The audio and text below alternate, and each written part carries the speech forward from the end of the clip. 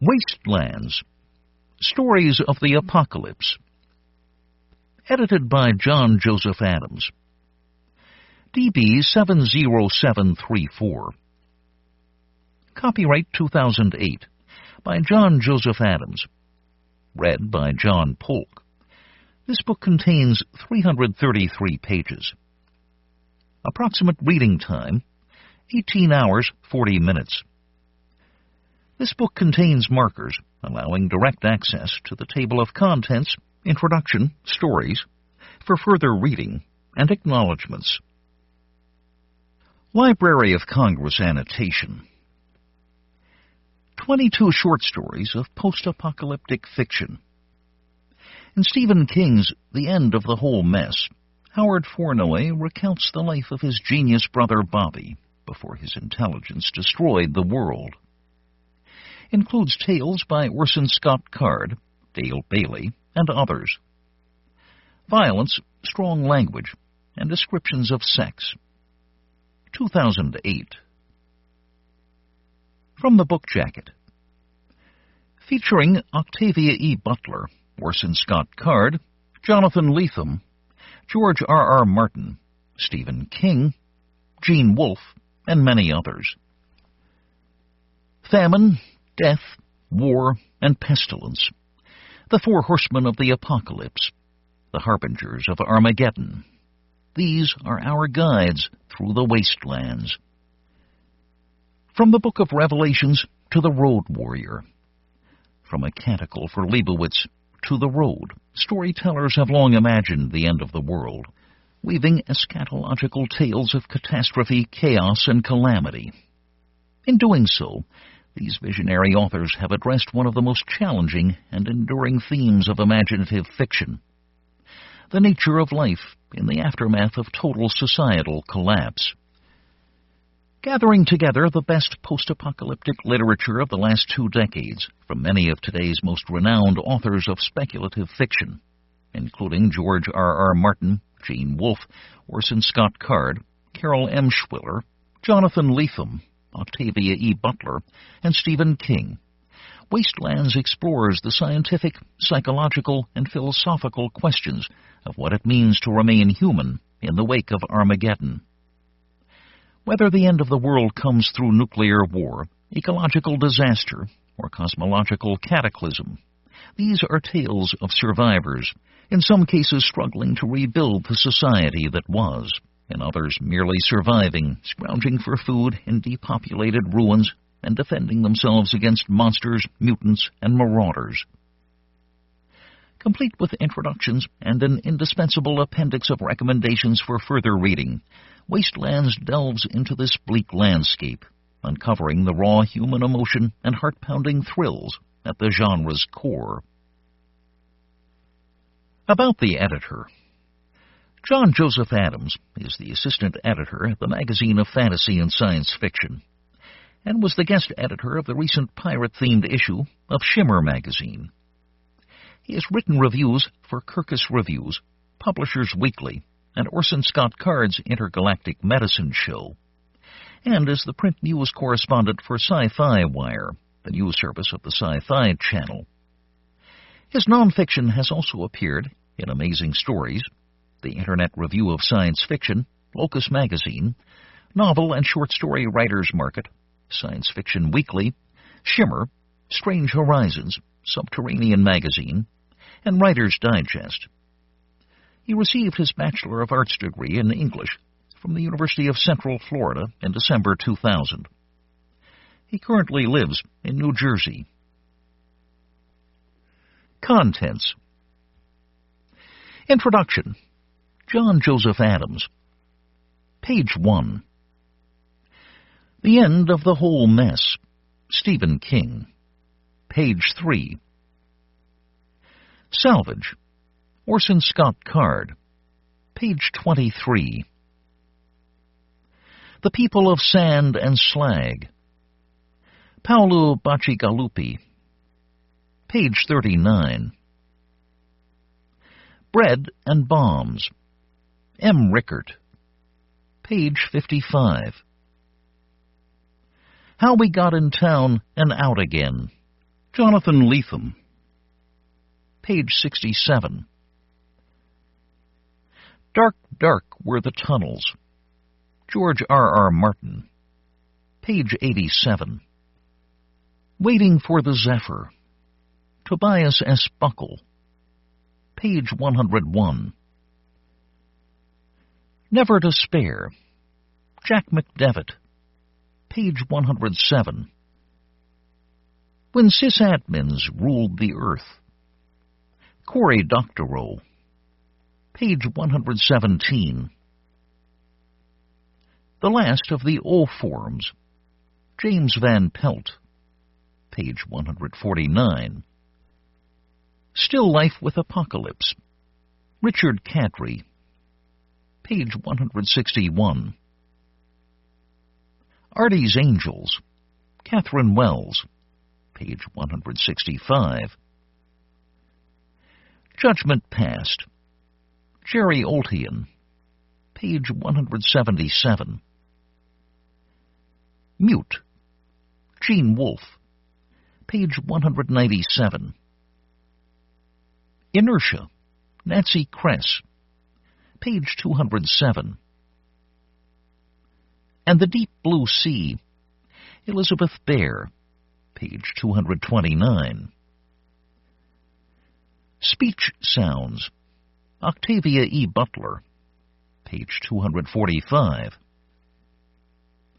Killers. Carol M. Schwiller, page 257. Jenny Sweethip's Flying Circus. Neil Barrett, Jr., page 267. The End of the World as We Know It. Dale Bailey, page 283.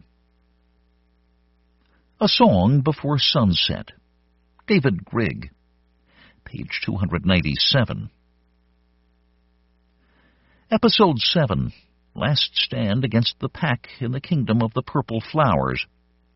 John Langan, page 307. For further reading, page 329. Introduction by John Joseph Adams. Famine, death, war, pestilence. These are said to be the harbingers of the biblical apocalypse. Armageddon, the end of the world. In science fiction, the end of the world is usually triggered by more specific means: nuclear warfare, biological disaster or warfare, ecological, geological disaster, or cosmological disaster. But in the wake of any great cataclysm, there are survivors, and post-apocalyptic science fiction speculates what life would be like for them. The first significant post-apocalyptic work is The Last Man, 1826, by the mother of science fiction, Frankenstein author Mary Shelley. So the subgenre is in essence as old as science fiction itself. Although its origins are firmly rooted in science fiction, post-apocalyptic fiction has always been able to escape traditional genre boundaries. Several classic novels of the genre, such as Alas, Babylon by Pat Frank, On the Beach by Neville Shute, and Earth Abides by George R. Stewart, were published as mainstream novels. That trend is seeing a resurgence, with authors like Cormac McCarthy venturing into post-apocalyptic territory with his bleak new novel The Road, which was not only a best-selling book and an Oprah Book Club pick, but a winner of the Pulitzer Prize as well. But SF has produced its share of novel-length classics as well, including the undisputed king of the subgenre, Walter Miller's A Catechol for Leibowitz. Not to mention Lee Brackett's The Long Tomorrow, John Christopher's No Blade of Grass, or Wilson Tucker's criminally underappreciated The Long Loud Silence. I could go on, and I do. In the For Further Reading appendix you'll find at the end of this book. Post-apocalyptic SF first rose to prominence in the aftermath of World War II, no doubt due in large part to the world having witnessed the devastating destructive power of the atomic bomb, and reached the height of its popularity during the Cold War, when the threat of worldwide nuclear annihilation seemed a very real possibility. But when the Berlin Wall fell, so did the popularity of post-apocalyptic fiction. If you examine the copyright page of this anthology, you'll note that just 2 of the stories in this volume were written in the 90s. On the other hand, more than half of these stories were originally published since the turn of the millennium. So why the resurgence? Is it because the political climate now is reminiscent of the climate during the Cold War?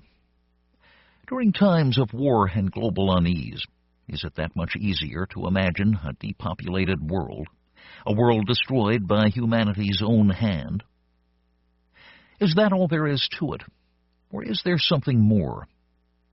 What is it that draws us to those bleak landscapes, the wastelands of post-apocalyptic literature? To me, the appeal is obvious. It fulfills our taste for adventure, the thrill of discovery, the desire for a new frontier. It also allows us to start over from scratch, to wipe the slate clean and see what the world may have been like if we had known then what we know now.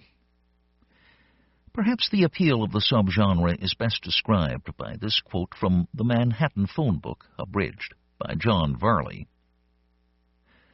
We all love after-the-bomb stories.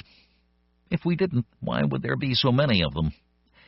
There's something attractive about all those people being gone, about wandering in a depopulated world, scrounging cans of Campbell's pork and beans, defending one's family from marauders. Sure, it's horrible. Sure, we weep for all those dead people. But some secret part of us thinks it would be good to survive, to start over. Secretly, we know we'll survive. All those other folks will die. That's what after-the-bomb stories are all about. Or is that just the beginning of the conversation? Read the stories, and you decide. The stories in this volume go beyond the wandering, scrounging, and defending that Varley describes above. What you will find here are tales of survival and of life in the aftermath that explore what scientific, psychological, sociological, and physiological changes will take place in the wake of the apocalypse. What you will not find here are tales depicting the aftermath of aliens conquering the Earth, or the terror induced by a zombie uprising. Both scenarios are suitably apocalyptic, but are subjects for another time, or other anthologies, as it were. In the stories that follow, you will find 22 different science-fictional apocalyptic scenarios. Some of them are far-fetched and unlikely, while others are plausible and all too easy to imagine. Some of the stories flirt with the fantastic. Many venture into horrific territory. All of them explore one question. What would life be like after the end of the world as we know it? The End of the Whole Mess, by Stephen King. Stephen King needs no introduction. He is the award-winning best-selling author of novels such as Carrie and the post-apocalyptic masterpiece The Stand. Although he is most well known for his novels and the movies they've inspired, he is a prolific author of short fiction as well, having written enough of it to warrant several collections, including Everything's Eventual, Night Shift, Skeleton Crew, and Nightmares and Dreamscapes. The End of the Whole Mess appeared in the latter volume, but was originally published in Omni magazine in 1986. It was nominated for the World Fantasy Award, and was recently adapted into a 1-hour movie as part of a TNT Nightmares and Dreamscapes miniseries. There are several factors that go into deciding which story to lead off an anthology with. You might pick a story that's by a high-profile contributor, one that's uncommonly good and packs a strong emotional punch, or one that will set the tone for the rest of the book. This story is all three. I want to tell you about the end of war. The degeneration of mankind and the death of the Messiah. An epic story, deserving thousands of pages and a whole shelf of volumes. But you, if there are any you later on to read this, will have to settle for the freeze-dried version. The direct injection works very fast. I figure I've got somewhere between 45 minutes and 2 hours, depending on my blood type. I think it's A, which should give me a little more time. But I'll be goddamned if I can remember for sure. If it turns out to be O, you could be in for a lot of blank pages, my hypothetical friend. In any event, I think maybe I'd better assume the worst and go as fast as I can. I'm using the electric typewriter. Bobby's word processor is faster, but the Jenny cycle is too irregular to be trusted, even with the line suppressor. I've only got one shot at this. I can't risk getting most of the way home and then seeing the whole thing go to data heaven because of an ohm drop, or a surge too great for the suppressor to cope with. My name is Howard Fornoy. I was a freelance writer. My brother Robert Fornoy was the Messiah. I killed him by shooting him up with his own discovery 4 hours ago. He called it the calmative. A very serious mistake might have been a better name, but what's done is done and can't be undone, as the Irish have been saying for centuries, which proves what assholes they are. Shit, I can't afford these digressions. After Bobby died, I covered him with a quilt and sat at the cabin's single living room window for some 3 hours, looking out at the woods. Used to be you could see the orange glow of the high-intensity arc sodiums from North Conway, but no more. Now there's just the White Mountains, looking like dark triangles of crepe paper cut out by a child, and the pointless stars. I turned on the radio, dialed through 4 bands, found one crazy guy, and shut it off. I sat there thinking of ways to tell this story. My mind kept sliding away toward all those miles of dark pine woods. All that nothing. Finally, I realized I needed to get myself off the dime and shoot myself up. Shit, I never could work without a deadline. And I've sure to God got one now. Our parents had no reason to expect anything other than what they got. Bright children. Dad was a history major who had become a full professor at Hofstra when he was 30. 10 years later, he was one of 6 vice administrators of the National Archives in Washington, D.C., and in line for the top spot. He was a hell of a good guy, too. Had every record Chuck Berry ever cut, and played a pretty mean blues guitar himself.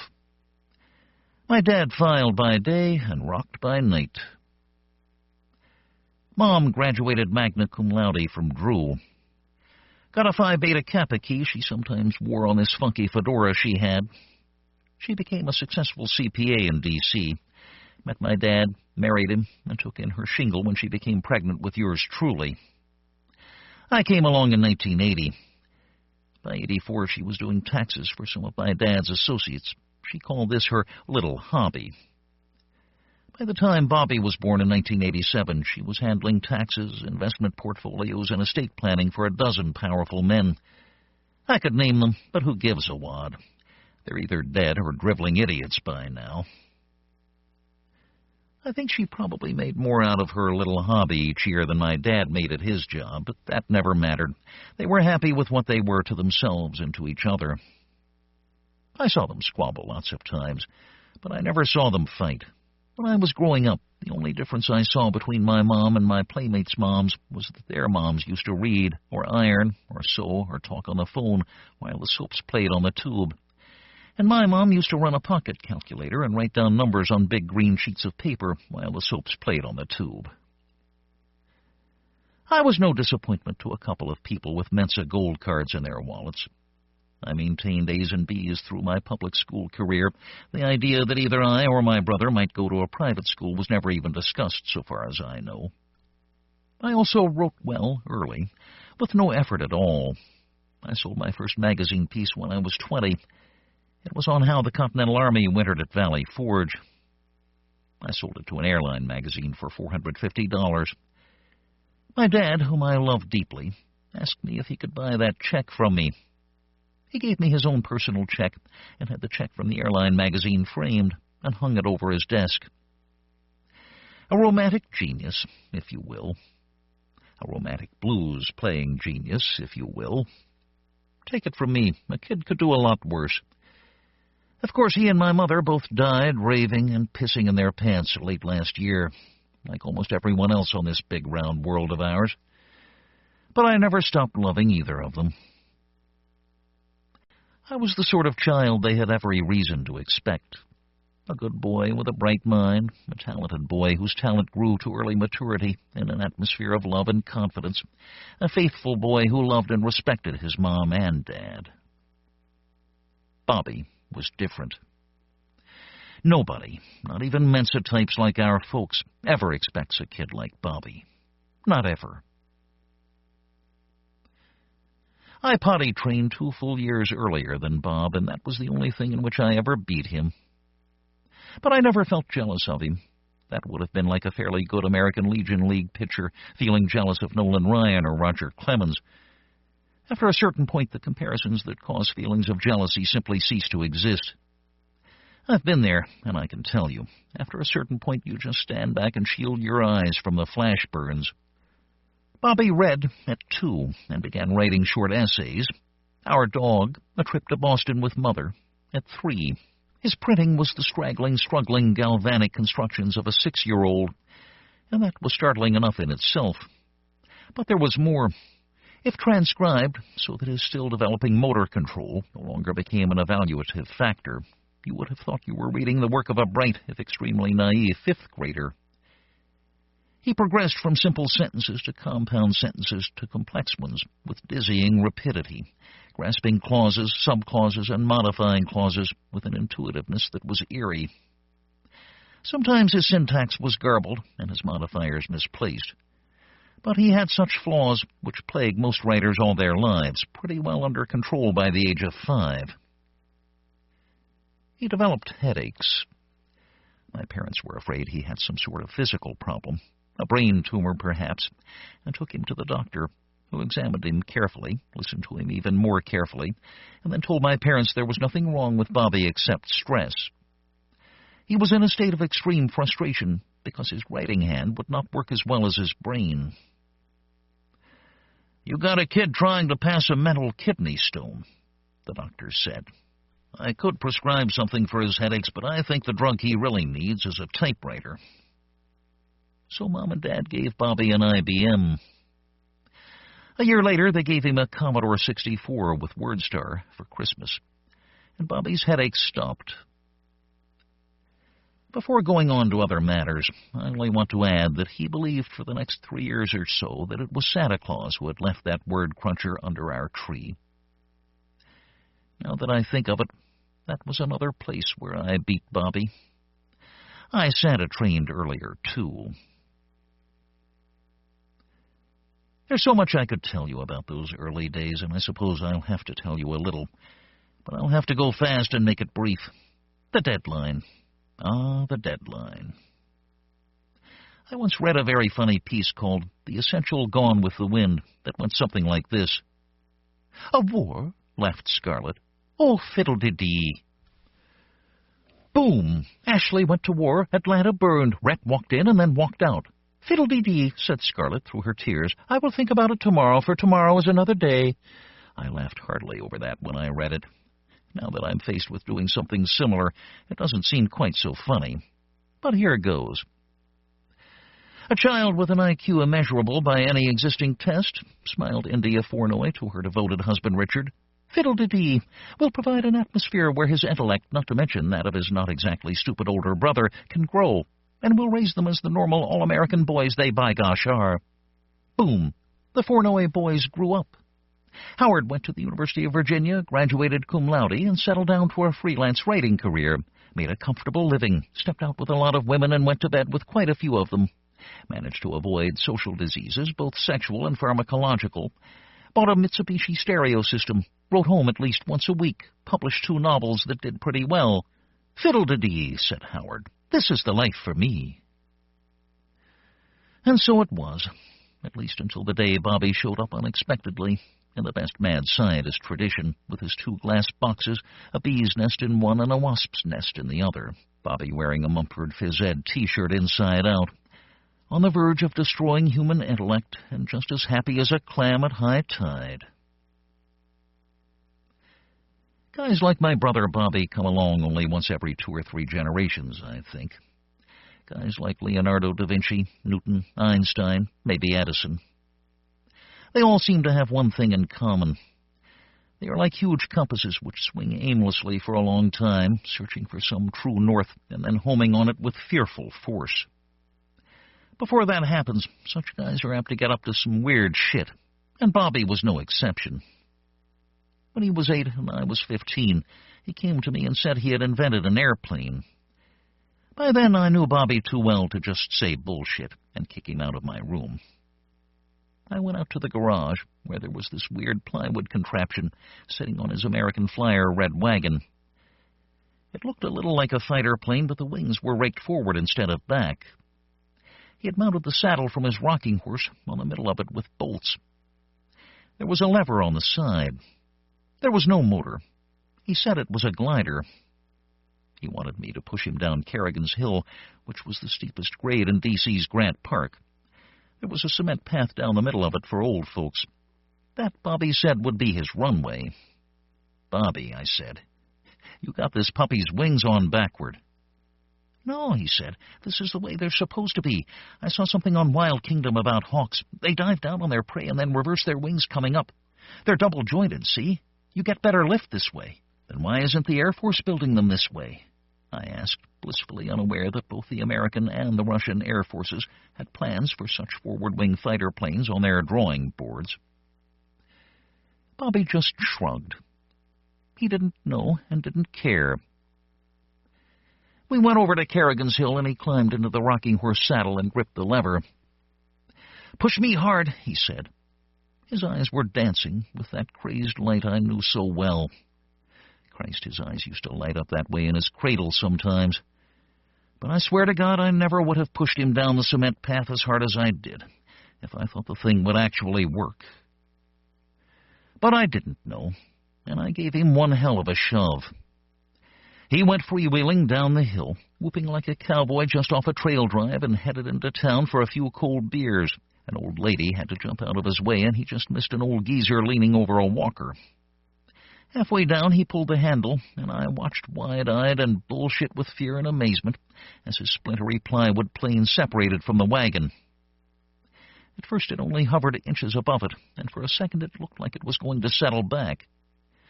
Then there was a gust of wind, and Bobby's plane took off like someone had it on an invisible cable. The American Flyer wagon ran off the concrete path and into some bushes. All of a sudden, Bobby was 10 feet in the air, then 20, then 50. He went gliding over Grant Park on a steepening upward plane, whooping cheerily. I went running after him, screaming for him to come down, visions of his body tumbling off that stupid rocking horse saddle and impaling itself on a tree or one of the park's many statues, standing out with hideous clarity in my head. I did not just imagine my brother's funeral. I tell you, I attended it. "Bobby!" I shrieked. "Come down!"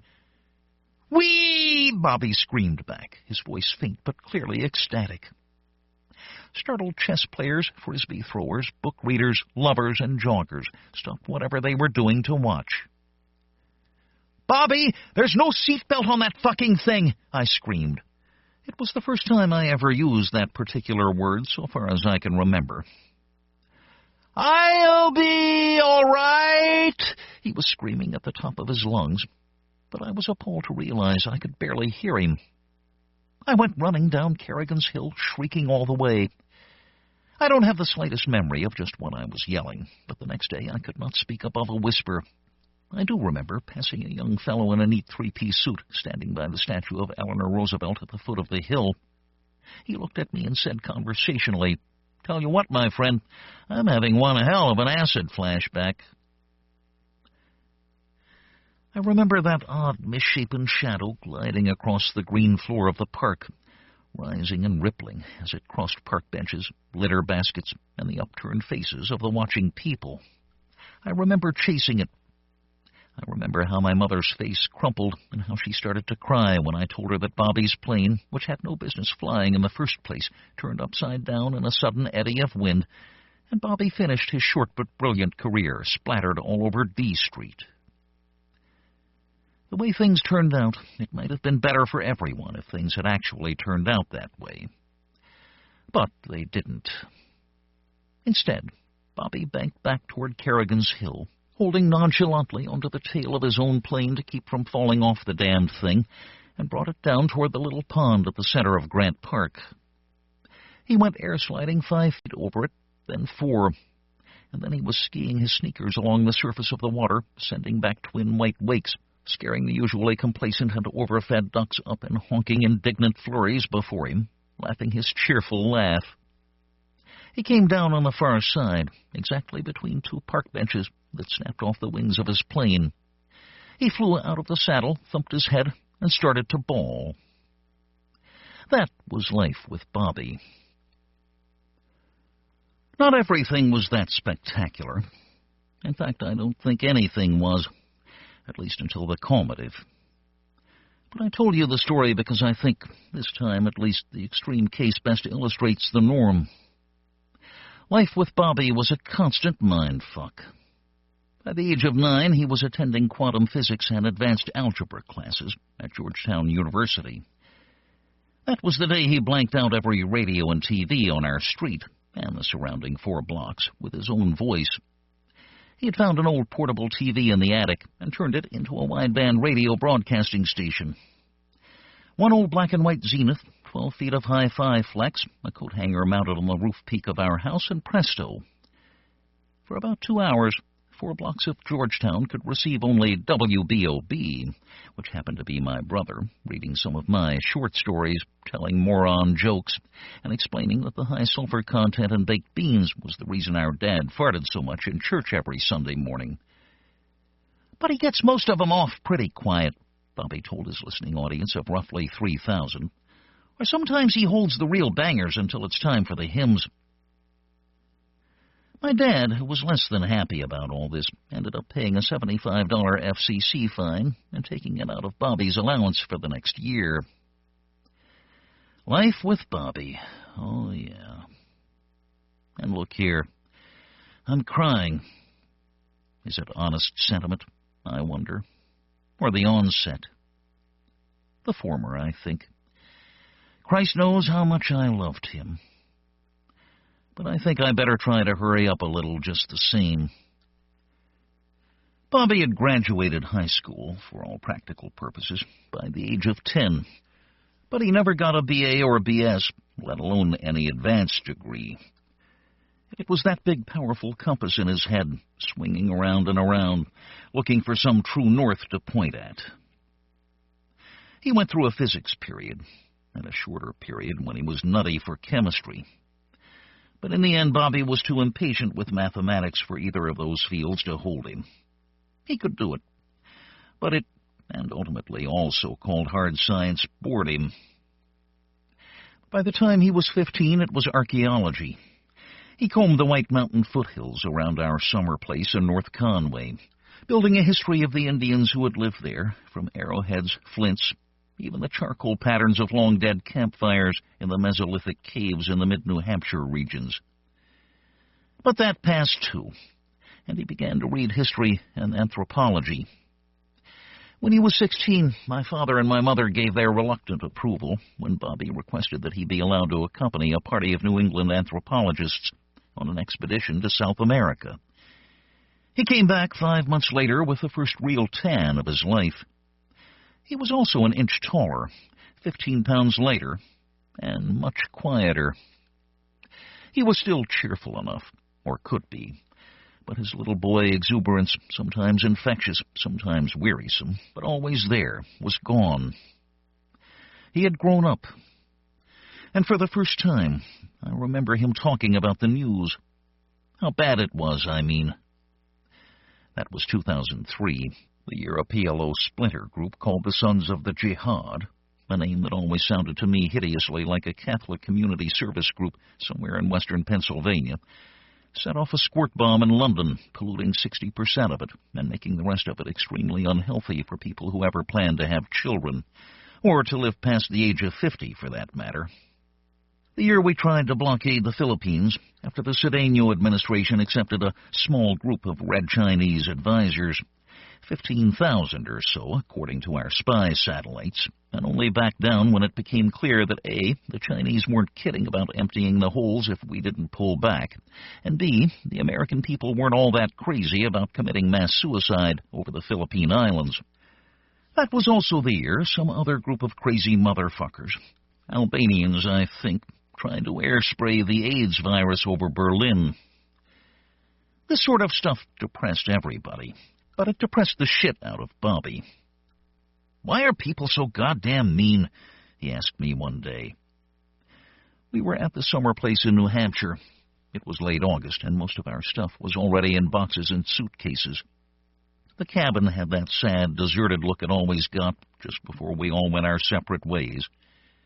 For me, it meant back to New York, and for Bobby, it meant Waco, Texas, of all places. He had spent the summer reading sociology and geology texts. How's that for a crazy salad? And said he wanted to run a couple of experiments down there. He said it in a casual, offhand way, but I had seen my mother looking at him with a peculiar, thoughtful scrutiny in the last couple of weeks we were all together. Neither Dad nor I suspected, but I think my mom knew that Bobby's compass needle had finally stopped swinging and had started pointing. "Why are they so mean?" I asked. "I'm supposed to answer that?" "Someone better," he said. "Pretty soon, too, the way things are going." "They're going the way they always went," I said. "And I guess they're doing it because people were built to be mean. If you want to lay blame, blame God." "That's bullshit. I don't believe it. Even that double X chromosome stuff turned out to be bullshit in the end. And don't tell me it's just economic pressures, the conflict between the haves and have-nots, because that doesn't explain all of it either." "Original sin," I said. "It works for me. It's got a good beat, and you can dance to it." "Well," Bobby said, "maybe it is original sin. But what's the instrument, big brother? Have you ever asked yourself that?" "Instrument? What instrument? I'm not following you." "I think it's the water," Bobby said moodily. "Say what?" "The water. Something in the water." He looked at me. "Or something that isn't." The next day, Bobby went off to Waco. I didn't see him again until he showed up at my apartment wearing the inside-out Mumford shirt and carrying the 2 glass boxes. That was 3 years later. "Howdy, Howie," he said, stepping in and giving me a nonchalant swat on the back as if it had been only 3 days. "Bobby!" I yelled, and threw both arms around him in a bear hug. Hard angles bit into my chest, and I heard an angry hive hum. "I'm glad to see you, too," Bobby said, "but you better go easy. You're upsetting the natives." I stepped back in a hurry. Bobby set down the big paper bag he was carrying and unslung his shoulder bag. Then he carefully brought the glass boxes out of the bag. There was a beehive in one, a wasp's nest in the other. The bees were already settling down and going back to whatever business bees have, but the wasps were clearly unhappy about the whole thing. "Okay, Bobby," I said. I looked at him and grinned. I couldn't seem to stop grinning. "What are you up to this time?" He unzipped the tote bag and brought out a mayonnaise jar, which was half filled with a clear liquid. "See this?" he said. "Yeah. Looks like either water or white lightning. It's actually both, if you can believe that. It came from an artesian well in La Plata, a little town 40 miles east of Waco, and before I turned it into this concentrated form, there were 5 gallons of it. I've got a regular little distillery running down there, Howie, but I don't think the government will ever bust me for it." He was grinning, and now the grin broadened. "Water's all it is, but it's still the goddamnedest popskull the human race has ever seen." "I don't have the slightest idea what you're talking about." "I know you don't, but you will. You know what, Howie?" "What?" "If the idiotic human race can manage to hold itself together for another 6 months, I'm betting it'll hold itself together for all time." He lifted the mayonnaise jar, and one magnified Bobby eye stared at me through it with huge solemnity. "This is the big one," he said. The cure for the worst disease to which Homo sapiens falls prey. Cancer? Nope, Bobby said. War. Barroom brawls, drive-by shootings, the whole mess. Where's your bathroom, Howie? My back teeth are floating. When he came back, he had not only turned the Mumford T-shirt right side out, he had combed his hair, nor had his method of doing this changed, I saw. Bobby just held his head under the faucet for a while, then raked everything back with his fingers. He looked at the 2 glass boxes and pronounced the bees and wasps back to normal. Not that a wasp's nest ever approaches anything even closely resembling normal, Howie. Wasps are social insects, like bees and ants, but unlike bees, which are almost always sane, and ants, which have occasional schizoid lapses, wasps are total full-bore lunatics. He smiled, just like us good old Homo saps. He took the top off the glass box containing the beehive. "Tell you what, Bobby," I said. I was smiling, but the smile felt much too wide.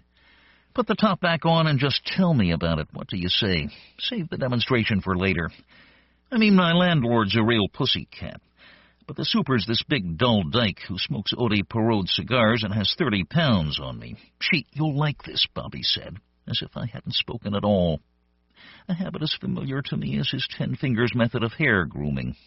He was never impolite, but often totally absorbed. And could I stop him? Oh, shit, no. It was too good to have him back. I mean, I think I knew even then that something was going to go totally wrong. But when I was with Bobby for more than 5 minutes, he just hypnotized me. He was Lucy holding the football and promising me this time for sure, and I was Charlie Brown rushing down the field to kick it. In fact, you've probably seen it done before.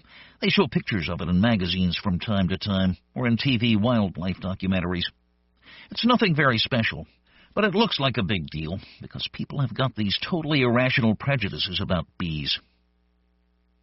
And the weird thing was, he was right. I had seen it before. He stuck his hand into the box between the hive and the glass. In less than 15 seconds, his hand had acquired a living black and yellow glove.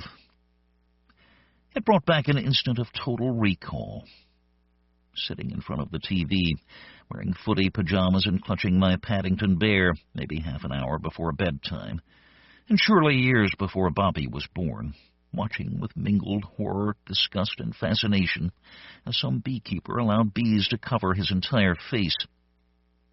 They had formed a sort of executioner's hood at first, and then he had brushed them into a grotesque living beard. Bobby winced suddenly, sharply, then grinned. "One of them stung me," he said. "They're still a little upset from the trip. I hooked a ride with a local insurance lady from La Plata to Waco. She's got an old Piper Cub, and flew some little commuter airline, Air Asshole, I think it was, up to New Orleans from there. Made about 40 connections, but I swear to God it was the cab ride from La Garbage that got him crazy. 2nd Avenue still got more potholes than the Bergenstrasse after the Germans surrendered." "You know, I think you really ought to get your hand out of there, Bobs," I said. I kept waiting for some of them to fly out. I could imagine chasing them around with a rolled-up magazine for hours, bringing them down one by one, as if they were escapees in some old prison movie. But none of them had escaped, at least so far. "Relax, Howie. You ever see a bee sting a flower? Or even hear of it, for that matter? You don't look like a flower." He laughed. "Shit, you think bees know what a flower looks like?" No way, man. They don't know what a flower looks like, any more than you or I know what a cloud sounds like. They know I'm sweet because I excrete sucrose dioxin in my sweat, along with 37 other dioxins, and those are just the ones we know about." He paused thoughtfully. Although I must confess I was careful to sweeten myself up a little tonight. Ate a box of chocolate-covered cherries on the plane. Oh, Bobby, Jesus. And had a couple of mallow creams in the taxi coming here. He reached in with his other hand and carefully began to brush the bees away. I saw him wince once more, just before he got the last of them off, and then he eased my mind considerably by replacing the lid on the glass box. I saw a red swelling on each of his hands, one in the cup of the left palm, another high up on the right, near what the palmists call the bracelets of fortune. He'd been stung, but I saw well enough what he'd set out to show me. What looked like at least 400 bees had investigated him. Only 2 had stung. He took a pair of tweezers out of his jeans watch pocket and went over to my desk. He moved the pile of manuscript beside the Wang Micro I was using in those days and trained my tensor lamp on the place where the pages had been, fiddling with it until it formed a tiny, hard spotlight on the cherry wood. "Writing anything good, Bow Wow?" he asked casually, and I felt the hair stiffen on the back of my neck. When was the last time he'd called me Bow Wow? When he was 4? 6? Shit, man, I don't know. He was working carefully on his left hand with the tweezers. I saw him extract a tiny something that looked like a nostril hair and place it in my ashtray. "Piece on art forgery for Vanity Fair," I said. "Bobby, what in hell are you up to this time?" "You want to pull the other one for me?" he asked, offering me the tweezers, his right hand, and an apologetic smile. "I keep thinking if I'm so goddamn smart I ought to be ambidextrous, but my left hand has still got an IQ of about 6. Same old Bobby.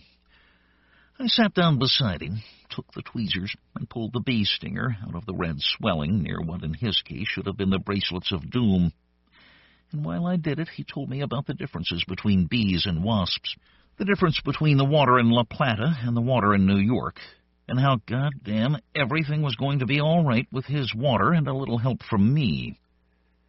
And oh shit, I ended up running at the football while my laughing, wildly intelligent brother held it one last time. "Bees don't sting unless they have to, because it kills them," Bobby said matter-of-factly. "You remember that time in North Conway when you said we kept killing each other because of original sin?" "Yes. Hold still." "Well, if there is such a thing, if there's a God who could simultaneously love us enough to serve us his own son on a cross and send us all on a rocket sled to hell just because one stupid bitch bit a bad apple, then the curse was just this. He made us like wasps instead of bees." "Shit, Howie, what are you doing?" "Hold still," I said, "and I'll get it out. If you want to make a lot of big gestures, I'll wait." "Okay," he said, and after that he held relatively still while I extracted the stinger. "Bees are nature's kamikaze pilots, Bow Wow. Look at that glass box. You'll see the 2 who stung me lying dead at the bottom. Their stingers are barbed like fish hooks. They slide in easy. When they pull out, they disembowel themselves." "Gross," I said, dropping the second stinger in the ashtray. I couldn't see the barbs, but I didn't have a microscope. "It makes them particular, though," he said. "I bet. Wasps, on the other hand, have smooth stingers. They can shoot you up as many times as they like. They use up the poison by the 3rd or 4th shot, but they can go right on making holes if they like, and usually they do. Especially wall wasps. The kind I've got over there. You gotta sedate them. Stuff called noxin. It must give them a hell of a hangover because they wake up madder than ever." He looked at me somberly, and for the first time I saw the dark brown wheels of weariness under his eyes, and realized my kid brother was more tired than I had ever seen him. "That's why people go on fighting, Bow Wow. On and on and on. We got smooth stingers. Now, watch this." He got up, went over to his tote bag, rummaged in it, and came up with an eyedropper. He opened the mayonnaise jar, put the dropper in, and drew up a tiny bubble of his distilled Texas water. When he took it over to the glass box with the wasp's nest inside, I saw the top of this one was different. There was a tiny plastic slide piece set into it. I didn't need him to draw me a picture. With the bees, he was perfectly willing to remove the whole top. With the wasps, he was taking no chances. He squeezed the black bulb. 2 drops of water fell onto the nest, making a momentary dark spot that disappeared almost at once. "Give it about 3 minutes," he said. "What? No questions," he said. "You'll see. 3 minutes." In that period, he read my piece on art forgery, although it was already 20 pages long. "Okay," he said, putting the pages down. "That's pretty good, man. You ought to read up a little on how Jay Gould furnished the parlor car of his private train with fake Monets, though. That's a hoot." He was removing the cover of the glass box containing the wasp's nest as he spoke. "Jesus, Bobby, cut the comedy," I yelled. "Same old wimp," Bobby laughed, and pulled the nest, which was dull gray and about the size of a bowling ball, out of the box. He held it in his hands. Wasps flew out and lit on his arms, his cheeks, his forehead. One flew across to me and landed on my forearm. I slapped it, and it fell dead to the carpet. I was scared. I mean, really scared. My body was wired with adrenaline, and I could feel my eyes trying to push their way out of their sockets. "Don't kill 'em," Bobby said. "You might as well be killing babies for all the harm they can do you. That's the whole point." He tossed the nest from hand to hand as if it were an overgrown softball. He lobbed it in the air. I watched, horrified, as wasps cruised the living room of my apartment like fighter planes on patrol. Bobby lowered the nest carefully back into the box and sat down on my couch. He patted the place next to him, and I went over, nearly hypnotized. They were everywhere. On the rug, the ceiling, the drapes. 6 of them were crawling across the front of my big-screen TV. Before I could sit down, he brushed away a couple that were on the sofa cushion where my ass was aimed. They flew away quickly. They were all flying easily, crawling easily, moving fast. There was nothing drugged about their behavior. As Bobby talked, they gradually found their way back to their spit-paper home, crawled over it, and eventually disappeared inside again through the hole in the top. "I wasn't the first one to get interested in Waco," he said. "It just happens to be the biggest town in the funny little non-violent section of what is, per capita, the most violent state in the Union. Texans love to shoot each other, Howie. I mean, it's like a state hobby. Half the male population goes around armed. Saturday night in the Fort Worth bars is like a shooting gallery, where you get to plonk away at drunks instead of clay ducks. There are more NRA card carriers than there are Methodists. Not that Texas is the only place where people shoot each other, or carve each other up with straight razors, or stick their kids in the oven if they cry too long, you understand, but they sure do like their firearms." "Except in Waco," I said. "Oh, they like 'em there, too," he said. "It's just that they use 'em on each other a hell of a lot less often." Jesus, I just looked up at the clock and saw the time. It feels like I've been writing for 15 minutes or so, but it's actually been over an hour. That happens to me sometimes when I'm running at white-hot speed, but I can't allow myself to be seduced into these specifics. I feel as well as ever. No noticeable drying of the membranes in the throat, no groping for words. And as I glance back over what I've done, I see only the normal typos and strikeovers.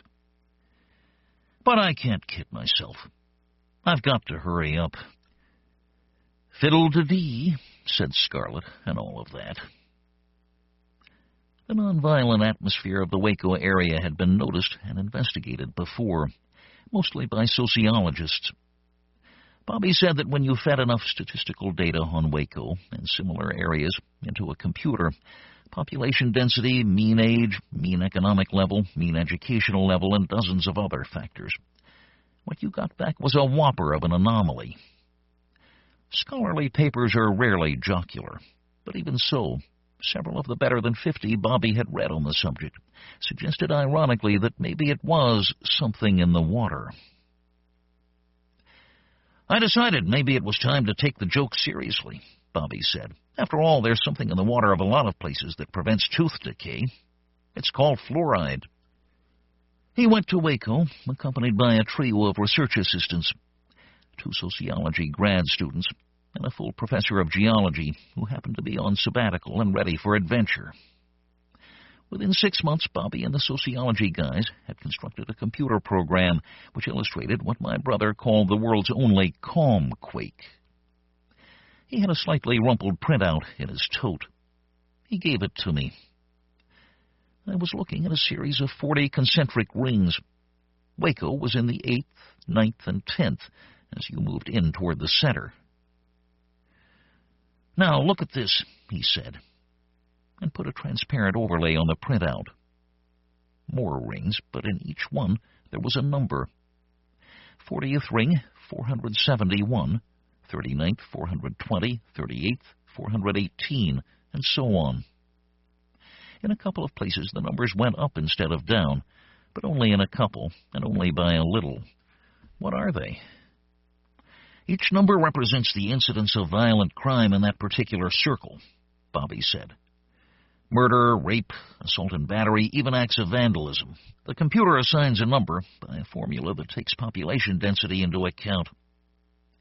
He tapped the 27th circle, which held the number 204, with his finger. "There's less than 900 people in this whole area, for instance. The number represents 3 or 4 cases of spouse abuse, a couple of barroom brawls, an act of animal cruelty. Some senile farmer got pissed at a pig and shot a load of rock salt into it, as I recall, and 1 involuntary manslaughter." I saw that the numbers in the central circle dropped off radically: 85, 81, 70, 63, 40, 21, 5. At the epicenter of Bobby's calm quake was the town of La Plata. To call it a sleepy little town seems more than fair. The numeric value assigned to La Plata was 0. "So here it is, Bow Wow," Bobby said, leaning forward and rubbing his long hands together nervously.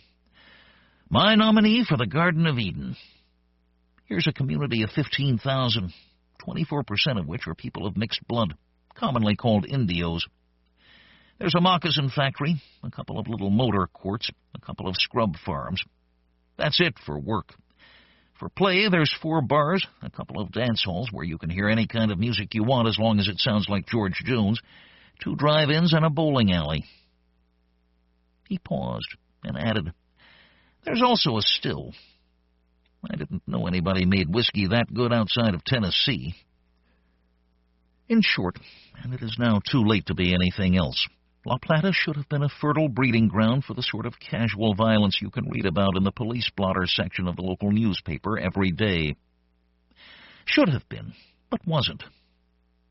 There had been only 1 murder in La Plata during the 5 years previous to my brother's arrival. 2 cases of assault, no rapes, no reported incidents of child abuse. There had been 4 armed robberies, but all 4 turned out to have been committed by transients, as the murder and one of the assaults had been. The local sheriff was a fat old Republican who did a pretty fair Rodney Dangerfield imitation. He had been known, in fact, to spend whole days in the local coffee shop, tugging the knot in his tie and telling people to take his wife, please. My brother said he thought it was a little more than lame humor. He was pretty sure the poor guy was suffering first-stage Alzheimer's disease. His only deputy was his nephew. Bobby told me the nephew looked quite a lot like Junior Samples on the old Hee-Haw show. "Put those 2 guys in a Pennsylvania town similar to La Plata in every way but the geographical," Bobby said, "and they would have been out on their asses 15 years ago. But in La Plata, they're going to go on until they die, which they'll probably do in their sleep." "What did you do?" I asked. "How did you proceed?" "Well, for the first week or so, after we got our statistical shit together, we just sort of sat around and stared at each other," Bobby said.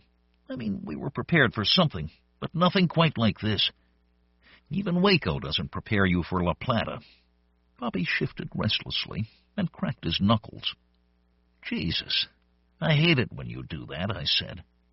He smiled. "Sorry, Bow Wow. Anyway, we started geological tests, then microscopic analysis of the water. I didn't expect a hell of a lot. Everyone in the area has got a well, usually a deep one, and they get their water tested regularly to make sure they're not drinking borax or something. If there had been something obvious, it would have turned up a long time ago, So we went on to submicroscopy, and that was when we started to turn up some pretty weird stuff. What kind of weird stuff? Breaks in chains of atoms, subdynamic electrical fluctuations, and some sort of unidentified protein. Water ain't really H2O, you know. Not when you add in the sulfides, irons, God knows what else happens to be in the aquifer of a given region. And La Plata water, you'd have to give it a string of letters like the ones after a Professor Emeritus's name. His eyes gleamed. But the protein was the most interesting thing, Bow Wow. So far as we know, it's only found in one other place, the human brain. Uh-oh. It just arrived, between one swallow and the next. The throat dryness.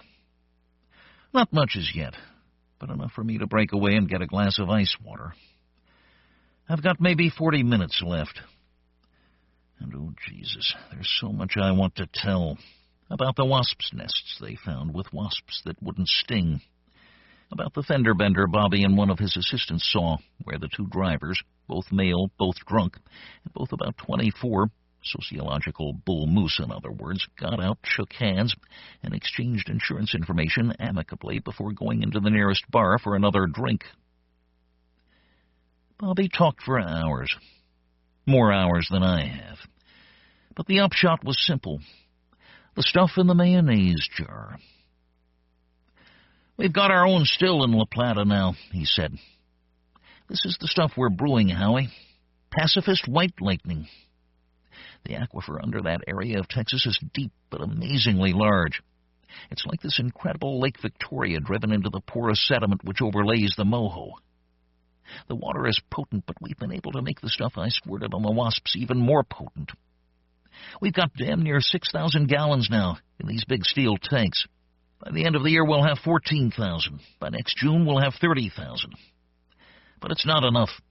We need more. We need it faster. And then we need to transport it. Transport it where? I asked him. Borneo, to start with. I thought I'd either lost my mind or misheard him. I really did. Look, Bow Wow. Sorry, Howie. He was scrumming through his tote bag again. He brought out a number of aerial photographs and handed them over to me. You see? He asked as I looked through them. You see how fucking perfect it is? It's as if God himself suddenly busted through our business-as-usual transmissions with something like, and now we bring you a special bulletin. This is your last chance, assholes. And now we return you to days of our lives. I don't get you, I said, and I have no idea what I'm looking at. Of course I knew.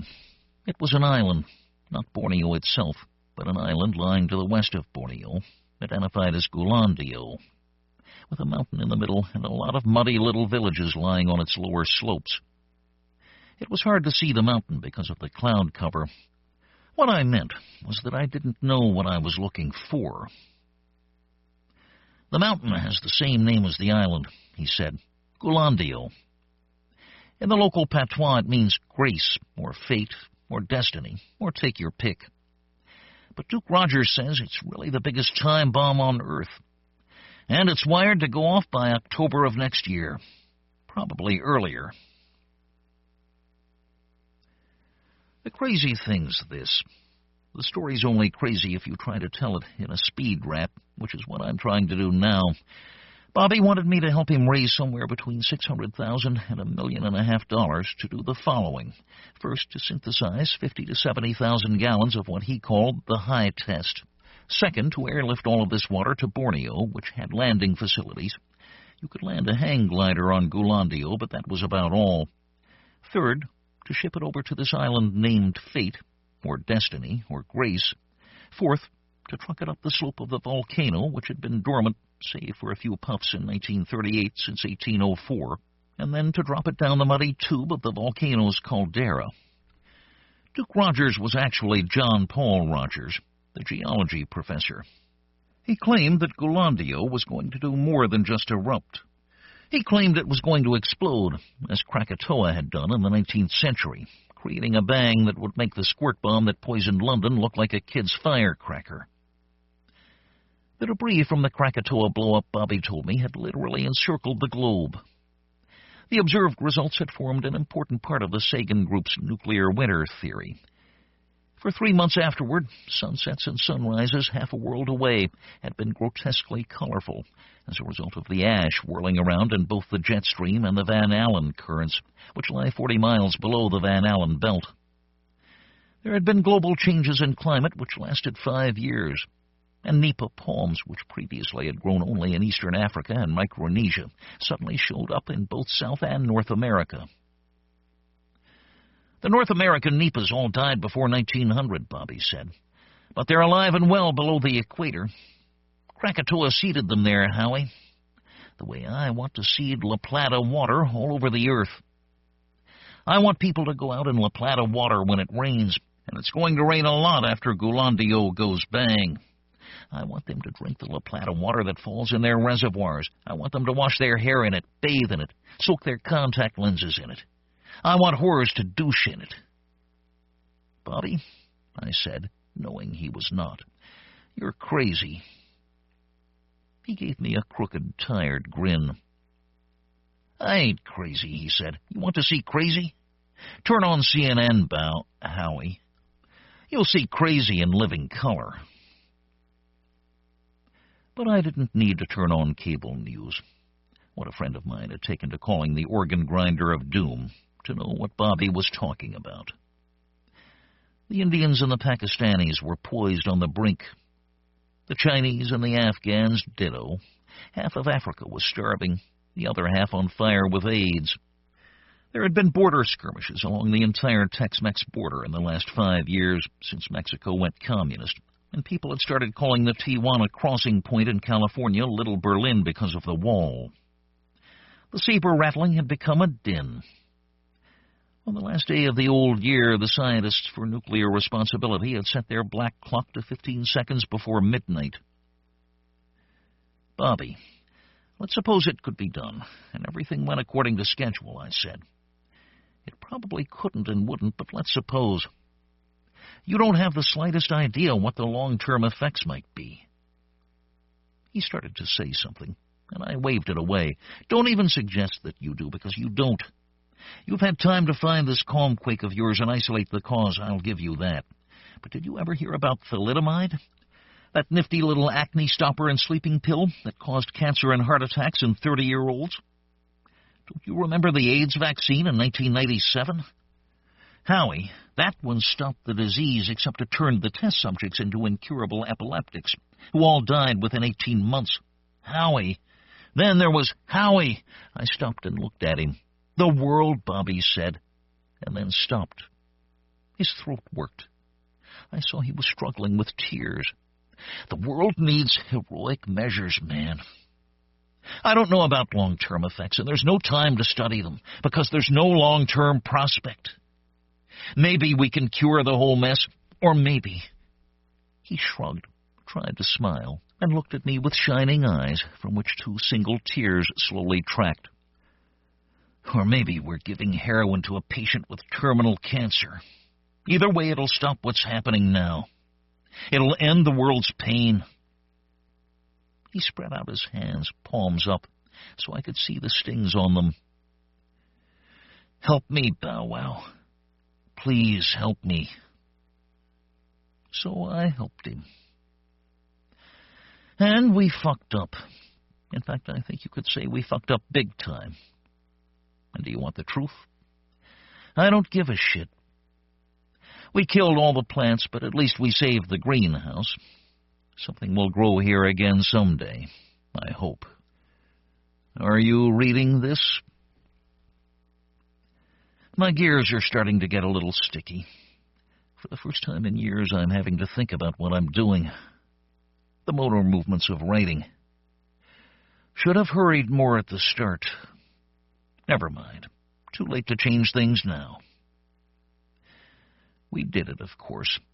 Distilled the water, flew it in, transported it to Gulandio, built a primitive lifting system, half motor winch and half cog railway, up the side of the volcano, and dropped over 12,000 5-gallon containers of La Plata water, the brain-buster version, into the murky, misty depths of the volcano's caldera. We did all of this in just 8 months. It didn't cost $600,000 or $1.5 million. It cost over $4 million, still less than 1/16% of what America spent on defense that year. You want to know how we raised it? I'd tell you if I had more time, but my head's falling apart, so never mend. I raised most of it myself, if it matters to you. Some by hoof and some by croof. Tell you the truth, I didn't know I could do it myself until I did. But we did it, and somehow the world held together, and that volcano, whatever its name was, I can't exactly remember now, and there isn't time to go back over the manuscript. It blew just when it was Wait. Okay, a little better. Digitalin. Bobby had it. Heart's beating like crazy, but I can think again. The volcano, Mount Grace we called it, blew just when Duke Rogers said it would. Everything went sky high, and for a while everyone's attention turned away from whatever and toward the skies. And Bimmel-dee-dee, said Strapless. It happened pretty fast, like sex and checks and special effects.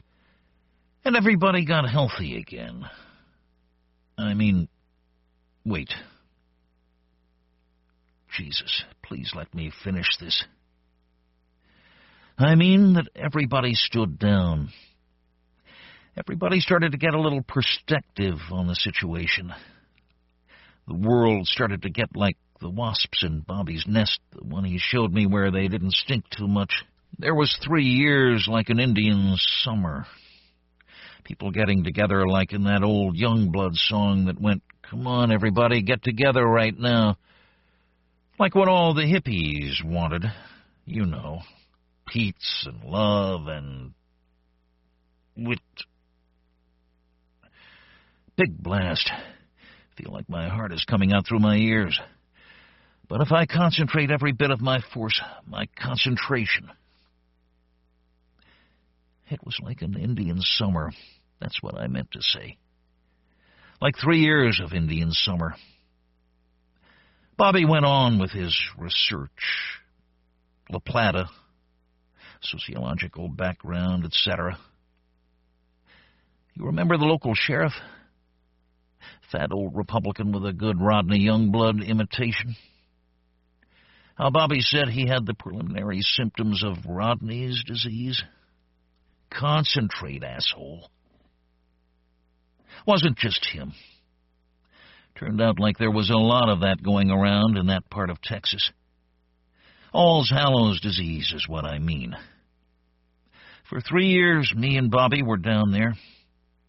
Created a new program, new graph of circles. I saw what was happening and came back here. Bobby and his 2 assistants stayed on. One shot himself, Bobby said, when he showed up here. Wait, one more blast. All right. Last time. Heart beating so fast I can hardly breathe. The new graph, the last graph, really only whammed you when it was laid over the Calmquake graph. The Calmquake graph showed acts of violence going down as you approached La Plata in the muddle. The Alzheimer's graph showed incidents of premature senility going up as you approached La Plata.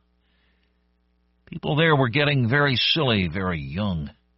Me and Bobo were careful as we could be for the next 3 years. Drink only Perrier water and wore big long sleekers in the ran. So no war.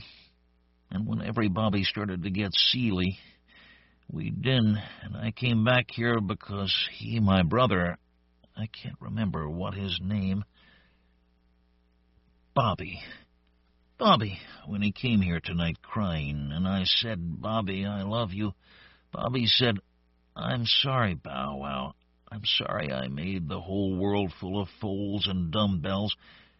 And I said, "Better fowls and bells than a big black cinder in spaz." And he cried, and I cried. "Bobby, I love you." And he said, "Will you give me a shot of the spatial water?" And I said, "Yes." And he said, "Will you write it down?"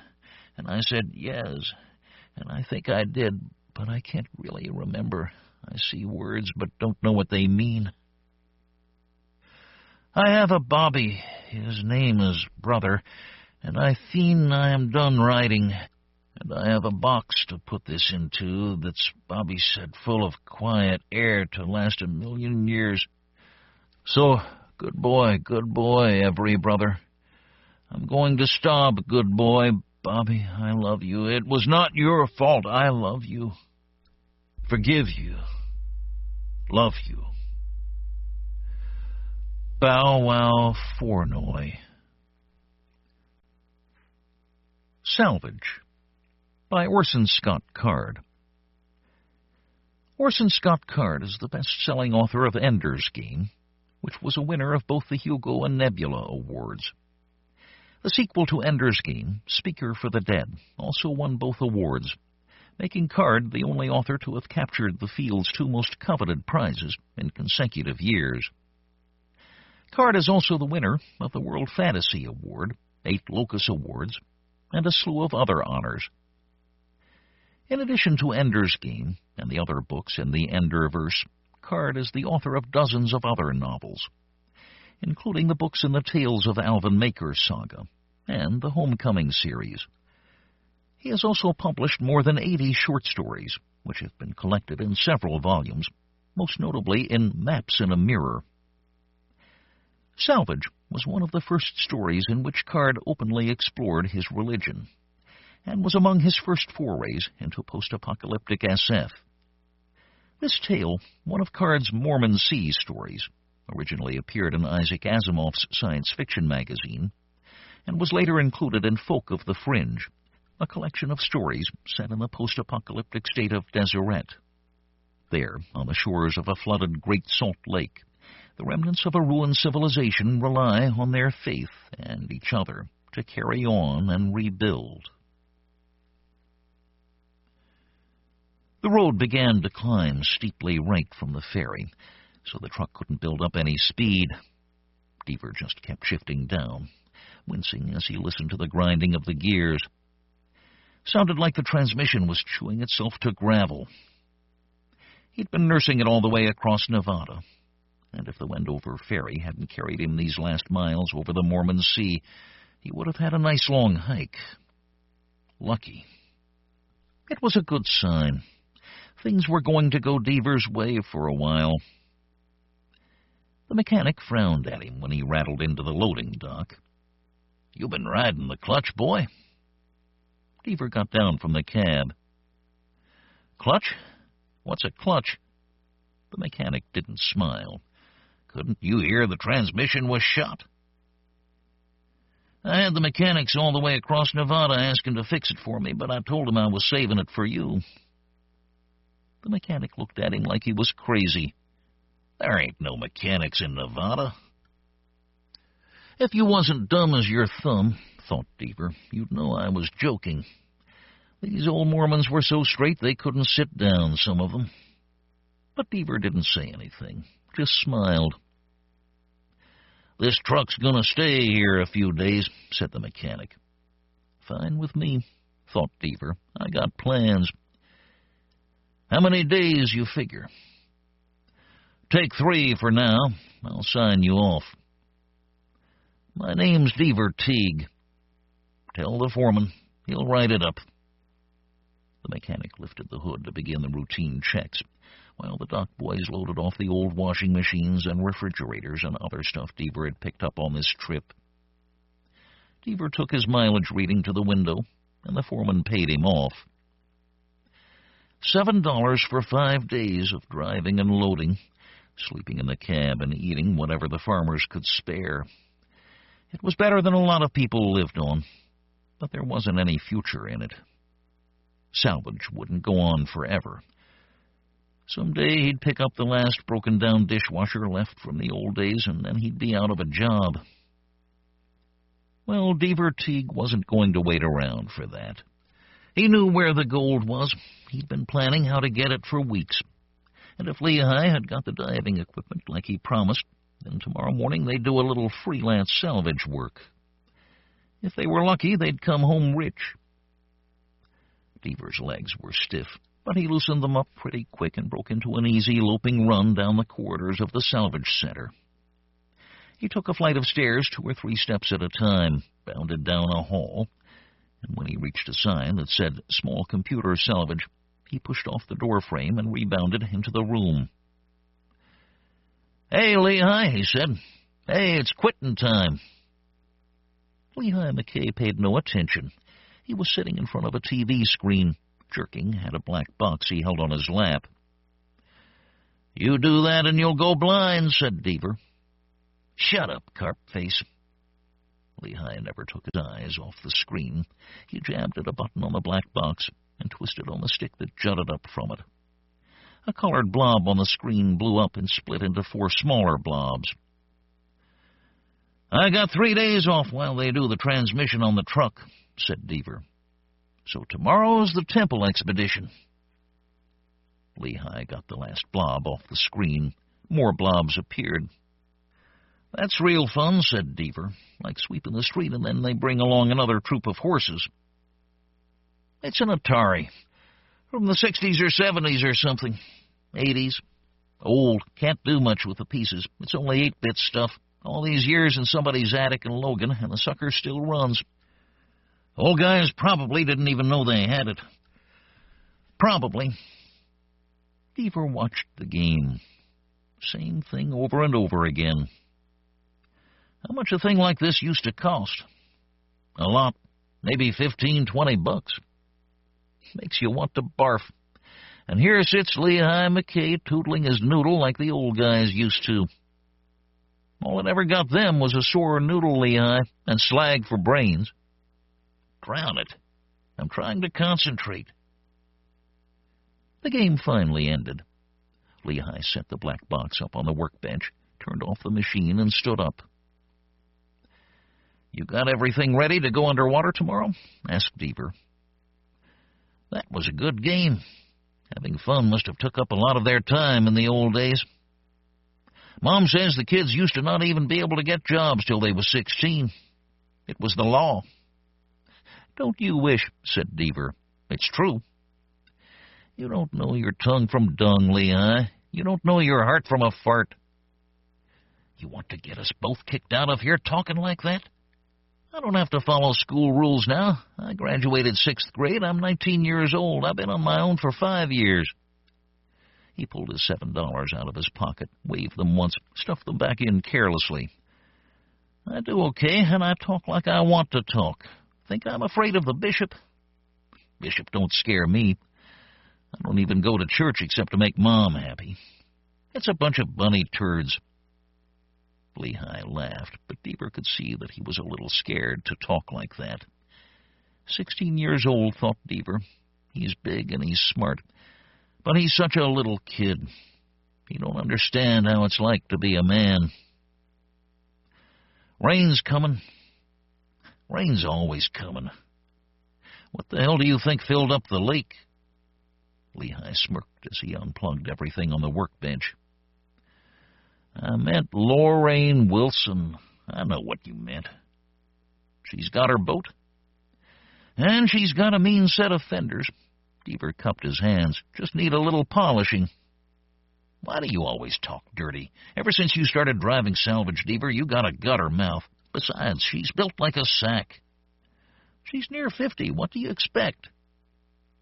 It occurred to Deaver that Lehigh seemed to be stalling, which probably meant he botched up again as usual. "Can you get the diving stuff?" "I already got it." "You thought I'd screw up." Lehigh smirked again. "You screw up? You can be trusted with anything." Deaver started for the door. He could hear Lehigh behind him, still shutting a few things off.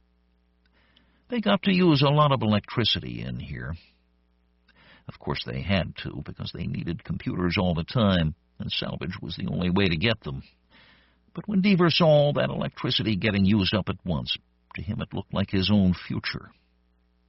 All the machines he could ever want, new ones, and all the power they needed. Clothes that nobody else ever wore. His own horse and wagon, or even a car. Maybe he'd be the guy who started making cars again. He didn't need stupid blob-smashing games from the past. That stuff's dead and gone, Duck Lips. Dead and gone. What are you talking about? Asked Lehigh. Dead and gone. All your computer things. It was enough to set Lehigh off as it always did. Deaver grinned and felt wicked and strong as Lehigh babbled along behind him about how we use the computers more than they ever did in the old days. The computers kept everything going, on and on and on. It was cute. Deaver liked him. The boy was so intense. Like everything was the end of the world. Deaver knew better. The world was dead. It had already ended, so none of it mattered. You could sink all this stuff in the lake. They came out of the center and walked along the retaining wall.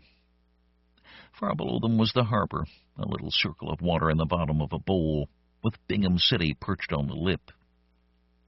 They used to have an open-pit copper mine here, but when the water rose, they cut a channel to it, and now they had a nice harbor on Ochre Island in the middle of the Mormon Sea, where the factories could stink up the whole sky, and no neighbors ever complained about it. A lot of other people joined them on the steep dirt road that led down to the harbor. Nobody lived right in Bingham City itself, because it was just a working place, day and night. Shifts in, shifts out. Lehigh was a shift boy. Lived with his family across the Jordan Strait on Point of the Mountain, which was as rotten a place to live as anybody ever devised. Rode the ferry in every day at 5 in the morning and rode it back every afternoon at 4. He was supposed to go to school after that for a couple of hours, but Deaver thought that was stupid. He told Lehigh that all the time, told him again now. School is too much time and too little of everything. A waste of time. I gotta go to school, said Lehigh. Tell me 2 plus 2. You haven't got 2 plus 2 yet? You finished, didn't you? Nobody needs anything after 4th grade. He shoved Lehigh a little. Usually Lehigh shoved back, but this time no. Just try getting a real job without a 6th grade diploma, okay? And I'm pretty close now. They were at the ferry ship. Lehigh got out his pass. You with me tomorrow or not? Lehigh made a face. I don't know, Deaver. You can get arrested for going around there. It's a dumb thing to do. They say there's real weird things in the old skyscrapers. We aren't going in the skyscrapers. Even worse in there, Deaver. I don't want to go there. Yeah, the angel Moroni is probably waiting to jump out and say booga booga booga. Don't talk about it, Deaver. Deaver was tickling him. Lehigh laughed and tried to shy away. Cut it out, chickerhead. Come on. Besides, the Moroni statue was moved to the Salt Lake Monument up on the mountain, and that has a guard all the time. The statue's just gold plate anyway. I'm telling you, those old Mormons hid tons of stuff down in the temple, just waiting for somebody who isn't scared of the ghost of Bigamy Young to... Shut up, snotsucker, okay? People can hear. Look around. We're not alone. It was true, of course. Some of the other people were glaring at them, but then Deaver noticed that older people like to glare at younger ones. It made the old farts feel better about kicking off. It was like they were saying, okay, I'm dying, but at least you're stupid. So Deaver looked right at a woman who was staring at him and murmured, okay, I'm stupid, but at least I won't die. Deaver, do you always have to say that where they can hear you? It's true. In the first place, Deaver, they aren't dying. And in the second place, you're definitely stupid. And in the third place, the fairy's here. Lehigh punched Deaver lightly in the stomach. Deaver bent over in mock agony. Aye, the laddie's ungrateful he is. I give him me last crust of bread, and this be the thanks I gets. Nobody has an accent like that, Deaver, shouted Lehigh. The boat began to pull away. Tomorrow at 5:30, shouted Deaver. You'll never get up at 4:30. Don't give me that. You never get up. but the ferry and the noise of the factories and machine and trucks swallowed up the rest of his insults. Deaver knew them all anyway. Lehi might be only 16, but he was okay. Someday Deaver'd get married, but his wife would like Lehi too. And Lehi'd even get married, and his wife would like Deaver. She'd better, or she'd have to swim home. He took the trolley home to Fort Douglas and walked to the ancient barracks building where Rain let him stay. It was supposed to be a storage room, but she kept the mops and soap stuff in her place so that there'd be room for a cot. Not much else, but it was on Ochre Island without being right there in the stink and the smoke and the noise. He could sleep, and that was enough, since most of the time he was out on the truck. Truth was, his room wasn't home anyway. Home was pretty much Rain's place, a drafty room at the end of the barracks with a dumpy, frowsy lady who served him good food and plenty of it. That's where he went now, walked right in, and surprised her in the kitchen. She yelled at him for surprising her, yelled at him for being filthy and tracking all over her floor, and let him get a slice of apple before she yelled at him for snitching before supper. He went around and changed light bulbs in 5 rooms before supper. The families there were all crammed into 2 rooms each at the most, and most of them had to share kitchens and eat in shifts. Some of the rooms were nasty places. Family warfare held off only as long as it took him to change the light, and sometimes even that truce wasn't observed. Others were doing fine. The place was small, but they liked each other. Deaver was pretty sure his family must have been one of the nice ones, because if there'd been any yelling, he would have remembered. Rain and Deaver ate, and then turned off all the lights while she played the old record player Deaver had wangled away from Lehi. They really weren't supposed to have it, but they figured as long as they didn't burn any lights, it wasn't wasting electricity, and they'd turn it in as soon as anybody asked for it. In the meantime, Rain had some of the old records from when she was a girl. The songs had strong rhythms, and tonight, like she sometimes did, Rain got up and moved to the music. Strange little dances that Deaver didn't understand, unless he imagined her as a lithe young girl, pictured her body as it must have been then. It wasn't hard to imagine.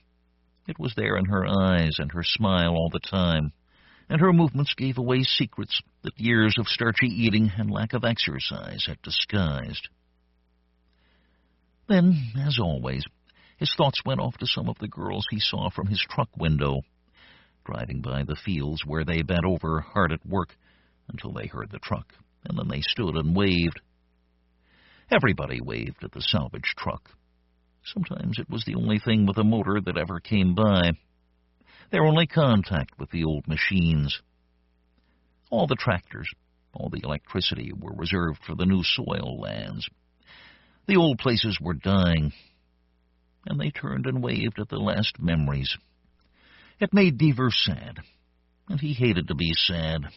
All these people clinging to a past that never existed. It never existed, he said aloud. Yes, it did, Rain whispered. Girls just want to have fun, she murmured along with the record. I hated this song when I was a girl, or maybe it was my mama who hated it. You live here, then? Indiana, she said. One of the states way east.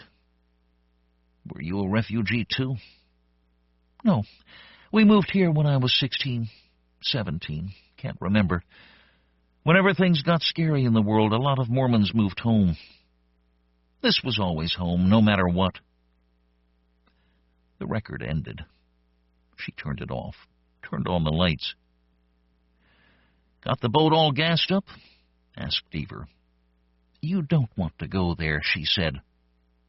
If there's gold down there, I want it. If there was gold there, Deaver, they would have taken it out before the water covered it. It's not as if nobody got a warning, you know. The Mormon Sea wasn't a flash flood. If it isn't down there, what's all the hush-hush about? How come the Lake Patrol keeps people from going there? I don't know, Deaver. Maybe because a lot of people feel like it's a holy place. Beaver was used to this. Rain never went to church, but she still talked like a Mormon. Most people did, though, when you scratched them the wrong place. Beaver didn't like it when they got religious. Angels need police protection, is that it? It used to be real important to the Mormons in the old days, Deaver. She sat down on the floor, leaning against the wall under the window.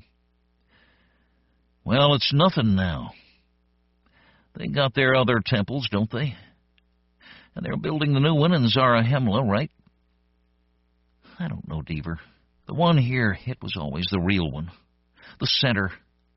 She bent sideways, leaned on her hand, looked down at the floor. It still is. Deaver saw she was getting really somber now, really sad. It happened to a lot of people who remembered the old days, like a disease that never got cured. But Deaver knew the cure, for Rain anyway. Is it true they used to kill people in there? It worked. She glared at him, and the languor left her body. Is that what you truckers talk about all day? Deaver grinned. They're stories. Cutting people up if they told where the gold was hid. You know Mormons all over the place now, Deaver. Do you really think we'd go cutting people up for telling secrets? I don't know. Depends on the secrets, don't it?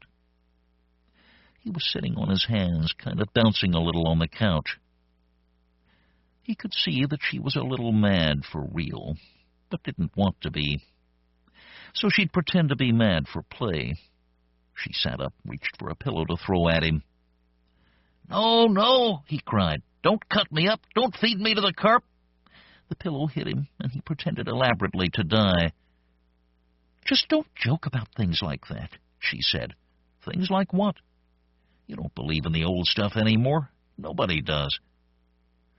Maybe not. Jesus was supposed to come again, right? There was atom bombs dropped here and there, and he was supposed to come. Prophets said we was too wicked. He wouldn't come because we loved the things of the world too much. Come on, if he was coming, he would have come, right? Might still, she said. Nobody believes that, said Deaver. Mormons are just the government, that's all. The bishop gets elected judge in every town, right? The president of the elders is always mayor. It's just the government, just politics. Nobody believes it now. Zarahemla's the capital, not the holy city. He couldn't see her because he was lying flat on his back on the couch. When she didn't answer, he got up and looked for her. She was over by the sink, leaning on the counter. He snuck up behind her to tickle her, but something in her posture changed his mind. When he got close, he saw tears down her cheeks. It was crazy. All these people from the old days got crazy a lot. I was just teasing, he said.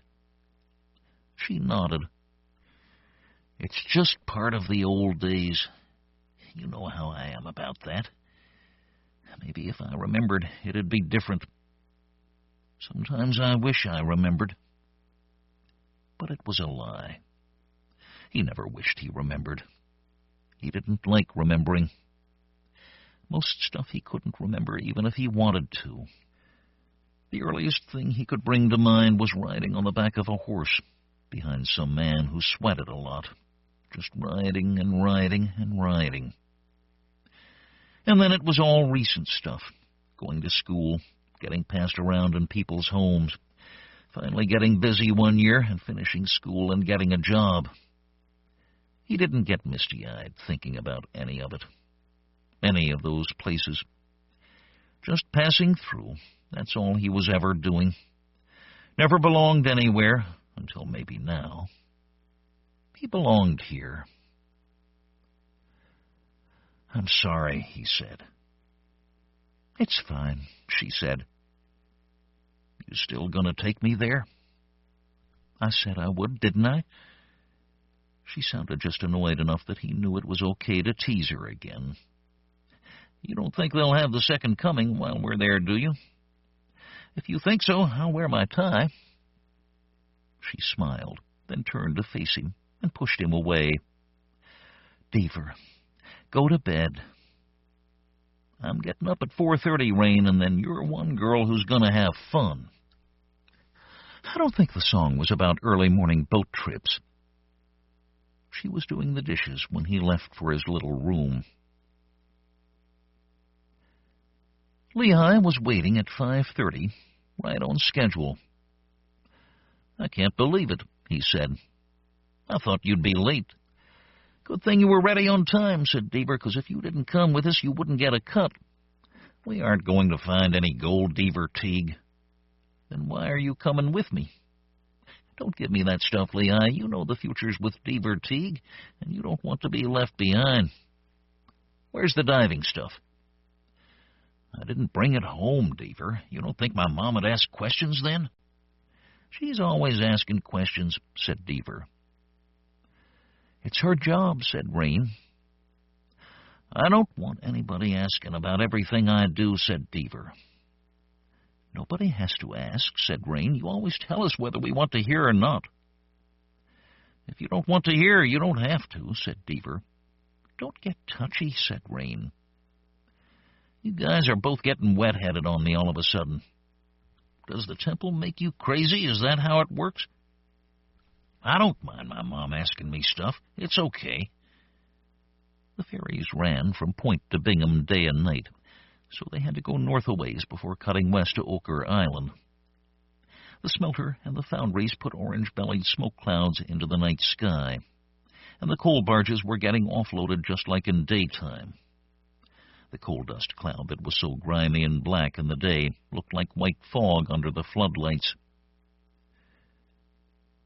"My dad died right there, about this time of day," said Lehigh. "He loaded coal?" "Yeah. He used to be a car salesman.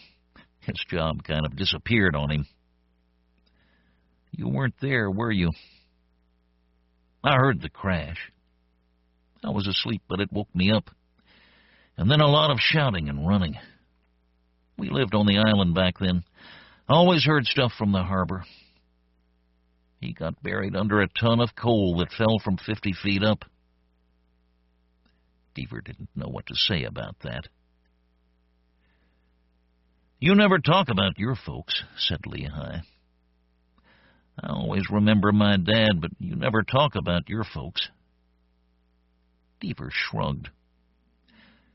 "He doesn't remember 'em," Rain said quietly. "They found him out on the plains somewhere. The mobbers got his family, however many there was. He must have hid or something. That's all they can figure." "Well, what was it?" asked Lehigh. "Did you hide?"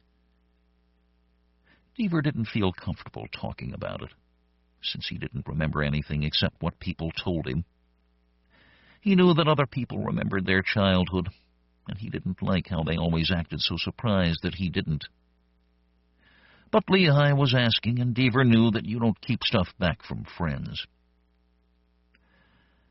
"I guess I did, or maybe I looked too dumb to kill or something." He laughed. "I must have been a real dumb little kid. I didn't even remember my own name. They figure I was 5 or 6 years old. Most kids know their names, but not me. So the two guys that found me, their names were Teague and Deaver." "You gotta remember something." "Lehigh, I didn't even know how to talk. They tell me I didn't even say a word till I was 9 years old. We're talking about a slow learner here." "Wow." Lehigh was silent for a while. "How come you didn't say anything?" "Doesn't matter," said Rain. "He makes up for it now, Deaver the talker. Champion talker." They coasted the island till they got past Magna. Lehigh led them to a storage shed that underwater salvage had put up at the north end of Ochre Island. It was unlocked and full of diving equipment. Lehigh's friends had filled some tanks with air. They got 2 diving outfits and underwater flashlights. Rain wasn't going underwater, so she didn't need anything. They pulled away from the island, out into the regular shipping lane from Wendover. In that direction, at least, people had sense enough not to travel at night, so there wasn't much traffic.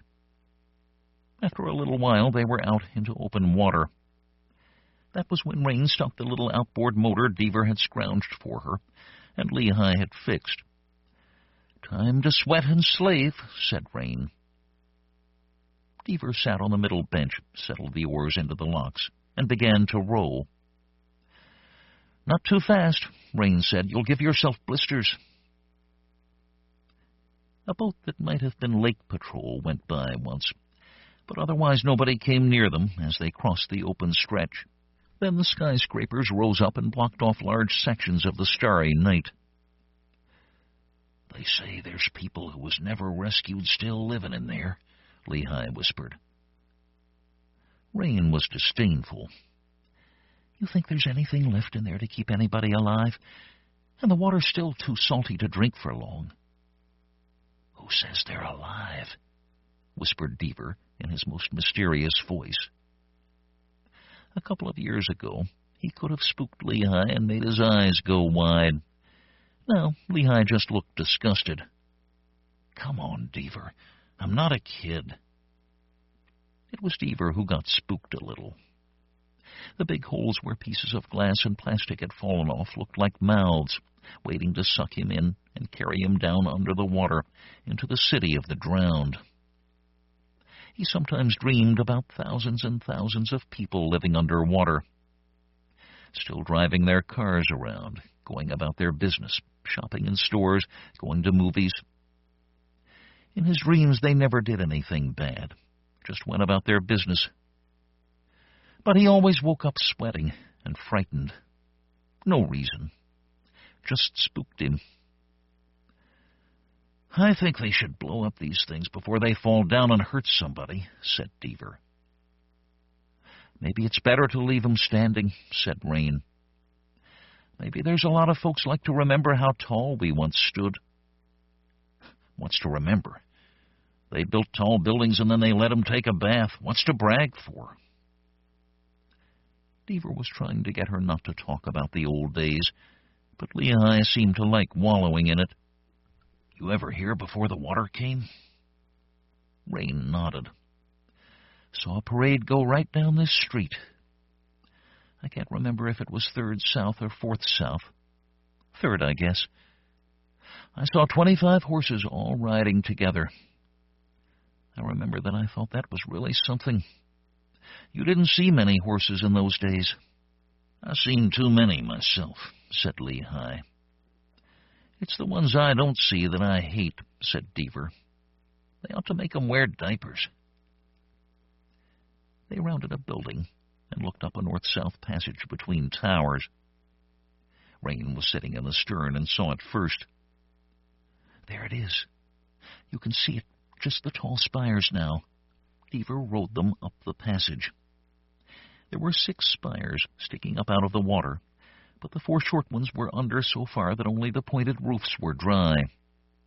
The 2 tall ones had windows in them, not covered at all. Deaver was disappointed. Wide open like that meant that anybody might have come here.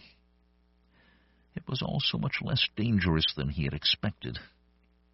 Maybe Rain was right, and there was nothing there. They tied the boat to the north side and waited for daylight. "If I knew it'd be so easy," said Deaver, "I could have slept another hour." "Sleep now," said Rain. "Maybe I will," said Deaver. He slid off his bench and sprawled in the bottom of the boat. He didn't sleep, though. The open window of the steeple was only a few yards away, a deep black surrounded by the starlit gray of the temple granite. It was down there, waiting for him. The future. A chance to get something better for himself and his 2 friends. Maybe a plot of ground in the south, where it was warmer and the snow didn't pile up 5 feet deep every winter, where it wasn't rain in the sky and lake everywhere else you looked. A place where he could live for a very long time and look back and remember good times with his friends. That was all waiting down under the water. Of course, they hadn't told him about the gold. It was on the road, a little place in Parowan where truckers knew they could stop in because the iron mine kept such crazy shifts that the diners never closed. They even had some coffee there, hot and bitter, because there weren't so many Mormons there, and the miners didn't let the bishop push them around. In fact, they even called him judge there instead of bishop. The other drivers didn't talk to Deaver, of course. They were talking to each other when the one fellow told the story about how the Mormons back in the gold rush days hoarded up all the gold they could get and hid it in the upper rooms of the temple, where nobody but the prophet and the 12 apostles could ever go. At first, Deaver didn't believe him, except that Bill Horn nodded like he knew it was true, and Cal Silber said you'd never catch him messing with the Mormon temple. That's a good way to get yourself dead. The way they were talking, scared and quiet, told Deaver that they believed it, that it was true. And he knew something else, too. If anyone was going to get that gold, it was him. Even if it was easy to get here, that didn't mean anything. He knew how Mormons were about the temple. He'd asked around a little, but nobody'd talk about it, and nobody ever went there either. He asked a lot of people if they ever sailed on out and looked at it, and they all got quiet and shook their heads no or changed the subject. Why should the Lake Patrol guard it, then, if everybody was too scared to go?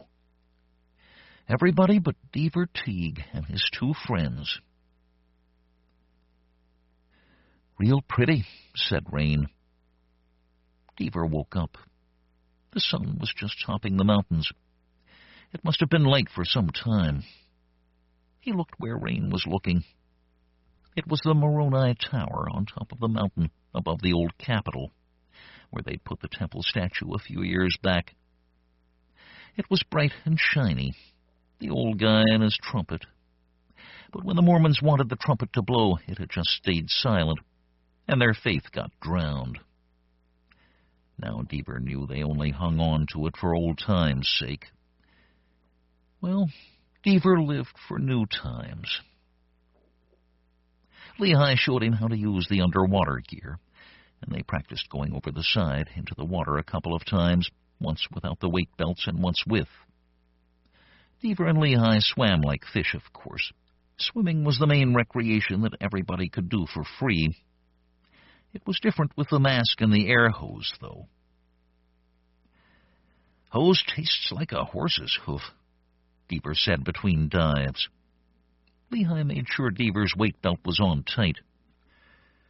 "You're the only guy on Ochre Island who knows."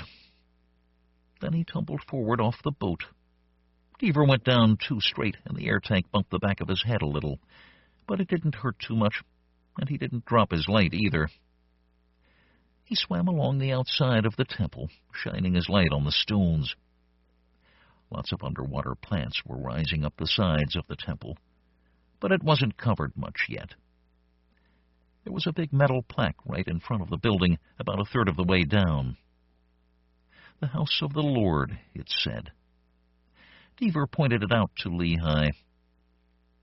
When they got up to the boat again, Deaver asked about it. "It looked kind of goldish," he said. "Used to be another sign there," said Rain. "It was a little different. That one might have been gold. This one's plastic. They made it so the temple would still have a sign, I guess." "You sure about that?"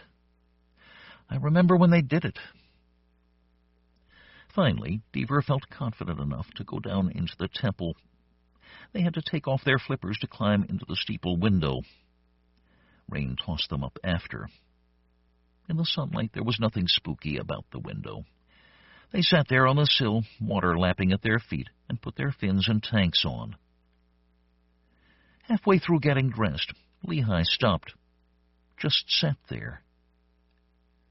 "I can't do it," he said. "Nothing to be scared of," said Deaver. "Come on, there's no ghosts or nothing down there."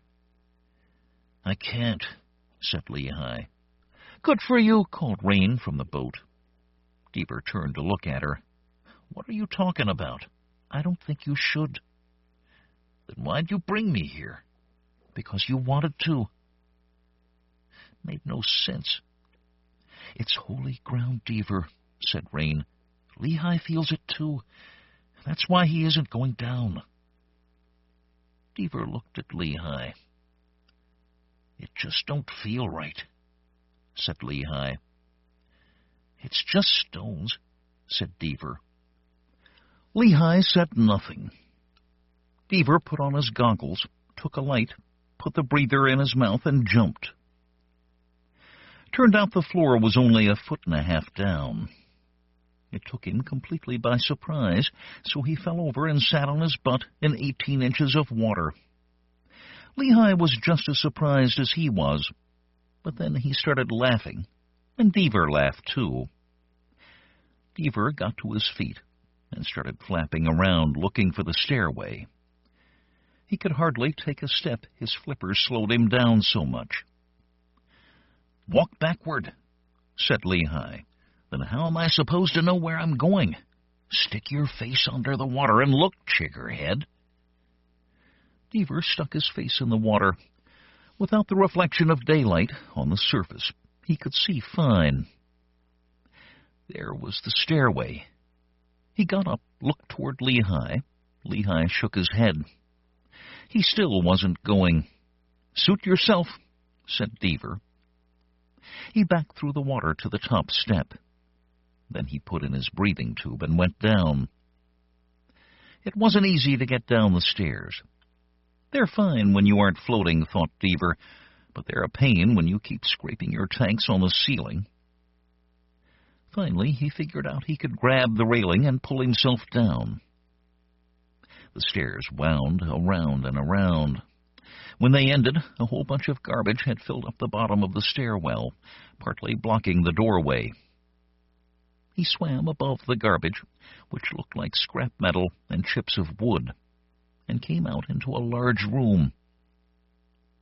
His light didn't shine very far through the murky water, so he swam the walls, around and around, high and low. Down here the water was cold, and he swam faster to keep warm.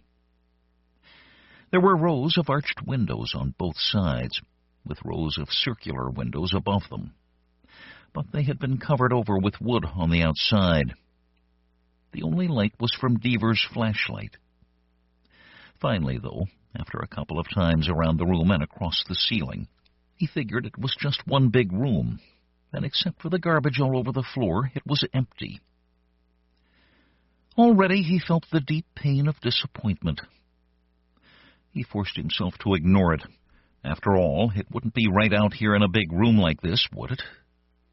There had to be a secret treasury. There were a couple of doors. The small one in the middle of the wall at one end was wide open. Once there must have been stairs leading up to it. Deaver swam over and shone his light in. Just another room, smaller this time. He found a couple more rooms, but they had all been stripped right down to the stone. Nothing at all. He tried examining some of the stones to look for secret doors, but he gave up pretty soon. He couldn't see well enough from the flashlight to find a thin crack, even if it was there. Now the disappointment was real. As he swam along, he began to wonder if maybe the truckers hadn't known he was listening. Maybe they made it all up just so someday he'd do this. Some joke where they wouldn't even see him make a fool of himself. But no, that couldn't be it. They believed it all right. But he knew now what they didn't know. Whatever the Mormons did here in the old days, there wasn't any gold in the upper rooms now. So much for the future. But what the hell, he told himself. I got here, I saw it, and I'll find something else. No reason not to be cheerful about it. He didn't fool himself, and there was nobody else down here to fool. It was bitter. He'd spent a lot of years thinking about bars of gold or bags of it. He'd always pictured it, hidden behind a curtain. He'd pull on the curtain, and it would billow out in the water, and here would be the bags of gold, and he'd just take them out, and that would be it. But there weren't any curtains, weren't any hidey holes. There was nothing at all. And if he had a future, he'd have to find it somewhere else. He swam back to the door leading to the stairway. Now he could see the pile of garbage better, and it occurred to him to wonder how it got there. Every other room was completely empty. The garbage couldn't have been carried in by the water, because the only windows that were open were in the steeple, and they were above the water line.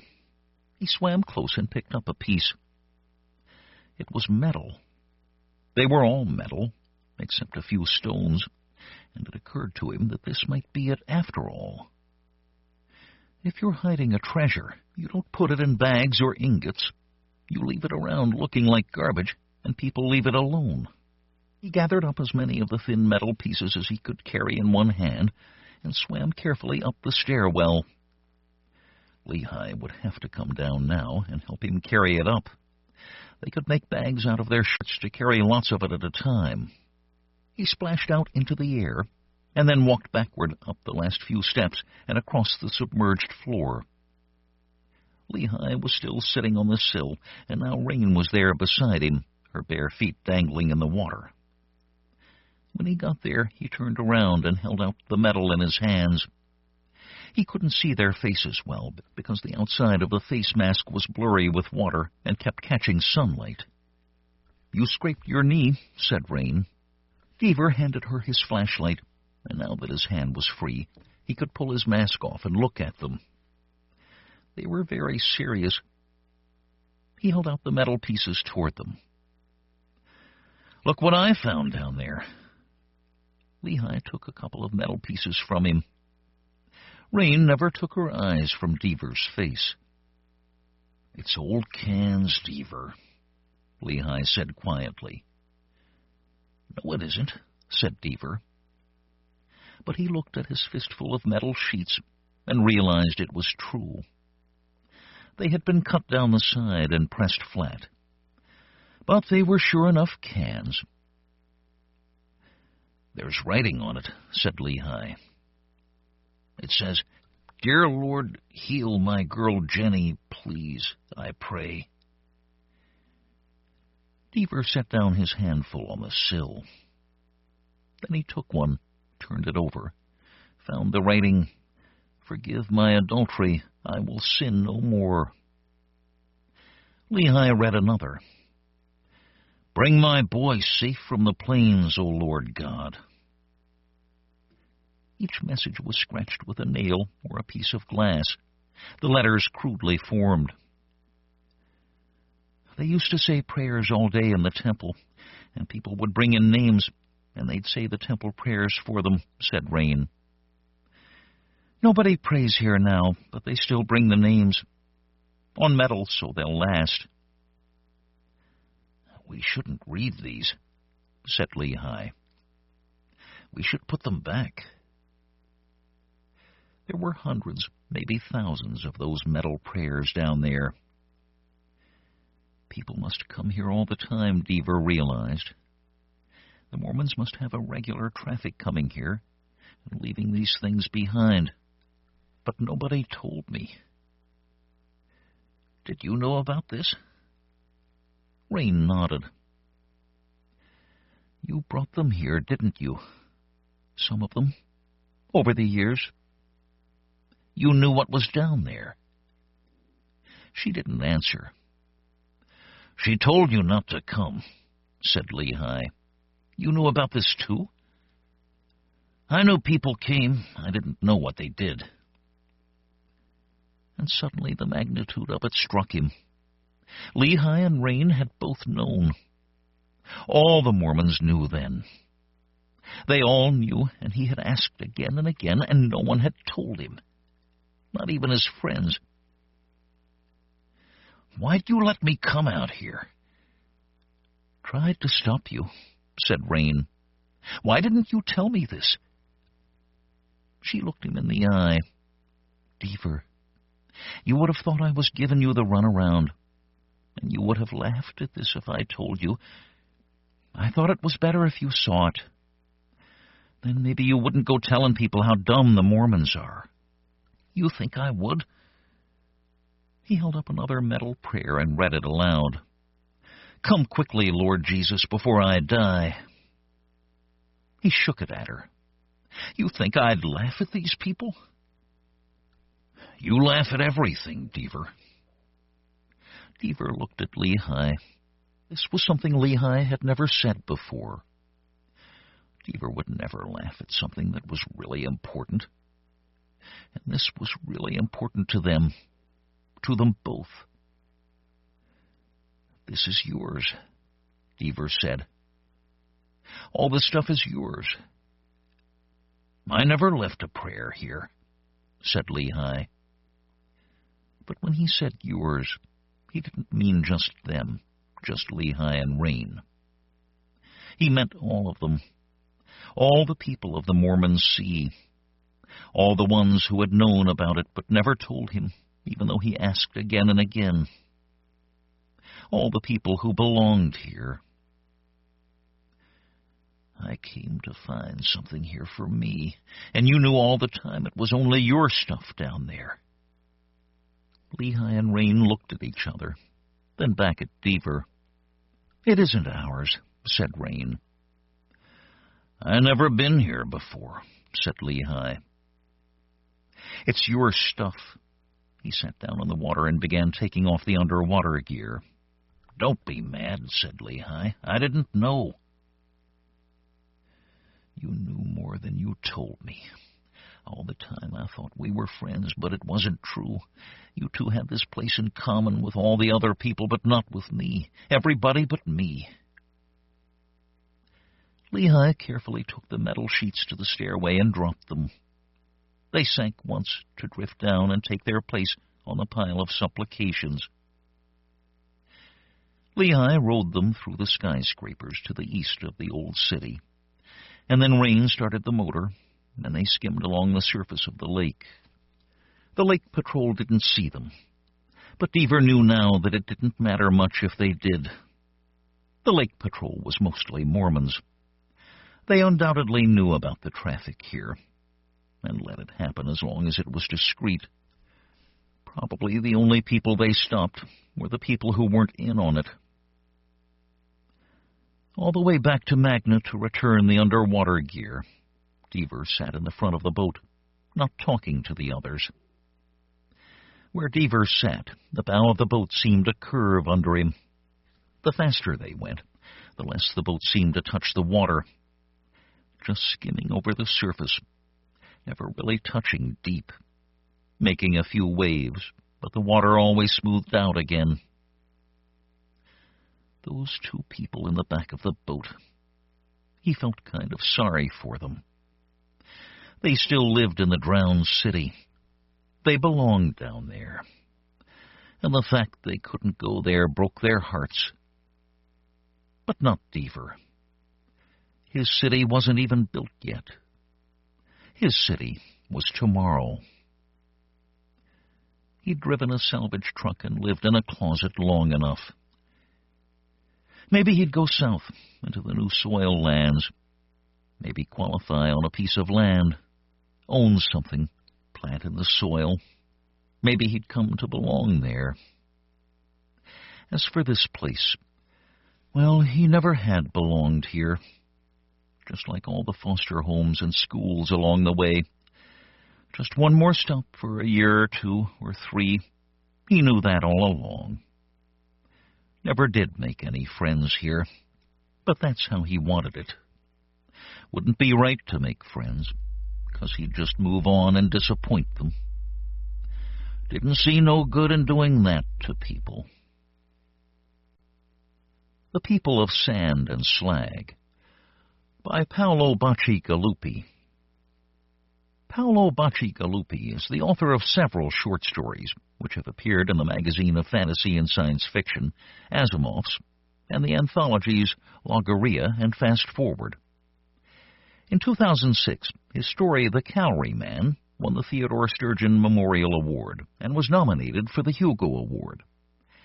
In 2007, a story set in the same world, Yellow Card Man, also made the Hugo ballot, and serves as the basis for a novel in progress.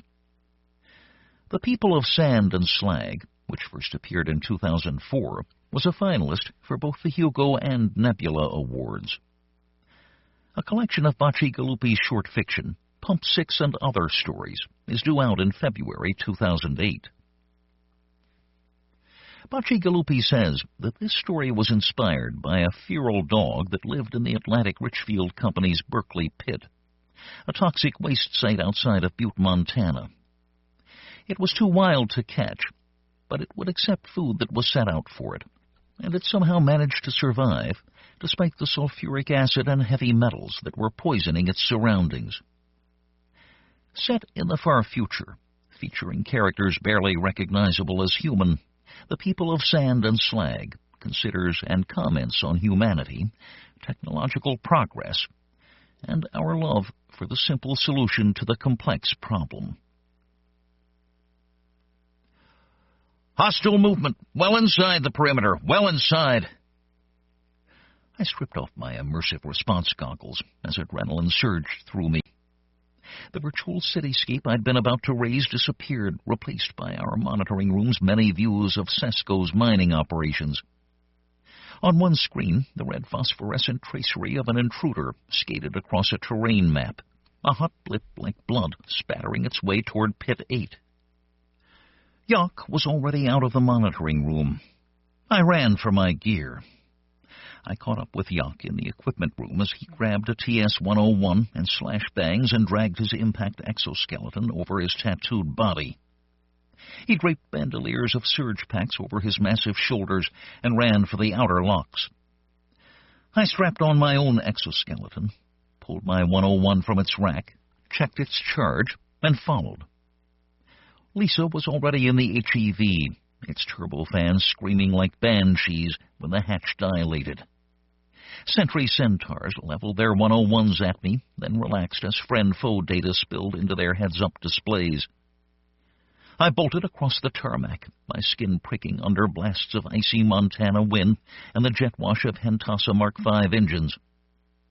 Overhead, the clouds glowed orange with light from Cesco's mining bots. "Come on, chum! Move! Move! Move!" I dove into the Hunter. The ship leaped into the sky. It banked, throwing me against a bulkhead.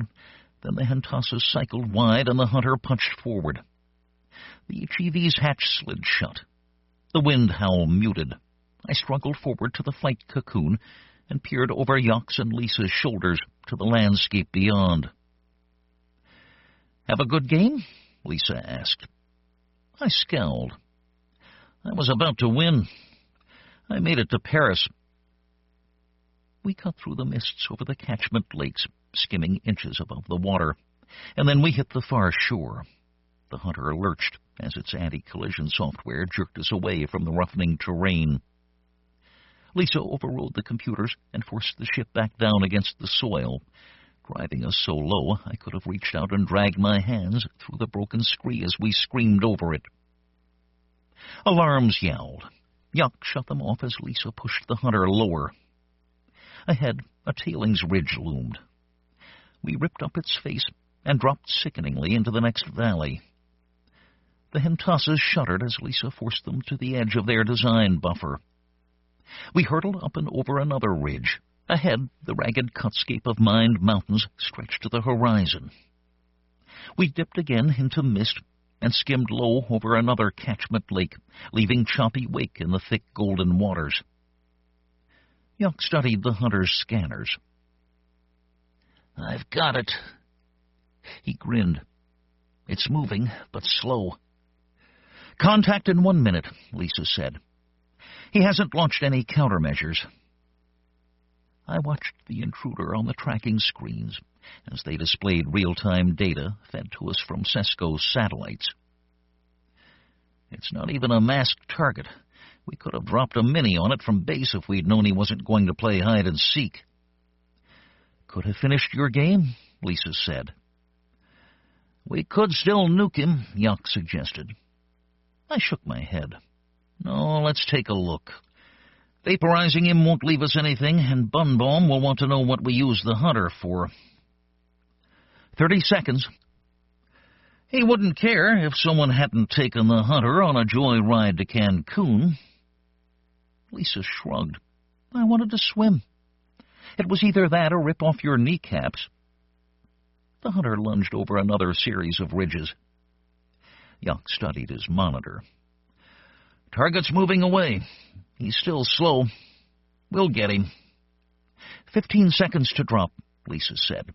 She unstrapped and switched the hunter to software. We all ran for the hatch as the HEV yanked itself skyward, its autopilot desperate to tear away from the screaming hazard of the rocks beneath its belly. We plunged out the hatch, 1, 2, 3, falling like Icarus.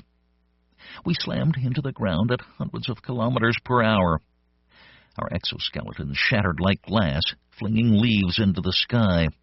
The shards fluttered down around us, black metallic petals absorbing our enemy's radar and heat detection, while we rolled to jarred, vulnerable stops in muddy scree.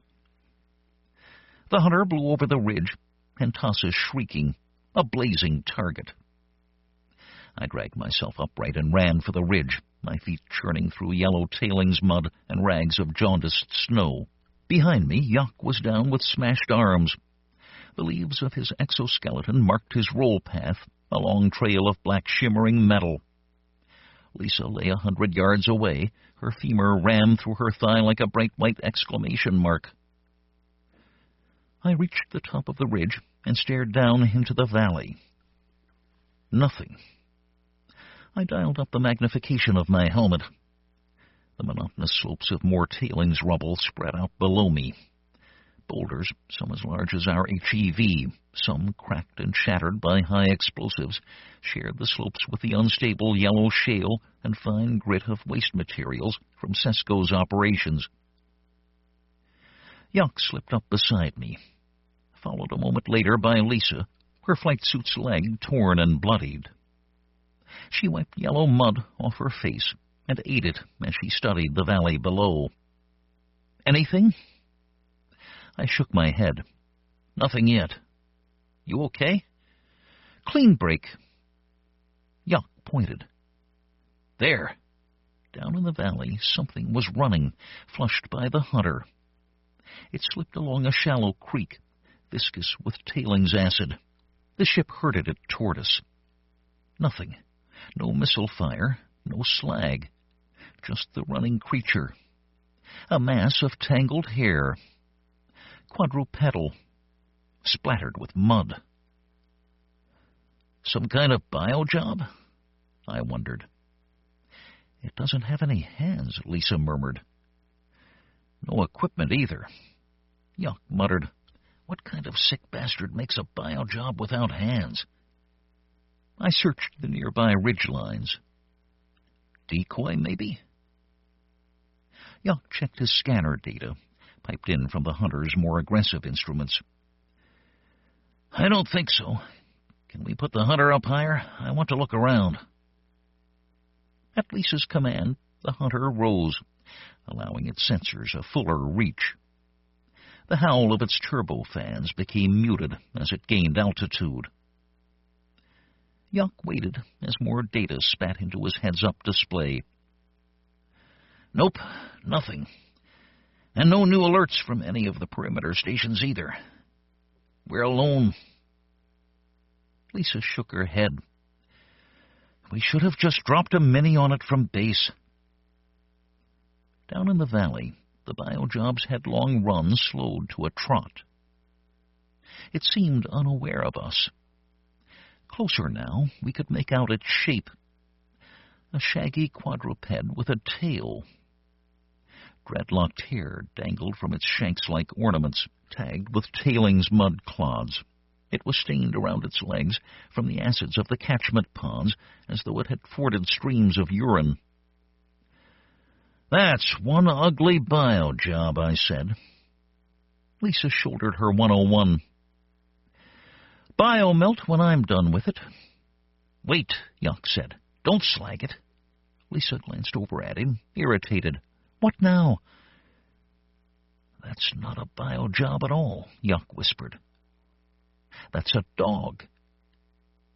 He stood suddenly and jumped over the hillside, running headlong down the scree toward the animal. "Wait!" Lisa called. But Yuck was already fully exposed and blurring to his top speed. The animal took one look at Yuck, whooping and hollering as he came roaring down the slope, then turned and ran. It was no match for Yuck. Half a minute later, he overtook the animal. Lisa and I exchanged glances. "Well," she said, "it's awfully slow if it's a bio job. I've seen centaurs walk faster." By the time we caught up with Yuck and the animal, Yuck had it cornered in a dull gully. The animal stood in the center of a trickling ditch of sludgy water, shaking and growling and baring its teeth at us as we surrounded it. It tried to break around us, but Yuck kept it corralled easily. Up close, the animal seemed even more pathetic than from a distance. A good 30 kilos of snarling mange. Its paws were slashed and bloody, and patches of fur were torn away, revealing festering chemical burns underneath. "I'll be damned," I breathed, staring at the animal. "It really looks like a dog." Yuck grinned. "It's like finding a goddamn dinosaur." "How could it live out here?" Lisa's arm swept the horizon. "There's nothing to live on. It's got to be modified." She studied it closely, then glanced at Yuck. "Are you sure nothing's coming in on the perimeter? This isn't some kind of decoy?" Yuck shook his head. "Nothing. Not even a peep." I leaned in toward the creature. It bared its teeth in a rictus of hatred. "It's pretty beat up. Maybe it's the real thing." Yuck said, "Oh yeah, it's the real thing, all right. I saw a dog in a zoo once. I'm telling you, this is a dog." Lisa shook her head. "It can't be. It would be dead if it were a real dog." Yuck just grinned and shook his head. "No way. Look at it." He reached out to push the hair out of the animal's face so that we could see its muzzle. The animal lunged, and its teeth sank into Yuck's arm. It shook his arm violently, growling as Yuck stared down at the creature latched onto his flesh. It yanked its head back and forth, trying to tear Yuck's arm off. Blood spurted around its muzzle as its teeth found Yuck's arteries. Yuck laughed. His bleeding stopped. "Damn. Check that out." He lifted his arm until the animal dangled fully out of the stream, dripping. "I got me a pet." The dog swung from the thick bough of Yuck's arm. It tried to shake his arm once again, but its movements were ineffectual now that it hung off the ground. Even Lisa smiled. "Must be a bummer to wake up and find out you're at the end of your evolutionary curve." The dog growled, determined to hang on. Yuck laughed and drew his monomol knife. "Here you go, doggy."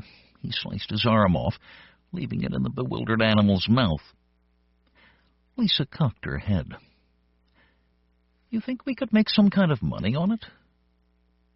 Yuck watched as the dog devoured his severed arm. "I read somewhere that they used to eat dogs. I wonder what they taste like." I checked the time in my heads-up display. We'd already killed an hour on an exercise that wasn't giving any bonuses. "Get your dog, Yuck, and get it on the hunter. We aren't going to eat it before we call Bun Bomb." "You'll probably call it company property," Yuck groused. "Yeah, that's the way it always goes. But we still have to report. Might as well keep the evidence since we didn't nuke it." We ate sand for dinner. Outside the security bunker, the mining robots rumbled back and forth, ripping deeper into the earth, turning it into a mush of tailings and rock acid that they left in exposed ponds when they hit the water table, or piled into 1,000-foot mountainscapes of waste soil. It was comforting to hear those machines cruising back and forth all day. Just you and the bots and the prophets. And if nothing got bombed while you were on duty, there was always a nice bonus. After dinner, we sat around and sharpened Lisa's skin, implanting blades along her limbs so that she was like a razor from all directions. She'd considered monomall blades, but it was too easy to take a limb off accidentally, and we lost enough body parts as it was without adding to the mayhem. That kind of garbage was for people who didn't have to work. Aesthetes from New York City and California. Lisa had a Derm Decora kit for the sharpening. She'd bought it last time we'd gone on vacation and spent extra to get it, instead of getting one of the cheap knockoffs that were cropping up. We worked on cutting her skin down to the bone and setting the blades. A friend of ours in L.A. said that he just held Derm Decora parties so everyone could do their modifications and help out with the hard-to-reach places. Lisa had done my glow spine, a sweet tracery of lime landing lights that ran from my tailbone to the base of my skull, so I didn't mind helping her out. But Yock, who did all of his modification with an old-time scar and tattoo shop in Hawaii, wasn't so pleased. It was a little frustrating, because her flesh kept trying to close before we had the blades set, but eventually we got the hang of it, and an hour later she started looking good. Once we finished with Lisa's front settings, we sat around and fed her. I had a bowl of tailings mud that I drizzled into her mouth to speed her integration process. When we weren't feeding her, we watched the dog. Yuck had shoved it into a makeshift cage in one corner of our common room. It lay there like it was dead. Lisa said, "I ran its DNA. It really is a dog."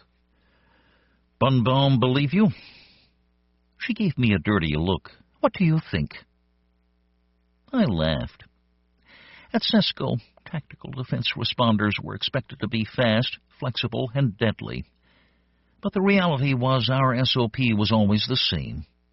Drop nukes on intruders, slag the leftovers to melt so they couldn't regrow, hit the beaches for vacation. We were independent and trusted as far as tactical decisions went. But there was no way CESCO was going to believe its slag soldiers had found a dog in their tailings mountains. Lisa nodded. He wanted to know how the hell a dog could live out here. Then he wanted to know why we didn't catch it sooner. Wanted to know what he pays us for. She pushed her short blonde hair off her face and eyed the animal. I should have slagged it. What's he want us to do? It's not in the manual. He's calling back.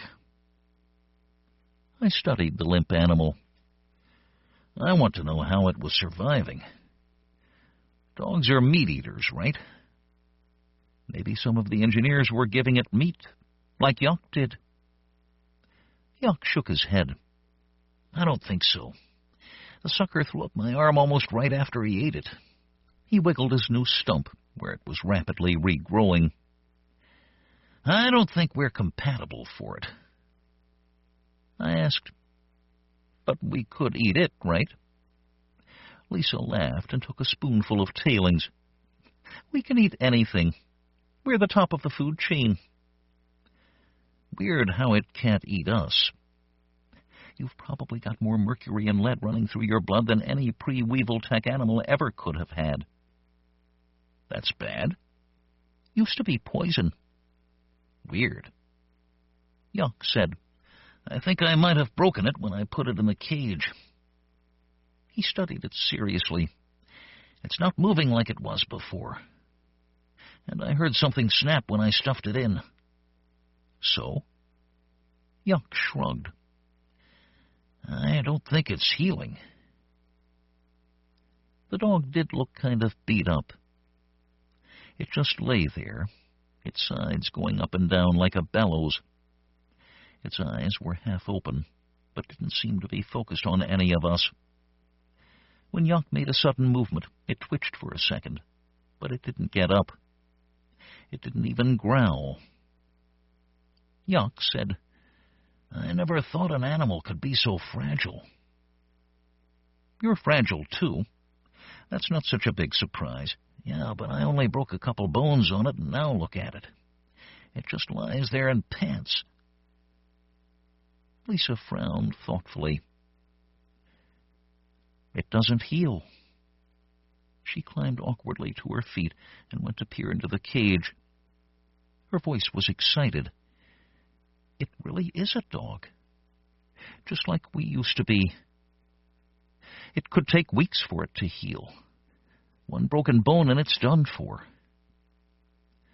She reached a razored hand into the cage and sliced a thin wound into its shank. Blood oozed out and kept oozing. It took minutes for it to begin clotting. The dog lay still and panted, clearly wasted. She laughed. It's hard to believe we ever lived long enough to evolve out of that. If you chop off its legs, they won't regrow. She cocked her head, fascinated. It's as delicate as rock. You break it, and it never comes back together. She reached out to stroke the matted fur of the animal. It's as easy to kill as the hunter. The comm buzzed. Yuck went to answer. Lisa and I stared at the dog, our own little window into prehistory. Yuck came back into the room. Bunbaum's flying out a biologist to take a look at it. You mean a bioengineer, I corrected him. Nope, biologist. Bunbaum said they study animals. Lisa sat down. I checked her blades to see if she'd knocked anything loose. There's a dead-end job. I guess they grow them out of DNA, study what they do, behavior, shit like that. Who hires them? Yuck shrugged. Powell Foundation has 3 of them on staff. Origin of Life guys. That's who's sending out this one. Mushy something. Didn't get his name. Origin of Life? Sure, you know, what makes us tick, what makes us alive, stuff like that. I poured a handful of tailings mud into Lisa's mouth. She gobbled it gratefully. Mud makes us tick, I said. Yuck nodded at the dog. It doesn't make that dog tick. We all looked at the dog. It's hard to tell what makes it tick.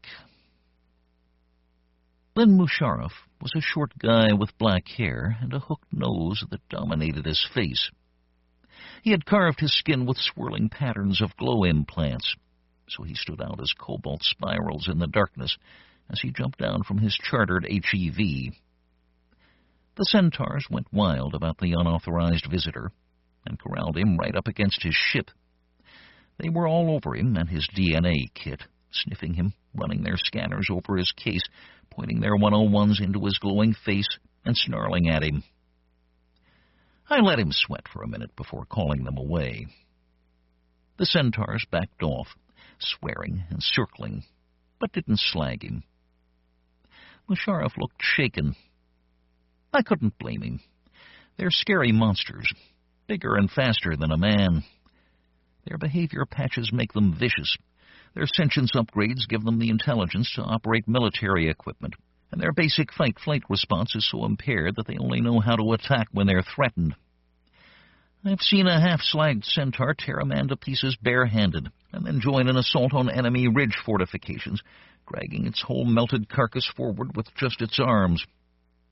They're great critters to have at your back when the slag starts flying. I guided Musharraf out of the scrum. He had a whole pack of memory addendums blinking off the back of his skull. A fat pipe of data retrieval, channeled direct to the brain, and no smash protection. The centaurs could have shut him down with one hard tap to the back of the head. His cortex might have grown back, but he wouldn't have been the same.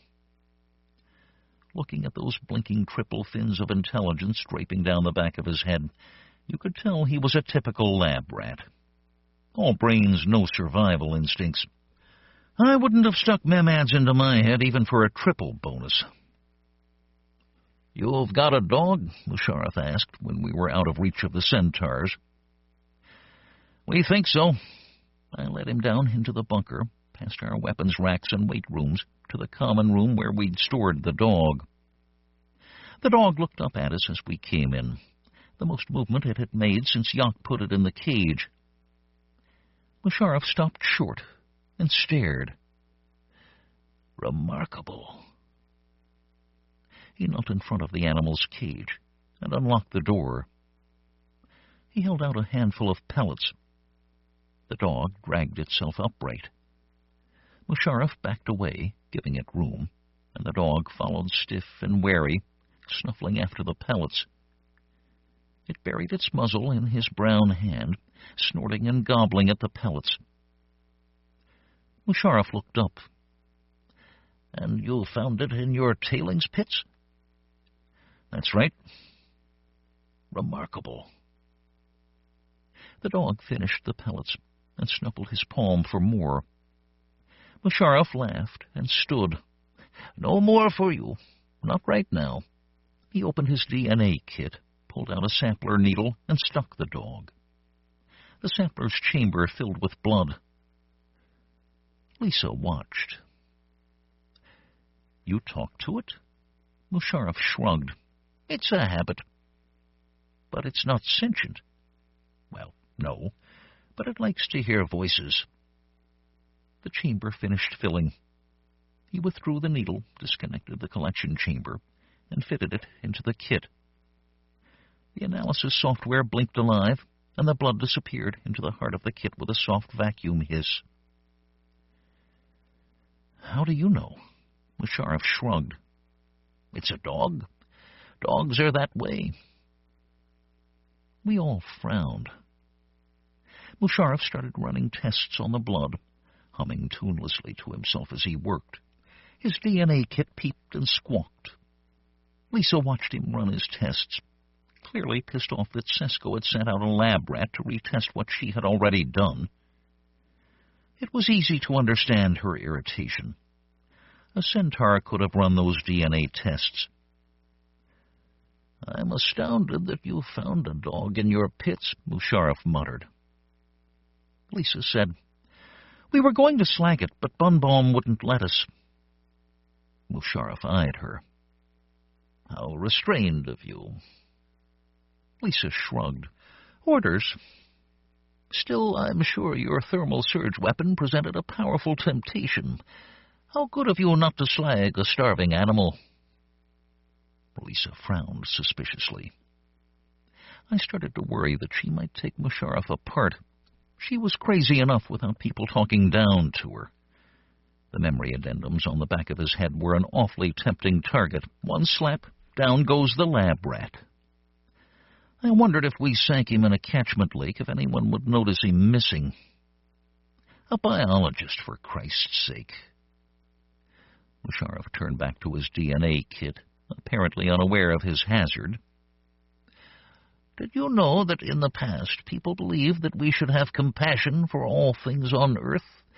Not just for ourselves, but for all living things? So, I would hope you will have compassion for one foolish scientist and not dismember me today. Lisa laughed. I relaxed. Encouraged, Musharraf said, It truly is remarkable that you found such a specimen amongst your mining operations. I haven't heard of a living specimen in 10 or 15 years. I saw one in a zoo once, Yak said. Yes, well, a zoo is the only place for them. And laboratories, of course. They still provide useful genetic data. He was studying the results of the tests, nodding to himself as information scrolled across the kit's screen. Yak grinned. Who needs animals if you can eat stone? Musharraf began packing up his DNA kit. Weevil tech, precisely. We transcended the animal kingdom. He latched his kit closed and nodded to us all. Well, it's been quite enlightening. Thank you for letting me see your specimen. You're not going to take it with you? Musharraf paused, surprised. Oh, no, I don't think so. It's not a dog, then? Oh, no, it's quite certainly a real dog. But what on earth would I do with it? He held up a vial of blood. We have the DNA. A live one is hardly worth keeping around. Very expensive to maintain, you know. Manufacturing a basic organism's food is quite complex. Clean rooms, air filters, special lights. Recreating the web of life isn't easy. Far more simple to release oneself from it completely than to attempt to recreate it. He glanced at the dog. Unfortunately, our furry friend over there would never survive Weevil Tech. The worms would eat him as quickly as they eat everything else. No, you would have to manufacture the animal from scratch. And really, what would be the point of that? A bio job without hands? He laughed and headed for his HEV. We all looked at each other. I jogged after the doctor and caught up with him at the hatch to the tarmac. He had paused on the verge of opening it. "Your centaurs know me now?" he asked. "Yeah, you're fine." "Good." He dilated the hatch and strode out into the cold. I trailed after him. "Wait, what are we supposed to do with it? The dog?" The doctor climbed into the HEV and began strapping in. Wind whipped around us, carrying stinging grit from the tailings piles. "Turn it back to your pits. Or you could eat it, I suppose. I understand that it was a real delicacy. There are recipes for cooking animals. They take time, but they can give quite extraordinary results." Musharraf's pilot started cycling up his turbofans. "Are you kidding?" Musharraf shrugged and shouted over the increasing scream of the engines. "You should try it! Just another part of our heritage that's atrophied since Weevil Tech." He yanked down the flight cocoon's door, sealing himself inside. The turbofans cycled higher, and the pilot motioned me back from their wash as the HEV slowly lifted into the air. Lisa and Jock couldn't agree on what we should do with the dog. We had protocols for working out conflict. As a tribe of killers, we needed them. Normally, consensus worked for us, but every once in a while we just got tangled up and stuck to our positions, and after that not much could get done without someone getting slaughtered. Lisa and Jock dug in, and after a couple days of wrangling, with Lisa threatening to cook the thing in the middle of the night while Jock wasn't watching, and Jock threatening to cook her if she did, we finally went with a majority vote. I got to be the tiebreaker. "I say we eat it," Lisa said. We were sitting in the monitoring room, watching satellite shots of the tailings mountains and the infrared blobs of the mining bots while they ripped around in the earth. In one corner, the object of our discussion lay in its cage, dragged there by Jock in an attempt to sway the result. He spun his observation chair, turning his attention away from the theater maps. "I think we should keep it. It's cool. Old-timey, you know. I mean, who the hell do you know who has a real dog?" "Who the hell wants the hassle?" Lisa responded. "I say we try real meat." She cut a line in her forearm with her razors. She ran her finger along the resulting blood beads and tasted them as the wound sealed. They both looked at me. I looked at the ceiling. "Are you sure you can't decide this without me?" Lisa grinned. "Come on, Chun, you decide." It was a group find. "Jock won't pout, will you?" Jock gave her a dirty look. I looked at Jock. "I don't want its food costs to come out of group bonuses. We agreed we'd use part of it for the new immersive response. I'm sick of the old one." Jock shrugged. "Fine with me.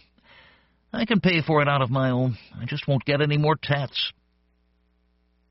I leaned back in my chair, surprised, then looked at Lisa. "Well, if Jock wants to pay for it, I think we should keep it." Lisa stared at me, incredulous. "But we could cook it." I glanced at the dog where it lay panting in its cage. It's like having a zoo of our own. I kind of like it. Musharraf and the POW Foundation hooked us up with a supply of food pellets for the dog, and Yak looked up an old database on how to splint its busted bones. He bought water filtration so that it could drink. I thought I'd made a good decision, putting the costs on Yak, but I didn't really foresee the complications that came with having an unmodified organism in the bunker. The thing shit all over the floor, and sometimes it wouldn't eat, and it would get sick for no reason, and it was slow to heal, so we all ended up playing nursemaid to the thing while it lay in its cage. I kept expecting Lisa to break its neck in the middle of the night, but even though she grumbled, she didn't assassinate it. Yak tried to act like Musharraf. He talked to the dog. He logged onto the libraries and read all about old-time dogs, how they ran in packs, how people used to breed them. We tried to figure out what kind of dog it was, but we couldn't narrow it down much. And then Yak discovered that all the dogs could interbreed, so all you could do was guess that it was some kind of big sheepdog with maybe a head from a Rottweiler, along with maybe some other kind of dog, like a wolf or coyote or something. Yak thought it had coyote in it because they were supposed to have been big adapters, and whatever our dog was, it must have been a big adapter to hang out in the tailings pits. It didn't have the boosters we had, and it had still lived in the rock acids. Even Lisa was impressed by that. I was carpet-bombing Antarctic recessionists, swooping low, driving the suckers further and further along the ice floe. If I got lucky, I'd drive the whole village out onto a vestigial shelf and sink them all before they knew what was happening. I dove again, strafing and then spinning away from their return slag. It was fun, but mostly just a way to kill time between real bombing runs. The new IR was supposed to be as good as the arcades, full immersion and feedback, and portable to boot. People got so lost they had to take intravenous feedings, or they withered away while they were inside. I was about to sink a whole load of refugees when Yak shouted, "Get out here! You've got to see this!" I stripped off my goggles and ran for the monitoring room, adrenaline amping up. When I got there, Yak was just standing in the center of the room with the dog, grinning. Lisa came tearing in a second later. "What? What is it?" Her eyes scanned the theater maps, ready for bloodshed. Yak grinned. "Look at this." He turned to the dog and held out his hand. "Shake." The dog sat back on its haunches and gravely offered him its paw. Yak grinned and shook the paw, then tossed it a food pellet. He turned to us and bowed. Lisa frowned. "Do it again." Yak shrugged and went through the performance a second time. "It thinks?" she asked. Yak shrugged. "Got me. You can get it to do things.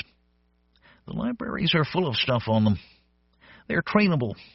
Not like a centaur or anything, but you can make them do little tricks. And if they're certain breeds, they can learn special stuff, too." "Like what?"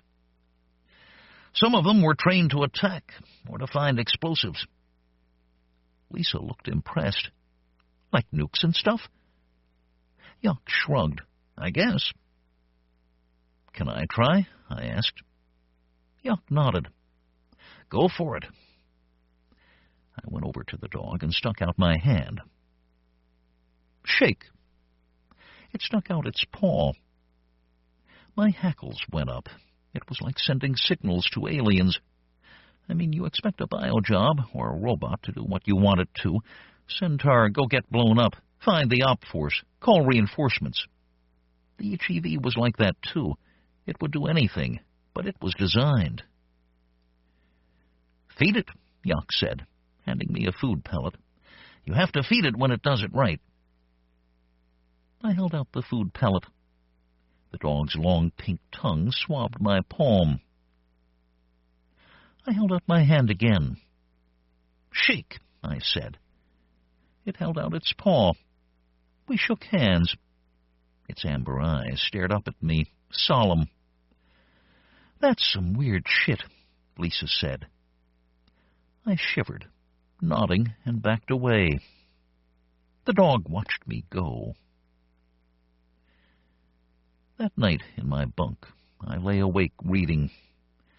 I turned out the lights, and only the book's surface glowed, illuminating the bunk room in a soft green aura. Some of Lisa's art buys glimmered dimly from the walls.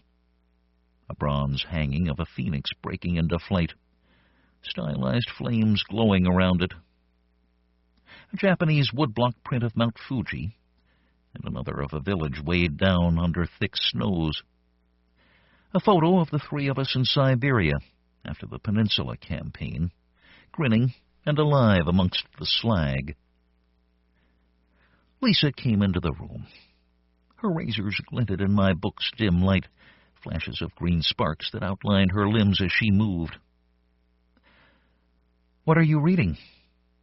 She stripped and squeezed into bed with me. I held up the book and read out loud. "Cut me, I won't bleed. Gas me, I won't breathe. Stab me, shoot me, slash me, smash me. I have swallowed science. I am God, alone." I closed the book, and its glow died.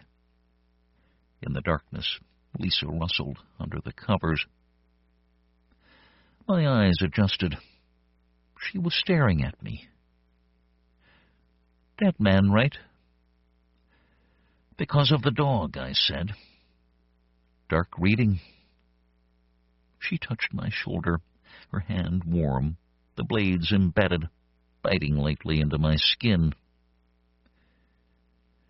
"We used to be like that dog," I said. Pathetic.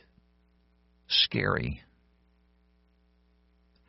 We were quiet for a little while. Finally, I asked, "Do you ever wonder what would happen to us if we didn't have our science?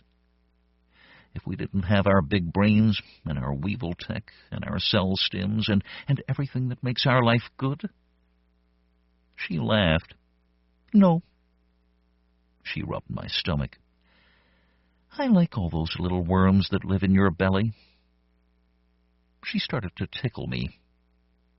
"Wormy, squirmy in your belly, wormy, squirmy feeds you, Nelly. Microweevils eat the bad and give you something good instead." I fought her off, laughing. "That's no yearly. 3rd grade, basic biologic, Mrs. Alvarez. She was really big on weevil tech." She tried to tickle me again, but I fought her off.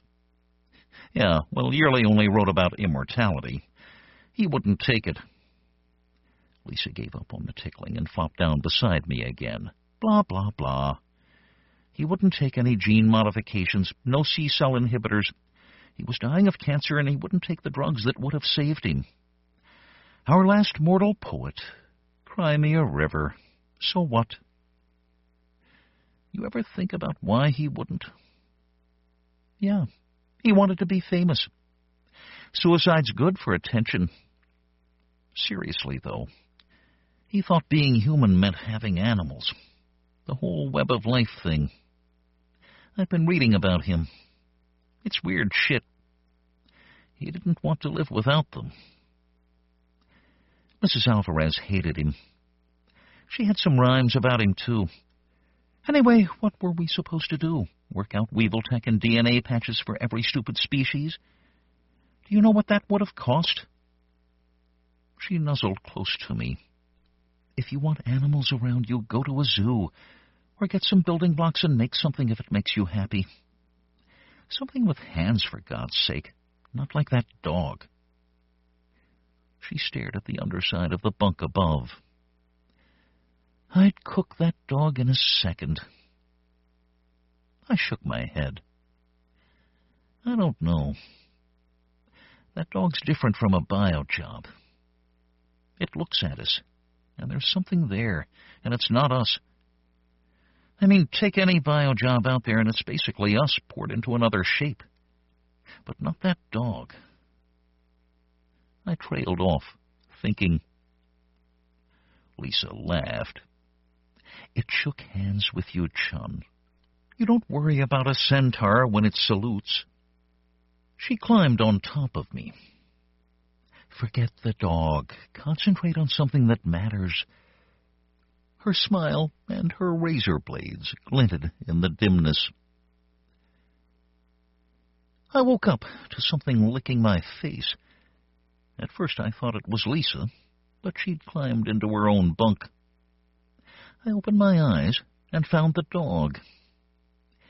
It was a funny thing to have this animal licking me, like it wanted to talk or say hello or something. It licked me again, and I thought that it had come a long way from when it had tried to take off Yock's arm. It put its paws up on my bed, and then, in a single heavy movement, it was up on the bunk with me, its bulk curled against me. It slept there all night. It was weird having something other than Lisa lying next to me. But it was warm, and there was something friendly about it. I couldn't help smiling as I drifted back to sleep. We flew to Hawaii for a swimming vacation, and we brought the dog with us. It was good to get out of the northern cold and into the gentle Pacific. Good to stand on the beach and look out to a limitless horizon. Good to walk along the beach, holding hands while black waves crashed on the sand. Lisa was a good swimmer. She flashed through the ocean's metallic sheen like an eel out of history, and when she surfaced, her naked body glistened with hundreds of iridescent petroleum jewels. When the sun started to set, Yock lit the ocean on fire with his 101. We all sat and watched as the sun's great red ball sank through veils of smoke, its light shading deeper crimson with every minute. Waves rushed flaming onto the beach. Yock got out his harmonica and played, while Lisa and I made love on the sand. We'd intended to amputate her for the weekend, to let her try what she had done to me the vacation before. It was a new thing in L.A., an experiment in vulnerability. She was beautiful, lying there on the beach, slick and excited with all of our play in the water. I licked oil opals off her skin as I sliced off her limbs, leaving her more dependent than a baby.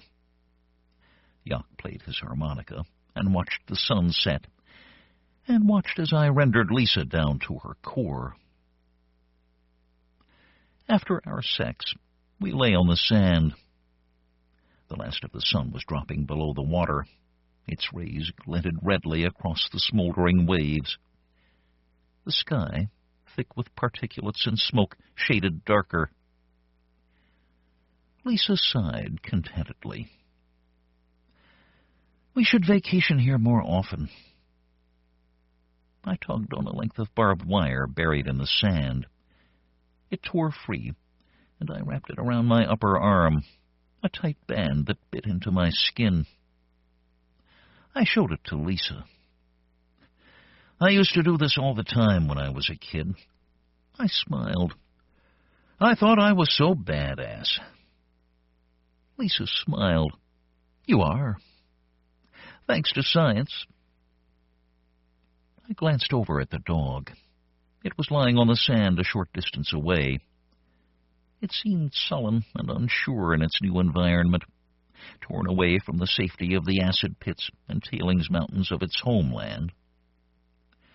Yock sat beside the dog and played. Its ears twitched to the music. He was a good player. The mournful sound of the harmonica carried easily over the beach to where we lay. Lisa turned her head, trying to see the dog. Roll me. I did what she asked.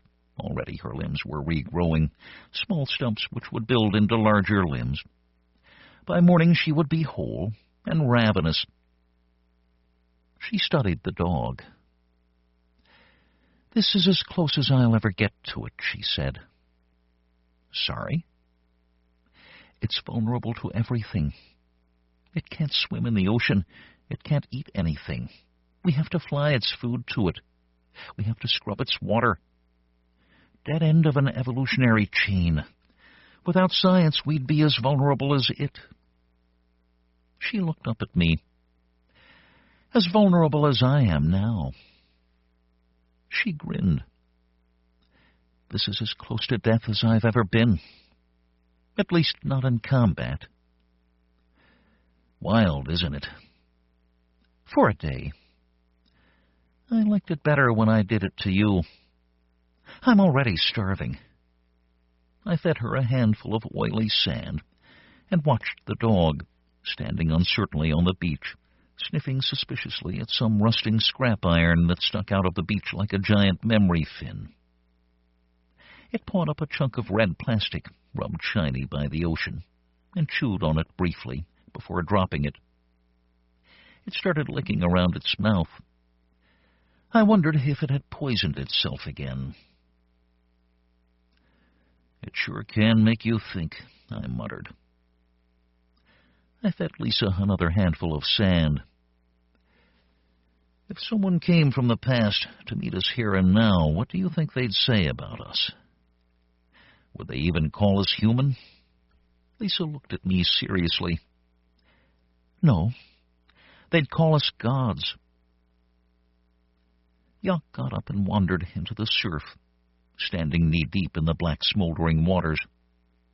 The dog, driven by some unknown instinct, followed him, gingerly picking its way across the sand and rubble. The dog got tangled in a cluster of wire our last day on the beach. Really ripped the hell out of it. Slashes through its fur, broken legs, practically strangled. It had gnawed one of its own paws half off, trying to get free. By the time we found it, it was a bloody mess of ragged fur and exposed meat. Lisa stared down at the dog. Christ, Yak, you were supposed to be watching it. I went swimming. You can't keep an eye on the thing all the time. It's going to take forever to fix this, she fumed. We should warm up the hunter, I said. It'll be easier to work on it back home. Lisa and I knelt down to start cutting the dog free. It whimpered, and its tail wagged feebly as we started to work. Yak was silent. Lisa slapped him on his leg. Come on, Yak, get down here. It'll bleed out if you don't hurry up. You know how fragile it is. Yak said, I think we should eat it. Lisa glanced up, surprised. You do? He shrugged. Sure. I looked up from where I was tearing away tangled wires from around the dog's torso. I thought you wanted it to be your pet, like in the zoo. Yak shook his head. Those food pellets are expensive. I'm spending half my salary on food and water filtration, and now this bullshit. He waved his hand at the tangled dog. You have to watch the sucker all the time. It's not worth it. But still, it's your friend. It shook hands with you. Yak laughed. You're my friend. He looked down at the dog, his face wrinkled with thought. It's an animal. Even though we had all idly discussed what it would be like to eat the dog, it was a surprise to hear him so determined to kill it. Maybe you should sleep on it, I said. We can get it back to the bunker, fix it up, and then you can decide when you aren't so pissed off about it. No.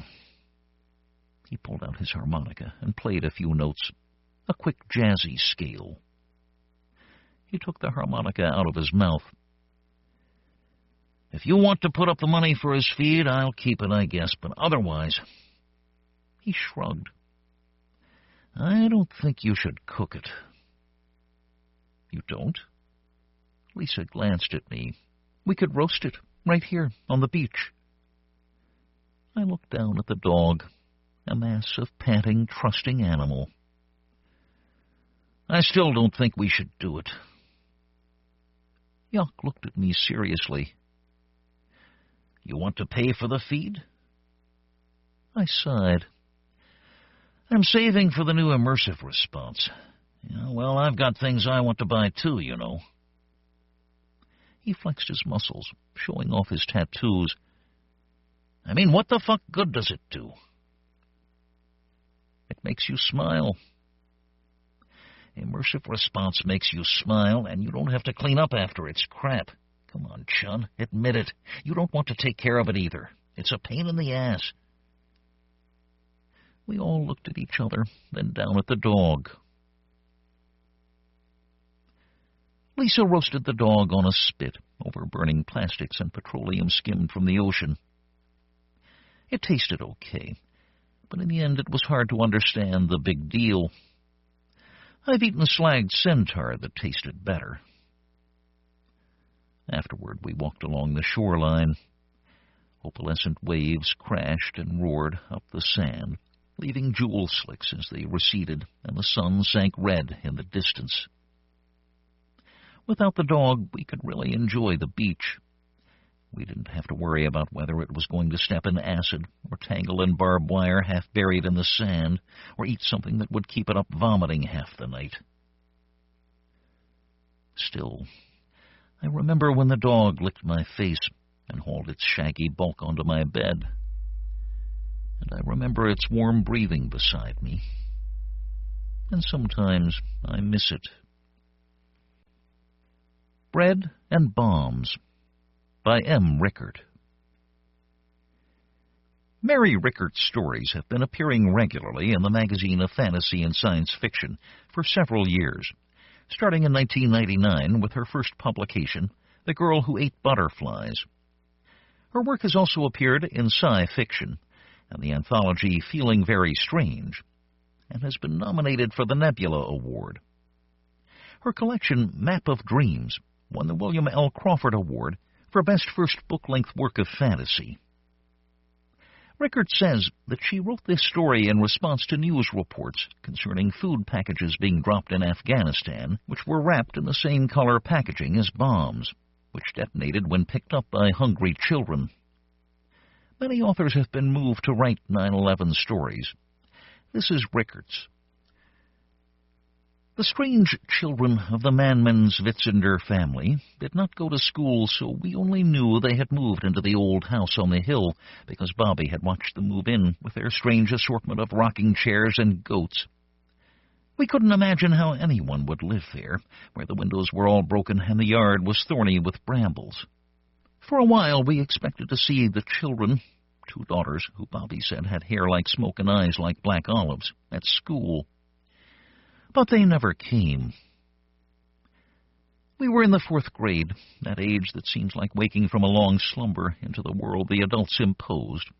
Streets we weren't allowed to cross, things we weren't allowed to say, and crossing them and saying them. The mysterious Manmans-Witzinder children were just another in a series of revelations that year, including the much more exciting and sometimes disturbing evolution of our bodies. Our parents, without exception, had raised us with this subject so thoroughly explored that Lisa Bitten knew how to say vagina before she knew her address, and Ralph Linster delivered his little brother Petey when his mother went into labor one night, when it suddenly started snowing before his father could get home. But the real significance of this information didn't start to sink in until that year. We were waking to the wonders of the world and the body, the strange realizations that a friend was cute or stinky, or picked her nose, or was fat, or wore dirty underpants, or had eyes that didn't blink when he looked at you real close, and all of a sudden you felt like blushing. When the crab-apple tree blossomed a brilliant pink, buzzing with honeybees, and our teacher, Mrs. Graymore, looked out the window and sighed, we passed notes across the rows and made wild plans for the school picnic.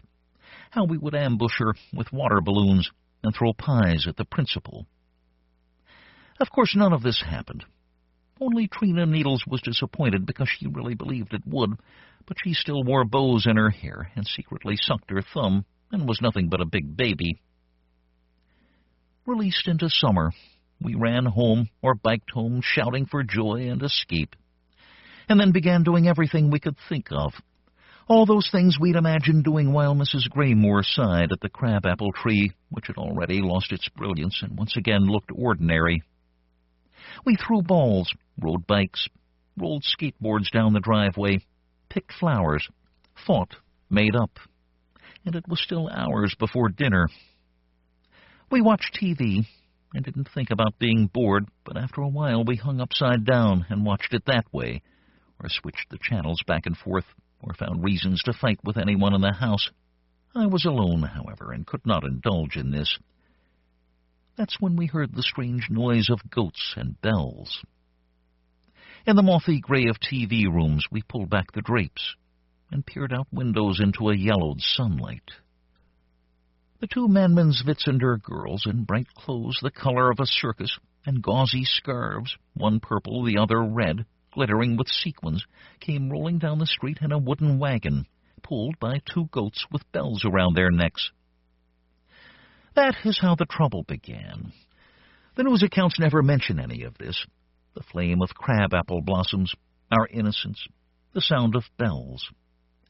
Instead, they focus on the unhappy results. They say we were wild, uncared for, strange. They say we were dangerous, as if life was amber and we were formed and suspended in that form, not evolved into that ungainly shape of horror, and evolved out of it as we are into a teacher, a dancer, a welder, a lawyer, several soldiers, 2 doctors, and me, a writer. Everybody promises, during times like those days immediately following the tragedy, that lives have been ruined, futures shattered. But only Trina Needles fell for that, and eventually committed suicide. The rest of us suffered various forms of censure, and then went on with our lives.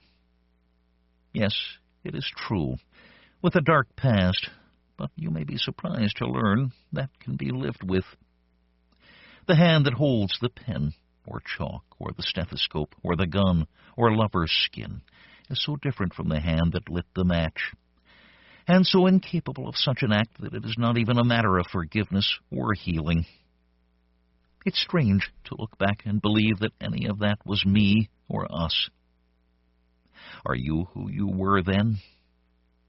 11 years old and watching the dust motes spin lazily down a beam of sunlight that ruins the picture on the TV, and there is a sound of bells and goats, and a laugh so pure we all come running to watch the girls in their bright-colored scarves, sitting in the goat cart, which stops in a stutter of goat-hoofed steps and clatter of wooden wheels when we surround it to observe those dark eyes and pretty faces.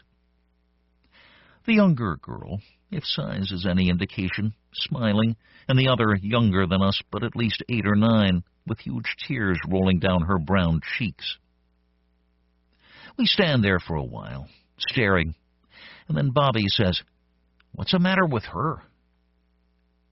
The younger girl looks at her sister, who seems to be trying to smile in spite of the tears.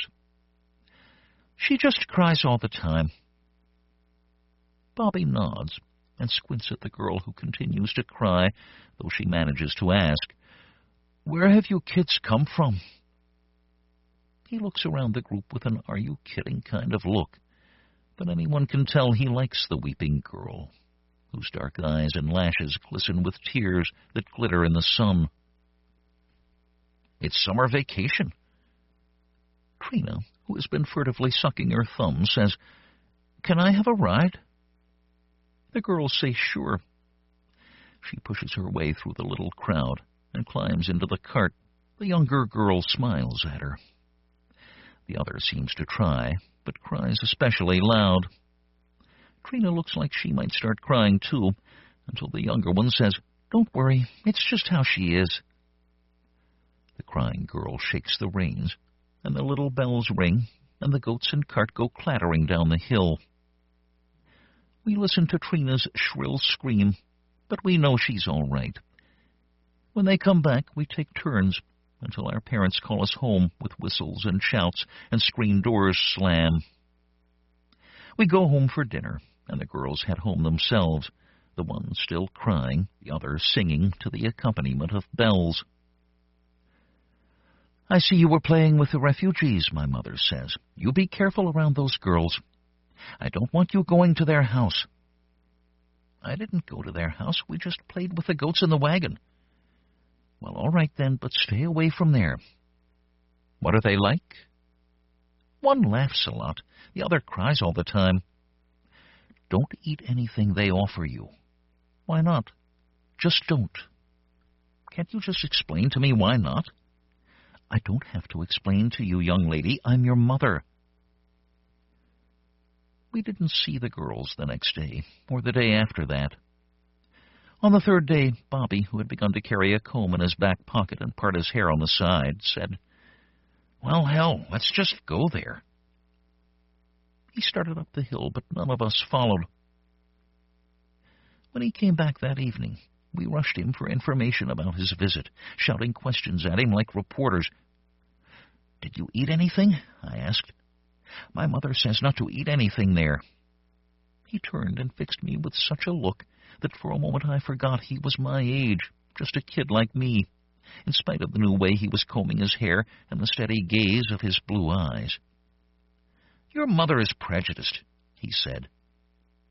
He turned his back to me and reached into his pocket, pulling out a fist that he opened to reveal a handful of small, brightly wrapped candies.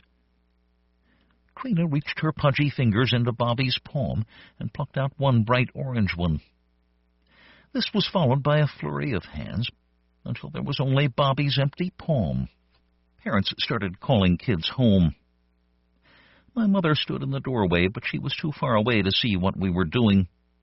Candy wrappers floated down the sidewalk in swirls of blue, green, red, yellow, and orange. My mother and I usually ate separately. When I was at my dad's, we ate together in front of the TV, which she said was barbaric. Was he drinking? She'd ask. Mother was convinced my father was an alcoholic, and thought I did not remember those years when he had to leave work early because I'd called and told him how she was asleep on the couch, still in her pajamas, the coffee table littered with cans and bottles, which he threw in the trash with a grim expression and few words. My mother stands, leaning against the counter, and watches me. Did you play with those girls today? No. Bobby did, though. Well, that figures. Nobody really watches out for that boy. I remember when his daddy was in high school with me. Did I ever tell you that? Uh-huh. He was a handsome man. Bobby's a nice-looking boy, too, but you stay away from him. I think you play with him too much. I hardly play with him at all. He plays with those girls all day. Did he say anything about them? He said some people are prejudiced. Oh, he did he? Where'd he get such an idea anyway? Must be his grandpa. You listen to me. There's nobody even talks that way anymore, except for a few rabble-rousers, and there's a reason for that. People are dead because of that family. You just remember that. Many, many people died because of them. You mean Bobby's? Or the girls? Well, both, actually. But most especially those girls. He didn't eat anything, did he? I looked out the window, pretending a new interest in our backyard, then at her with a little start as though suddenly awoken. What? No. She stared at me with squinted eyes. I pretended to be unconcerned. She tapped her red fingernails against the kitchen counter. You listen to me, she said in a sharp voice. There's a war going on. I rolled my eyes. You don't even remember, do you? Well, how could you? You were just a toddler. But there was a time when this country didn't know war. Why, people used to fly in airplanes all the time. I stopped my fork halfway to my mouth. Well, how stupid was that? You don't understand. Everybody did it. It was a way to get from one place to another. Your grandparents did it a lot. And your father and I did, too. You were on an airplane? Even you. She smiled. See, You don't know so much, Missy. The world used to be safe, and then one day it wasn't. And those people, she pointed at the kitchen window, straight at the Miller's house. But I knew that wasn't who she meant. Started it. They're just a couple of kids. Well, not them exactly, but I mean the country they come from. That's why I want you to be careful. There's no telling what they're doing here. So little Bobby and his radical grandpa can say we're all prejudiced, but who even talks that way anymore? She walked over to the table, pulled out a chair, and sat down in front of me. I want you to understand, there's no way to know about evil. So just stay away from them. Promise me. Evil? Hard to understand. I nodded.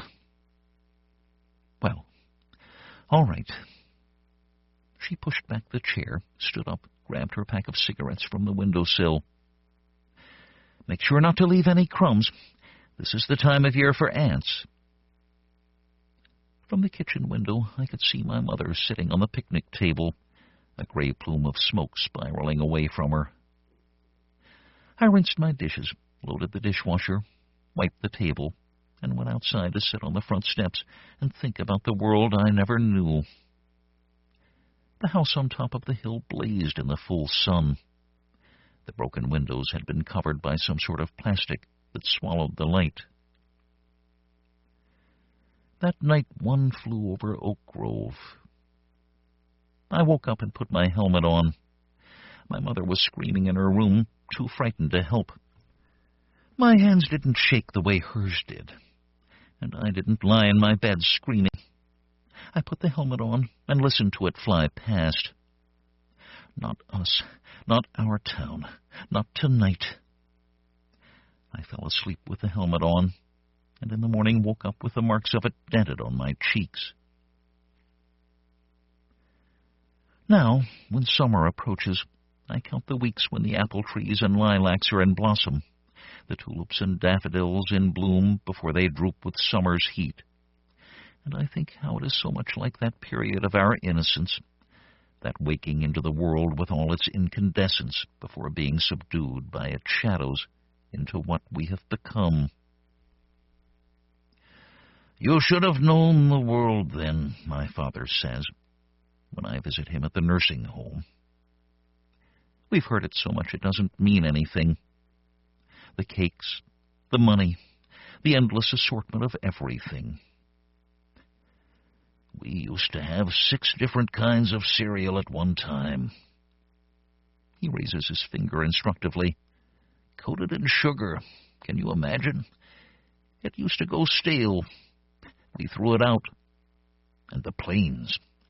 The sky used to be filled with them. Really. People traveled that way. Whole families did. It didn't matter if someone moved away. Hell, you just got on a plane to see them. Whenever he speaks like this, whenever any of them do, they sound bewildered, amazed. He shakes his head. He sighs. We were so happy.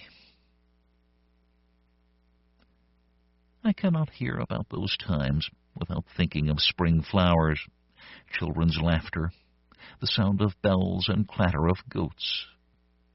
Smoke.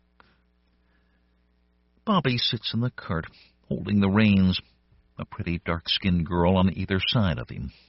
They ride up and down the street all morning, laughing and crying, their gauzy scarves blowing behind them like rainbows. The flags droop listlessly from flagpoles and porches. Butterflies flit in and out of gardens. The Whitehall twins play in their backyard, and the squeaky sound of their unoiled swings echoes through the neighborhood. Mrs. Renquat has taken the day off to take several kids to the park. I am not invited, probably because I hate Becky Renquat, and told her so several times during the school year, pulling her hair, which was a stream of white gold so bright I could not resist it. It is Ralph Patterson's birthday, and most of the little kids are spending the day with him and his dad at the Snowman's Cave amusement park, where they get to do all the things kids used to do when snow was still safe, like sledding and building snowmen. Lena Breedsewer and Carol Minstreet went to the mall with their babysitter, who has a boyfriend who works at the movie theater and can sneak them in to watch movies all day long. The town is empty except for the baby Whitehall twins, Trina Needles, who is sucking her thumb and reading a book on her porch swing, and Bobby, going up and down the street with the Manmitz-Witzinder girls and their goats. I sit on the porch picking at the scabs on my knees, but Bobby speaks only to them, in a voice so low I can't hear what he says. Finally, I stand up and block their way. The goats and cart stutter to a stop, the bells still jingling as Bobby says, "What's up, Wires?" He has eyes so blue I recently discovered I cannot look into them for more than 30 seconds, as though they burn me. Instead, I look at the girls who are both smiling, even the one who was crying. "What's your problem?" I say. Her dark eyes widen, increasing the pool of milky white around them. She looks at Bobby. The sequins of her scarf catch the sun. "Jesus Christ, Wires, what are you talking about?" "I just want to know," I say, still looking at her, "what it is with all this crying all the time. I mean, like, is it a disease or what?" "Oh, for Christ's sake." The goats' heads rear and the bells jingle. Bobby pulls on the reins. The goats step back with clomps and the rattle of wheels, but I continue to block their path. "What's your problem? It's a perfectly reasonable question," I shout at his shadow against the bright sun. "I just want to know what her problem is." "It's none of your business," he shouts, and at the same time the smaller girl speaks. "What?" I say to her. "It's the war, and all the suffering."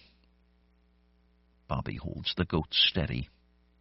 The other girl holds onto his arm. She smiles at me, but continues to weep. "Well, so? Did something happen to her?" "It's just how she is. She always cries."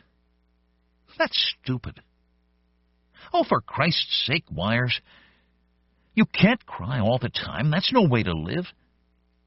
Bobby steers the goats and cart around me.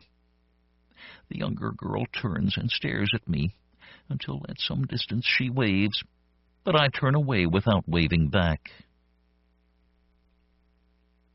Before it was abandoned and then occupied by the Manmitz-Witzinders, the big house on the hill had been owned by the Richters. "Oh, sure, they were rich," my father says when I tell him I am researching a book. "But you know we all were. You should have seen the cakes and the catalogs. We used to get these catalogs in the mail, and you could buy anything that way. They'd mail it to you, even cake. We used to get this catalog. What was it called? Henry and Danny? Something like that. 2 guys' names. Anyhow, when we were young, it was just fruit, but then when the whole country was rich, you could order a sponge cake with buttercream.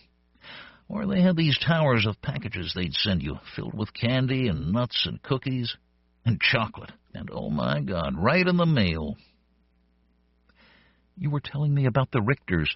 Terrible thing what happened to them. The whole family." "It was the snow, right?"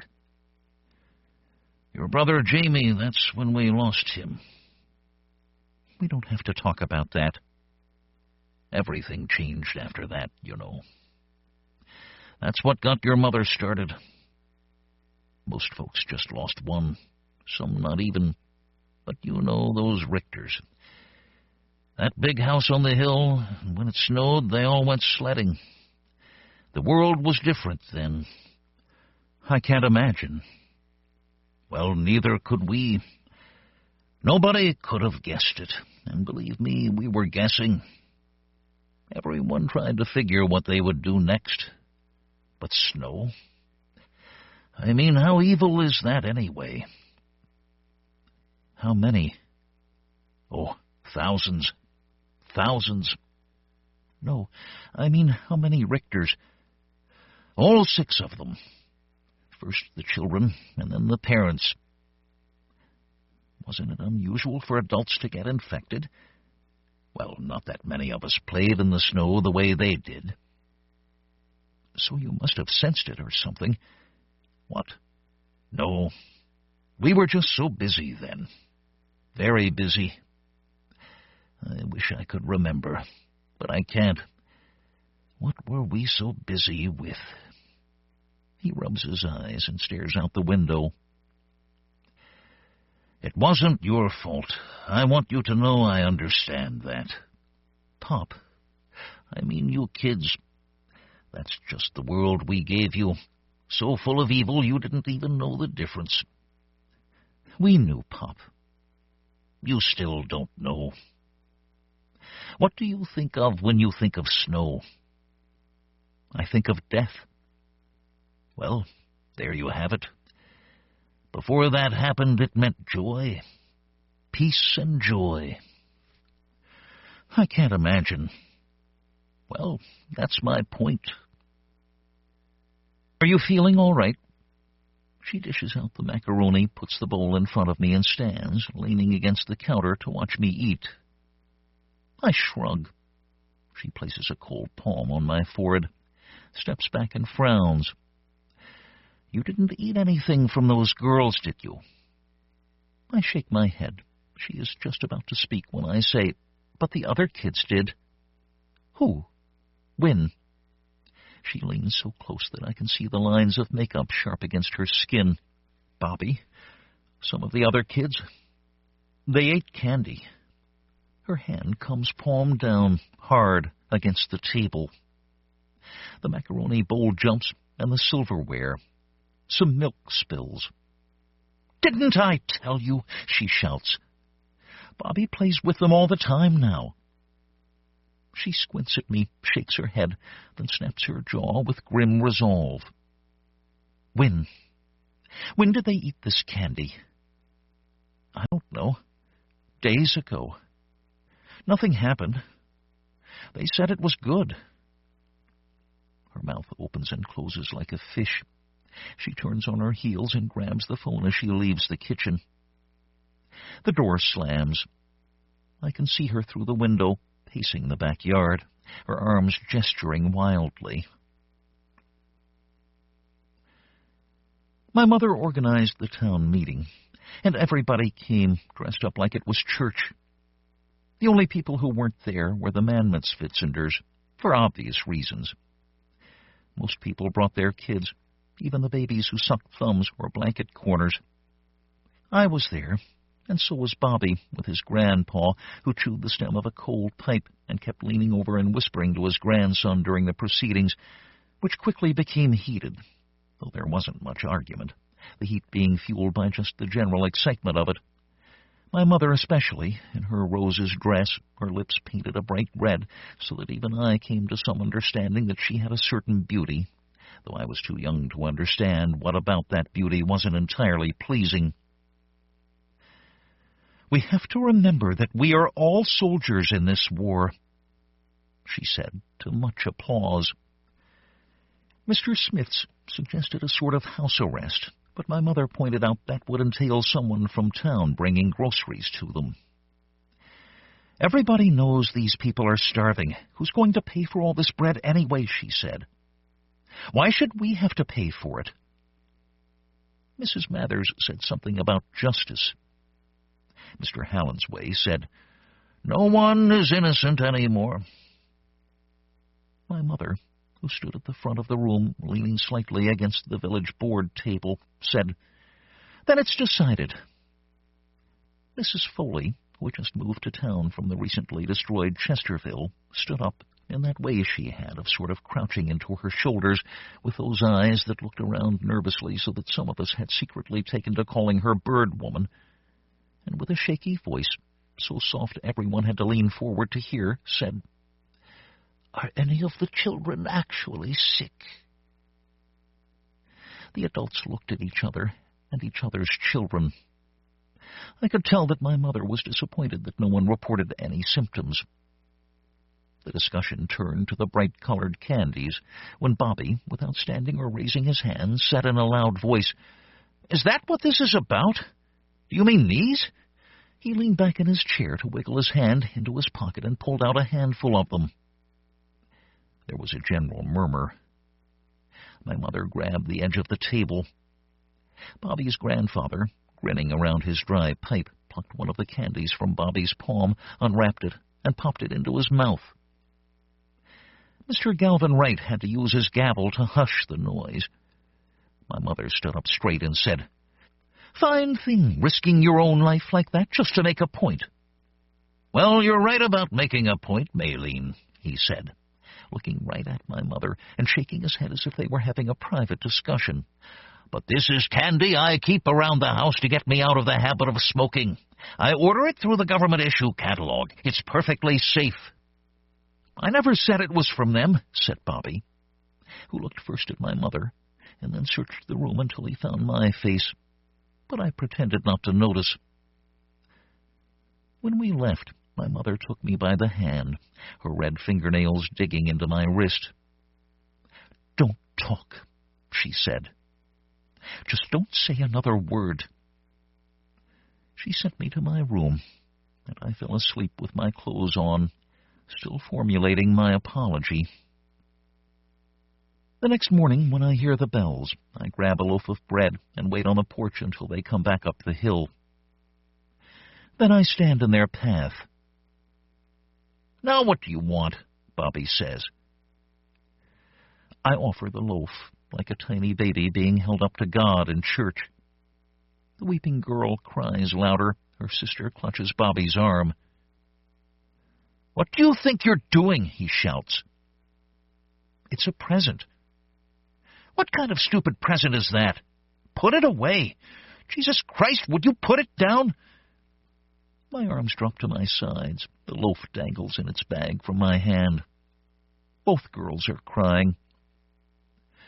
"I was just trying to be nice," I say, my voice wavering like the bird woman's. "God, don't you know anything?" Bobby says. "They're afraid of our food. Don't you even know that?" "Why?" "'Cause of the bombs, you idiot. Why don't you think once in a while?" "I don't know what you're talking about."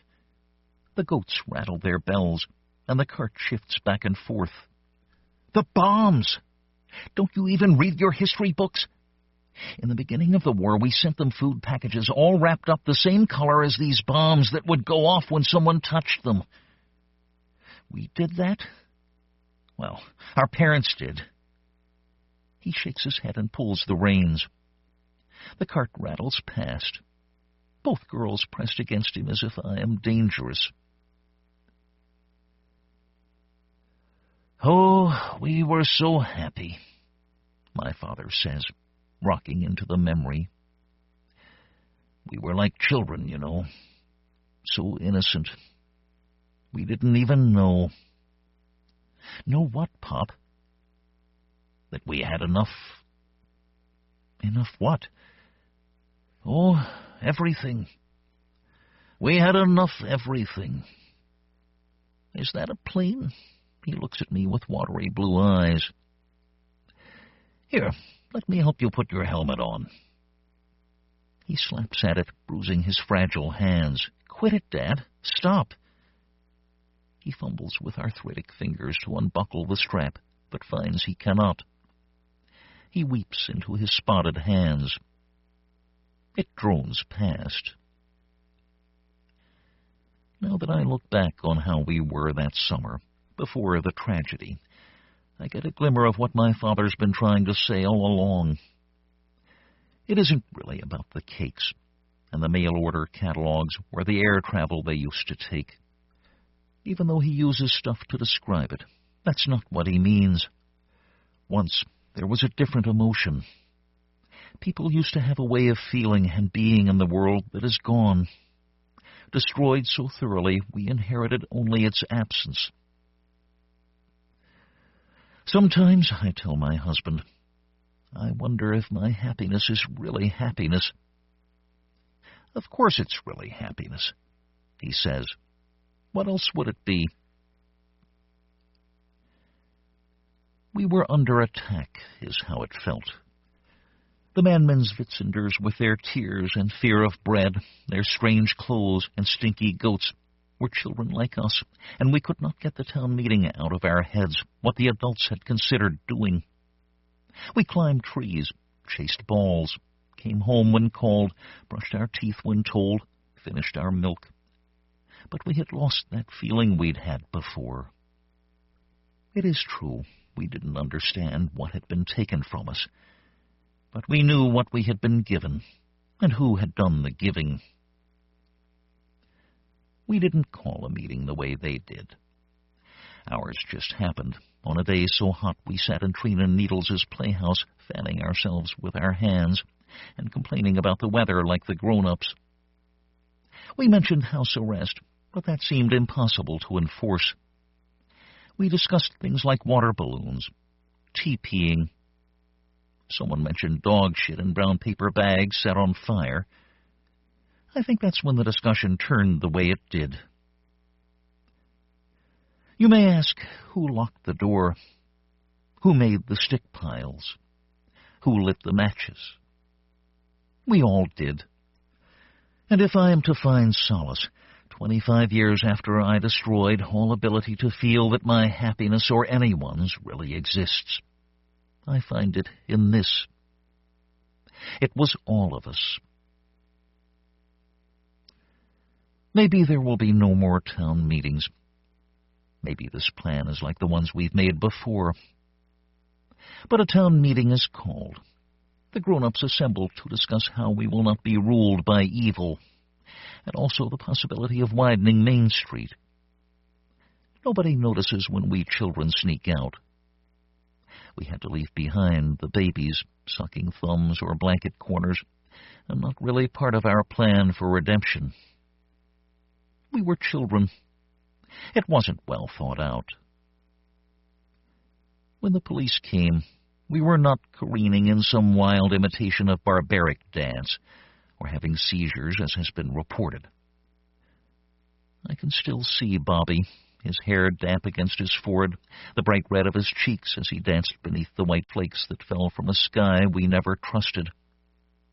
Trina spinning in circles, her arms stretched wide, and the Manmenswitzender girls with their goats and cart piled high with rocking chairs riding away from us, the jingle bells ringing just like in the old song. Once again, the world was safe and beautiful, except by the town hall, where the large white flakes rose like ghosts, and the flames ate the sky like a hungry monster who could never get enough. How We Got in Town and Out Again, by Jonathan Lethem. Jonathan Lethem is the best-selling author of The Fortress of Solitude, Motherless Brooklyn, and several other novels, his most recent being You Don't Love Me Yet. His first novel, Gun, with Occasional Music, won the William L. Crawford Award, the Locus Award, and was a finalist for the Nebula Award. Lethem has published more than 60 short stories in a diverse range of markets, from The New Yorker and McSweeney's to F&SF and Asimov's. His first collection, The Wall of the Sky, The Wall of the Eye, won the World Fantasy Award. In 2005, he was presented with the MacArthur Foundation Genius Grant for his contributions to literature. How We Got in Town and Out Again is one of a sequence of stories by Lethem railing against virtual reality technologies. In an interview in Science Fiction Studies, Lethem said, "I didn't set out to write a series of stories examining my own resistance to that technology, but living in San Francisco during the years of an intense kind of utopian ideological boom in virtual reality and computer technologies, I felt an instinctive need to represent my own skepticism about claims that were being made that seemed to me naive. And so I found these resistance stories coming out of me." Combine that with Lethem's research into 1930s dance marathons, and you've got this story. When we first saw somebody near the mall, Gloria and I looked around for sticks. We were going to rob them if they were few enough. The mall was about 5 miles out of the town we were headed for, so nobody would know. But when we got closer, Gloria saw their vans and said they were scapers. I didn't know what that was, but she told me. It was summer. 2 days before this, Gloria and I had broken out of a pack of people that had food, but we couldn't stand their religious chanting anymore. We hadn't eaten since then. So what do we do? I said. You let me talk, said Gloria. You think we could get into town with them? Better than that, she said. Just keep quiet. I dropped the piece of pipe I'd found, and we walked in across the parking lot. This mall was long past being good for finding food anymore, but the scapers were taking out folding chairs from a store and strapping them on top of their vans. There were 4 men and 1 woman. Hey, said Gloria. 2 guys were just lugs, and they ignored us and kept lugging. The woman was sitting in the front of the van. She was smoking a cigarette. The other 2 guys turned. This was Cromer and Fearing, but I didn't know their names yet. Beat it, said Cromer. He was a tall, squinty guy with a gold tooth. He was kind of worn, but the tooth said he'd never lost a fight or slept in a flop. We're busy, he said. He was being reasonable. If you weren't in a town, you were nowhere. Why talk to someone you met nowhere? But the other guy smiled at Gloria. He had a thin face and a little mustache. Who are you? He said. He didn't look at me. I know what you guys do, Gloria said. I was in one before. Oh, said the guy, still smiling. You're going to need contestants, she said. She's a fast one, this guy said to the other guy. I'm Fearing, he said to Gloria. Fearing what? Said Gloria. Just Fearing. Well, I'm just Gloria. That's fine, said Fearing. This is Tommy Cromer. We run this thing. What's your little friend's name? I can say my own name, I said. I'm Lewis. Are you from the lovely town up ahead? Nope, said Gloria. We're headed there. Getting in exactly how, said Fearing. Anyhow, said Gloria, like it was an answer. With you now. That's assuming something pretty quick. Or we could go and say how you ripped off the last town, and they sent us to warn about you, said Gloria. Fast, said Fearing again, grinning, and Cromer shook his head. They didn't look too worried. You ought to want me along, said Gloria. I'm an attraction. Can't hurt, said Fearing. Cromer shrugged and said, Skinny for an attraction. Sure, I'm skinny, she said. That's why me and Lewis ought to get something to eat. Fearing stared at her. Cromer was back to the van with the other guys. Or, if you can't feed us, started Gloria. Hold it, sweetheart. No more threats. We need a meal. We'll eat something when we get in, Fearing said. You and Lewis can get a meal if you're both planning to enter. Sure, she said. We're going to enter. Right, Lewis? I knew to say right. The town militia came out to meet the vans, of course. But they seemed to know the scapers were coming, and after Fearing talked to them for a couple of minutes, they opened up the doors and had a quick look, then waved us through. Gloria and I were in the back of a van with a bunch of equipment and one of the lugs named Ed. Cromer drove. Fearing drove the van with a woman in it. The other lug drove the last one alone. I'd never gotten into a town in a van before, but I'd only gotten in 2 times before this anyway. The first time by myself, just by creeping in. The second because Gloria went with a militia guy. Towns weren't so great anyway. Maybe this would be different. We drove a few blocks, and a guy flagged Fearing down. He came up to the window of the van, and they talked. then went back to his car, waving at Cromer on his way.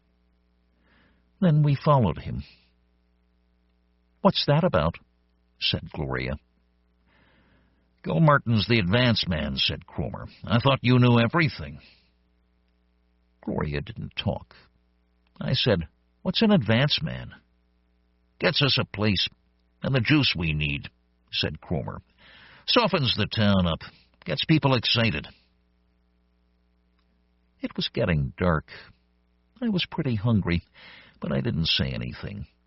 Gilmartin's car led us to this big building, shaped like a boathouse, only it wasn't near any water. Cromer said it used to be a bowling alley. The lugs started moving stuff, and Cromer made me help. The building was dusty and empty inside, and some of the lights didn't work. Cromer said just to get things inside for now. He drove away one of the vans and came back, and we unloaded a bunch of little cots that Gilmartin the advance man had rented. So I had an idea where I was going to be sleeping. Apart from that, it was stuff for the contest, computer cables and plastic spacesuits, and loads of televisions. Fearing took Gloria, and they came back with food, fried chicken and potato salad, and we all ate. I couldn't stop going back for more, but nobody said anything. Then I went to sleep on a cot. No one was talking to me. Gloria wasn't sleeping on a cot. I think she was with Fearing. Gilmartin the advance man had really done his work. The town was sniffing around first thing in the morning. Fearing was out talking to them when I woke up. "Registration begins at noon, not a minute sooner," he was saying. "Beat the lines and stick around. We'll be serving coffee. Be warned, only the fit need apply. Our doctor will be examining you, and he's never been fooled once. It's Darwinian logic, people. The future is for the strong. The meek will have to inherit the here and now." Inside, Ed and the other guy were setting up the gear. They had about 30 of those wired-up plastic suits stretched out in the middle of the place, and so tangled up with cable and little wires that they were like husks of fly bodies in a spider web. Under each of the suits was a light metal frame, sort of like a bicycle with a seat but no wheels, but with a headrest, too. Around the web they were setting up the televisions in an arc facing the seats. The suits each had a number on the back, and the televisions had numbers on top that matched. When Gloria turned up, she didn't say anything to me, but she handed me some donuts and coffee. "This is just the start," she said, when she saw my eyes get big. "We're in for 3 squares a day as long as this thing lasts. As long as we last, anyway." We sat and ate outside where we could listen to Fearing. He went on and on. Some people were lined up like he said. I didn't blame them since Fearing was such a talker. Others listened and just got nervous or excited and went away, but I could tell they were coming back later, at least to watch. When we finished the donuts, Fearing came over and told us to get online, too. "We don't have to," said Gloria. "Yes, you do," said Fearing. Online, we met Lane. She said she was 20 like Gloria, but she looked younger. She could have been 16 like me. "You ever do this before?" asked Gloria. Lane shook her head. "You?" "Sure," said Gloria. "You ever been out of this town?" "A couple of times," said Lane, "when I was a kid. I'd like to now." "Why?" "I broke up with my boyfriend." Gloria stuck out her lip and said, "But you're scared to leave town, so you're doing this instead." Lane shrugged. I liked her, but Gloria didn't. The doctor turned out to be Gilmartin the advance man. I don't think he was a real doctor, but he listened to my heart. Nobody ever did that before, and it gave me a good feeling. Registration was a joke, though. It was for show. They asked a lot of questions, but they only sent a couple of women and one guy away, Gloria said, for being too old. Everyone else was okay, despite how some of them looked pretty hungry, just like me and Gloria. This was a hungry town. Later, I figured out that's part of why Fearing and Cromer picked it. You'd think they'd want to go where the money was, but you'd be wrong. After registration, they told us to get lost for the afternoon. Everything started at 8 o'clock. We walked around downtown, but almost all the shops were closed. All the good stuff was in the shopping center, and you had to show a town ID card to get in, and me and Gloria didn't have those. So, like Gloria always says, we killed time since time was what we had. The place looked different. They had spotlights pointed from on top of the vans, and Fearing was talking through a microphone. There was a banner up over the doors. I asked Gloria, and she said, "Scape-a-thon." Ed was selling beer out of a cooler, and some people were buying, even though he must have just bought it right there in town for half the price he was selling at. It was a hot night. They were selling tickets, but they weren't letting anybody in yet. Fearing told us to get inside. Most of the contestants were there already. Anne, the woman from the van, was there, acting like any other contestant. Lane was there, too, and we waved at each other. Gilmartin was helping everybody put on the suits. You had to get naked, but nobody seemed to mind. Just being contestants made it all right, like we were invisible to each other. "Can we be next to each other?" I said to Gloria. "Sure, except it doesn't matter," she said. "We won't be able to see each other inside." "Inside where?" I said. "The scapes," she said. "You'll see." Gloria got me into my suit. It was plastic with wiring everywhere and padding at my knees and wrists and elbows, and under my arms and in my crotch. I tried on the mask, but it was heavy, and I saw nobody else was wearing theirs, so I kept it off until I had to.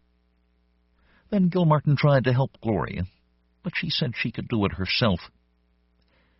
So there we were, standing around half-naked and dripping with cable in the big, empty, lit-up bowling alley. And then suddenly Fearing and his big voice came inside, and they let the people in, and the lights went down, and it all started. 32 young souls ready to swim out of this world into the bright, shiny future, went Fearing. The question is, how far into that future will their bodies take them? New worlds are theirs for the taking, a cornucopia of scapes to boggle and amaze and gratify the senses. These lucky kids will be immersed in an ocean of data overwhelming to their undernourished sensibilities. We've assembled a really brilliant collection of environments for them to explore, and you'll be able to see everything they see on the monitors in front of you. But can they make it in the fast lane? How long can they ride the wave? Which of them will prove able to outlast the others and take home the big prize, $1,000? That's what we're here to find out. Gilmartin and Ed were snapping everybody into their masks and turning all the switches to wire us up and getting us to lie down on the frames. It was comfortable on the bicycle seat with your head on the headrest and a belt around your waist. You could move your arms and legs like you were swimming, the way Fearing said. I didn't mind putting on the mask now, because the audience was making me nervous. A lot of them I couldn't see because of the lights, but I could tell they were there, watching.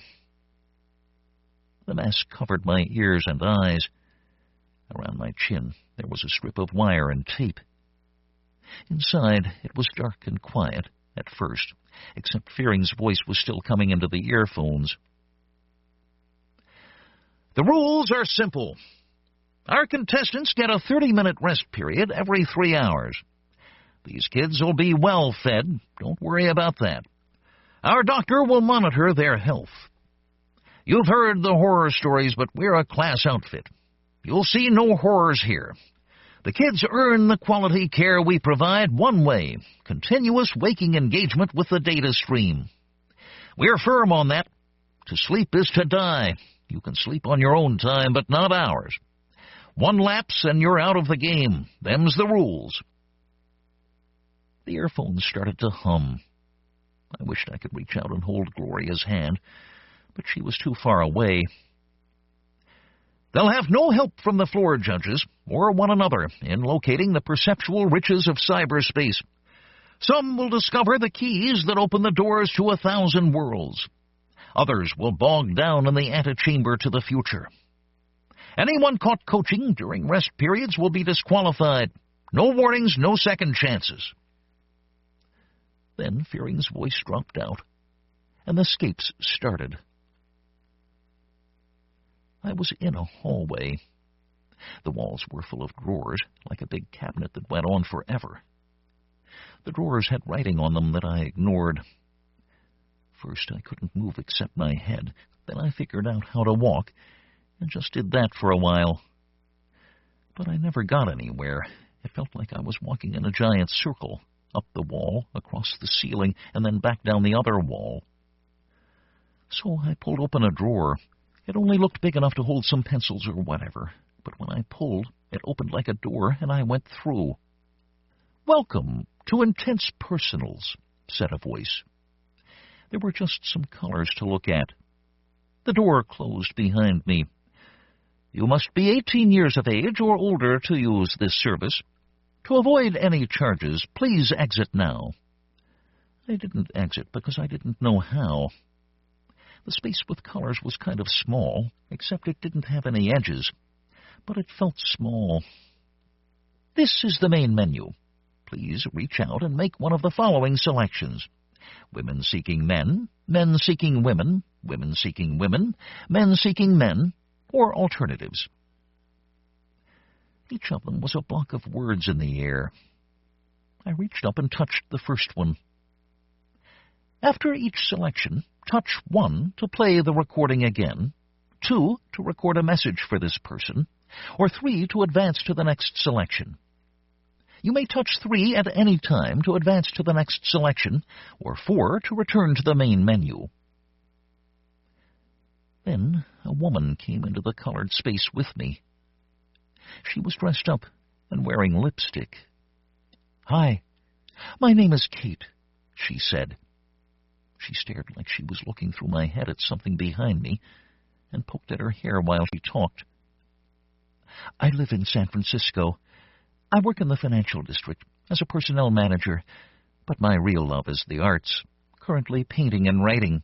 "How did you get into San Francisco?" I said. "Just bought a new pair of hiking boots, and I'm hoping to tackle Mount Tam this weekend," she said, ignoring me. "I never met anyone from there," I said, "looking for a man who's not intimidated by intelligence." She went on. "It's important that you like what you do, like where you are. I also want someone who's confident enough that I can express my vulnerability. You should be a good listener." I touched 3. I can read numbers. Another woman came in, just like that. This one was as young as Gloria, but kind of soft-looking. "I continue to ask myself why in the heck I'm doing this personals thing," she said, sighing. "But I know the reason. I want to date. I'm new to the San Francisco area. I like to go to the theater, but I'm really open-minded. I was born and raised in Chicago, so I think I'm a little more East Coast than West. I'm fast-talking and cynical. I guess I'm getting a little cynical about these ads. The sky has yet to part. Lightning has yet to strike." I got rid of her, now that I knew how. "I have my own garden and landscape business. Someone who's fun, not nerdy. I'm tender. I'm sensuous." I started to wonder how long ago these women were from. I didn't like the way they were making me feel, sort of guilty and bullied at the same time. I didn't think I could make any of them happy the way they were hoping, but I didn't think I was going to get a chance to try anyway. It took pretty long for me to get back out into the hallway. From then on, I paid more attention to how I got into things. The next drawer I got into was just about the opposite. All space and no people. I was driving an airplane over almost the whole world as far as I could tell.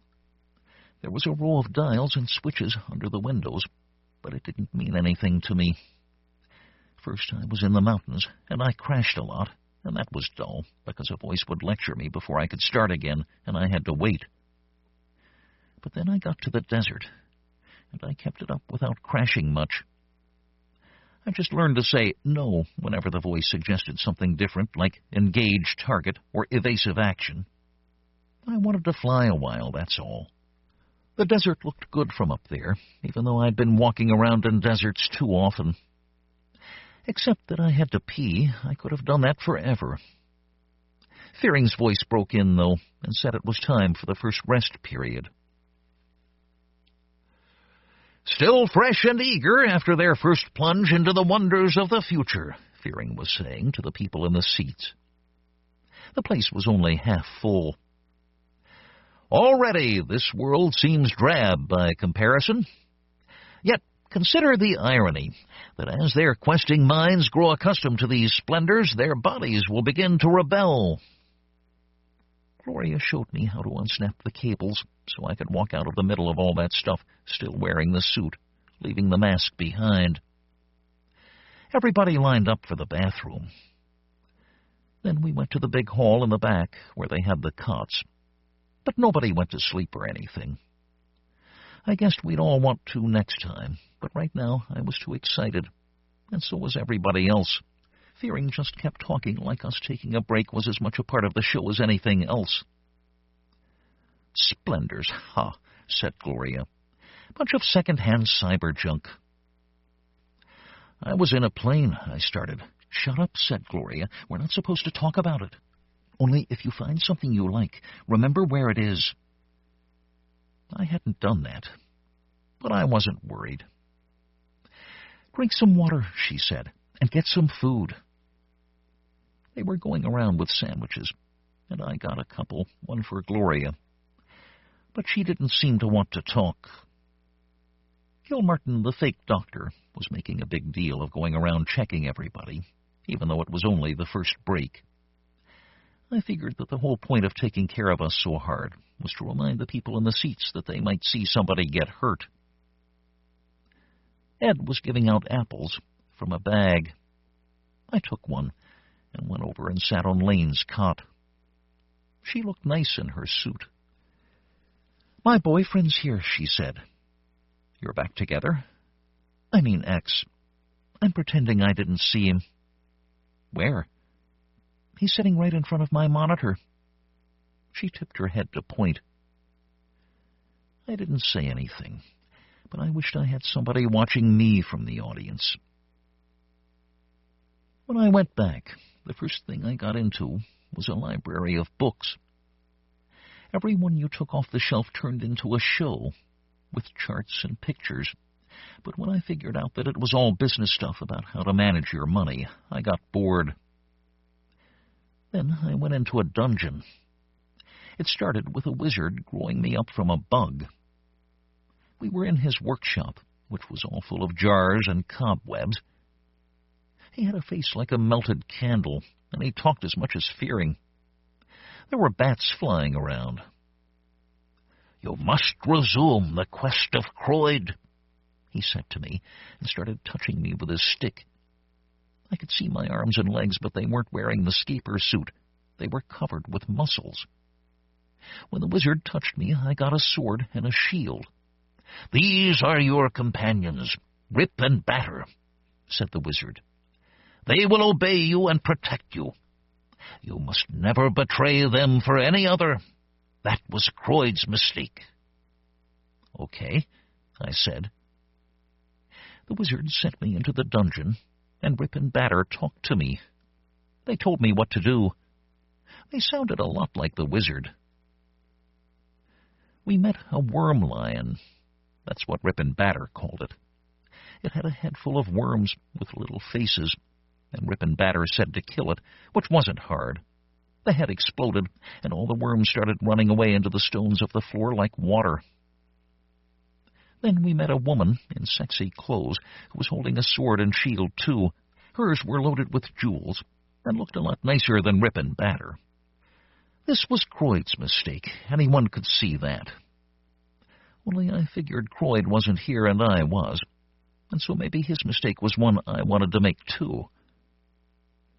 Rip and Batter started screaming when I traded with the woman, and then she put them on and we fought. When she killed me, I was back in the doorway to the wizard's room, where I first ran in bug-sized. This time I went the other way, back to the drawers. Which is when I met the snowman. I was looking around in a drawer that didn't seem to have anything in it. Everything was just black. Then I saw a little blinking list of numbers in the corner. I touched the numbers. None of them did anything, except one. It was still black, but there were 5 pictures of a snowman. He was 3 balls of white, more like plastic than snow. His eyes were just O's, and his mouth didn't move right when he talked. His arms were sticks, but they bent like rubber. There were 2 pictures of him, small and far away, one from underneath like he was on a hill, and one that showed the top of his head, like he was in a hole. Then there was a big one of just his head, and a big one of his whole body. The last one was of him looking in through a window, only you couldn't see the window, just the way it cut off part of the snowman. "What's your name?" he said. "Lewis." "I'm Mr. Sneeze." His head and arms moved in all 5 pictures when he talked. His eyes got big and small. "What's this place you're in?" "It's no place," said Mr. Sneeze. "Just a garbage file." "Why do you live in a garbage file?" "Copyright lawyers," said Mr. Sneeze. "I made them nervous." He sounded happy no matter what he was saying. "Nervous about what?" "I was in a Christmas special for interactive television, but at the last minute somebody from the legal department thought I looked too much like a snowman on a video game called Mudflinger. It was too late to redesign me, so they just cut me out and dumped me in this file." "Can't you go somewhere else?" "I don't have too much mobility." He jumped and twirled upside down and landed in the same place 5 times at once. The one without a body spun too. "Do you miss the show?" "I just hope they're doing well. Everybody has been working so hard." I didn't want to tell him it was probably a long time ago. "What are you doing here, Lewis?" said Mr. Sneeze. "I'm an escape-a-thon." "What's that?" I told him about Gloria and Fearing and Cromer and about the contest. I think he liked that he was on television again. There weren't too many people left in the seats. Fearing was talking to them about what was going to happen tomorrow when they came back. Cromer and Ed got us all in the back. I looked over at Lane's cot. She was already asleep. Her boyfriend was gone from the chair out front. I lay down on the cot beside Gloria. "I'm tired now," I said. "So sleep a little," she said, and put her arm over me. But I could hear Fearing outside, talking about a sex-a-thon, and I asked Gloria what it was. "That's tomorrow night," she said. "Don't worry about it now." Gloria wasn't going to sleep, just looking around. I found the Smart House showroom. It was a house with a voice inside. At first, I was looking around to see who the voice was, but then I figured out it was the house. "Answer the phone," it said. The phone was ringing. I picked up the phone, and the lights in the room changed to a desk light on the table with the phone. The music in the room turned off. "How's that for responsiveness?" "Fine," I said. I hung up the phone. There was a television in the room, and it turned on. It was a picture of food. "See that?" "The food, you mean?" I said. "That's the contents of your refrigerator," it said. "The packages with the blue halo will go bad in the next 24 hours. The package with the black halo has already expired. Would you like me to dispose of it for you?" "Sure." "Now, look out the windows." I looked. There were mountains outside. "Imagine waking up in the Alps every morning. And when you're ready for work, your car is already warm in the garage." The window switched from the mountains to a picture of a car in a garage. "And your voicemail tells callers that you're not home when it senses the car has gone from the garage." I wondered if there was somewhere I could get if I went down to drive the car. But they were trying to sell me this house, so probably not. "And the television notifies you when the book you're reading is available this week as a movie." The television switched to a movie, the window curtains closed, and the light by the phone went off. "I can't read," I said. "All the more important then, isn't it?" said the house. "What about the bedroom?" I said. I was thinking about sleep. "Here you go." The door opened, and I went in. The bedroom had another television, but the bed wasn't right. It had a scribble of electronic stuff over it. "What's wrong with the bed?" "Somebody defaced it," said the house. "Pity." I knew it must have been Fearing or Cromer who wrecked the bed, because they didn't want anyone getting that comfortable and falling asleep and out of the contest. At least not yet. "Sorry," said the house. "Let me show you the work center." Next rest, I got right into Gloria's cot and curled up, and she curled around me. It was real early in the morning, and nobody was watching the show now, and Fearing wasn't talking. I think he was off taking a nap of his own. Cromer woke us up. "He always have to sleep with you like a baby?" Gloria said, "Leave him alone. He can sleep where he wants." "I can't figure," said Cromer. "Is he your boyfriend or your kid brother?" "Neither," said Gloria. "What do you care?" "Okay," said Cromer. "We've got a job for him to do tomorrow, though." "What job?" said Gloria. They talked like I wasn't there.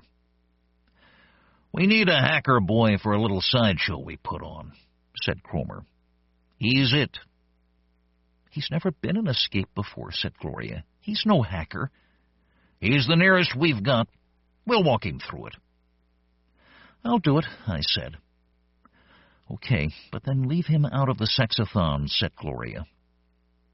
Cromer smiled. "You're protecting him?" "Sorry. Everybody plays in the sexathon, sweetheart. That's bread and butter. The customers don't let us break the rules." He pointed out to the rigs. "You'd better get out there." I knew Cromer thought I didn't know about Gloria and Fearing, or other things. I wanted to tell him I wasn't so innocent, but I didn't think Gloria would like it, so I kept quiet. I went to talk to Mr. Sneeze. I remembered where he was from the first time. "What's a sexathon?" I said. "I don't know, Louis." "I've never had sex," I said. "Me neither," said Mr. Sneeze. "Everybody always thinks I do with Gloria just because we go around together. But we're just friends." "That's fine," said Mr. Sneeze. "It's okay to be friends." "I'd like to be Lane's boyfriend," I said. Next break, Gloria slept while Gilmartin and Cromer told me about the act. A drawer would be marked for me to go into, and there would be a lot of numbers and letters, but I just had to keep pressing 1, 2, 3 no matter what. It was supposed to be a security archive, they said. The people watching would think I was breaking codes, but it was just for show. Then something else would happen, but they wouldn't say what, just that I should keep quiet and let Fearing talk. So I knew they were going to pull me out of my mask. I didn't know if I should tell Gloria. Fearing was up again, welcoming some people back in. I couldn't believe anybody wanted to start watching first thing in the morning, but Fearing was saying, "The gritty determination to survive that epitomizes the frontier spirit that once made a country called America great."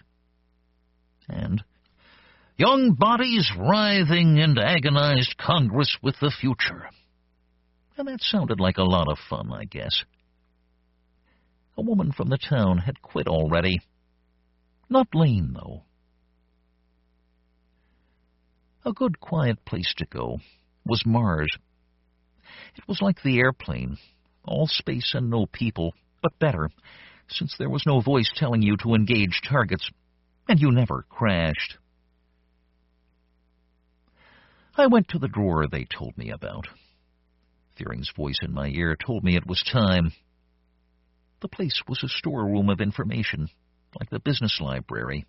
No people, just files with a lot of blinking lights and complicated words. A voice kept asking me for security clearance password, but there was always a place for me to touch 123, and I did. It was kind of a joke, like a wall made out of feathers that falls apart every time you touch it. I found a bunch of papers with writing. Some of the words were blacked out, and some were bright red and blinking. There was a siren sound. Then I felt hands pulling on me from outside, and somebody took off my mask. There were two guys pulling on me who I had never seen before, and Ed and Cromer were pulling on them. Everybody was screaming at each other, but it was kind of fake because nobody was pulling or yelling very hard. Fearing said, "The feds! The feds!" A bunch of people were crowded around my television screen, I guess, looking at the papers I'd dug up. But now they were watching the action. Fearing came over and pulled out a toy gun, and so did Cromer, and they were backing the two men away from me. I'm sure the audience could tell it was fake, but they were pretty excited, maybe just from remembering when feds were real. I got off my frame and looked around. I didn't know what they were going to do with me now that I was out, but I didn't care. It was my first chance to see what it was like when the contestants were all in their suits and masks, swimming in the information. None of them knew what was happening, not even Gloria, who was right next to me the whole time. They just kept moving in the scapes. I looked at Lane. She looked good, like she was dancing. Meanwhile, Fearing and Cromer chased those guys out the back. People were craning around to see. Fearing came out and took his microphone and said, "It isn't his fault, folks. Just good hacker instincts for ferreting out corruption from encrypted data. The feds don't want us digging up their trail, but the kid couldn't help it." Ed and Cromer started snapping me back into my suit. "We chased them off," Fearing said, patting his gun. "We do take care of our own. You can't tell who's going to come sniffing around, can you? For his protection and ours, we're going to have to delete that file, but it goes to show there's no limit to what a kid with a nose for data's going to root out of cyberspace. We can't throw him out of the contest for doing what comes natural. Give him a big hand, folks." People clapped and a few threw coins. Ed picked the change up for me, then told me to put on my mask. Meanwhile, Gloria and Lane and everybody else just went on through their scapes.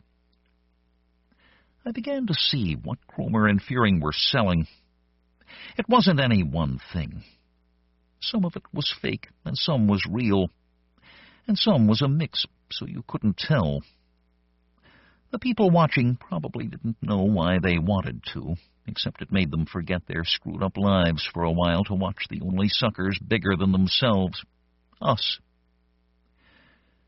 "Meanwhile, the big show goes on," said Fearing. "How long will they last? Who will take the prize?" I told Gloria about it at the break. She just shrugged and said to make sure I got my money from Cromer. Fearing was talking to Anne, the woman from the van, and Gloria was staring at them like she wanted them dead. A guy was lying in his cot talking to himself as if nobody could hear, and Gilmartin and Cromer went over and told him he was kicked out. He didn't seem to care. I went to see Lane, but we didn't talk. We sat on her cot and held hands. I didn't know if it meant the same thing to her that it did to me, but I liked it.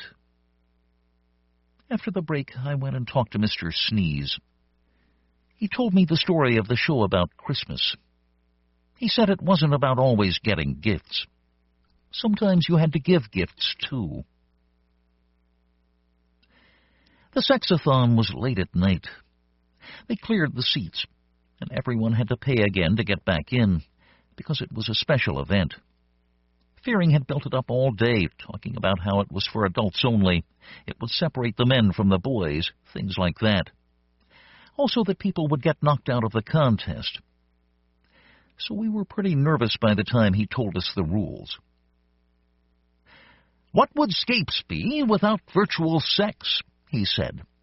"Our voyagers must now prove themselves in the sensual realm, for the future consists of far more than cold, hard information.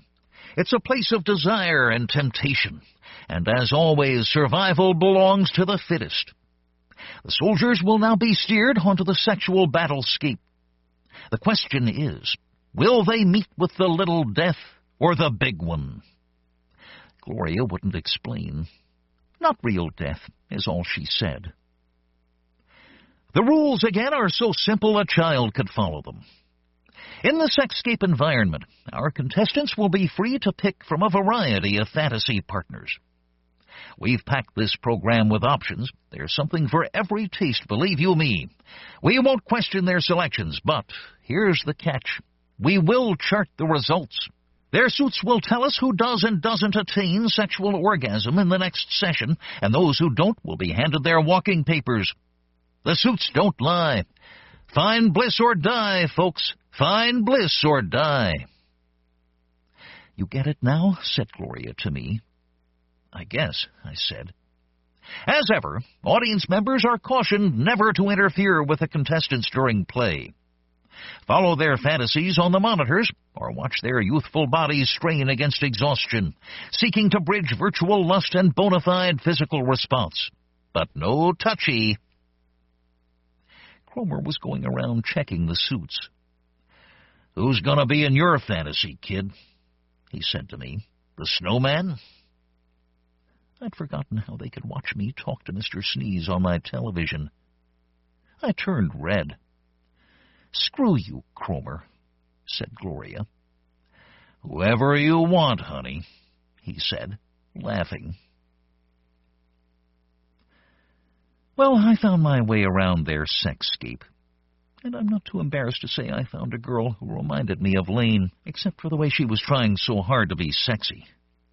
But she looked like Lane. I didn't have to do much to get the subject around to sex. It was the only thing on her mind. She wanted me to tell her what I wanted to do to her, and when I couldn't think of much, she suggested things, and I just agreed. And when I did that, she would move around and sigh, as if it were really exciting to talk about, even though she was doing the talking.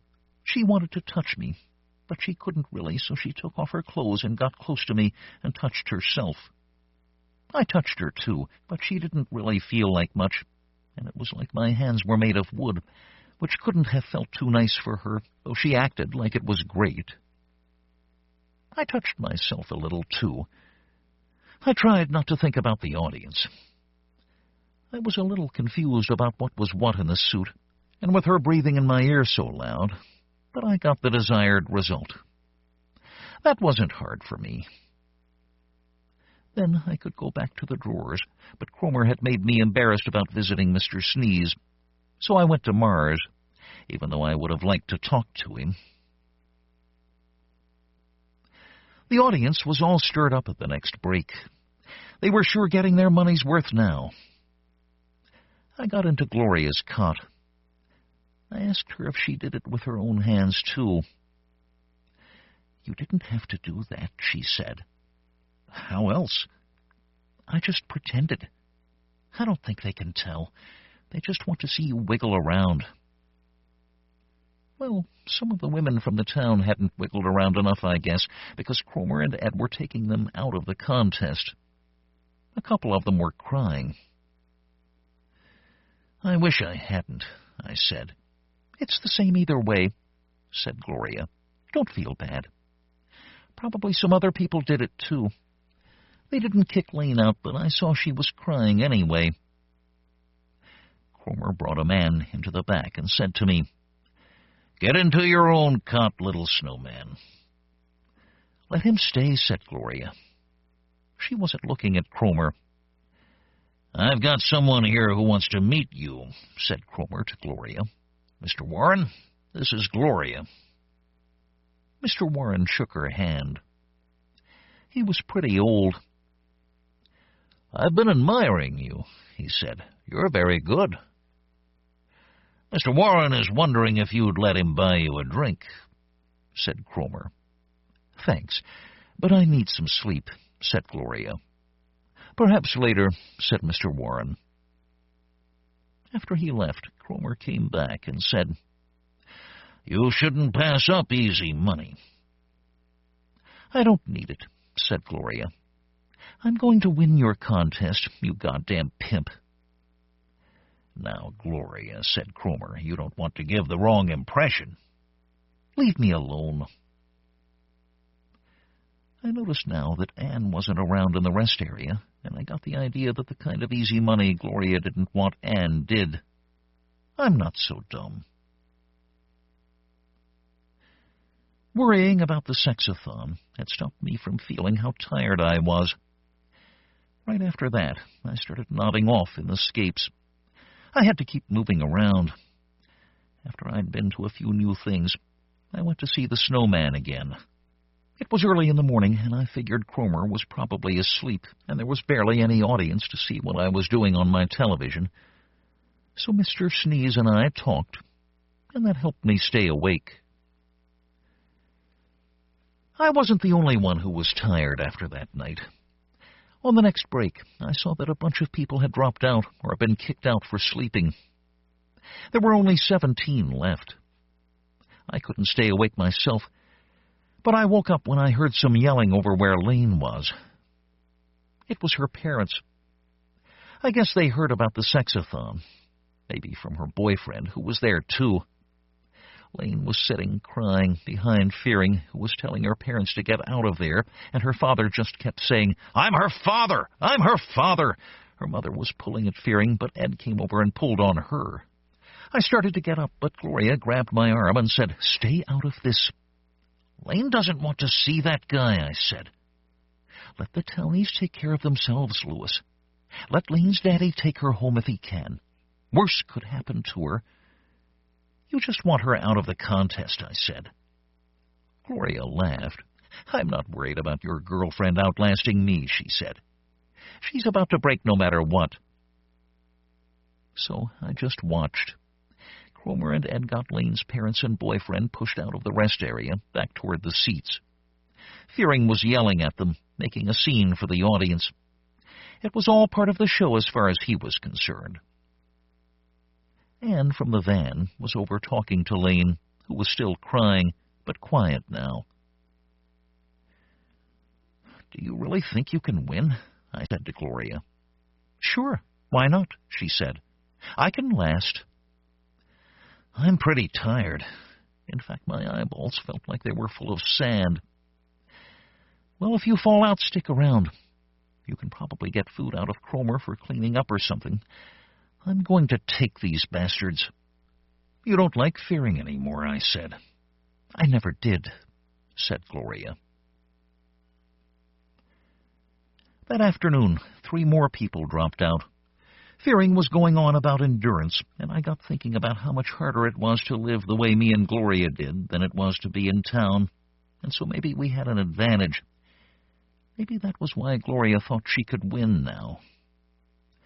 But I sure didn't feel it myself. I was so messed up that I couldn't always sleep at the rest periods, just lie there and listen to Fearing, or eat their sandwiches until I wanted to vomit. Cromer and Gilmartin were planning some sideshow, but it didn't involve me, and I didn't care. I didn't want coins thrown at me. I just wanted to get through. If I built the cities near the water, the plague always killed all the people. And if I built the cities near the mountains, the volcanoes always killed all the people. And if I built the cities on the plain, the other tribe always came over and killed all the people. And I got sick of the whole damn thing. "When Gloria wins, we could live in town for a while," I said. "We could even get jobs if there are any. Then if Lane doesn't want to go back to her parents, she could stay with us." "You could win the contest," said Mr. Sneeze. I don't think so, I said, but Gloria could. Why did Lewis cross Mars? To get to the other side. Ha ha. I came out for the rest period, and Gloria was already yelling, and I unhooked my suit and rushed over to see what was the matter. It was so late it was getting light outside, and almost nobody was in the place. "She's cheating!" Gloria screamed. She was pounding on Cromer, and he was backing up because she was a handful mad. "That bitch is cheating! You let her sleep!" Gloria pointed at Anne from the van. "She's lying there asleep. You're running tapes in her monitor, you goddamn cheater!" Anne sat up in her frame and didn't say anything. She looked confused. "You're a bunch of cheaters," Gloria kept saying. Cromer got her by the wrists and said, take it easy. You're going scape-crazy, girl." "Don't tell me I'm crazy," said Gloria. She twisted away from Cromer and ran to the seats. Mr. Warren was there, watching her with his hat in his hands. I ran after Gloria and said her name, but she said, "Leave me alone," and went over to Mr. Warren. "You saw it, didn't you?" she said. "I'm sorry," said Mr. Warren. "You must have seen it, the way she wasn't moving at all," said Gloria. "Come on, tell these cheaters you saw it. I'll go on that date with you if you tell them." "I'm sorry, darling. I was looking at you." Cromer knocked me out of the way and grabbed Gloria from behind. "Listen to me, girl. You're hallucinating. You're scape-happy. We see it all the time." He was talking quiet but hard. "Any more of this and you're out of the show, you understand? Get in the back and lie down now and get some sleep. You need it." "You bastard," said Gloria. "Sure, I'm a bastard, but you're seeing things." He held Gloria's wrist, and she sagged. Mr. Warren got up and put his hat on. "I'll see you tomorrow, darling. Don't worry, I'm rooting for you." He went out. Gloria didn't look at him. Cromer took Gloria back to the rest area, but suddenly I wasn't paying much attention myself. I had been thinking Fearing wasn't taking advantage of the free action by talking about it because there wasn't anyone much in the place to impress at this hour. Then I looked around, and I realized there were two people missing, and that was Fearing and Lane. I found Ed, and I asked him if Lane had dropped out of the contest, and he said no. "Maybe there's a way you could find out if Anne is really escaping or if she's a cheat," I said to Mr. Sneeze. "I don't see how I could," he said. "I can't visit her. She has to visit me, and nobody visits me except you." He hopped and jiggled in his 5 places. "I'd like it if I could meet Gloria and Lane." "Let's not talk about Lane," I said. When I saw Fearing again, I couldn't look at him. He was out talking to the people who came by in the morning, not on the microphone, but one at a time, shaking hands and taking compliments, like it was him doing the scaping. There were only 8 people left in the contest. Lane was still in it, but I didn't care. I knew if I tried to sleep, I would just lie there thinking, so I went to rinse out under my suit, which was getting pretty rank. I hadn't been out of that suit since the contest started. In the bathroom, I looked out the little window at the daylight, and I thought about how I hadn't been out of that building for 5 days either, no matter how much I'd gone to Mars and elsewhere. I went back in and saw Gloria asleep, and I thought all of a sudden that I should try to win. But maybe that was just the idea coming over me that Gloria wasn't going to. I didn't notice it right away because I went to other places first. Mr. Sneeze had made me promise I'd always have something new to tell him about, so I always opened a few drawers. I went to a tank game, but it was boring. Then I found a place called the American History Blood and Wax Museum, and I stopped President Lincoln from getting murdered a couple of times. I tried to stop President Kennedy from getting murdered, but if I stopped it one way, it always happened a different way. I don't know why. So then I was going to tell Mr. Sneeze about it, and that's when I found out. I went to his drawer and touched the right numbers, but what I got wasn't the usual 5 pictures of the snowman. It was pieces of him, but chopped up and stretched into thin white strips around the edge of the black space like a band of white light. I said, "Mr. Sneeze?" There wasn't any voice. I went out and came back in, but it was the same. He couldn't talk. The band of white strips got narrower and wider, like it was trying to move or talk. It looked a bit like a hand waving open and shut. But if he was still there, he couldn't talk. I would have taken my mask off then anyway, but the heat of my face and my tears forced me to. I saw Fearing up front talking, and I started for him without even getting my suit unclipped, so I tore up a few of my wires. I didn't care. I knew I was out now. I went right out and tackled Fearing from behind. He wasn't so big anyway, only his voice was big. I got him down on the floor. "You killed him," I said, and I punched him as hard as I could. But you know Cromer and Gilmartin were there, holding my arms before I could hit him more than once. I just screamed at Fearing, "You killed him! You killed him!" Fearing was smiling at me and wiping his mouth. "You're a snowman malfunction, kid." "That's a lie." "You were boring us to death with that snowman, you little punk. Give it a rest, for Christ's sake." I kept kicking out, even though they had me pulled away from him. "I'll kill you," I said. "Right," said Fearing. "Throw him out of here." He never stopped smiling. Everything suited his plans. That was what I hated. Cromer, the big ape, and Gilmartin pulled me outside into the sunlight, and it was like a knife in my eyes. I couldn't believe how bright it was. They tossed me down in the street, and when I got up, Cromer punched me hard. Then Gloria came outside. I don't know how she found out, if she heard me screaming, or if Ed woke her. Anyway, she gave Cromer a pretty good punch in the side and said, "Leave him alone." Cromer was surprised, and he moaned, and I got away from him.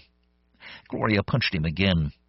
Then she turned around and gave Gilmartin a kick in the nuts, and he went down. I'll always remember, in spite of what happened next, that she gave those guys a couple they'd be feeling for a day or two. The gang who beat the crap out of us were a mix of the militia and some other guys from the town, including Lane's boyfriend. Pretty funny that he'd take out his frustration on us, but that just shows you how good Fearing had that whole town wrapped around his finger. Outside of town, we found an old house that we could hide in and get some sleep. I slept longer than Gloria. When I woke up, she was on the front steps, rubbing a spoon back and forth on the pavement to make a sharp point, even though I could see it hurt her arm to do it. "Well, we did get fed for a couple of days," I said. Gloria didn't say anything. "Let's go up to San Francisco," I said. "There's a lot of lonely women there." I was making a joke, of course. Gloria looked at me. "What's that supposed to mean?" "Just that maybe I can get us in for once." Gloria didn't laugh, but I knew she would later. Dark, Dark Were the Tunnels, by George R.R. Martin. George R.R. Martin is the wildly popular author of the A Song of Ice and Fire epic fantasy series, as well as other novels, such as Dying of the Light and The Armageddon Rag. His short fiction, which has appeared in numerous anthologies, and in most if not all of the genre's major magazines, has garnered him 4 Hugos, 2 Nebulas, the Stoker, and the World Fantasy Award. Martin is also known for editing the Wild Card series of shared world superhero anthologies. and for his work as a screenwriter on such television projects as the 1980s version of The Twilight Zone and Beauty and the Beast. Before Martin became the king of epic fantasy, or the American Tolkien, as Time magazine likes to call him, much of his fiction was science-fictional in nature, such as the multiple award-winning Sand Kings, and the story included here. In the story that follows, you'll meet Greel. He is a scout of the people. He's penetrated the oldest tunnels, where the tale-tellers said the people had come from 1,000,000 years ago. He is no coward, but he is afraid, and with good reason. You see, he's very used to being in the dark, but some visitors have come to the tunnels, and they've brought with them light. Greel was afraid. He lay in the warm, rich darkness beyond the place where the tunnel curved, his thin body pressed against the strange metal bar that ran along the floor. His eyes were closed. He strained to remain perfectly still. He was armed. A short barbed spear was clenched tightly in his right fist. But that did not lessen his fear. He had come far, far. He had climbed higher and ranged further than any other scout of the people in long generations. He had fought his way through the bad levels, where the worm things still hunted the people relentlessly. He had stalked and slain the glowing killer mole in the crumbling metal tunnels. He had wiggled through dozens of unmapped and unnamed passages that hardly looked big enough for a man to pass.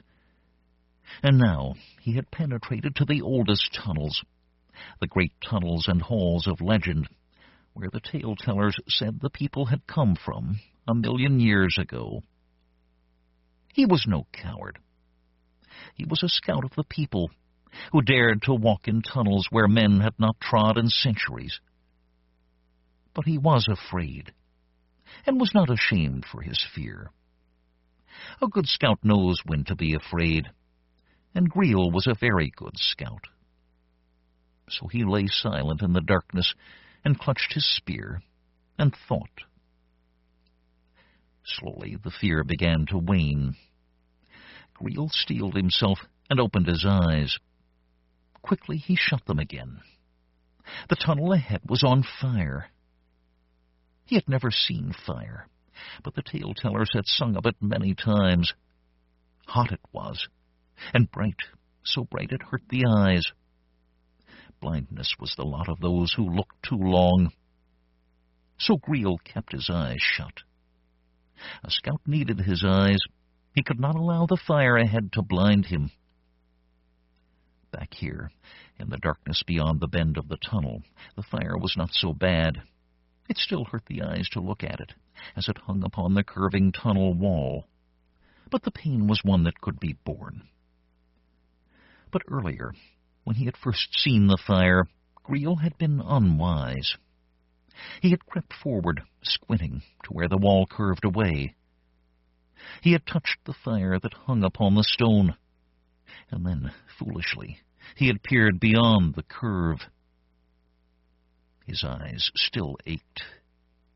He had gotten only one quick glimpse before whirling and scrambling silently back to where he lay. But it was enough. Beyond the bend, the fire had been brighter, much brighter, brighter than ever he could have imagined. Even with his eyes closed, he could still see it. 2 dancing, aching spots of horrible, intense brightness. They would not go away. The fire had burned part of his eyes, he thought. But still, when he had touched the fire that hung upon the wall, it had not been like the fire of which the tale-tellers sing. The stone had felt like all other stone, cool and a little damp.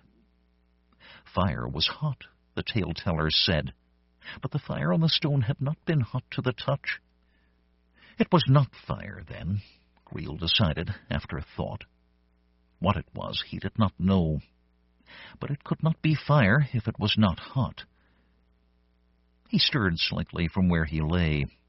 Barely moving, he reached out and touched his cig in the darkness.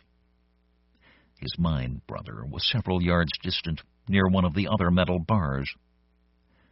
Greel stroked him with his mind, and could feel Hasig quiver in response. Thoughts and sensations mingled wordlessly. Hasig was afraid, too. The great hunting rat had no eyes, but his scent was keener than Greel's, and there was a strange smell in the tunnel. His ears were better, too. Through them, Greel could pick up more of the odd noises that came from within the fire that was not a fire. Greel opened his eyes again, slowly this time, not all at once, squinting. The holes the fire had burned in his vision were still there, but they were fading, and the dimmer fire that moved on the curving tunnel wall could be endured if he did not look directly at it. Still, he could not go forward, and he must not creep back. He was a scout. He had a duty. He reached out to Hasig again. The hunting rat had run with him since birth. He had never failed him. He would not fail him now. The rat had no eyes that could be burned, but his ears and his nose would tell Greel what he must know about the thing beyond the curve. Hasig felt the command more than he heard it. He crept forward slowly towards the fire. A treasure house! Sifanetto's voice was thick with admiration. The layer of protective grease smeared onto his face could hardly hide the grin. Von der Stadt looked doubtful. Not just his face, but his whole body radiated doubt. Both men were dressed alike, in featureless gray coveralls, woven of a heavy metallic cloth. But they could never be mistaken. Von der Stadt was unique in his ability to express doubt while remaining absolutely still. When he moved or spoke, he underlined the impression, as he did now. Some treasure house, he said simply. It was enough to annoy Sifanetto. He frowned slightly at his larger companion. No, I mean it, he said. The beam from his heavy flashlight sliced through the thick darkness and played up and down one of the rust-eaten steel pillars that stretched from the platform to the roof. Look at that, Sifanetto said. Von der Stadt looked at it, doubtfully. I see it, he said. So where's the treasure? Sifanetto continued to move his beam up and down. That's the treasure, he said. This whole place is a major historical find. I knew this was the place to search. I told them so. What's so great about a steel beam, anyway? Von der Stadt asked, letting his own flash brush against the pillar. The state of preservation, Sifanetto said, moving closer. Most everything above ground is radioactive slag, even now, but down here we've got some beautiful artifacts. It will give us a much better picture about what the old civilization was like before the disaster. We know what the old civilization was like, Von der Stadt protested. We've got tapes, books, films, everything, all sorts of things. The war didn't even touch Luna. Yes, but this is different, Sifanetto said. This is reality. He ran his gloved hand lovingly along the pillar. Look here, he said. Von der Stadt moved closer. There was writing carved into the metal. Scratched in, rather. It didn't go very deep, but it could still be read, if but faintly. Sifanetto was grinning again. Von der Stadt looked doubtful. Rodney loves Wanda, he said. He shook his head. Shit, Cliff, he said. You can find the same thing in every public John in Luna City. Sifanetto rolled his eyes.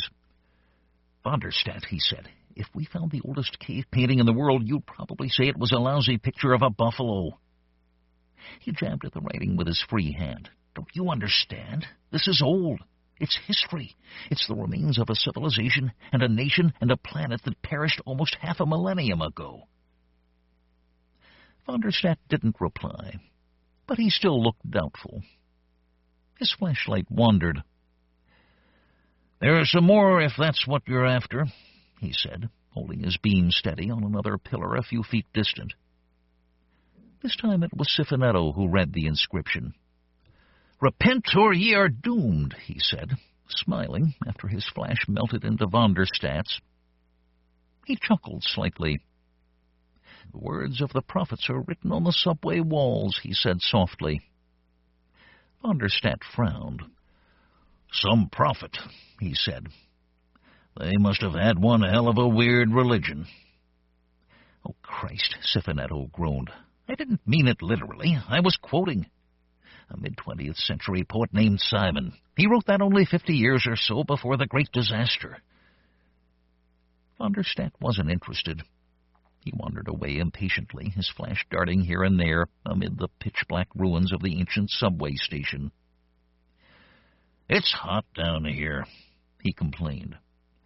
"Hotter up there," Siphoneto said, already lost in a new inscription. "Not the same kind of hot," von der Stadt replied. Siphoneto didn't bother to answer. "This is the biggest find of the expedition," he said when he looked up at last. "We've got to get pictures and get the others down here. We're wasting our time on the surface." "We'll do better down here," von der Stadt said. Doubtfully, of course. Siphoneto nodded. "That's what I've said all along. The surface was plastered. It's still a radioactive hell up there, even after all these centuries. If anything survived, it was underground. That's where we should look. We should branch out and explore this whole system of tunnels." His hands swept out expansively. "You and Nagel have been arguing about that the whole trip," von der Stadt said, "all the way from Luna City. I don't see that it's done you much good." "Dr. Nagel is a fool," Siphoneto said carefully. "I don't think so," von der Stadt said. "I'm a soldier, not a scientist, but I've heard his side of the argument, and it makes sense.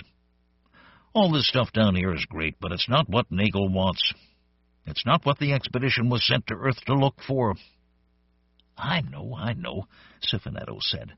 "Nagel wants life, human life especially.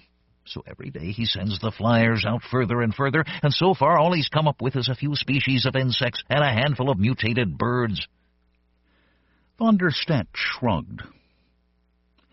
"If he'd look down here, he'd find what he's after," Siphoneto continued. "He doesn't realize how deep the cities had dug before the war.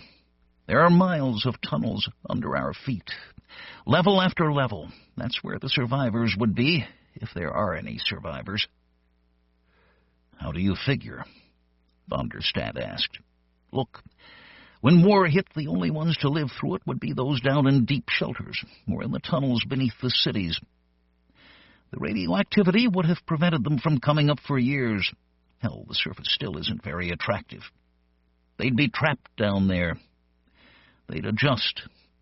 After a few generations, they wouldn't want to come up." But von der Stadt's attention had wandered, and he was hardly listening anymore. He had walked to the edge of the platform and was staring down onto the tracks. He stood there silently for a moment, then reached a decision.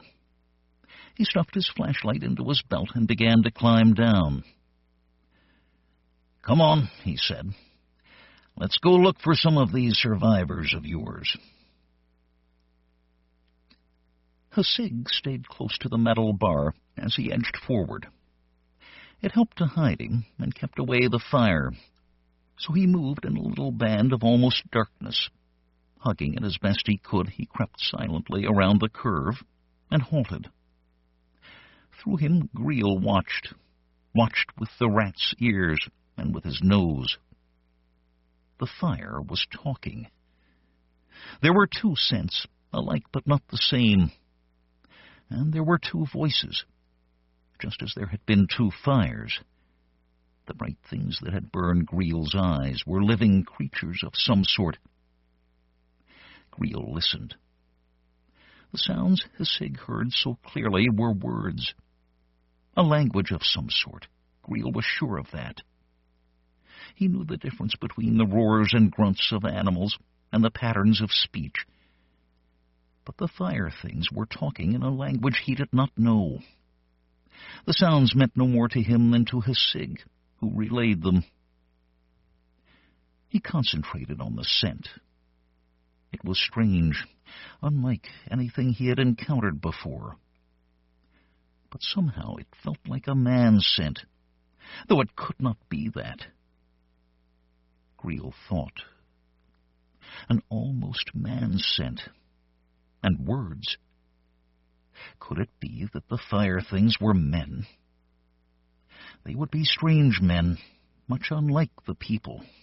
But the tale-tellers sung of men in ancient times that had strange powers and forms. Might not these be such men? Here, in the oldest tunnels, where the legend said the old ones had created the people, might not such men still dwell here? Yes. Greel stirred. He moved slowly from where he lay, raising himself to a crouching position, to squint at the curve ahead. A silent snap brought Hasig back to safety from the fiery tunnel beyond the curve. There was one way to make sure, Greel thought. Trembling, he reached out cautiously with his mind. Vonderstadt had adapted to Earth's gravity a lot more successfully than Sifinetto. He reached the floor of the tunnel quickly and waited impatiently while his companion climbed down from the platform. Sifinetto let himself drop the last foot or so and landed with a thud. He looked up at the platform apprehensively. "I just hope I can make it back up," he said. Vonderstadt shrugged. "You were the one who wanted to explore all the tunnels." "Yes," said Sifinetto, shifting his gaze from the platform to look around him. "And I still do. Down here in these tunnels are the answers we're seeking." "That's your theory, anyway," Vonderstadt said. He looked in both directions, chose one at random, and moved forward, his flashlight beam spearing out before him. Sifinetto followed a half-step behind. The tunnel they entered was long, straight, and empty. "Tell me," Vonderstadt said in an offhand manner as they walked, "even if your survivors did make it through the war in shelters, wouldn't they have been forced to surface eventually to survive? I mean, how can anyone actually live down here?" He looked around the tunnel with obvious distaste. "Have you been taking lessons from Nagel or something?" Sifinetto replied. "I've heard that so often I'm sick of it." "I admit it would be difficult, but not impossible. At first there would be access to large stores of canned goods. A lot of that stuff was kept in basements. You could get to it by tunneling. Later you could raise food. There are plants that will grow without light, and there would be insects and boring animals too, I imagine. A diet of bugs and mushrooms. It doesn't sound too healthy to me." Sifinetto stopped suddenly, not bothering to reply. "Look there," he said, pointing with his flashlight. The beam played over a jagged break in the tunnel wall. It looked as though someone had smashed through the stone a long time ago. Vonderstadt's flash joined Sifinetto's to light the area better. There was a passage descending from the break.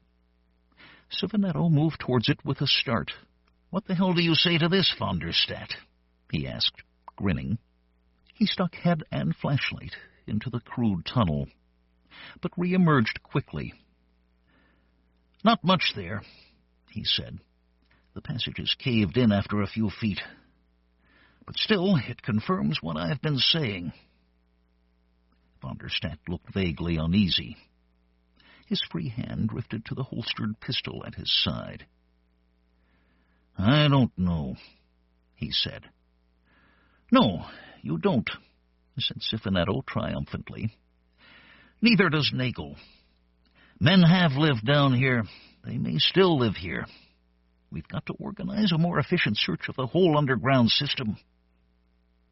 He paused, his mind flickering back to Vonderstadt's argument of a few seconds earlier. "As for your bugs and mushrooms, men can learn to live on a lot of things.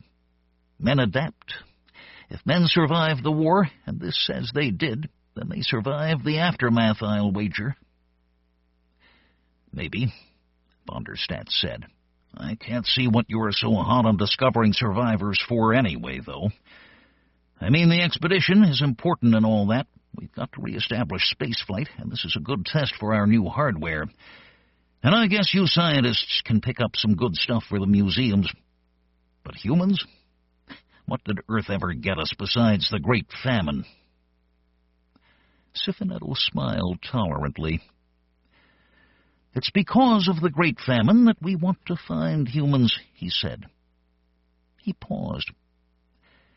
We've got enough to entice even Nagel now. Let's head back. He started walking back in the direction they had come, and resumed talking. The Great Famine was an unavoidable result of the war on Earth, he said. When supplies stopped coming, there was absolutely no way to keep all the people in the lunar colony alive. 90% starved. Luna could be made self-sufficient, but only with a very small population. That's what happened. The population adjusted itself. But we recycled our air and our water, grew foods in hydroponic tanks. We struggled, but we survived, and began to rebuild. But we lost a lot. Too many people died. Our genetic pool was terribly small and not too diverse. The colony had never had a lot of racial diversity to begin with. That hasn't helped. Population actually declined for a long time after we had the physical resources to support more people. The idea of inbreeding didn't go over. Now population's going up again, but slowly. We're stagnant, von der Stadt. It's taken us nearly 5 centuries to get space travel going again, for example. And we still haven't duplicated many of the things they had back on Earth before the disaster. Von der Stadt frowned. Stagnant's a strong word, he said. I think we've done pretty good. Siffinetto dismissed the comment with a wave of his flashlight. Pretty good, he said. Not good enough. We're not going anywhere. There's so damn few changes, so little in the way of new ideas. We need fresh viewpoints, fresh genetic stock. We need the stimulation of contact with a foreign culture. Survivors would give us that. After all Earth's been through, they'd have to have changed in some ways. And they'd be proof that human life can still flourish on Earth. That's crucial if we're going to establish a colony here. The last point was tacked on almost as an afterthought, but caught von der Stadt's approval. He nodded gravely. They had reached the station again. Siffinetto headed straight for the platform. Come on, he said. Let's get back to base. I can't wait to see Nagel's face drop when I tell him what we've found. They were men. Greel was almost sure of it. The texture of their minds was curious, but manlike. Greel was a strong mind mingler. He knew the coarse, dim feel of an animal's mind, the obscene shadows that were the thoughts of the worm things. And he knew the minds of men. They were men. Yet there was a strangeness. Mind-mingling was true communication only with a mind-brother. But always it was a sharing with other men. A dark and murky sharing, full of clouds and flavors and smells and emotions. But a sharing. Here there was no sharing. Here it was like mind-mingling with a lower animal. Touch, feel, stroke, savor. All that a strong mind-mingler could do with an animal. But never would he feel a response. Men and mind-brothers responded. Animals did not. These men did not respond. These strange firemen had minds that were silent and crippled. In the darkness of the tunnel, Greel straightened from his crouch. The fire had faded suddenly from the wall. The men were going away, down the tunnel away from him. The fire went with them. He edged forward slowly, Hasig at his side, spear in hand. Distance made mind-mingling difficult. He must keep them in range. He must find out more. He was a scout. He had a duty. His mind crept out again, to taste the flavor of the other minds. He had to be sure. Their thoughts moved around him, swirling chaos shot through with streaks of brightness and emotions, and dancing, half-seen concepts. Greel understood little, but here he recognized something. And there something else came to him. He lingered and tasted fully of their minds, and learned. But still it was like mind mingling with an animal. He could not make himself felt. He could not get an answer. Still they moved away, and their thoughts dimmed, and the mind mingling became harder. Greel advanced. He hesitated when he got to the place where the tunnel curved. But he knew he must go on. He was a scout. He lowered himself to the floor, squinted, and moved around the curve on hands and knees. Beyond the curve, he started and gasped. He was in a great hall, an immense cavern with a vaulting roof and giant pillars that held up the sky. And the hall was bright with light, a strange fiery light that danced over everything. It was a place of legend, a hall of the old ones. It had to be. Never had Greel seen a chamber so vast. And he, of all the people, had wandered furthest and climbed highest. The men were not in sight, but their fire danced around the mouth of the tunnel at the other end of the hall. It was intense, but not unbearable. The men had gone around another curve. Greel realized that he looked only at the dim reflection of their fire. So long as he did not see it direct, he was safe. He moved out into the hall, the scout in him crying to climb the stone wall and explore the upper chamber from which the mighty pillars reared. But no, the firemen were more important. The hall he could return to. Hasig rubbed up against his leg. He reached down and stroked the rat's soft fur reassuringly. His mind brother could sense the turmoil of his thoughts. Men, yes, he was sure of that. And more he knew. Their thoughts were not those of the people, but they were man-thoughts, and some he could understand. One of them burned to find other men. They seek the people, Greel thought. That he knew. He was a scout and a mind-mingler.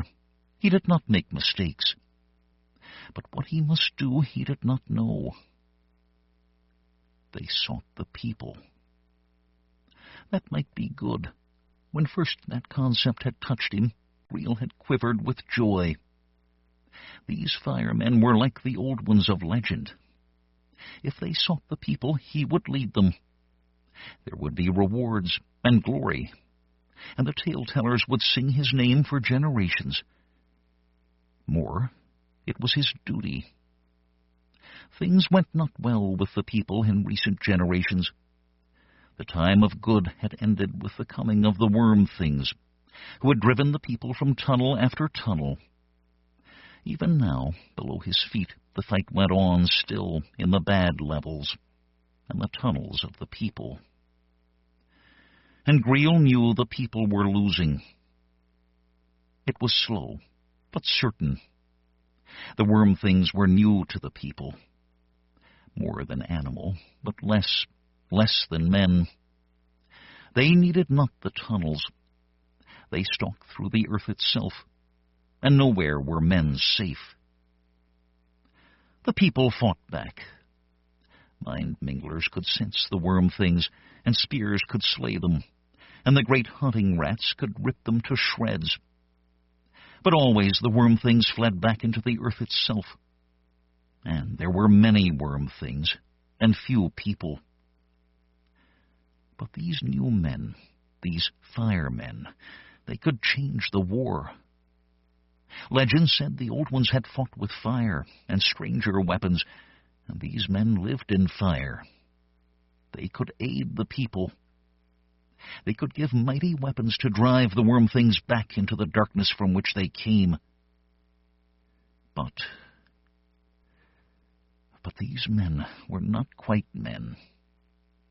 Their minds were crippled, and much of their thought was alien to Greel. Only glimpses of it could he catch. He could not know them as he could know another of the people when they mingled minds. He could lead them to the people. He knew the way, back and down, a turn here, a twist there, through the middle tunnels and the bad levels. But what if he led them, and they were enemy to the people? What if they turned on the people with their fire? He feared for what they might do. Without him, they would never find the people. Greel was certain of that. Only he, in long generations, had come this far, and only with stealth and mind mingling and Hasig alongside him. They would never find the ways he had come, the twisting tunnels that led deep, deep into the earth. So the people were safe if he did not act. But then the worm things would win eventually. It might take many generations, but the people could not hold out. His decision. No mind mingler could reach a small part of the distance that separated him from the tunnels of the people. He alone must decide. And he must decide soon. For he realized with a shock that the firemen were coming back. Their odd thoughts grew stronger, and the light in the hall grew more and more intense.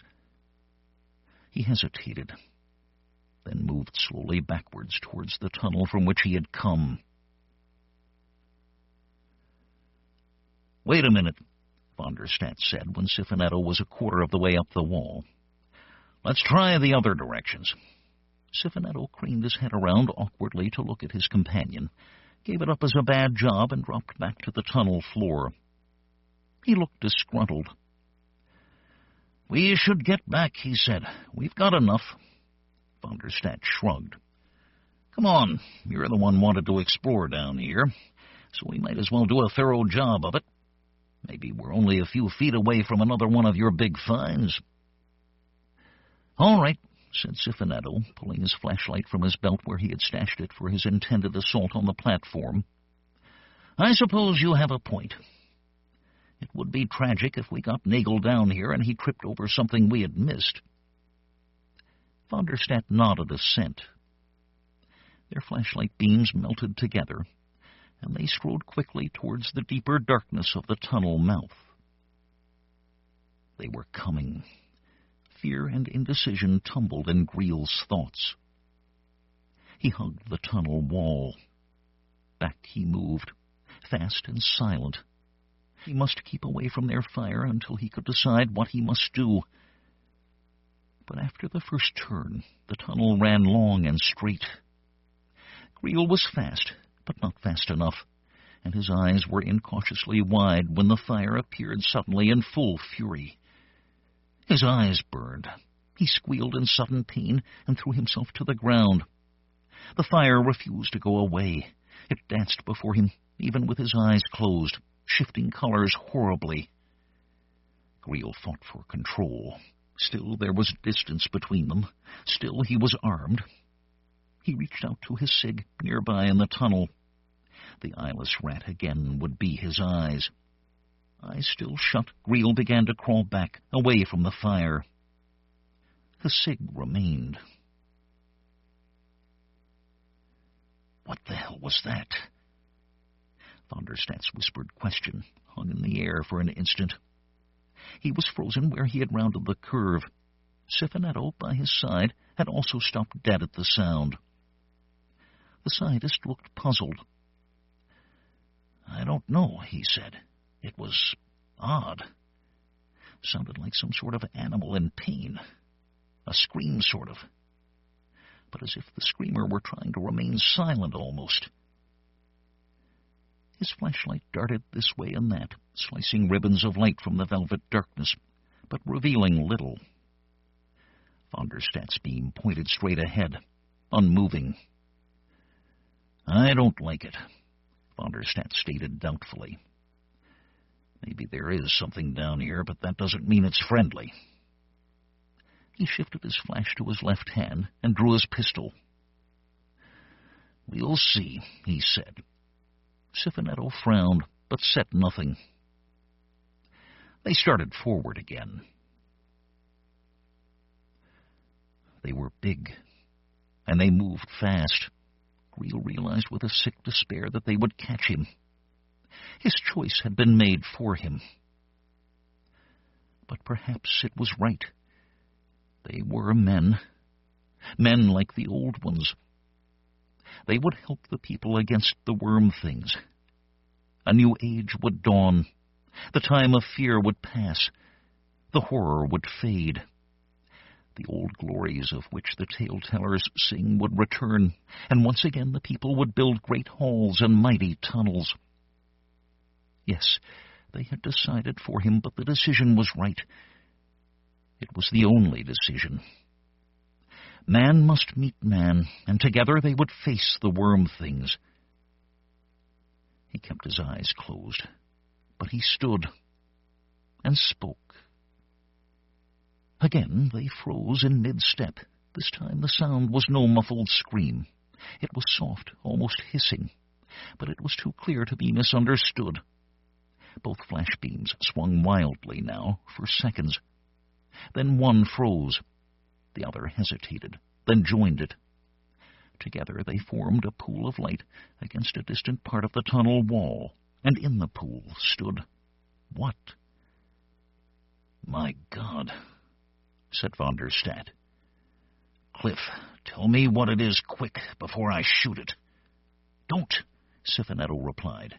"It isn't moving." "But what?" "I don't know." The scientist's voice had a strange, uncertain quiver in it. The creature in the pool of light was small, barely over 4 feet. Small and sickening. There was something vaguely man-like about it, but the proportions of the limbs were all wrong, and the hands and feet were grotesquely malformed. And the skin was a sickly, maggoty white. But the face was the worst. Large, all out of proportion to the body, yet the mouth and nose could hardly be seen. The head was all eyes, 2 great, immense, grotesque eyes, now safely hidden by lids of dead white skin. Van der Stadt was rock steady, but Sifinetto shook a bit as he looked at it. Yet he spoke first. "Look," he said, his voice soft. "In its hand. I think that's a tool." Silence. Long, strained silence. Then Sifinetto spoke again. His voice was hoarse. "I think that's a man." Greel burned. The fire had caught him. Even shut tight, his eyes ached, and he knew the horror that lurked outside if he opened them. And the fire had caught him. His skin itched strangely, and hurt. Worse and worse it hurt. Yet he did not stir. He was a scout. He had a duty. He endured, while his mind mingled with those of the others. And there, in their minds, he saw fear, but checked fear. In a distorted, blurry way, he saw himself through their eyes. He tasted the awe and the revulsion that warred in one, and the unmixed revulsion that churned inside the other. He angered, but he checked his anger. He must reach them. He must take them to the people. They were blind and crippled and could not help their feelings, but if they understood, they would aid. Yes, he did not move. He waited. His skin burned, but he waited. "That," said von der Stadt. "That thing is a man?" Cifanetto nodded. "It must be. It carries tools. It spoke." He hesitated. "But, God, I never envisioned anything like this. The tunnels, von der Stadt. The dark. For long centuries, only the dark. I never thought so much evolution in so little time." "A man?" Still von der Stadt doubted. "You're crazy. No man could become something like that." Cifanetto scarcely heard him. "I should have realized," he mumbled. "Should have guessed. The radiation, of course. It would speed up mutation. Shorter lifespans, probably." "You were right, von der Stadt. Men can't live on bugs and mushrooms, not men like us. So they adapted to the darkness and the tunnels." Suddenly he started. "Those eyes," he said. He clicked off his flashlight, and the wall seemed to move closer. "He must be sensitive. We're hurting him. Divert your flash, von der Stadt." Von der Stadt gave him a doubtful sidelong glance. "It's dark enough down here already," he said. But he obeyed. His beam swung away. "History," Cifanetto said. "A moment that will live in—" He never finished. Von der Stadt was tense, trigger-edged. As his beam swung away from the figure down the tunnel, he caught another flicker of movement in the darkness. He swung back and forth, found the thing again, pinned it against the tracks with a beam of light. Almost he had shot before, but he had hesitated, because the man-like figure had been still and unfamiliar. This new thing was not still. It squealed and scurried. Nor was it unfamiliar. This time von der Stadt did not hesitate. There was a roar, a flash, then a second. "Got it," said von der Stadt. "A damn rat." And Greel screamed. After the long burning there had come an instant of relief, but only an instant. Then suddenly pain flooded him. Wave after wave after wave rolled over him, blotting out the thoughts of the firemen, blotting out their fear, blotting out his anger. Hasig died. His mine-brother died. The firemen had killed his mine-brother. He shrieked in pain-rage. He darted forward, swung up his spear. He opened his eyes. There was a flash of vision, then more pain and blindness. But the flash was enough. He struck and struck again, wildly, madly, blow after blow, thrust after thrust. Then again the universe turned red with pain, and then again sounded that awful roar that had come when Hasig died. Something threw him to the tunnel floor, and his eyes opened again, and fire was everywhere. But only for a while. Only for a while. Then, shortly, it was darkness again for Greel of the people. The gun still smoked. The hand was still steady, but von der Stadt's mouth hung open as he looked unbelieving from the thing he had blasted across the tunnel to the blood dripping from his uniform, then back again. Then the gun dropped, and he clutched at his stomach, clutched at the wounds. His hand came away wet with blood. He stared at it, then stared at Cifanetto. "The rat," he said. There was pain in his voice. "I only shot a rat. It was going for him. Why, Cliff? And he fell, heavily. His flashlight shattered and went dark. There was a long fumbling in the blackness. Then at last Cifanetto's light winked on, and the ashen scientist knelt beside his companion. "Vaughn," he said, tugging at the uniform. "Are you all right?" He ripped away the fabric to expose the torn flesh. Von der Stadt was mumbling. I didn't even see him coming. I took my light away like you said, Cliff. Why? I wasn't going to shoot him, not if he was a man. I only shot a rat, only a rat. It was going for him, too. Siffinetto, who had stood paralyzed through everything, nodded. It wasn't your fault, Vaughn, but you must have scared him. You need treating now, though.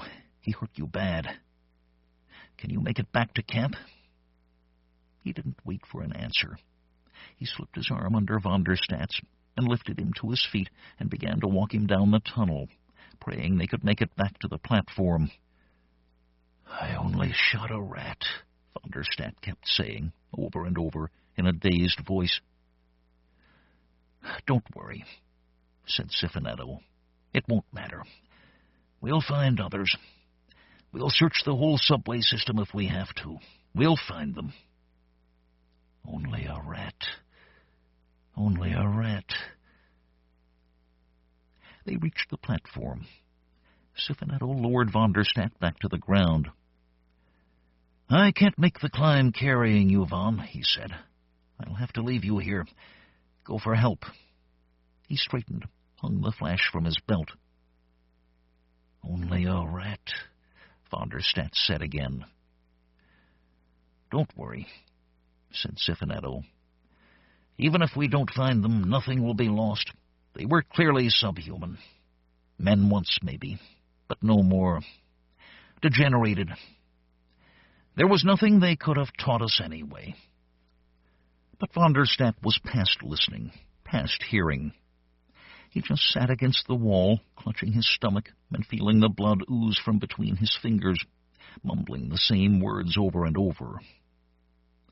Siffinetto turned to the wall. A few short feet to the platform, then the old rusty escalator, and the basement ruins, and daylight. He had to hurry. Von der Stadt wouldn't last long. He grabbed the rock, pulled himself up, hung on desperately as his other hand scrambled and found a hold.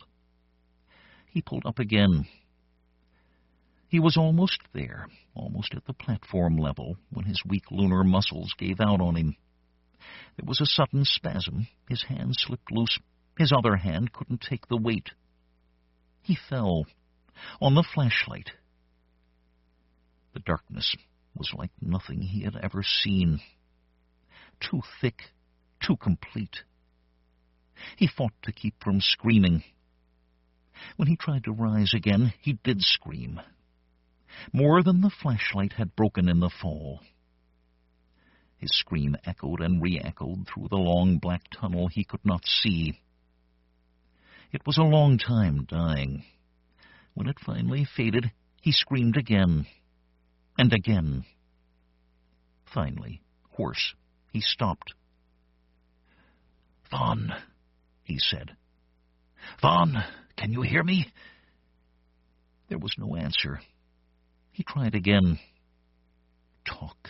He must talk to hold his sanity. The darkness was all around him, and he could almost hear soft movements a few feet away. Von der Stadt giggled, sounding infinitely far away. It was only a rat, he said. Only a rat. Silence. Then, softly, Siffinetto. Yes, Vaughn. Yes. It was only a rat. It was only a rat. It was only a rat. Waiting for the Zephyr by Tobias S. Buckle. Tobias S. Buckle is the author of the novels Crystal Rain and Ragamuffin, as well as many short stories which have appeared in magazines such as Analog and Nature, and the anthologies Mojo, Conjure Stories, So Long Been Dreaming, and I, Alien. Forthcoming is a collection, Tides from the New Worlds, and his third novel, Sly Mongoose.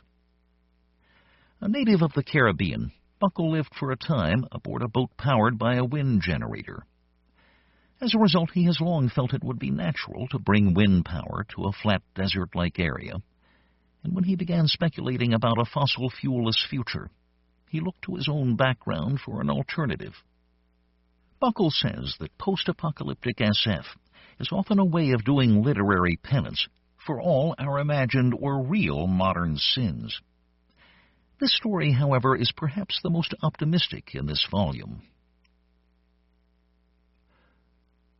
The Zephyr was almost 5 days overdue. Wind lifted the dust off in little devils of twisting columns that randomly touched down throughout the remains of the town. Further out, beyond the hulks of the Super Walmart and Kroger's, Mara stood and swept the binoculars. The platform she stood on reached up a good 100 feet, ending in the bulbous water tank that watered the town, affording her a look just over the edge of the horizon. She strained her eyes for the familiar shape of the Zephyr's 4 blade-like masts, but saw nothing but dirt twisters. The old asphalt highway, laid down back in the time of plenty, had finally succumbed to the advancing dirt, despite the town's best attempts to keep it out. The barriers lay on their side. Mara still knew the twists and turns of the highway she'd memorized since 12, when she'd first realized it led to other towns and people. "Mara, it's getting dark." "Yes, Ken." Ken carefully put the binoculars into their pouch and climbed down the side of the tower. Pushing off down the dust piled at its feet, she trudged down to Ken, now only a large silhouette in the suddenly approaching dusk. "Your mother still wants to talk to you." Mara didn't respond. "She wants to work it out," Ken continued. "I'm leaving. I've wanted to leave since I was 12. Come on, Ken. Don't start this again." Mara started walking quickly towards the house. Ken matched her pace, and even though she could see him wondering what to say next, she could also see him examining the farm out of his peripheral vision. Their farm defied the dust and wind with lush green growth, but only because it lay underneath protective glass. Ken paused slightly twice, checking cracks in the facade, areas where dust tried to leak in. "Their wind generator is down. They need help, Mara. I said I would go over tomorrow." Mara sighed. "I really don't want to." Ken opened the outer door for her, snapping his boots clean and letting it shut, then passed through as she opened the second door. Dust slipped in everywhere and covered everything despite precautions. Brooms didn't quite get it all. Although Ken thought them a useless necessity, Mara thought the idea of a vacuum cleaner quite fetching. "I need your help, Mara, just for an afternoon. You wouldn't feel right leaving someone without electricity, would you?" Ken was right.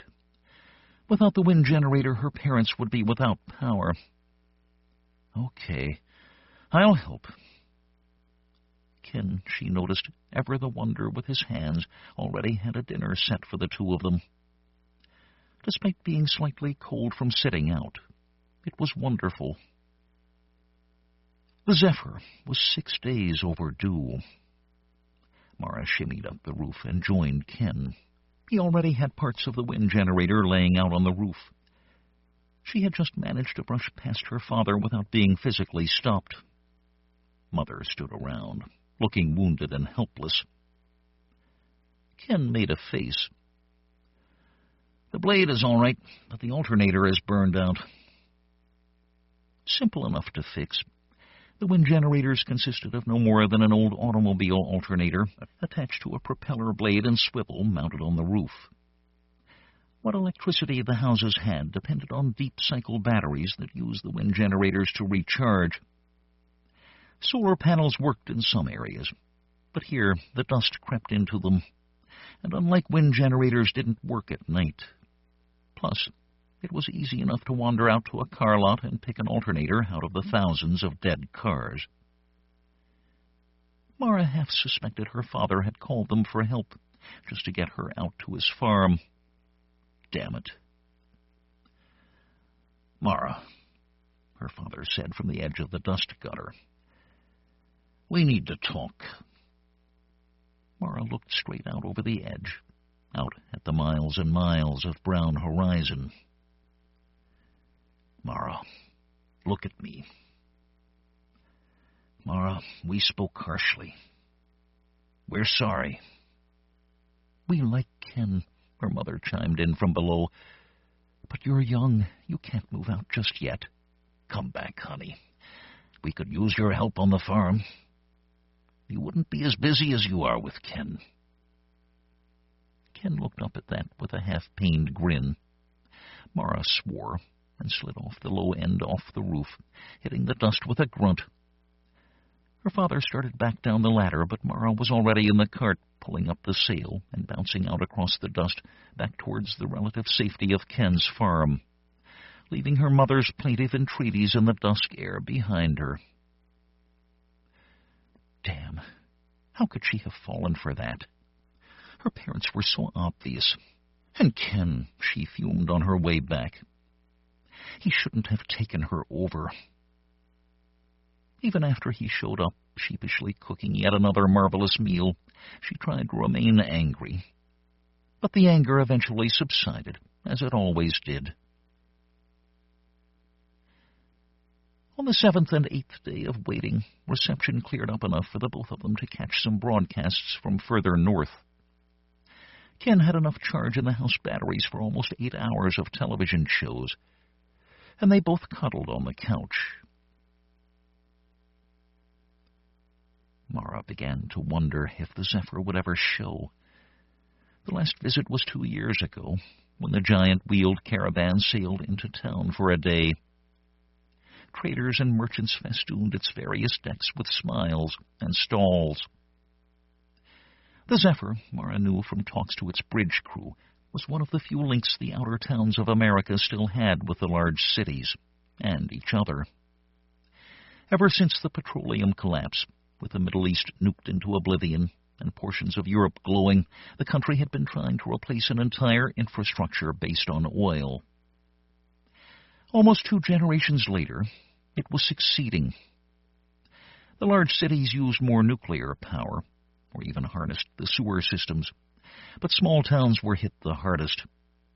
Accustomed to power, but dropped off the line, isolated, a minor dark age had descended on them. Life based itself here on bare essentials, water and wind. Mara wanted to see a city lit up in a wanton electrical blaze of light, forcing away the dusk and night with artificial man-made day. On the 10th day, Ken found her in the bedroom, frantically packing. "They spotted the Zephyr coming in from the east," Mara said, hoisting a pack onto her shoulders. "Are you sure you want to do this?" "What?" "Go. You don't know what's out there. Strange places, strange people, danger." Mara looked at him. "Of course." Ken looked down at the ground. "I thought we had something. You, me." "Of course." Mara paused. "I told you that I would be going." "But I'd hoped, Ken. I can't." "Go." His voice hardened, and he walked into the kitchen. Mara sat on the edge of the bed, biting back tears, then snatched the 2 packs and left angrily. The Zephyr rolled through Main Street, slowing down to a relative crawl to allow people to run alongside and leap up. Kids thronged the sides of the street, and furious trade went on. The 4 tall masts of the Zephyr towered above the small 2- and 3-story town buildings. The masts looked like vertical wings and used the same principles. Air flowing across the shorter edge of the blade-like mast caused a vacuum, drawing the massive wheeled ship forward. Mara followed the eager crowd behind the ship. She nodded to the occasional familiar face. Plastic beads, more precious than gold due to the rarity of oils, were draped across stalls that slid out of the side of the hull. Mara aimed her quick walk for one of these, but instead found herself blocked by a familiar form. Uncle Dan? Hi. He had her arm in a firm grip. Mara saw the bulk of the Zephyr slowly moving away. She tried to pull out of his grip, but couldn't. Her dad pushed through the crowd. Dad, what are you doing? It's for your own good, Mara, Uncle Dan said. You don't know what you're doing. Yes, I do, she yelled, kicking at her uncle's shins. The crowd around them paid no obvious attention, although Mara knew full well that by nighttime it would be the talk of the area. She begged, pleaded, yelled, kicked, scratched, and fought. But the men of the house already had their minds made. They locked her into the basement. You'll be out when the Zephyr leaves, Mom promised. There were no windows. Mara could only imagine the Zephyr's slow progress out of the town. She tried to put a brave face on, then crawled into a corner and cried. After that, she beat on the door, but no one came to let her out. The basement was a comfortable area. The family den, it held several couches and carpet. The door creaked open, and from looking out, Mara guessed it to be dusk. Ken came down the stairs carefully. It's me, Mara. I suppose you're in on this, too. Actually, no. Your family wants me to speak some sense into you. I won't lie to you, Mara. I want you to stay. But holding you here like this is ridiculous. The longer we all stay out here away from the cities, the crazier it gets. Maybe. Your family's scared. They don't want to lose you. That doesn't give them the right to lock me up like a damn dog, Mara yelled. Ken came closer. My sail cart is outside. That's as far as you need to get. You're a better sailor than anyone else. Once in, you can outrun everyone. The Zephyr is still reachable on a long tack. Hey, I never did get along with your uncle anyway. Mara looked up at him and gave him a long hug. Thank you so much. If you're ever back in town, look me up. Will you come with me then? Ask me then. Ken pulled away and stepped up the stairs. Stay close. He launched himself into her uncle and dad, tackling them with a loud yell. Mara ran past, losing only a shoe, pushing past her mom and out into the yard. The cart's sail puffed out with a snap, and she was bouncing her way over the sand before she looked back to see two figures at the door watching her go. No one bothered to chase her. They all knew her skill with the sail. It took the better part of a few hours before the four masts showed up. Mara could hear distant shouting as she overhauled the giant land ship. "Ahoy, Zephyr!" she shouted. Someone tossed a ladder down, and Mara hauled herself up. The small sail cart veered off and tipped into the dust, snapping its tiny mast in two. It felt faintly liberating to land on the deck with a smile.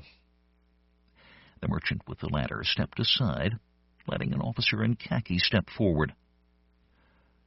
"We've been watching you approach for the past few hours," he said. "We like the way you handle the wind." "Can you read a map?" asked a woman in uniform. She wore strange braids on her shoulders. "No." "You looking for a position on board the ship?" "Yes." Mara felt her stomach flip-flop. "Then we'll teach you how to read charts," the woman said. She stuck out a hand. "Welcome aboard, kid. I'm Captain Shanna. Ever cross me or give me a reason to, I'll toss you off the side of the ship and leave you to the vultures. Understood?" "Yes, ma'am." "Good. Give her a hammock." Mara stood on the deck of the Zephyr, enjoying the moment. Then the man in uniform touched her shoulder. It isn't fun and games. It's a lot of hard work, but worth it. Come on." Mara paused and looked out at the flat horizon, full of tempting futures. Then she followed him below decks. Never Despair, by Jack McDevitt. Jack McDevitt is the author of more than a dozen novels, including the post-apocalyptic gem Eternity Road, with which this story shares its milieu. His short fiction has appeared in Analog, Asimov's, and FNSF, and in numerous anthologies. He has been nominated for the Nebula Award 13 times, and won for the first time in 2007 for his novel Seeker. Other awards include the Locus Award for his first novel, The Hercules Text, and the John W. Campbell Memorial Award for his novel Omega. Never Despair tells the story of Chaka Milana, a woman who leaves her hometown in search of a storied place that holds the secrets of the road makers, the almost mythical builders of the concrete strips that cover the land, and the ruined cities with towers so high that a person could not ascend one in a day. In the course of her journey, Chaka encounters a historical avatar of a man she doesn't recognize, but whom the reader most certainly will. The rain began to fall as they threw the last few spadefuls of earth onto the grave. Quate bowed his head and murmured the traditional farewell. Chaka looked at the wooden marker, which bore Phlogian's name, his dates, and the legend Far From Home. She hadn't cared all that much for Phlogian. He was self-centered, and he complained a lot, and he always knew better ways to do things. But you could count on him to pull his weight, and now there were only two of them. Quate finished, looked up, and nodded. Her turn. She was glad it was over. The poor son of a bitch had fallen on his head out of the upper level of a ruin, and during 4 excruciating days they'd been able to do little for him. Pointless, silly way to die. "Phlogian," she said, "we'll miss you." She let it go at that, because she meant it, and the rain was coming harder. They retreated to their horses. Quate packed his spade behind his saddle and mounted in that awkward way that always left her wondering whether Lightfoot would chuck him off on the other side. She stood looking up at him. "What's wrong?" He wiped the back of his hand against his cheek. His hat was jammed down on his head. Water spilled out of it onto his shoulders. "It's time to give it up," Chaka said. "Go home, if we can." Thunder rumbled.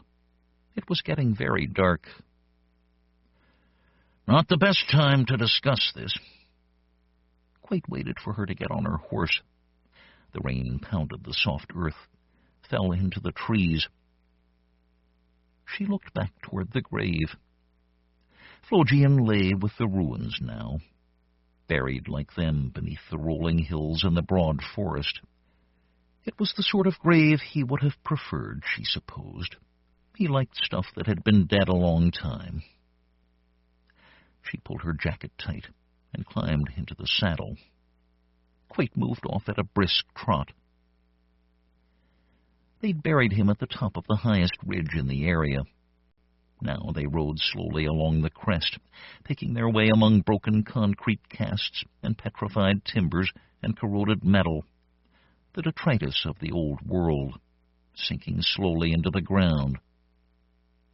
The debris had been softened by time. Earth and grass had rounded the rubble, spilled over it, absorbed its sharp edges. Eventually, she supposed, nothing would be left, and visitors would stand on the ruins and not know they were even here.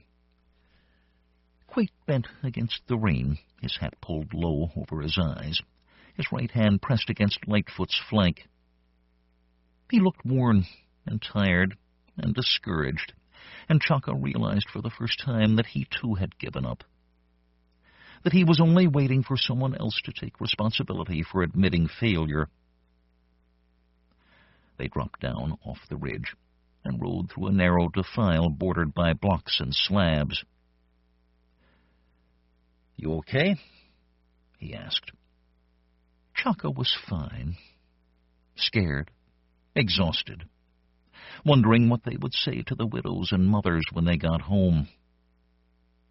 There had been 6 when they started.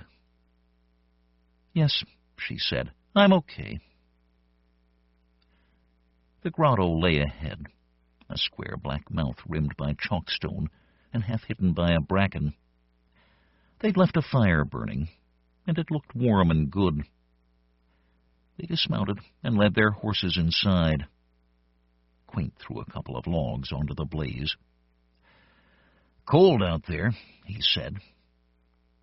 Lightning flashed in the entrance. They put the teapot onto its boiling rock, fed and watered the animals, changed into dry clothes, and sank down in front of the fire. They didn't talk much for a long time. Chaka sat, wrapped in a blanket, enjoying being warm and away from the rain. Quate made some notes in the journal, trying to establish the site of Phlogian's grave, so that future travelers, if there were any, could find it. After a while he sighed and looked up, not at her, but over her shoulder into the middle distance. "You really think we should turn around?" "Yeah, I think we've had enough. Time to go home." He nodded. "I hate to go back like this." "Me too. But it's time." It was hard to guess what the grotto had been. It was not a cave. The walls were artificial. Whatever color they might once have possessed had been washed away. Now they were gray and stained, and they curved into a high ceiling. A pattern of slanted lines, probably intended for decorative effect, cut through them. The grotto was wide, wider than the council hall, which could accommodate 100 people. And it went far back under the hill, miles maybe. As a general principle, she avoided the ruins when she could. It wasn't easy because they were everywhere, but all sorts of critters made their homes among them, and the structures were dangerous, as Phlogian had found out. Prone to cave-ins, collapsing floors, you name it. The real reason, though, was that she had heard too many stories about specters and demons among the crumbling walls. She was not superstitious, and would never have admitted her discomfort to Quate. Still, you never knew. They had found the grotto a few hours after Phlogian got hurt, and moved in, grateful for the shelter. But she was anxious to be gone now. Thunder shook the walls, and they could hear the steady rhythm of rainwater pouring off the ridge. It was still late afternoon, but all the light had drained out of the day. "Tea should be ready," said Chaka. Quate shook his head. "I hate to give it up. We'll always wonder if it might have been over the next hill." She had just picked up the pot and begun to pour, when a bolt exploded directly overhead. "Close," she said, grateful for the protection of the grotto. Quate smiled, took his tea, and lifted it in a mock toast to whatever powers lived in the area. "Maybe you're right," he said. "Maybe we should take the hint." The bolt was drawn by a corroded crosspiece, a misshapen chunk of dissolving metal jutting from the side of the hill. Most of the energy dissipated into the ground, but some of it leaped to a buried cable, followed it down to a melted junction box, flowed through a series of conduits, and lit up several ancient circuit boards. One of the circuit boards relayed power into a long, dormant auxiliary system. Another turned on an array of sensors which began to take note of sounds in the grotto. and a third, after an appropriate delay, threw a switch and activated the only program that still survived. They ate well. Chaka had come across an unlucky turkey that morning, and Quate added some berries and fresh-baked biscuit. They'd long since exhausted their store of wine, but a brook ran through the grotto about 60 yards back, and the water was clear and cold. "It's not as if we have any reason to think we're close," said Chaka. "I'm not sure I believe in it anyway. Even if it is out there, the price is too high." The storm eased with the coming of night. Rain still fell steadily, but it was light rain, not much more than mist. Quate talked extensively through the evening about his ambitions, about how important it was to find out who had built the great cities scattered through the wilderness, and what had happened to them, and about mastering the ancient wizardries. But she was correct, he kept saying, glancing her way, pausing to give her a chance to interrupt. It was better to be safe than sorry. "Damn right," said Chaka. It was warm near the fire, and after a while Quate fell asleep. He'd lost 20 pounds since they'd left Illyria 10 weeks before. He had aged, and the good-humored nonchalance that had attracted her during the early days had disappeared. Quate was all business now. She tried to shake off her sense of despair. They were a long way from home, alone in a wilderness filled with savages and demons and dead cities, in which lights blinked and music played and mechanical things moved. She shrank down in her blankets and listened to the water dripping off the trees. A log broke and fell into the fire. She was not sure what brought her out of it, but she was suddenly awake, senses alert. Someone, outlined in moonlight, illuminated from behind by the fire, was standing at the exit to the grotto, looking out. Beside her, Quate's chest gently rose and fell. She was using her saddlebag for a pillow. Without any visible movement, she eased her gun out of it. The figure appeared to be a man, somewhat thick at the waist, dressed in peculiar clothes. He wore a dark jacket and dark trousers of matching style, a hat with a rounded top, and he carried a walking stick. There was a red glow near his mouth that alternately dimmed and brightened. She detected an odor that might have been burning weed. "Don't move," she said softly, rising to confront the apparition. "I have a gun." He turned, looked curiously at her, and a cloud of smoke rose over his head. He was indeed puffing on something, and the smell was vile. "So you do," he said. "I hope you won't use it." He didn't seem sufficiently impressed. "I mean it," she said. "I'm sorry." He smiled. "I didn't mean to wake you." He wore a white shirt and a dark blue ribbon tied in a bow at his throat. The ribbon was sprinkled with white polka dots. His hair was white, and he had gruff, almost fierce features. There was something of the bulldog about him. He advanced a couple of paces and removed his hat. "What are you doing here?" she asked. "Who are you?" "I live here, young lady." "Where?" She glanced around at the bare walls, which seemed to move in the flickering light. "Here." He lifted his arms to indicate the grotto and took another step forward. She glanced at the gun and back at him. "That's far enough," she said. "Don't think I would hesitate." "I'm sure you wouldn't, young lady." The stern cast of his features dissolved into an amiable smile. "I'm really not dangerous." "Are you alone?" she asked, taking a quick look behind her. Nothing stirred in the depths of the cave. I am now. Franklin used to be here, and Abraham Lincoln, and an American singer, a guitar player, as I recall.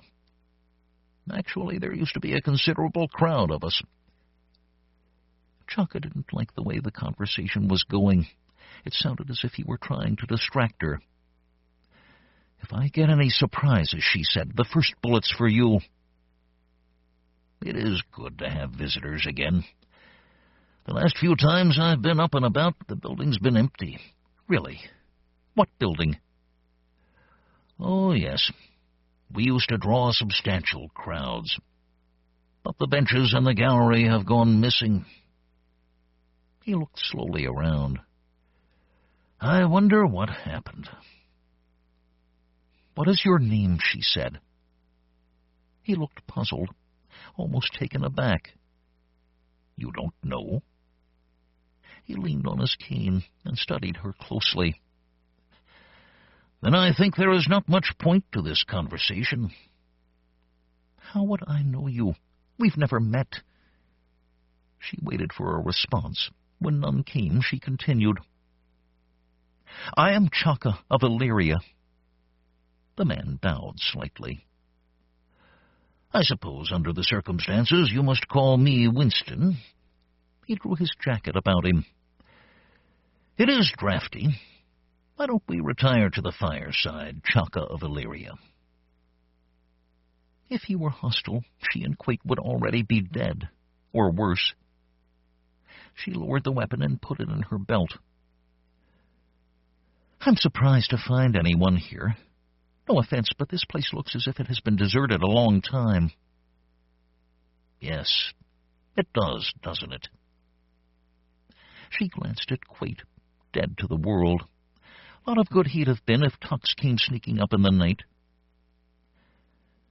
"Where have you been?" she asked. "I beg your pardon?" "We've been here several days. Where have you been?" He looked uncertain. "I'm not sure," he said. "I was certainly here. I'm always here." He lowered himself unsteadily to the ground and held his hands up to the fire. "Feels good." "It is cold. You haven't any brandy, by chance, I don't suppose?" What was brandy? "No," she said, "we don't." "Pity. It's good for old bones." He shrugged and looked around. "Strange," he said. "Do you know what's happened?" "No." She didn't even understand the question. "I have no idea." Winston placed his hat in his lap. "The place looks quite abandoned," he said. Somehow the fact of desolation acquired significance from his having noted it. "I regret to say I have never heard of Illyria. Where is it, may I ask?" "Several weeks to the southwest, in the valley of the Mawagandhi." "I see."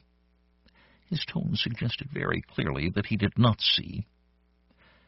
"And who are the Mawagandhi?" "It is a river." "Do you really not know of it?" He peered into her eyes.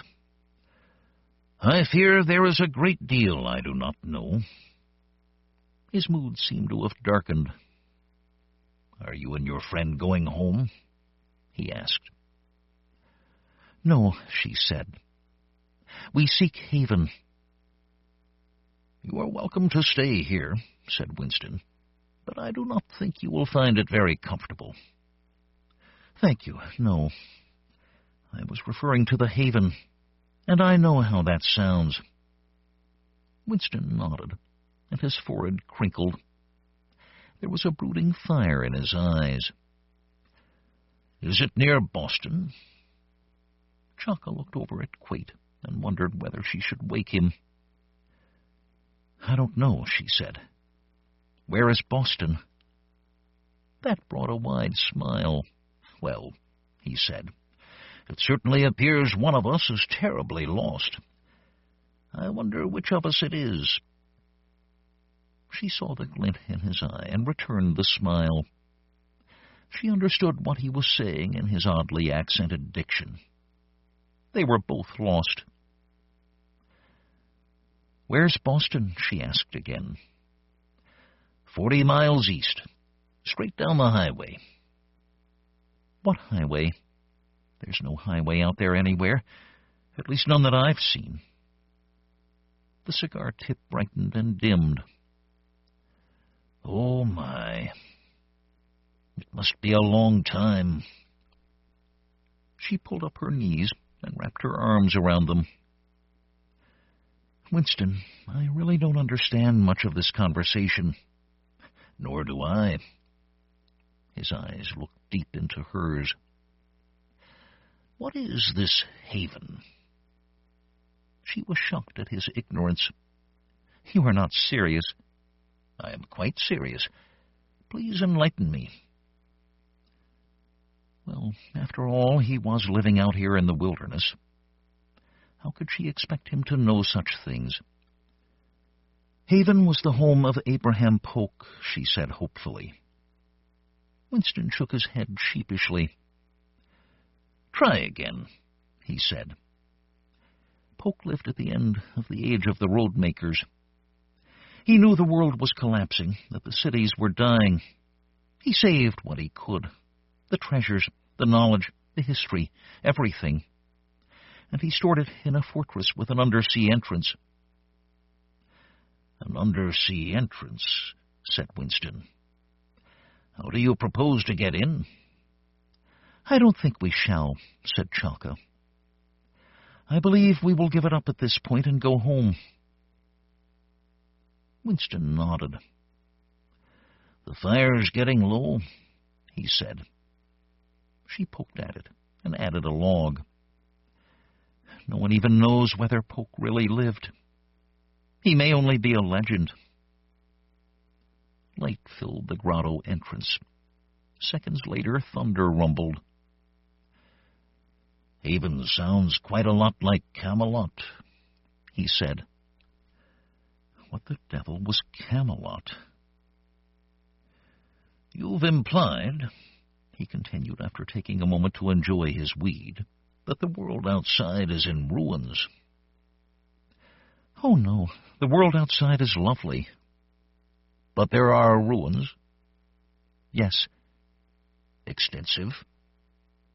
"They fill the forests, clog the rivers, lie in the shallow waters of the harbors. They are everywhere. Some are even active in strange ways. There is, for example, a train that still runs, on which no one rides." "And what do you know of their builders?" She shrugged. "Very little. Almost nothing." "Their secrets are locked in this haven?" "Yes." "Which you are about to turn your back on." "We're exhausted, Winston." "Your driving curiosity, Chaka, leaves me breathless." "Damn. Look, it's easy enough for you to point a finger. You have no idea what we've been through. None." Winston stared steadily at her. "I'm sure I don't. But the prize is very great, and the sea is close." "There are only 2 of us left," she said. "The turnings of history are never directed by crowds," he said, "nor by the cautious. Always it is the lone captain who sets the course." "It's over. We'll be lucky to get home alive." "That may also be true. And certainly going on to your goal entails a great risk. But you must decide whether the prize is not worth the risk." "We will decide. I have a partner in the enterprise." "He will abide by your decision. It is up to you." She tried to hold angry tears back. "We've done enough. It would be unreasonable to go on." "The value of reason is often exaggerated, Chaka. It would have been reasonable to accept Hitler's offer of terms in 1940. What? He waved the question away. It's of no consequence. But reason, under pressure, usually produces prudence when boldness is called for. I am not a coward, Winston. I did not imply you are. He bit down hard on his weed. A blue cloud drifted toward her. It hurt her eyes, and she backed away. Are you a ghost? She asked. The question did not seem at all foolish. I suspect I am. I'm something left behind by the retreating tide. The fire glowed in his eyes. I wonder whether when an event is no longer remembered by any living person, it loses all significance. Whether it is as if it never happened, quite stirred in his sleep, but did not wake. I'm sure I don't know, said Chaka. For a long time, neither of them spoke. Winston got to his feet. I'm not comfortable here, he said. She thought he was expressing displeasure with her. The floor is hard on an old man. And of course you are right. You must decide whether you will go on. Camelot was a never-never land. Its chief value lay in the fact that it existed only as an idea. Perhaps the same thing is true of Haven. No, she said. It exists. And is anyone else looking for this place? No one. We will be the second mission to fail. I think there will be no more. Then for God's sake, Chaka of Illyria, you must ask yourself why you came all this way, why your companions died, what you seek. Money, pure and simple. Ancient manuscripts are priceless.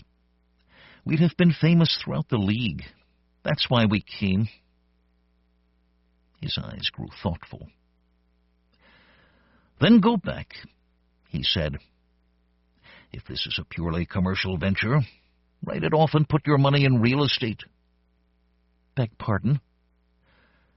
But I would put it to you that those are not the reasons you dared so much, and that you wish to turn back because you have forgot why you came. That's not so, she said. Of course it's so.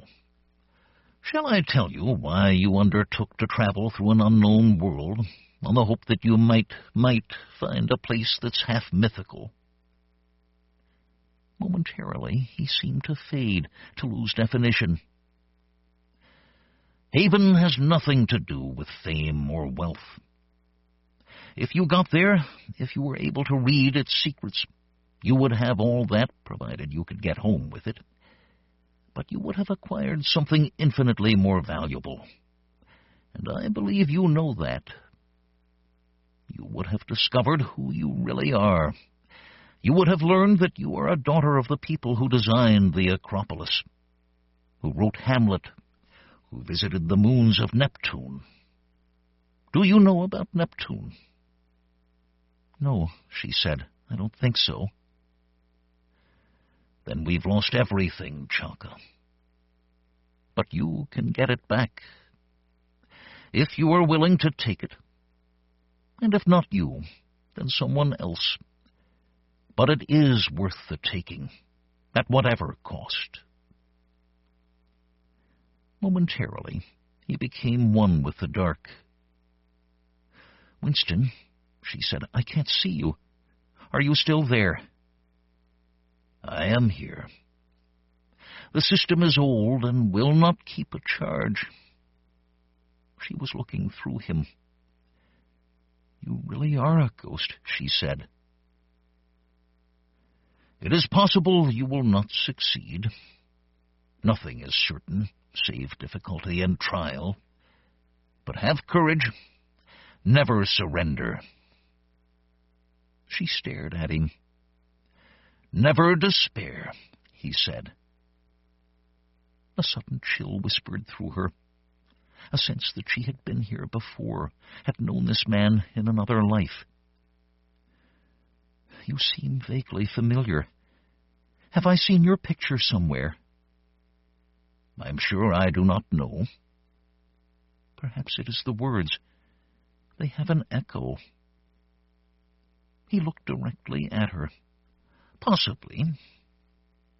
She could see the cave entrance and a few stars through his silhouette. Keep in mind, whatever happens, you are one of a select company, a proud band of brothers and sisters. You will never be alone. As she watched, he faded until only the glow of the cigar remained. It is your own true self you seek. You presume a great deal. I know you, Chaka. Everything was gone now, except the voice. I know who you are, and you are about to learn. Was it his first or last name? Asked Quate as they saddled the horses. Now that you mention it, I really don't know. She frowned. I'm not sure whether he was real or not. He left no prints, no marks. Quate looked toward the rising sun. The sky was clear. That's the way of it in these places. Some of it's illusion, some of it's something else. But I wish you'd woke me. So do I. She climbed up and patted Brack's shoulder. He said the sea is only 40 miles. Warm spring air flowed over them. You want to go on? Quate, you ever hear of Neptune? He shook his head. Maybe, she said, we can try that next. When Sysadmins Ruled the Earth, by Cory Doctorow. Cory Doctorow is the author of the novels Down and Out in the Magic Kingdom, Eastern Standard Tribe, and Someone Comes to Town, Someone Leaves Town. Forthcoming are Little Brother, and a novel with the working title Theme Punks.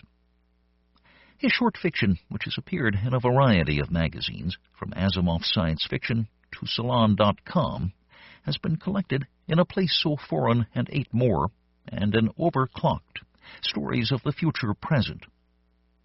He is a 3-time winner of the Locus Award, a winner of the Canadian Starburst Award, and has been nominated for both the Hugo and Nebula Awards, and in 2000 he won the John W. Campbell Award for Best New Writer. Doctorow is also the co-editor of Boing Boing, an online directory of wonderful things. When Sysadmins Ruled the Earth first appeared in the online magazine Jim Bain's Universe, and won the 2007 Locus Award for Best Novelette. In this story, sysadmins, computer systems administrators, huddle in their network operations centers after a series of disasters and civilization. The Internet was supposedly designed to withstand a nuclear blast. In this story, Doctorow, a former sysadmin himself, asks, if the Internet did survive the apocalypse, what would the surviving techs do after the world ended? When Felix's special phone rang at 2 a.m, Kelly rolled over and punched him in the shoulder and hissed, "Why didn't you turn that fucking thing off before bed?" "Because I'm on call," he said. "You're not a fucking doctor," she said, kicking him as he sat on the bed's edge, pulling on the pants he'd left on the floor before turning in. "You're a goddamn systems administrator."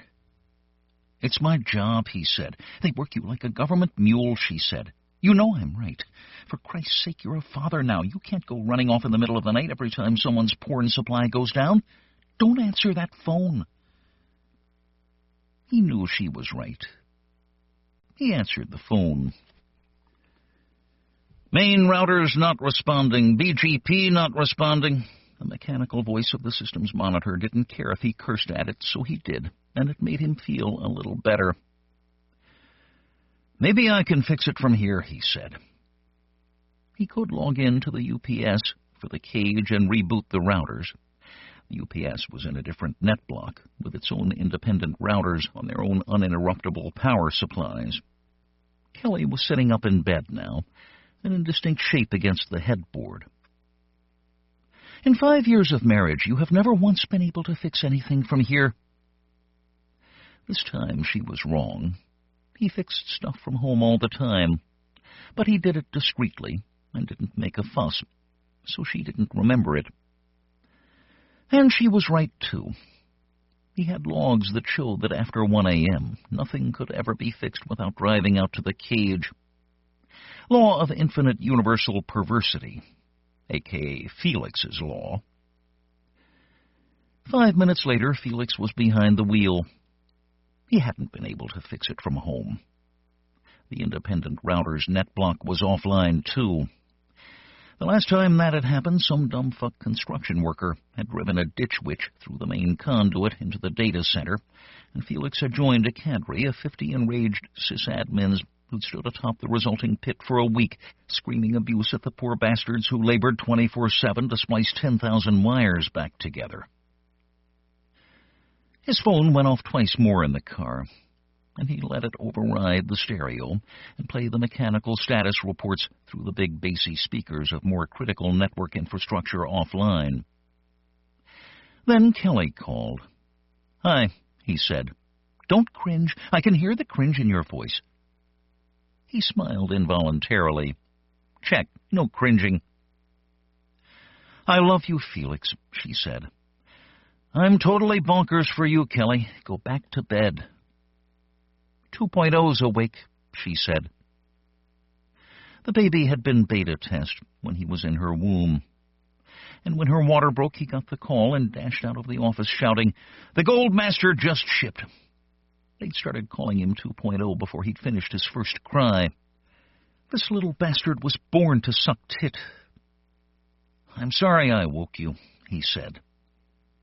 He was almost at the data center. No traffic at 2 a.m.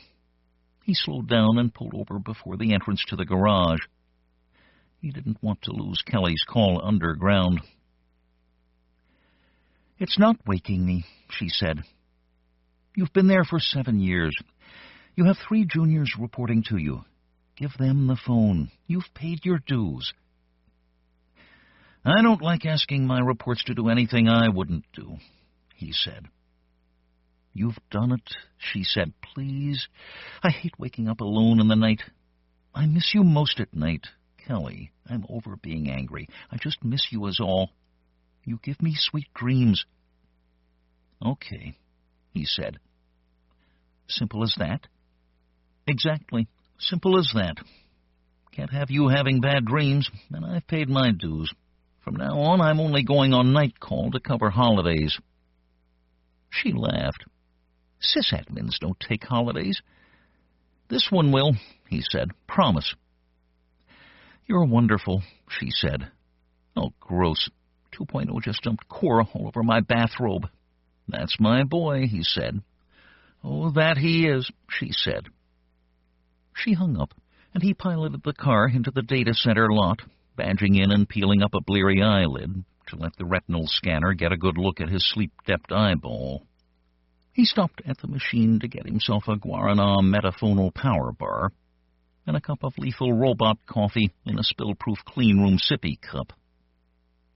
He wolfed down the bar and sipped the coffee, then let the inner door read his hand geometry and size him up for a moment. It sighed open and gusted the airlock's load of positively pressurized air over him as he passed finally to the inner sanctum. It was bedlam. The cages were designed to let 2 or 3 sysadmins maneuver around them at a time. Every other inch of cubic space was given over to humming racks of servers and routers and drives. Jammed among them were no fewer than 20 other sysadmins. It was a regular convention of black T-shirts with inexplicable slogans, bellies overlapping belts with phones and multi-tools. Normally it was practically freezing in the cage, but all those bodies were overheating the small enclosed space. 5 or 6 looked up and grimaced when he came through. 2 greeted him by name. He threaded his belly through the press and the cages toward the ardent racks in the back of the room. Felix! It was Van, who wasn't on call that night. "What are you doing here?" he asked. "No need for both of us to be wrecked tomorrow." "What?" "Oh, my personal box is over there. It went down around 1:30, and I got woken up by my process monitor. I should have called you and told you I was coming down. Spared you the trip." Felix's own server, a box he shared with 5 other friends, was in a rack 1 floor down. He wondered if it was offline, too. "What's the story?" "Massive flashworm attack. Some jackass with a 0-day exploit has got every Windows box on the net running Monte Carlo probes on every IP block, including IPv6. The big Cisco's all run administrative interfaces over V6, and they all fall over if they get more than 10 simultaneous probes, which means that just about every interchange has gone down. DNS is screwy, too. Like maybe someone poisoned the zone transfer last night. Oh, and there's an email and IM component that sends pretty lifelike messages to everyone in your address book, barfing up ELIZA dialogue that keys off of your logged email and messages to get you to open a Trojan." Jesus. Yeah. Van was a Type 2 sysadmin, over 6 feet tall, long ponytail, bobbing Adam's apple. Over his toast rack chest, his T said, "Choose your weapon," and featured a row of polyhedral RPG dice. Felix was a Type 1 admin, with an extra 70 or 80 pounds all around the middle, and a neat but full beard that he wore over his extra chins. His T said, "Hello, Cthulhu," and featured a cute, mouthless Hello Kitty-style Cthulhu. They'd known each other for 15 years, having met on Usenet, then F2F at Toronto Freenet beer sessions, a Star Trek convention or two, and eventually Felix had hired Van to work under him at Ardent. Van was reliable and methodical. Trained as an electrical engineer, he kept a procession of spiral notebooks filled with the details of every step he'd ever taken, with time and date. "Not even PEBCAC this time," Van said. "Problem exists between keyboard and chair." Email Trojans fell into that category. If people were smart enough not to open suspect attachments, email Trojans would be a thing of the past. But worms that ate Cisco routers weren't a problem with the losers. They were the fault of incompetent engineers. "No, it's Microsoft's fault," Felix said. "Any time I'm at work at 2 a.m., it's either PEBCAC or Microsoft." They ended up just unplugging the frigging routers from the Internet. Not Felix, of course, though he was itching to do it and get them rebooted after shutting down their IPv6 interfaces. It was done by a couple bull-goose bastard operators from hell who had to turn 2 keys at once to get access to their cage, like guards in a Minuteman silo. 95% of the long-distance traffic in Canada went through this building. It had better security than most Minuteman silos. Felix and Van got the Ardent boxes back online, one at a time. They were being pounded by worm probes. Putting the routers back online just exposed the downstream cages to the attack. Every box on the Internet was drowning in worms, or creating worm attacks, or both. Felix managed to get through to NIST and BugTrack after about 100 timeouts, and download some kernel patches that should reduce the load the worms put on the machines in his care. It was 10 a.m., and he was hungry enough to eat the ass out of a dead bear, but he recompiled his kernels and brought the machines back online. Van's long fingers flew over the administrative keyboard, his tongue protruding as he ran load stats on each one. "I had 200 days of uptime on Greedo," Van said. Greedo was the oldest server in the rack, from the days when they'd named the boxes after Star Wars characters. Now they were all named after Smurfs, and they were running out of Smurfs, and had started in on McDonaldland characters, starting with Van's laptop, Mayor McCheese.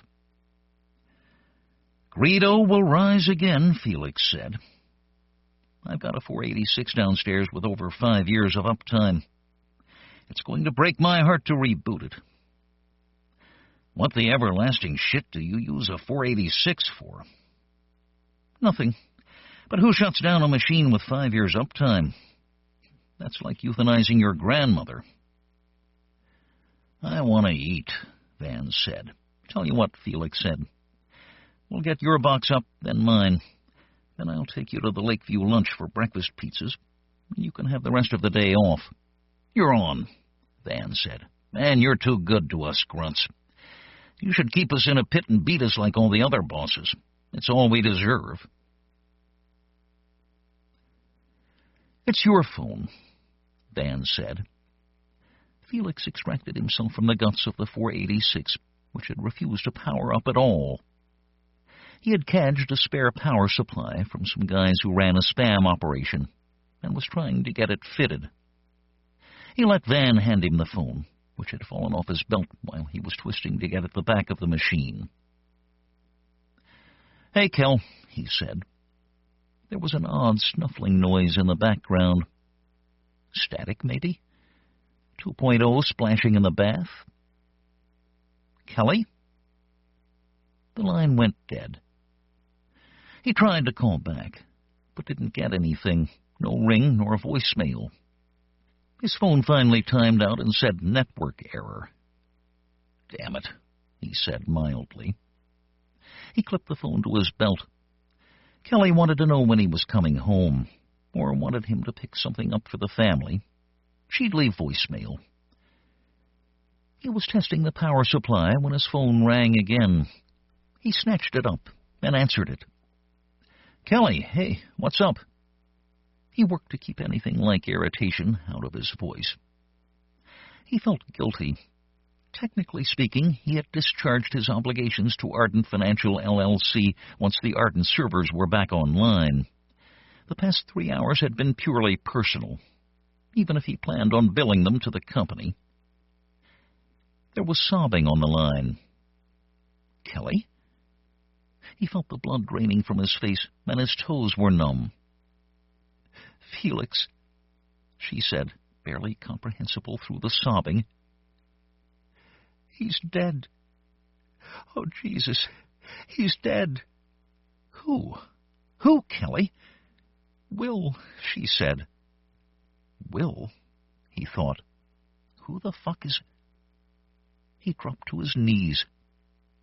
William was the name they'd written on the birth certificate, though they'd called him 2.0 all along. Felix made an anguished sound, like a sick bark. I'm sick, she said. I can't even stand anymore. Oh, Felix, I love you so much. Kelly, what's going on? Everyone, she said. Only 2 channels left on the tube. Christ, Felix, it looks like Dawn of the Dead out the window. He heard her retch. The phone started to break up, washing her puke noises back like an echoplex. Stay there, Kelly, he shouted, as the line died. He punched 911, but the phone went network error again as soon as he hit send. He grabbed Mayor McCheese from Van and plugged it into the 486's network cable and launched Firefox off the command line and Googled for the Metro Police site. Quickly, but not frantically, he searched for an online contact form. Felix didn't lose his head ever. He solved problems, and freaking out didn't solve problems. He located an online form and wrote out the details of his conversation with Kelly like he was filing a bug report, his fingers fast, his description complete. And then he hit submit. Van had read over his shoulder. Felix, he began. God, Felix said. He was sitting on the floor of the cage, and he slowly pulled himself upright. Van took the laptop and tried some news sites, but they were all timing out. Impossible to say if it was because something terrible was happening or because the network was limping under the superworm. I need to get home, Felix said. I'll drive you, Van said. You can keep calling your wife. They made their way to the elevators. One of the building's few windows was there, a thick shielded porthole. They peered through it as they waited for the elevator Not much traffic for a Wednesday. Were there more police cars than usual? Oh, my God! Van pointed. The CN Tower, a giant white elephant needle of a building, loomed to the east of them. It was askew, like a branch stuck in wet sand. Was it moving? It was. It was heeling over, slowly but gaining speed, falling northeast toward the financial district. In a second, it slid over the tipping point and crashed down. They felt the shock, then heard it, the whole building rocking from the impact. A cloud of dust rose from the wreckage, and there was more thunder as the world's tallest freestanding structure crashed through building after building. "The broadcast center's coming down," Van said. It was. The CBC's towering building was collapsing in slow motion. People ran every way, were crushed by falling masonry. Seen through the porthole, it was like watching a neat CGI trick downloaded from a file-sharing site. Sysadmins were clustering around them now, jostling to see the destruction. "What happened?" one of them asked. "The CN Tower fell down," Felix said. He sounded far away in his own ears. "Was it the virus? The worm? What?" Felix focused on the guy, who was a young admin with just a little Type 2 flab around the middle. "Not the worm," the guy said. "I got an email that the whole city's quarantined because of some virus. Bioweapon, they say." He handed Felix his BlackBerry. Felix was so engrossed in the report, purportedly forwarded from Health Canada, that he didn't even notice that all the lights had gone out. Then he did, and he pressed the BlackBerry back into its owner's hand and let out one small sob. The generators kicked in a minute later. Sysadmins stampeded for the stairs. Felix grabbed Van by the arm, pulled him back. "Maybe we should wait this out in the cage," he said. "What about Kelly?" Van said. Felix felt like he was going to throw up. "We should get into the cage, now." The cage had microparticulate air filters. They ran upstairs to the big cage. Felix opened the door and then let it hiss shut behind him. "Felix, you need to get home." "It's a bioweapon," Felix said. "Superbug. We'll be okay in here, I think, so long as the filters hold out." "What?" "Get on IRC," he said. They did. Van had Mayor McCheese, and Felix used Smurfette. They skipped around the chat channels until they found one with some familiar handles. "Pentagon's gone. White House, too. My neighbor's barfing blood off his balcony in San Diego. Someone knocked over the gherkin. Bankers are fleeing the city like rats. I heard that the Ginza's on fire." Felix typed. "I'm in Toronto. We just saw the CN Tower fall. I've heard reports of bioweapons, something very fast." Van read this and said, "You don't know how fast it is, Felix. Maybe we were all exposed 3 days ago." Felix closed his eyes. If that were so, we'd be feeling some symptoms, I think. "Looks like an EMP took out Hong Kong and maybe Paris. Real-time sat footage shows them completely dark, and all net blocks there aren't routing." "You're in Toronto?" It was an unfamiliar handle. "Yes, on Front Street." "My sister's at U of T, and I can't reach her. Can you call her?" "No phone service." Felix typed, staring at network error.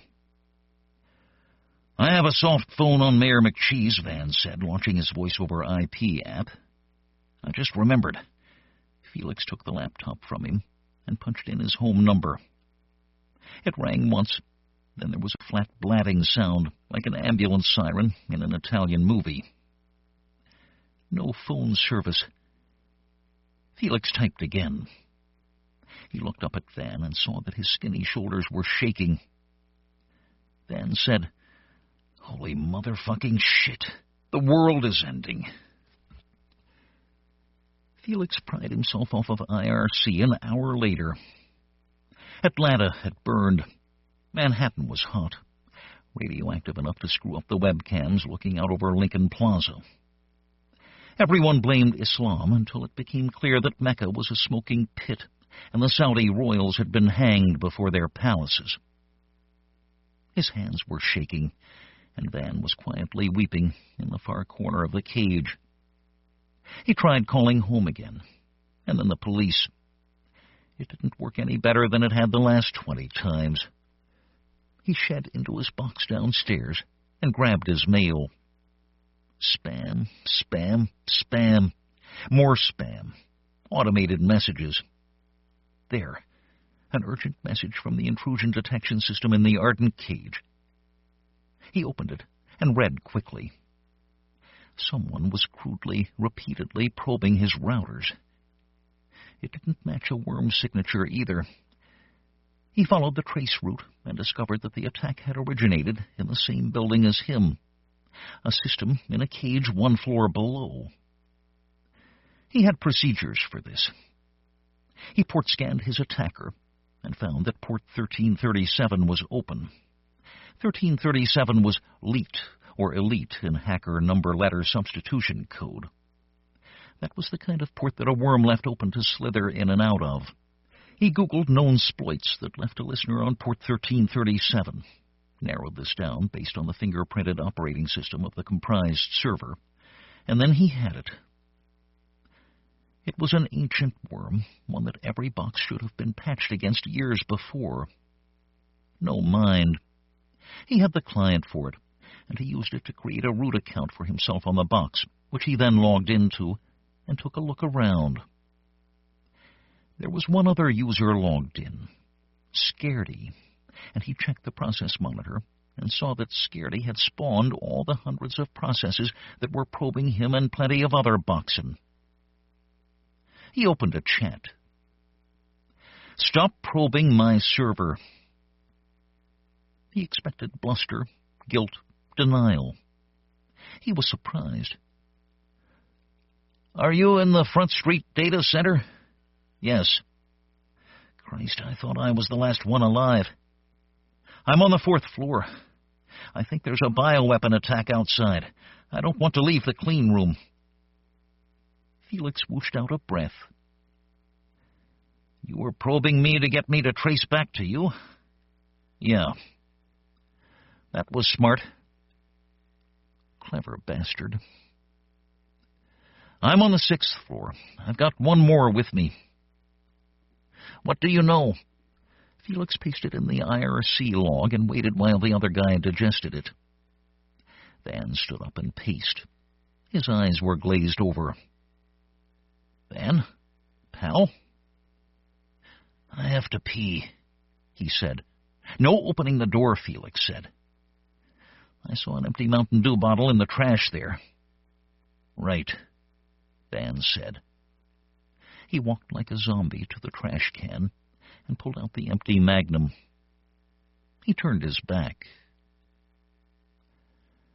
"I'm Felix." "Will." Felix's stomach did a slow somersault as he thought about 2.0. "Felix, I think I need to go outside," Van said. He was moving toward the airlock door. Felix dropped his keyboard and struggled to his feet and ran headlong to Van, tackling him before he reached the door.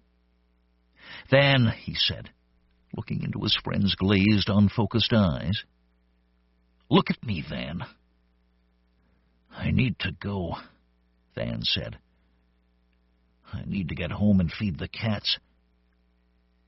"There's something out there, something fast-acting and lethal. Maybe it will blow away with the wind. Maybe it's already gone, but we're going to sit here until we know for sure, or until we have no choice. Sit down, Van. Sit." "I'm cold, Felix." It was freezing. Felix's arms were broken out in goose flesh, and his feet felt like blocks of ice. "Sit against the servers, by the vents. Get the exhaust heat." He found a rack and nestled up against it. "Are you there?" Still here, sorting out some logistics. How long until we can go out? I have no idea. No one typed anything for quite some time then. Felix had to use the Mountain Dew bottle twice. Then Van used it again. Felix tried calling Kelly again. The Metro Police site was down. Finally, he slid back against the servers and wrapped his arms around his knees and wept like a baby. After a minute, Van came over and sat beside him, with his arm around Felix's shoulder. "They're dead, Van," Felix said. "Kelly and my son. My family is gone." "You don't know for sure," Van said. "I'm sure enough," Felix said. "Christ, it's all over, isn't it? We'll gut it out a few more hours and then head out. Things should be getting back to normal soon. The fire department will fix it. They'll mobilize the army. It'll be okay." Felix's ribs hurt. He hadn't cried since 2.0 was born. He hugged his knees harder. Then the doors opened. The two sysadmins who entered were wild-eyed. One had a tee that said, "Talk nerdy to me," and the other one was wearing an Electronic Frontiers Canada shirt. "Come on," Talk Nerdy said. "We're all getting together on the top floor. Take the stairs." Felix found he was holding his breath. "If there's a bioagent in the building, we're all infected," Talk Nerdy said. "Just go. We'll meet you there." "There's one on the 6th floor," Felix said as he climbed to his feet. "Will, yeah, we got him. He's up there." Talk Nerdy was one of the bastard operators from hell who'd unplugged the big routers. Felix and Van climbed the stairs slowly, their steps echoing in the deserted shaft. After the frigid air of the cage, the stairwell felt like a sauna. There was a cafeteria on the top floor, with working toilets, water and coffee and vending machine food. There was an uneasy queue of sysadmins before each. No one met anyone's eye. Felix wondered which one was Will, and then he joined the vending machine queue. He got a couple more energy bars and a gigantic cup of vanilla coffee before running out of change.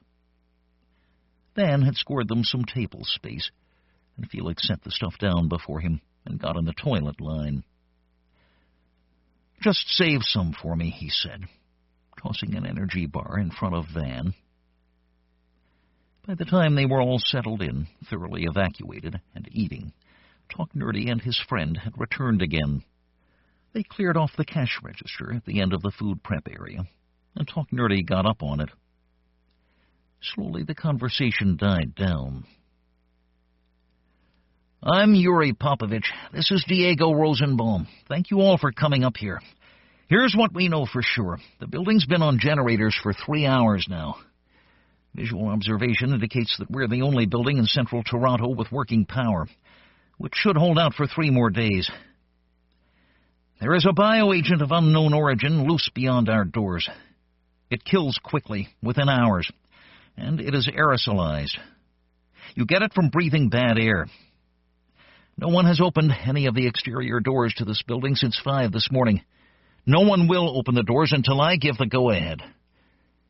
Attacks on major cities all over the world have left emergency responders in chaos. The attacks are electronic, biological, nuclear, and conventional explosives, and they are very widespread. I'm a security engineer, and where I come from, attacks in this kind of cluster are usually viewed as opportunistic. Group B blows up a bridge because everyone is off taking care of Group A's dirty nuke event. It's smart. An Aum Shinrikyo cell in Seoul gassed the subways there about 2 a.m. Eastern. That's the earliest event we can locate, so it may have been the Archduke that broke the camel's back. We're pretty sure that Aum Shinrikyo couldn't be behind this kind of mayhem. They have no history of info-war, and have never shown the kind of organizational acumen necessary to take out so many targets at once. Basically, they're not smart enough. We're holding up here for the foreseeable future, at least until the bioweapon has been identified and dispersed. We're going to staff the racks and keep the networks up. This is critical infrastructure, and it's our job to make sure it's got 5 nines of uptime. In times of national emergency, our responsibility to do that doubles. One sysadmin put up his hand. He was very daring, in a green Incredible Hulk ring tee, and he was at the young end of the scale. Who died and made you king? I have controls for the main security system, keys to every cage and passcodes for the exterior doors. They're all locked now, by the way. I'm the one who got everyone up here first and called the meeting. I don't care if someone else wants this job. It's a shitty one, but someone needs to have this job. You're right, the kid said. And I can do it every bit as well as you. My name's Will Sario. Popovich looked down his nose at the kid. Well, if you'll let me finish talking, maybe I'll hand things over to you when I'm done. Finish, by all means. Sario turned his back on him and walked to the window. He stared out of it intensely. Felix's gaze was drawn to it, and he saw that there were several oily smoke plumes rising up from the city. Popovich's momentum was broken. So that's what we're going to do, he said. The kid looked around after a stretched moment of silence. Oh, is it my turn now? There was a round of good-natured chuckling. Here's what I think. The world is going to shit. There are coordinated attacks on every critical piece of infrastructure. There's only one way that those attacks could be so well coordinated, via the Internet.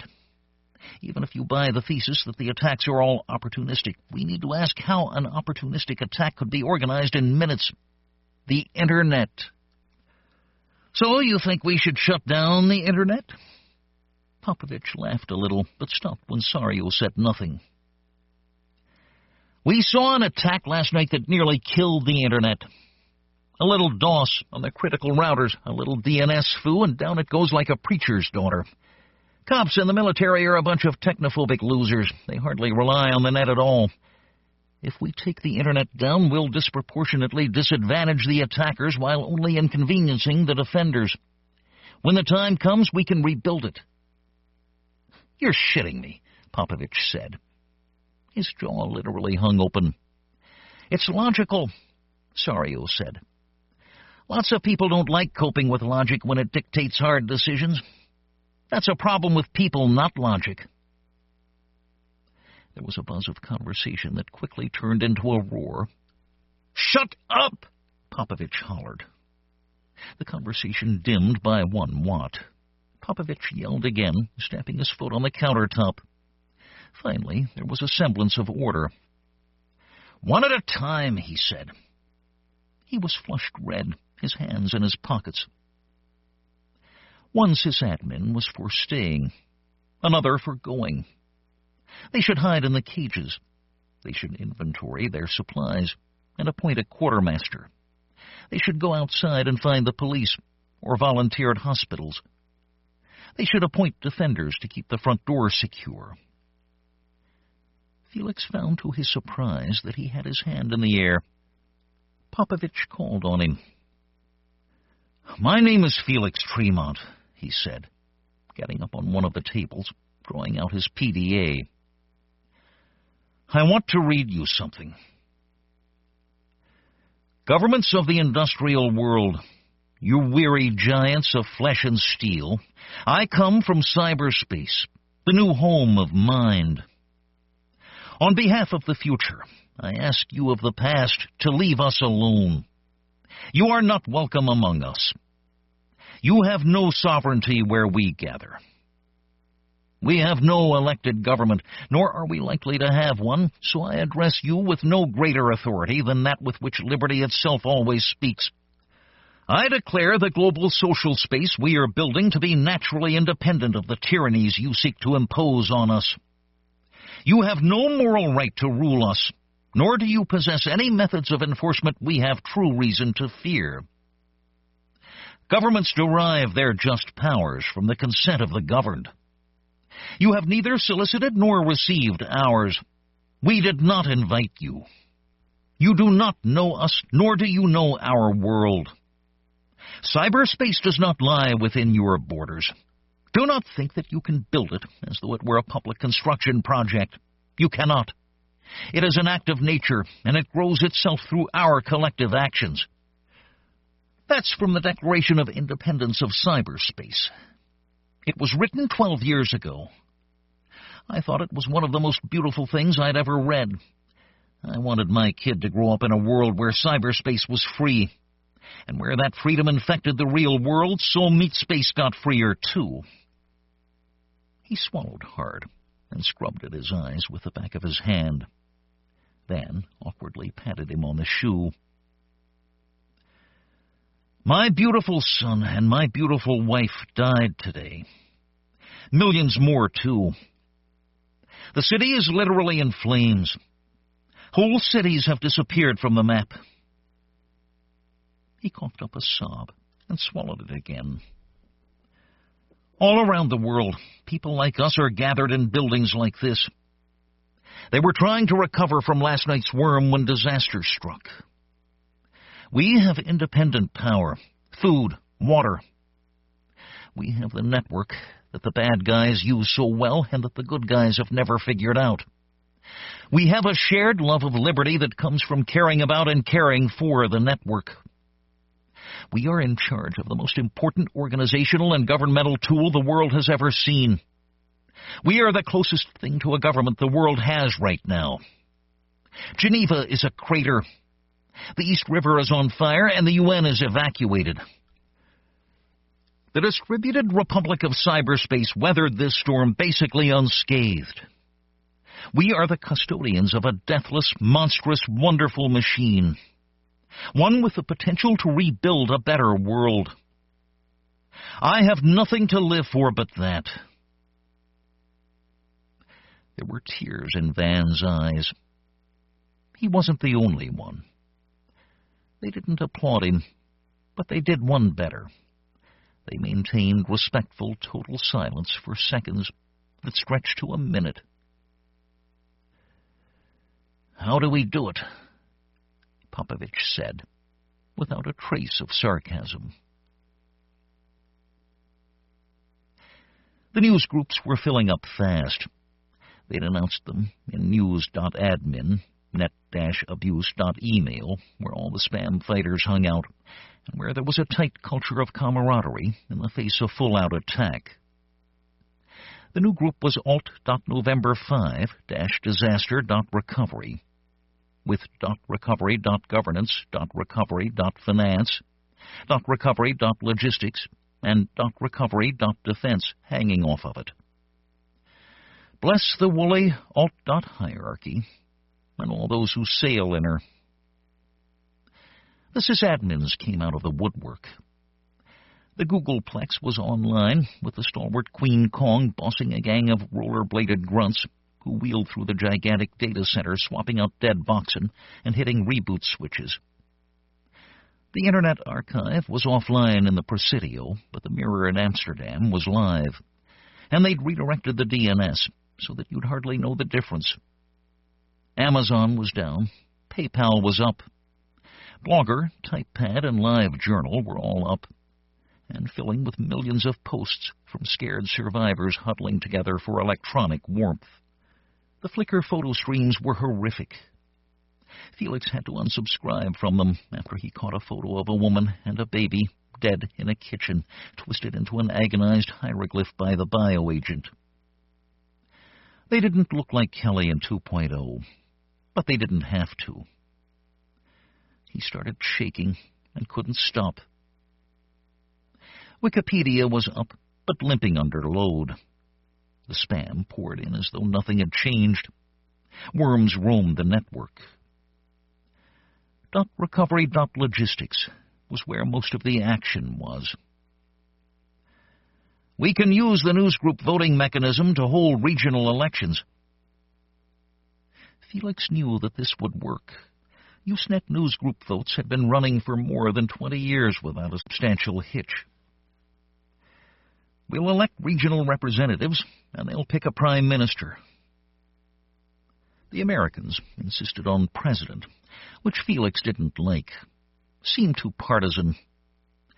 His future wouldn't be the American future. The American future had gone up with the White House. He was building a bigger tent than that. There were French sysadmins online from France Telecom. The EBU's data center had been spared in the attacks that hammered Geneva, and it was filled with wry Germans whose English was better than Felix's. They got on well with the remains of the BBC team in Canary Wharf. They spoke polyglot English in .recovery.logistics, and Felix had momentum on his side. Some of the admins were cooling out the inevitable stupid flame wars with the practice of long years. Some were chipping in useful suggestions. Surprisingly few thought that Felix was off his rocker. I think we should hold elections as soon as possible. Tomorrow at the latest. We can't rule justly without the consent of the governed. Within seconds, the reply landed in his inbox. You can't be serious. Consent of the governed? Unless I miss my guess, most of the people you're proposing to govern are puking their guts out, hiding under their desks, or wandering shell-shocked through the city streets. When do they get a vote? Felix had to admit she had a point. Queen Kong was sharp. Not many women sysadmins, and that was a genuine tragedy. Women like Queen Kong were too good to exclude from the field. He'd have to hack a solution to get women balanced out in his new government. Require each region to elect one woman and one man. He happily clattered into argument with her. The elections would be the next day. He'd see to it. Prime Minister of Cyberspace? Why not call yourself the Grand Poobah of the Global Data Network? It's more dignified, sounds cooler, and it'll get you just as far. Will had the sleeping spot next to him, up in the cafeteria, with Van on the other side. The room smelled like a dingleberry. 25 sysadmins who hadn't washed in at least a day, all crammed into the same room. For some of them, it had been much, much longer than a day. Shut up, Will, Van said. You wanted to try to knock the Internet offline. Correction, I want to knock the Internet offline, present tense. Felix cracked one eye. He was so tired it was like lifting weights. Look, Sario, if you don't like my platform, put one of your own forward. There are plenty of people who think I'm full of shit, and I respect them for that, since they're all running opposite me or backing someone who is. That's your choice. What's not on the menu is nagging and complaining. Bedtime now, or get up and post your platform. Sario sat up slowly, unrolling the jacket he had been using for a pillow and putting it on. Screw you guys. I'm out of here. I thought he'd never leave, Felix said, and turned over, lying awake a long time, thinking about the election. There were other people in the running. Some of them weren't even sysadmins. A U.S. senator, on retreat at his summer place in Wyoming, had generator power and a satellite phone. Somehow he'd found the right news group and thrown his hat into the ring. Some anarchist hackers in Italy strafed the group all night long, posting broken English screeds about the political bankruptcy of governance in the New World. Felix looked at their net block and determined that they were probably holed up in a small interaction design institute near Turin. Italy had been hit very bad, but out in the small town, this cell of anarchists had taken up residence. A surprising number were running on a platform of shutting down the Internet. Felix had his doubts about whether this was even possible, but he thought he understood the impulse to finish the work and the world. Why not? From every indication, it seemed that the work to date had been a cascade of disasters, attacks, and opportunism, all of it adding up to Götterdämmerung. A terrorist attack here, a lethal counteroffensive there from an overreactive government. Before long, they'd made short work of the world. He fell asleep thinking about the logistics of shutting down the Internet and dreamed bad dreams in which he was the network's sole defender. He woke to a papery, itchy sound. He rolled over and saw that Van was sitting up, his jacket balled up in his lap, vigorously scratching his skinny arms. They'd gone the color of corned beef and had a scaly look. In the light streaming through the cafeteria windows, skin motes floated and danced in great clouds. "What are you doing?" Felix sat up. Watching Van's fingernails rip into his skin made him itch in sympathy. It had been 3 days since he'd last washed his hair, and his scalp sometimes felt like there were little egg-laying insects picking their way through it.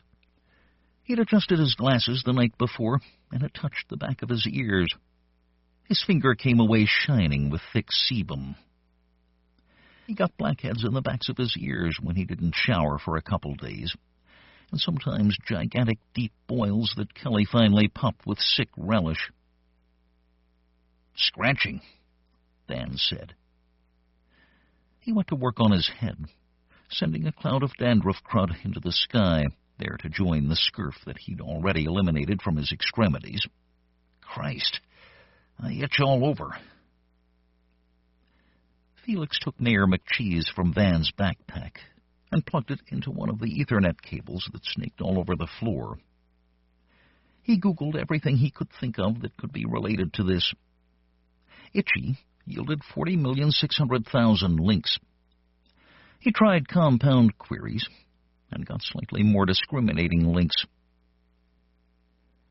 "I think it's stress-related eczema," Felix said finally. "I don't get eczema," Van said. Felix showed him some lurid photos of red, angry skin flaked with white. "Stress-related eczema," he said, reading the caption. Van examined his arms. "I have eczema," he said. "Says here to keep it moisturized and to try cortisone cream. You might try the first aid kit in the second-floor toilets. I think I saw some there." Like all of the sysadmins, Felix had had a bit of rummage around the offices, bathrooms, kitchen, and storerooms, squirreling away a roll of toilet paper in his shoulder bag, along with 3 or 4 power bars. They were sharing out the food in the caf by unspoken agreement, every sysadmin watching every other for signs of gluttony and hoarding. All were convinced that there was hoarding and gluttony going on out of eyeshot, because all were guilty of it themselves when no one else was watching. Van got up, and when his face hove into the light, Felix saw how puffed his eyes were. "I'll post to the mailing list for some antihistamine," Felix said. There had been 4 mailing lists and 3 wikis for the survivors in the building within hours of the first meeting's close, and in the intervening days they'd settled on just 1. Felix was still on a little mailing list with 5 of his most trusted friends, 2 of whom were trapped in cages in other countries. He suspected that the rest of the sysadmins were doing the same. Van stumbled off. "Good luck on the elections," he said, patting Felix on the shoulder. Felix stood and paced, stopping to stare out the grubby windows. The fires still burned in Toronto, more than before. He tried to find mailing lists or blogs that Torontonians were posting to, but the only ones he'd found were being run by other geeks and other data centers. It was possible, likely even, that there were survivors out there who had more pressing priorities than posting to the Internet. His home phone still worked about half the time, but he'd stopped calling it after the second day, when hearing Kelly's voice on the voicemail for the 50th time had made him cry in the middle of a planning meeting. He wasn't the only one. Election day. Time to face the music. "Are you nervous?" "Nope." Felix typed. "I don't much care if I win, to be honest. I'm just glad we're doing this. The alternative was sitting around with our thumbs up our ass, waiting for someone to crack up and open the door." The cursor hung. Queen Kong was very high latency as she bossed her gang of Googleoids around the Googleplex, doing everything she could to keep her data center online. 3 of the offshore cages had gone offline, and 2 of their 6 redundant network links were smoked. Lucky for her, queries per second were way down. "There's still China," she typed. Queen Kong had a big board with a map of the world colored in Google queries per second, and could do magic with it, showing the drop-off over time in colorful charts. She'd uploaded lots of video clips showing how the plague and the bombs had swept the world. The initial upswell of queries from people wanting to find out what was going on, then the grim, precipitous shelving off as the plagues took hold. "China's still running about 90% nominal." Felix shook his head. "You can't think that they're responsible." "No," she typed, but then she started to key something and then stopped. "No, of course not. I believe the Popovich hypothesis. This is a bunch of assholes all using the rest for cover. But China put them down harder and faster than anyone else. Maybe we finally found a use for totalitarian states." Felix couldn't resist. He typed, "You're lucky your boss can't see you type that. You guys were pretty enthusiastic participants in the Great Firewall of China." "Wasn't my idea," she typed. "And my boss is dead. They're probably all dead. The whole Bay Area got hit hard. And then there was the quake." They'd watched the USGS's automated data stream from the 6.9 that trashed Northern Cal from Gilroy to Sebastopol. Some webcams revealed the scope of the damage: gas main explosions, seismically retrofitted buildings crumpling like piles of children's blocks after a good kicking. The Googleplex, floating on a series of gigantic steel springs, had shook like a plateful of jello, but the racks had stayed in place, and the worst injury they'd had was a badly bruised eye on a sysadmin who'd caught a flying cable crimper in the face. "Sorry, I forgot." "It's okay. We all lost people, right?" Yeah. Anyway, I'm not worried about the election. Whoever wins, at least we're doing something." "Not if they vote for one of the fuckrags." Fuckrag was the epithet that some of the sysadmins were using to describe the contingent that wanted to shut down the Internet. Queen Kong had coined it. Apparently, it had started life as a catch-all term to describe clueless IT managers that she'd chewed up through her career. "They won't. They're just tired and sad is all. Your endorsement will carry the day." The Googleoids were one of the largest and most powerful blocks left behind, along with the satellite uplink crews and the remaining transoceanic crews. Queen Kong's endorsement had come as a surprise, and he'd sent her an email that she'd replied to tersely, "Can't have the fuckrags in charge." "GTG," she typed, and then her connection dropped. He fired up a browser and called up Google.com. The browser timed out. He hit reload, and then again, and then the Google front page came back up. Whatever had hit Queen Kong's workplace, power failure, worms, another quake, she had fixed it. He snorted when he saw that they'd replaced the O's in the Google logo with little planet Earths with mushroom clouds rising from them. "Got anything to eat?" Dan said to him. It was mid-afternoon, not that time particularly passed in the data center. Felix patted his pockets. They'd put a quartermaster in charge, but not before everyone had snagged some chow out of the machines. He'd had a dozen power bars and some apples. He'd taken a couple sandwiches, but had wisely eaten them first before they got stale. "One power bar left," he said. He'd noticed a certain looseness in his waistline that morning, and had briefly relished it. Then he'd remembered Kelly's teasing about his weight. and he'd cried some. Then he'd eaten 2 power bars, leaving him with just one left. "Oh," Van said. His face was hollower than ever, his shoulders sloping in on his toast-racked chest. "Here," Felix said. "Vote Felix." Van took the power bar from him, and then put it down on the table. "Okay, I want to give this back to you and say, no, I couldn't, but I'm fucking hungry, so I'm just going to take it and eat it, okay?" "That's fine by me," Felix said. "Enjoy." "How are the elections coming?" Van said, once he'd licked the wrapper clean. "Dunno," Felix said. "Haven't checked in a while." He'd been winning by a slim margin a few hours before. Not having his laptop was a major handicap when it came to stuff like this.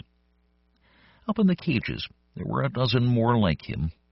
Poor bastards who'd left the house on Der Tag without thinking to snag something Wi-Fi enabled. "You're going to get smoked," Sario said, sliding in next to them. He'd become famous in the center for never sleeping, for eavesdropping, for picking fights in RL that had the ill-considered heat of a Usenet flame war. "The winner will be someone who understands a couple of fundamental facts." He held up a fist, then ticked off his bullet points by raising a finger one at a time. "Point. The terrorists are using the Internet to destroy the world, and we need to destroy the Internet first. Point. Even if I'm wrong, the whole thing is a joke. We'll run out of generator fuel soon enough. Point. Or if we don't, it will be because the old world will be back and running, and it won't give a crap about your new world. Point. We're going to run out of food before we run out of shit to argue about or reasons not to go outside. We have the chance to do something to help the world recover. We can kill the net and cut it off as a tool for bad guys. Or we can rearrange some more deck chairs on the bridge of your personal Titanic in the service of some sweet dream about an independent cyberspace." The thing was that Sario was right. They would be out of fuel in 2 days. Intermittent power from the grid had stretched their generator lifespan, and if you bought his hypothesis that the Internet was primarily being used as a tool to organize more mayhem, shutting it down would be the right thing to do. But Felix's son and his wife were dead. He didn't want to rebuild the old world. He wanted a new one. The old world was one that didn't have any place for him. Not anymore. Van scratched his raw, flaking skin. Puffs of dander and scruff swirled in the musty, greasy air. Sario curled a lip at him. "That is disgusting. We're breathing recycled air, you know. Whatever leprosy is eating you, aerosolizing it into the air supply is pretty antisocial." "You're the world's leading authority on antisocial, Sario," Van said. "Go away, or I'll multi-tool you to death." He stopped scratching and patted his sheathed multipliers like a gunslinger. "Yeah, I'm antisocial. I've got Asperger's, and I haven't taken any meds in 4 days. What's your fucking excuse?" Van scratched some more. "I'm sorry," he said. "I didn't know." Sario cracked up. "Oh, you are priceless. I'd bet the 3/4 of this bunch is borderline autistic. Me, I'm just an asshole. But I'm one who isn't afraid to tell the truth, and that makes me better than you, dickweed." "Fuck rag," Felix said. "Fuck off." They had less than a day's worth of fuel when Felix was elected the first ever Prime Minister of cyberspace. The first count was spoiled by a bot that spammed the voting process, and they lost a critical day while they added up the votes a second time. But by then it was all seeming like more of a joke. Half the data centers had gone dark. Queen Kong's net maps of Google queries were looking grimmer and grimmer as more of the world went offline, though she maintained a leaderboard of new and rising queries, largely related to health, shelter, sanitation, and self-defense. Worm loads slowed. power was going off to many home PC users, and staying off so their compromised PCs were going dark. The backbones were still lit up and blinking, but the missives from those data centers were looking more and more desperate. Felix hadn't eaten in a day, and neither had anyone in a satellite Earth station of transoceanic head-end. Water was running short, too. Popovich and Rosenbaum came and got him before he could do more than answer a few congratulatory messages and post a canned acceptance speech to news groups. "We're going to open the doors," Popovich said. Like all of them, he'd lost weight and waxed scruffy and oily. His BO was like a cloud coming off trash bags behind a fish market on a sunny day. Felix was quite sure he smelled no better. "You're going to go for a recce? Get more fuel? We can charter a working group for it. Great idea." Rosenbaum shook his head sadly.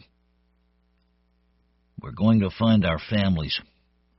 Whatever is out there has burned itself out, or it hasn't.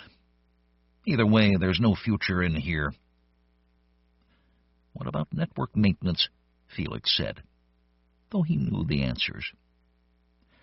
"Who'll keep the routers up?" "We'll give you the root passwords to everything," Popovich said. His hands were shaking, and his eyes were bleary.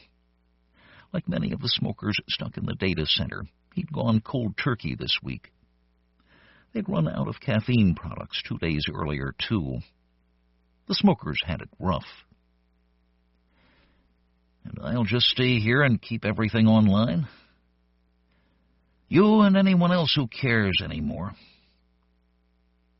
Felix knew that he'd squandered his opportunity. The election had seemed noble and brave, but in hindsight, all it had been was an excuse for infighting when they should have been figuring out what to do next. The problem was that there was nothing to do next. "I can't make you stay," he said. "Yeah, you can't." Popovich turned on his heel and walked out. Rosenbaum watched him go. Then he gripped Felix's shoulder and squeezed it. "Thank you, Felix. It was a beautiful dream. It still is. Maybe we'll find something to eat and some fuel and come back." Rosenbaum had a sister whom he'd been in contact with over IM for the first days after the crisis broke. Then she'd stopped answering. The sysadmins were split among those who'd had a chance to say goodbye and those who hadn't.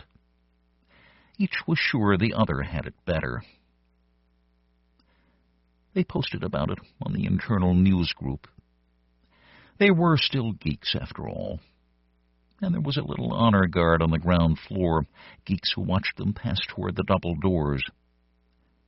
They manipulated the keypads, and the steel shutters lifted. Then the first set of doors opened. They stepped into the vestibule and pulled the door shut behind them. The front doors opened. It was very bright and sunny outside, and apart from how empty it was, it looked very normal. Heartbreakingly so. The two took a tentative step out into the world, then another.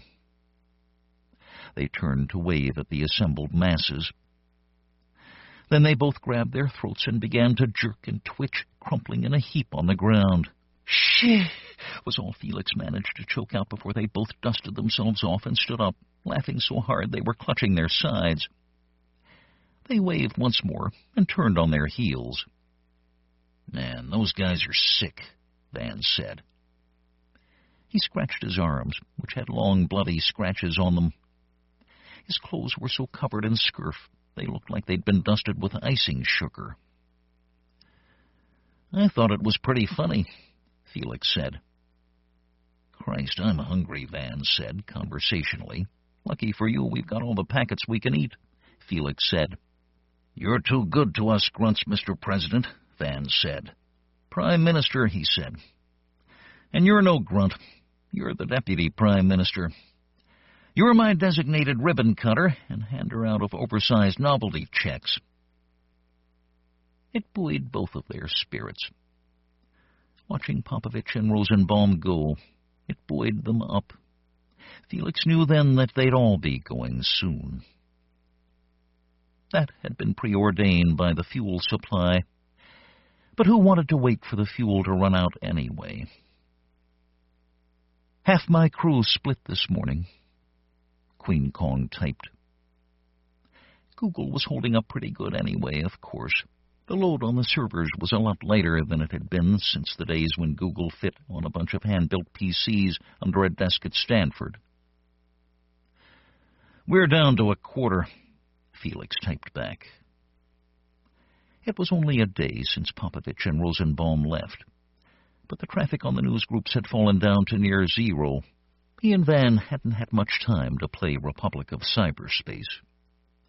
They'd been too busy learning the systems that Popovich had turned over to them, the big routers that had went on acting as the major interchange for all the network backbones in Canada. Still, someone posted to the news groups every now and again, generally to say goodbye. The old flame wars about who would be PM, or whether they would shut down the network, or who took too much food. It was all gone. He reloaded the news group. There was a typical message. Runaway processes on Solaris. Hi. I'm just a lightweight MSCE, but I'm the only one awake here, and 4 of the D-slams just went down. Looks like there's some custom accounting code that's trying to figure out how much to bill our corporate customers, and it spawned 10,000 threads, and it's eating all the swap. I just want to kill it, but I can't seem to do that. Is there some magic invocation I need to do to get this goddamn Weenix box to kill this shit? I mean, it's not as if any of our customers are ever going to pay us again. I'd ask the guy who wrote this code, but he's pretty much dead as far as anyone can work out. He reloaded. There was a response. It was short, authoritative, and helpful. Just the sort of thing you almost never saw in a high-caliber news group when a noob posted a dumb question. The apocalypse had awoken the spirit of patient helpfulness in the world's sysop community. Van shoulder-surfed him. Holy shit. Who knew he had it in him? He looked at the message again. It was from Will Sario. He dropped into his chat window. Sario, I thought you wanted the network dead. Why are you helping MSCSs fix their boxin'? Sheepish grin. Gee, Mr. PM, maybe I just can't bear to watch a computer suffer at the hands of an amateur. He flipped to the channel with Queen Kong in it. How long? Since I slept, 2 days. Until we run out of fuel, 3 days. Since we ran out of food, 2 days. Geez, I didn't sleep last night either. We're a little short-handed around here. ASL?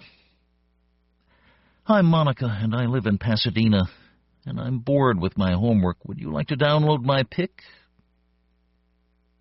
The Trojan bots were all over IRC these days, jumping to every channel that had any traffic on it.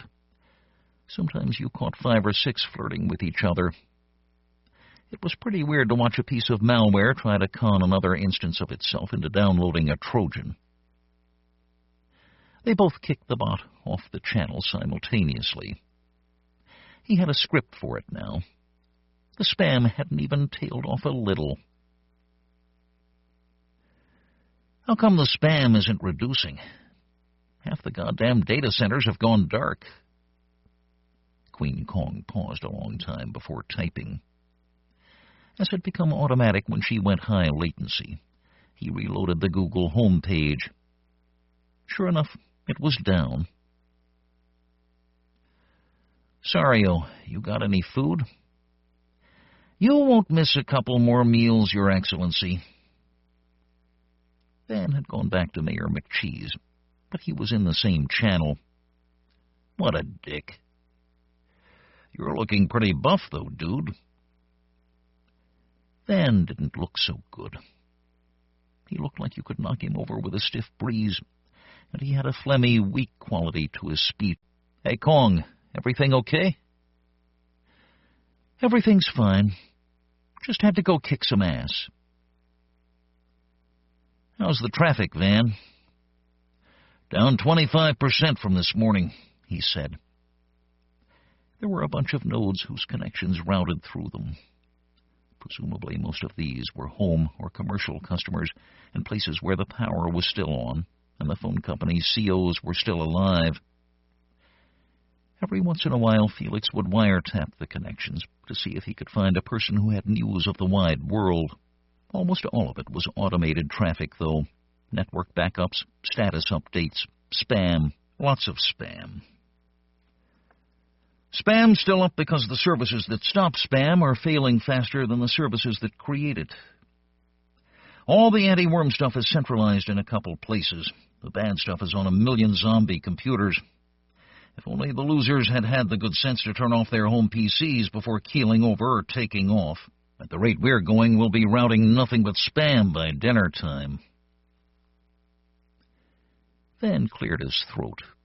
A painful sound. About that, he said. I think it's going to hit sooner than that. Felix, I don't think anyone would notice if we just walked away from here. Felix looked at him, his skin the color of corned beef and streaked with long, angry scabs. His fingers trembled. You drinking enough water? Van nodded. All frigging day. Every 10 seconds. Anything to keep my belly full. He pointed to a refilled Pepsi Max bottle full of water by his side. Let's have a meeting, he said. There had been 43 of them on D-Day. Now there were 15. 6 had responded to the call for a meeting by simply leaving. Everyone knew without having to be told what the meeting was about. So that's it? You're going to let it all fall apart? Sario was the only one with the energy left to get properly angry. He'd go angry to his grave. The veins on his throat and forehead stood out angrily. His fists shook angrily. All the other geeks went lids down at the sight of him, looking up in unison for once at the discussion, not keeping one eye on a chat log or a tailed service log. Sario, you've got to be shitting me, Felix said. You wanted to pull the goddamned plug? I wanted it to go clean, he shouted. I didn't want it to bleed out and keel over in little gasps and pukes forever. I wanted it to be an act of will by the global community of its caretakers. I wanted it to be an affirmative act by human hands, not entropy and bad code and worms winning out. Fuck that. That's just what's happened out there. Up in the top-floor cafeteria, there were windows all around, hardened and light-bending, and by custom they were all blinds down. Now Sario ran around the room, yanking on the blinds. How the hell can he get the energy to run? Felix wondered. He could barely walk up the stairs to the meeting room. Harsh daylight flooded in. It was a fine sunny day out there, but everywhere you looked across that commanding view of Toronto's skyline, there were rising plumes of smoke. The TD Tower, a gigantic black modernist glass brick, was gouting flame to the sky. It's all falling apart, the way everything does. Listen. If we leave the network to fall over slowly, parts of it will stay online for months, maybe years. And what will run on it?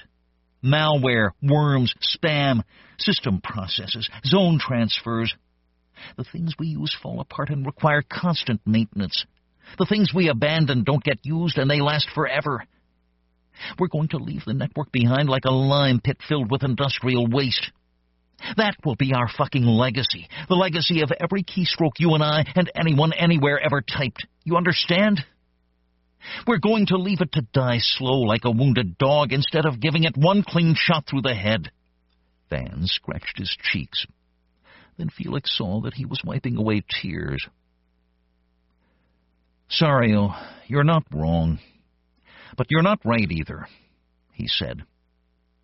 Leaving it up to limp along is right. We're going to all be limping for a long time, and maybe it will be some use to someone. If there's one packet being routed from any user to any other user, anywhere in the world, it's doing its job. If you want a clean kill, you can do that, Felix said. I'm the PM and I say so. I'm giving you root. All of you. He turned to the whiteboard where the cafeteria workers used to scrawl the day's specials.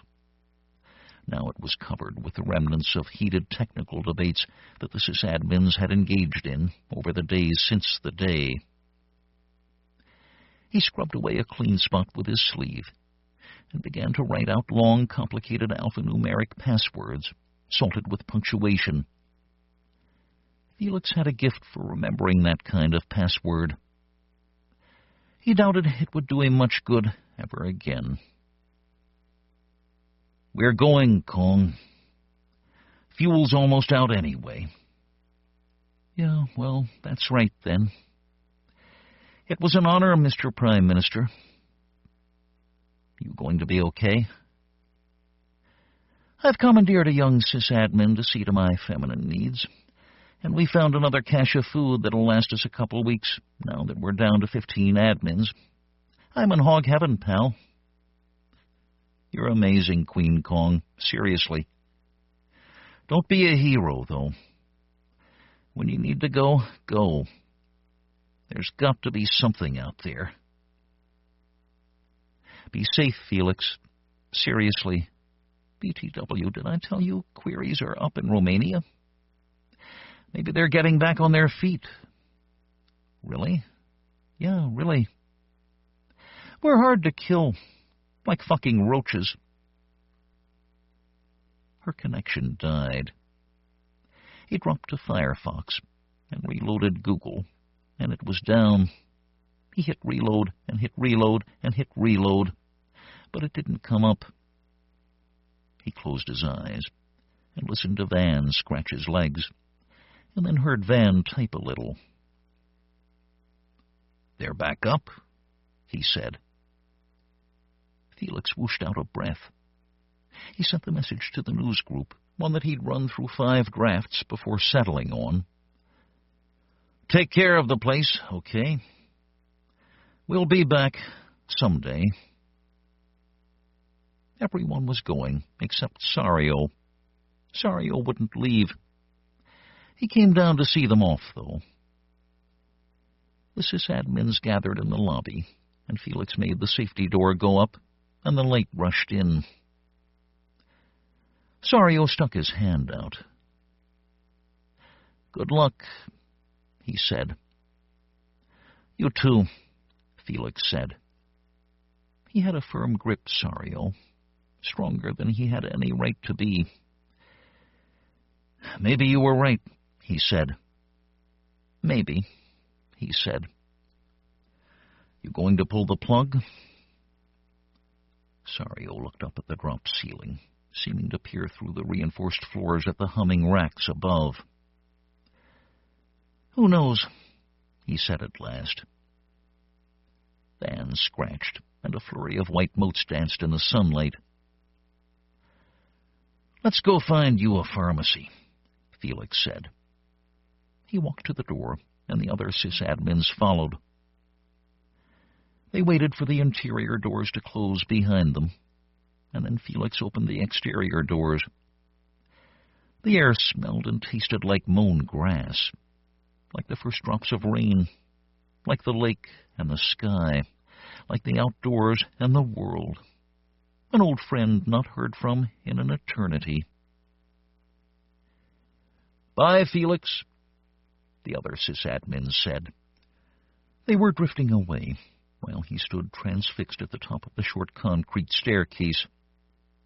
The light hurt his eyes and made them water. I think there's a Shoppers Drug Mart on King Street, he said to Van. We'll throw a brick through the window and get you some cortisone, okay? You're the Prime Minister, Van said. They didn't see a single soul on the 15-minute walk. There wasn't a single sound, except for some bird noises and some distant groans, and the wind and the electric cables overhead. It was like walking on the surface of the moon. Bet they have chocolate bars at the Shoppers, Van said. Felix's stomach lurched. Food. Wow, he said, around a mouthful of saliva. They walked past a little hatchback, and in the front seat was the dried body of a woman holding the dried body of a baby, and his mouth filled with sour bile, even though the smell was faint through the rolled-up windows. He hadn't thought of Kelly or 2.0 in days. He dropped to his knees and retched again. Out here, in the real world, his family was dead. Everyone he knew was dead. He just wanted to lie down on the sidewalk and wait to die, too.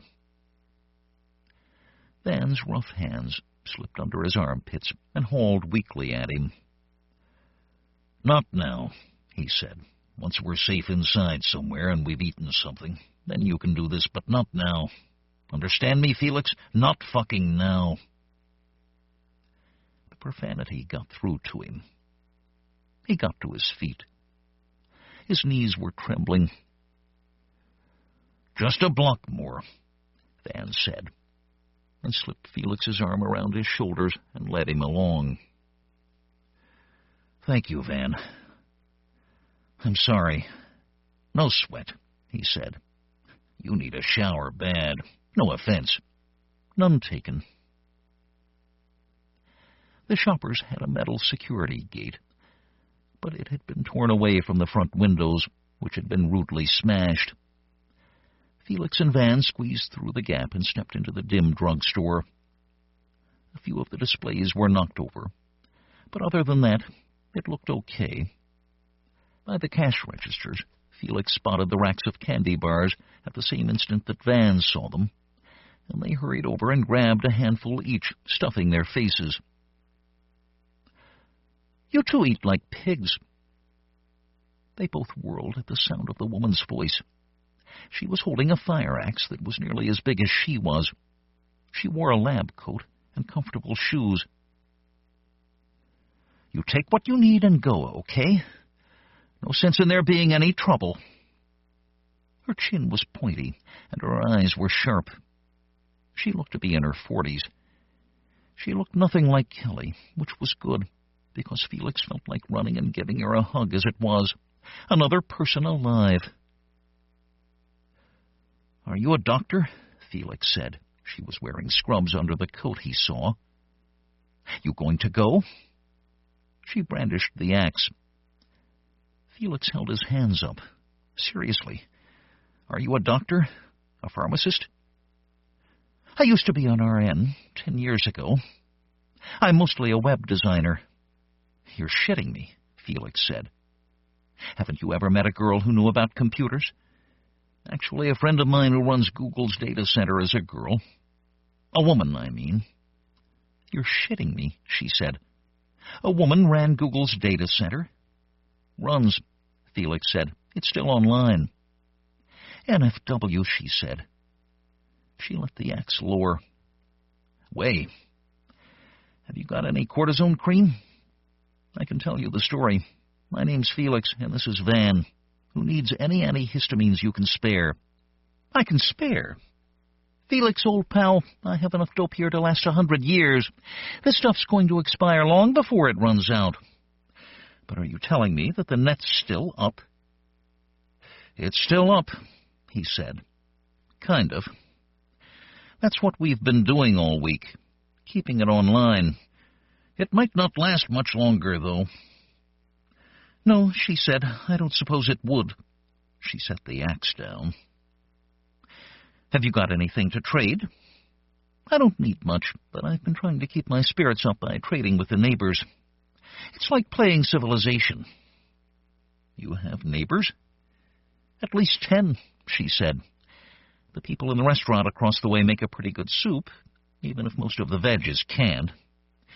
They cleaned me out of sterno, though. You've got neighbors, and you trade with them? Well, nominally. I'd be pretty lonely without them. I've taken care of whatever sniffles I could. Set a bone, broken wrist. Listen, do you want some Wonder Bread and peanut butter? I have a ton of it. Your friend looks like he could use a meal. Yes, please, Van said. We don't have anything to trade, but we're both committed workaholics looking to learn a trade. Could you use some assistance? Not really. She spun her axe on its head. But I wouldn't mind some company. They ate the sandwiches and then some soup. The restaurant people brought it over and made their manners at them, though Felix saw their noses wrinkle up and ascertained that there was working plumbing in the back room. Van went in to take a sponge bath, and then he followed.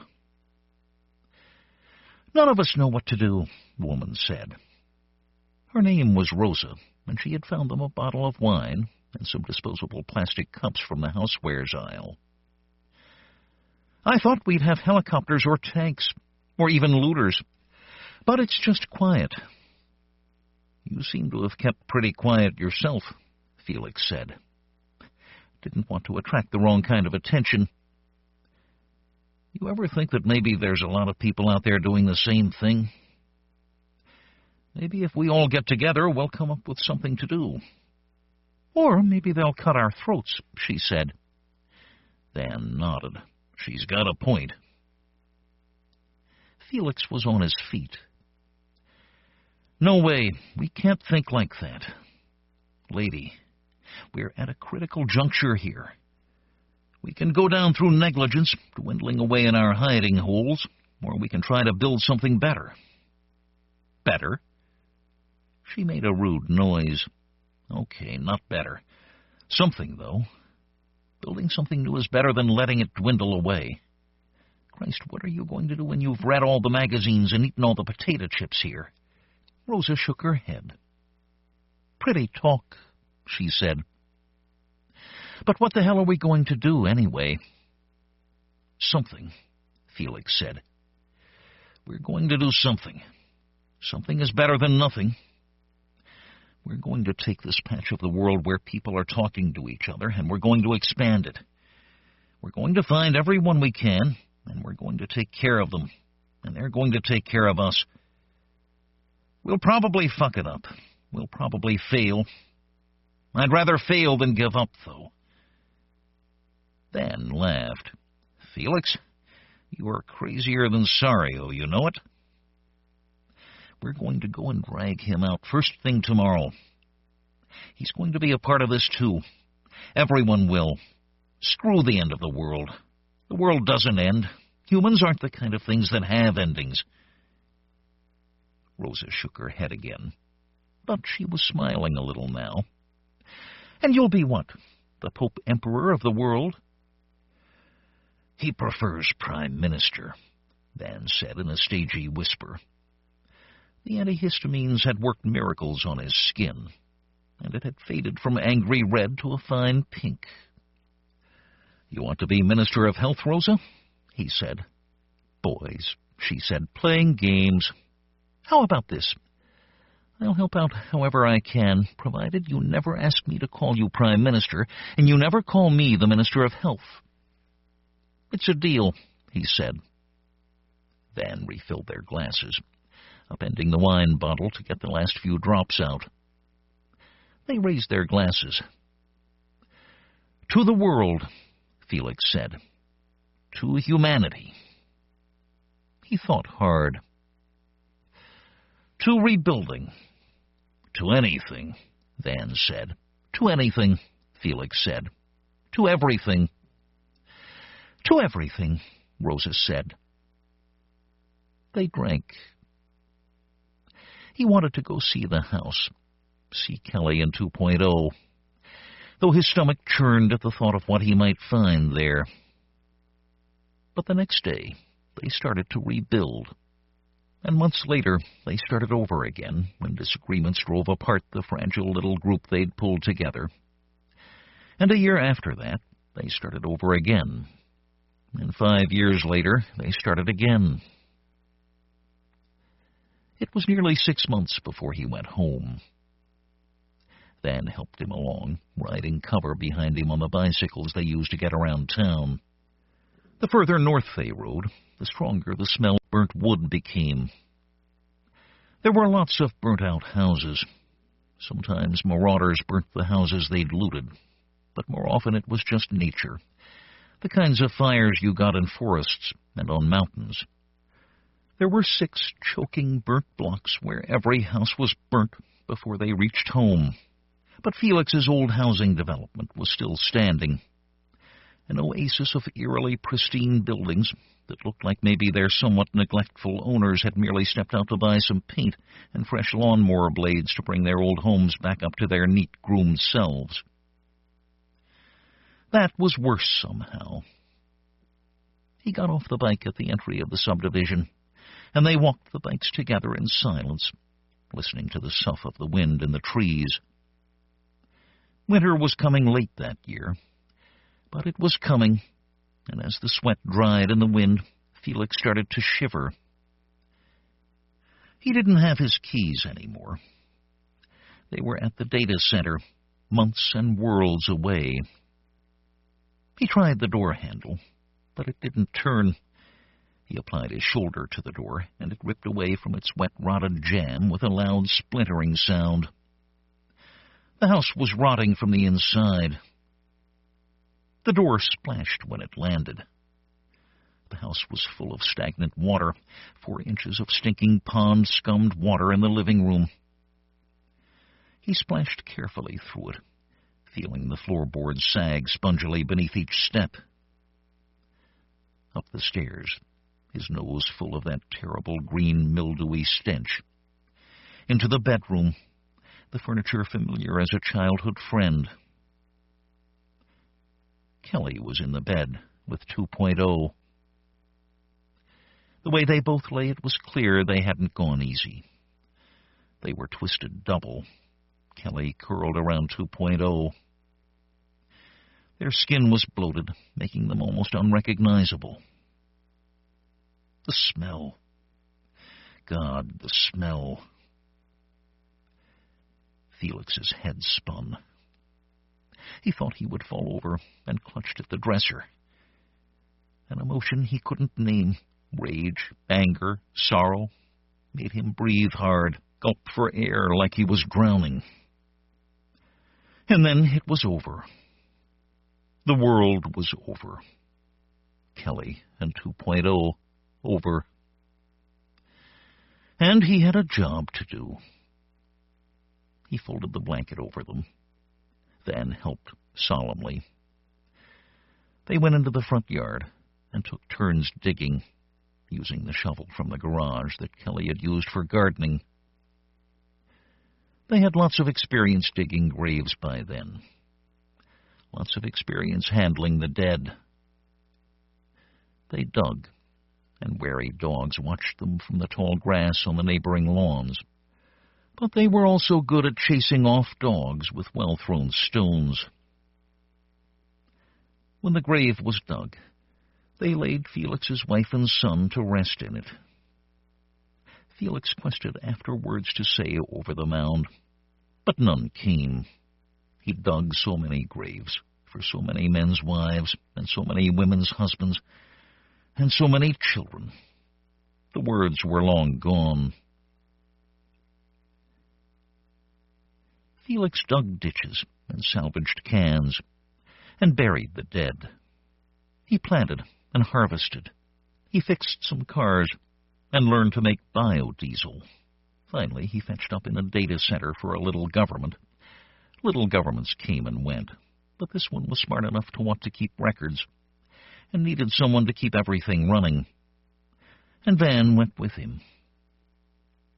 They spent a lot of time in chat rooms, and sometimes they happened upon old friends from the strange time they'd spent running the distributed Republic of Cyberspace. geeks who insisted on calling him PM, though no one in the real world ever called him that anymore. It wasn't a good life, most of the time. Felix's wounds never healed, and neither did most other people's. There were lingering sicknesses, and sudden ones. Tragedy on tragedy. But Felix liked his data center.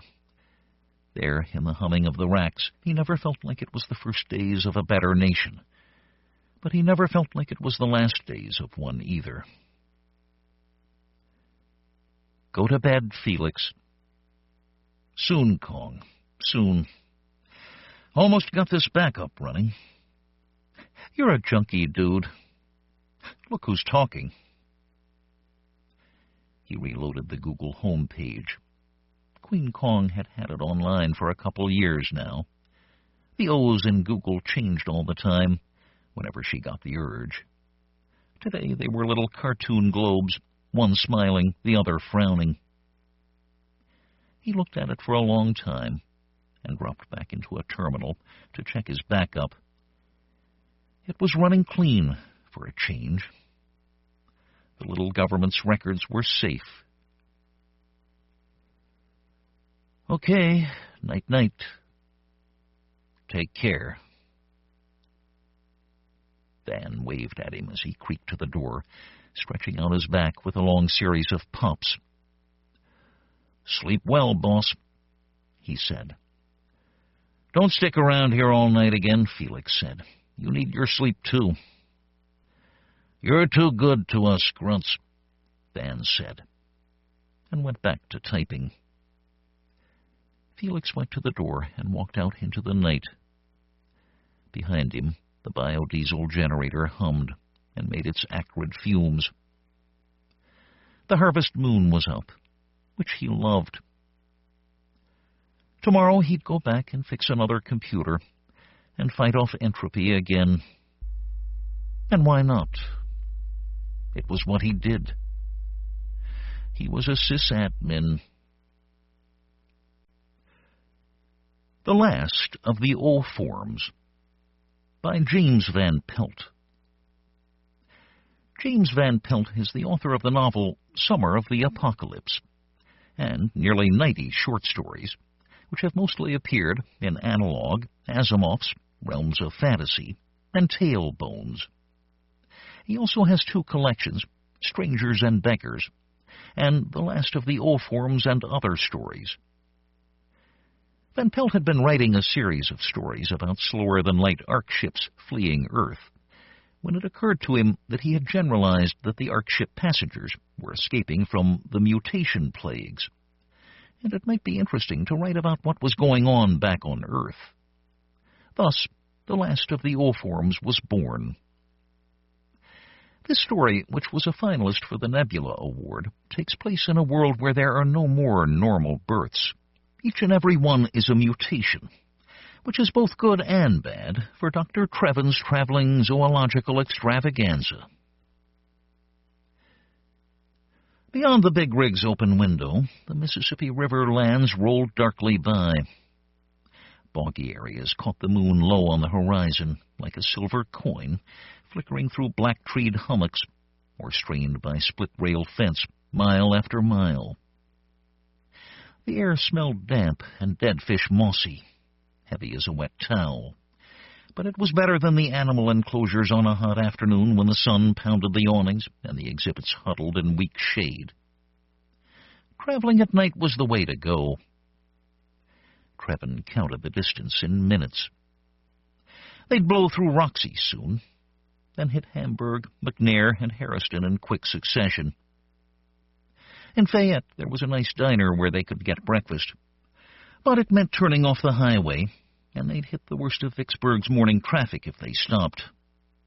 No, the thing to do was to keep driving to the next town, where he could save the show.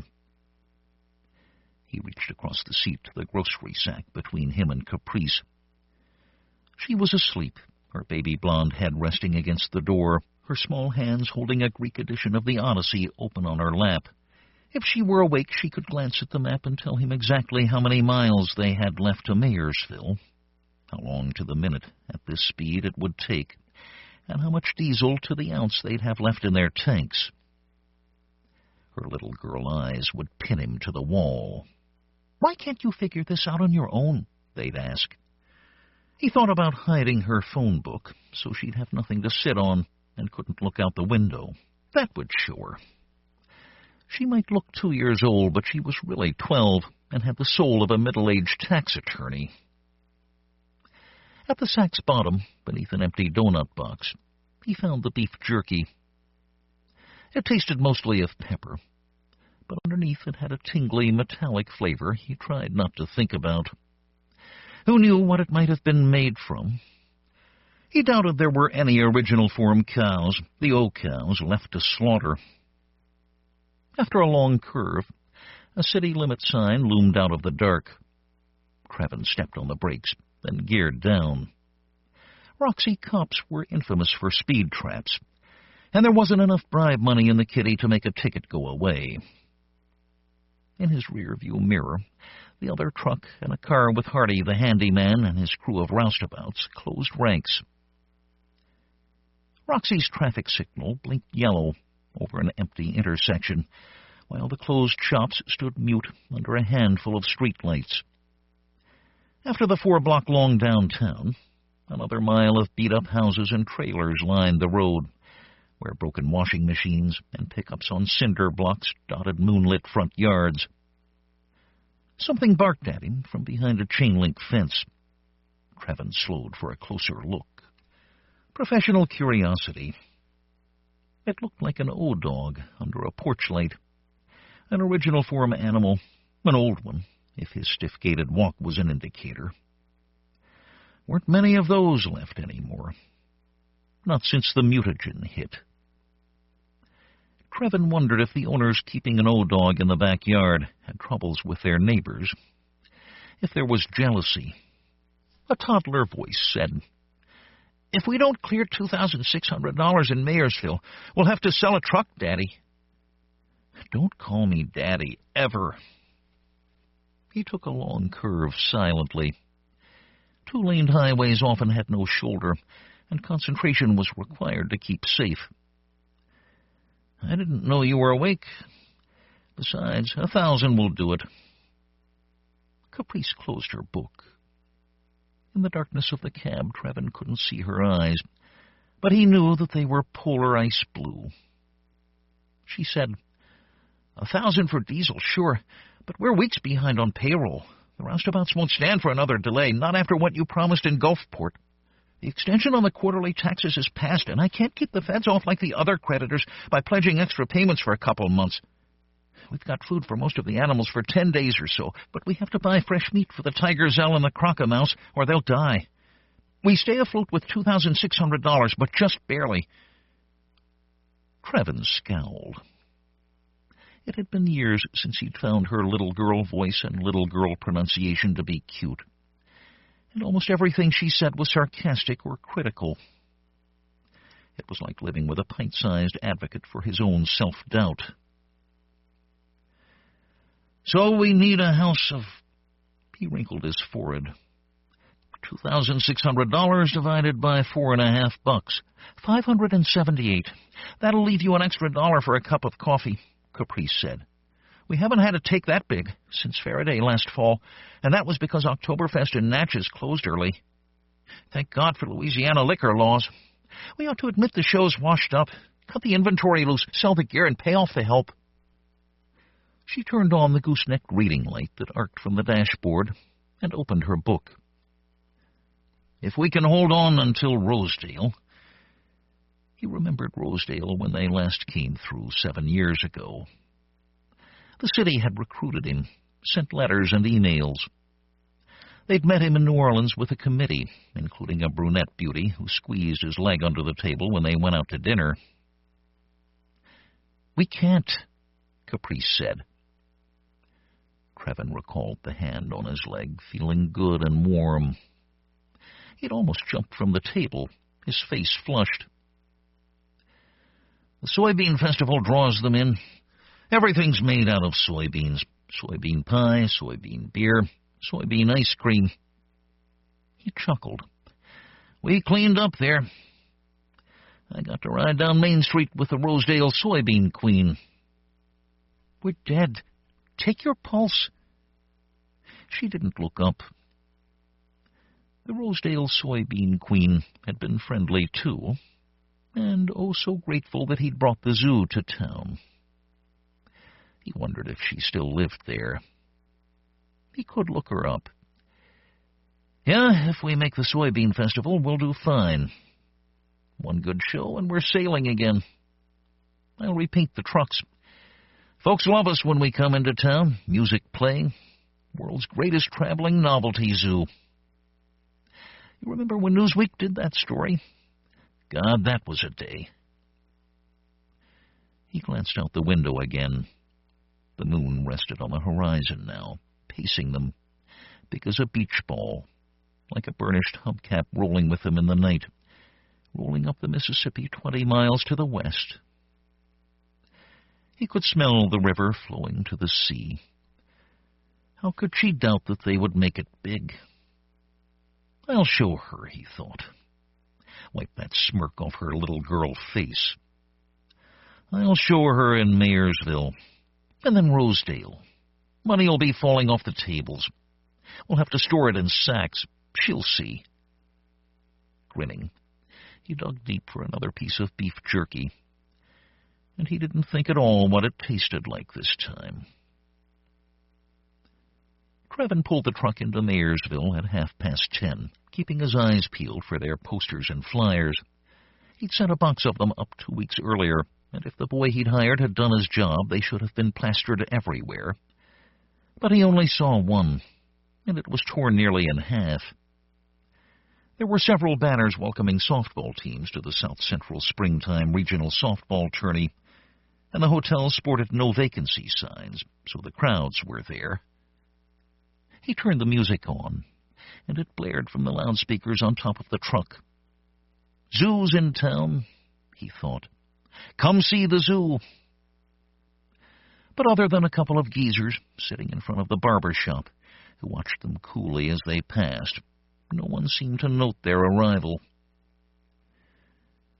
They can't play ball all day, eh, Caprice? They've got to do something in between games. She grunted. Her laptop was open on the seat beside her, and she was double-entering receipts and bills into the ledger. The fairgrounds were on the north edge of town, next to the ball fields. A park attendant met them at the gates, then climbed onto the running board so his head was just below the window. There's $100 occupancy fee, he said, his face hidden beneath a wide-brimmed straw hat that looked like it had been around the world a few times. Trevin drummed his fingers on the steering wheel and stayed calm. We paid for the site up front. The attendant shrugged. It's $100, or you find some other place to plant yourself. Caprice, on her knees, leaned across Trevin. She deepened her voice in her best Trevin impersonation. Do we make that check out to Mayersville City Parks, or Issaquah County? Startled, the attendant looked up before Caprice could duck out of sight, his 60-year-old face as dusty as his hat. Cash, no checks. That's what I thought, she said to Trevin. She moved back from the window. Give him 20. There better be the portable potties and the electrical hookups we ordered. Trevin flicked the bill to him, and the attendant caught it neatly in flight as he stepped off the running board.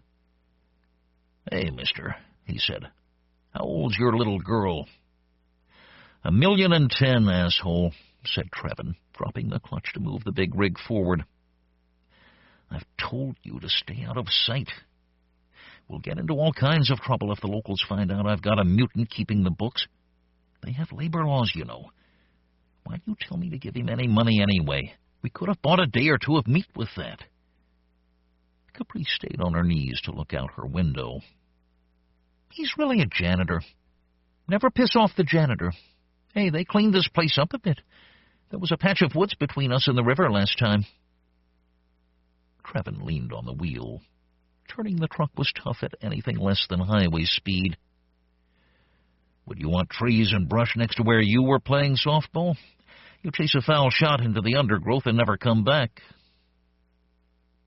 Beyond the fairgrounds, the land sloped down to the levee, and past that flowed the Mississippi, less than 100 yards away, a great muddy plain marked with lines of sullen gray foam drifting under the mid-morning sun.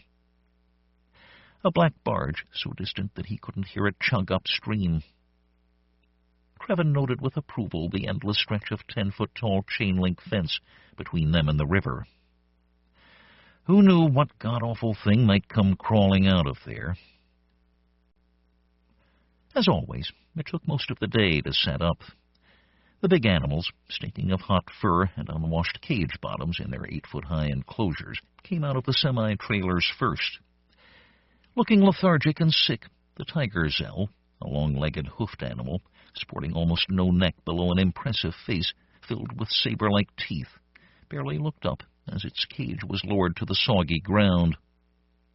It hooted softly. Trevin checked its water. "Get a tarp over it right away," he said to Handyman Harper, a big grouchy man who wore old rock concert T-shirts inside out. Trevin added, "That trailer had to be 120 degrees inside." Looking at the animal fondly, Trevin remembered when he'd acquired it from a farm in Illinois, one of the first American muta babies, before the mutagen was recognized and named, before it became a plague. The tiger gazelle's sister was almost as bizarre. Heavy legs, scaly skin, and a long, thin head, like a whippet. But the farmer had already killed it by the time Trevin arrived.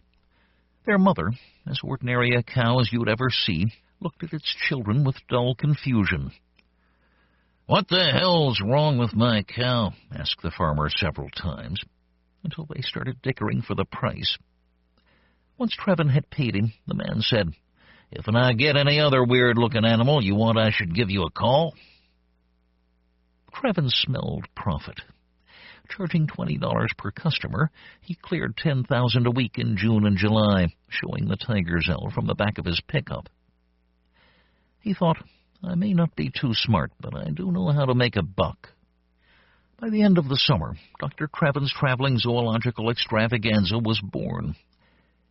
That was the year Caprice rode beside him, in a child's car seat, her mama dead in childbirth. In August, they were going north from Senatobia to Memphis, and at 11 months old, Caprice said her first words, "Isn't 80 over the speed limit?" Even then, there was a biting, sardonic tone to her voice. Trevin nearly wrecked the truck. The crocomouse snarled and bit at the bars as it came out, its furry snout banging against the metal. It threw its 200 pounds against the door and almost tipped the cage out of the handler's grip. "Keep your hands away," snapped Harper to his crew, "or you'll be taping a pencil to a stub to write your mamas." Then the rest of the animals were unloaded. A porculander, the warped child of a bullfrog that waved its wet thorny hide at every shadow. The unigoose, about the size of a wild turkey atop 4 tiny legs, shedding ragged feathers by the handful below the pearl-like glinting horn. And each of the other muta babies, the unrecognizable progeny of cats and squirrels and horses and monkeys and seals and every other animal Trevin could gather to the zoo. Big cages, little ones, aquariums, terrariums, little corrals, bird cages, tethering poles, all came out for display. By sunset, the last animal had been arranged and fed. Circus flags fluttered from the semi-trailer truck tops. The loudspeakers perched atop their posts. The park attendant wandered through the cages, his hands pushed deep into his pockets, as casual and friendly as if he hadn't tried to rip them off earlier in the day. "You all best stay in your trucks once the sun sets if you're camping here." Suspicious, Trevin asked, "Why's that?" The man raised his chin toward the river. which was glowing red like a bloody stain in the setting sun. Water level was up a couple days ago, over the fences. The levee held, but any sort of teethy mutoid might be flopping around on our side now. It's got so you can't step in a puddle without something taking a bite out of you. Civil defense volunteers walk the banks every day, looking for the more cantankerous critters. But it's a big old river. You got a gun? Trevin shrugged. Baseball bat? Maybe we'll get lucky and add something to the zoo. You expecting crowds for the softball tournament? 32 teams. We shipped in extra bleachers. Trevin nodded. If he started the music early in the morning, maybe he'd attract folks waiting for games. Nothing like a little amusement before the heat set in. After a couple of minutes, the park attendant left. Trevin was glad to see him walk away. He had the distinct impression that the man was looking for something to steal. After dinner, Caprice clambered into the upper bunk, her short legs barely giving her enough of a reach to make it. Trevin kicked his blanket aside. Even though it was after 10, it was still over 90 degrees, and there wasn't a hint of a breeze. Most of the animals had settled in their cages. Only the tiger's owl made noise, one long warbling hoot after another, a soft melodic call that hardly fit its ferocious appearance. You lay low tomorrow. I'm not kidding, said Trevin after he turned off the light. I don't want you driving people off. Caprice sniffed loudly. It's pretty ironic that I can't show myself at a mutoid zoo. I'm tired of hiding away like a freak. Another 50 years and there won't be any of your kind left anyway. Might as well accept the inevitable. I'm the future. They should be able to deal with that. Trevin put his hands behind his head and stared up at her bunk. Through the screen he'd fitted over the windows, he could hear the Mississippi lapping against the bank.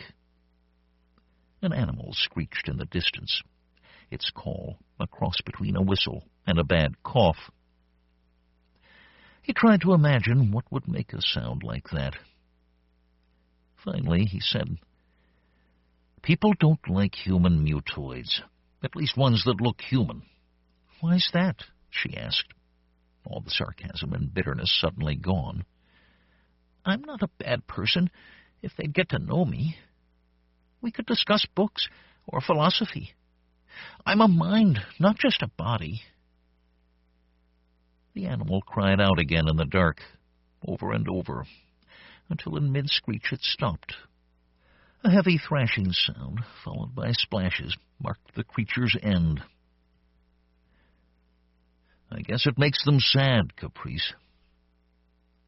Do I make you sad? In the truck cab's dim interior, she sounded exactly like a 2-year-old. He remembered when she was a little girl, before he knew that she wasn't normal, that she'd never grow up, that her DNA showed that she wasn't human, before she started talking uppity and making him feel stupid with her baby doll eyes, before he'd forbidden her to call him Dad. He thought she looked a little like her mother then.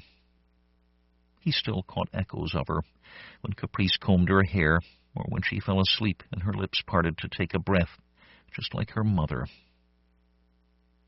The air caught in his throat, thinking of those times.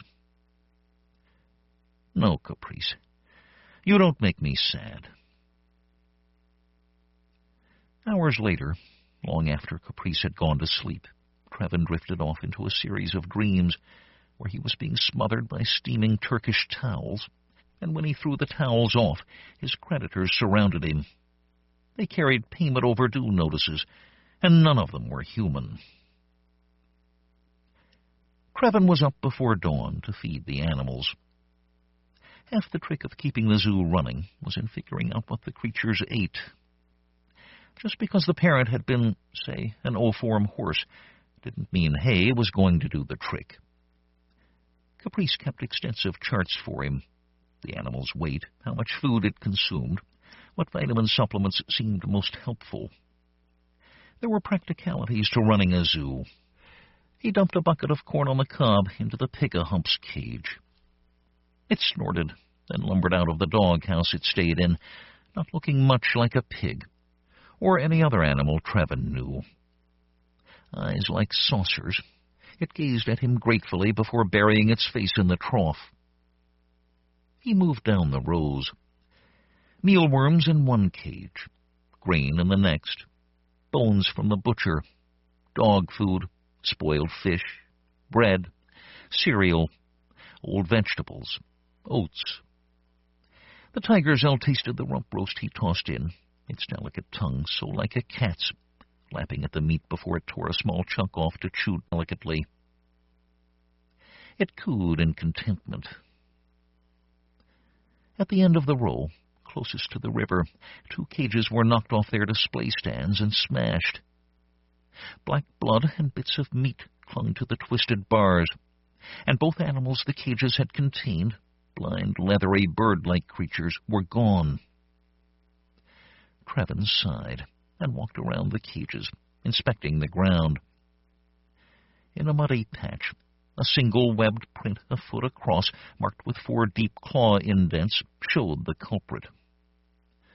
A couple of partial prints led up from the river. Trevin put his finger in the track, which was a half-inch deep. The ground was wet but firm. It took a hard press to push just his fingertip a half-inch. He wondered at the weight of the creature, and made a note to himself that tonight they'd have to store the smaller cages in the truck, which would mean more work. He sighed again. By 8, the softball fields across the park had filled. Players warmed up outside the fences while games took place. Tents to house teams or for food booths sprang up. Trevin smiled and turned on the music. Banners hung from the trucks. Dr. Trevin's Traveling Zoological Extravaganza. See nature's oddities. Educational, entertaining. By noon, there had been 15 paying customers. Leaving Hardy in charge of tickets, Trevin loaded a box with handbills, hung a staple gun to his belt, then marched to the ball fields, handing out flyers. The sun beat down like a humid furnace, and the only players in the field weren't under tents or umbrellas. Several folks offered him a beer. He took one, but his flyers, wrinkly with humidity, vanished under chairs or behind coolers. "We're doing a first day of the tournament special," he said. $2 each, or 3 for you and a friend. His shirt clung to his back. "We'll be open after sunset when it's cooler. These are displays not to be missed, folks." A woman in her 20s, her cheeks sun-reddened, her blonde hair tied back, said, "I don't need to pay to see a reminder, damn it." She crumpled the paper and dropped it. One of her teammates, sitting on the ground, a beer between his knees, said, "Give him a break, Doris. He's just trying to make a living." Trevin said, "We were in Newsweek. You might have read about us." "Maybe we'll come over later, fella," said the player on the ground. Doris popped a can open. "It might snow this afternoon, too." "Maybe it will," said Trevin congenially. He headed toward town, on the other side of the fairgrounds.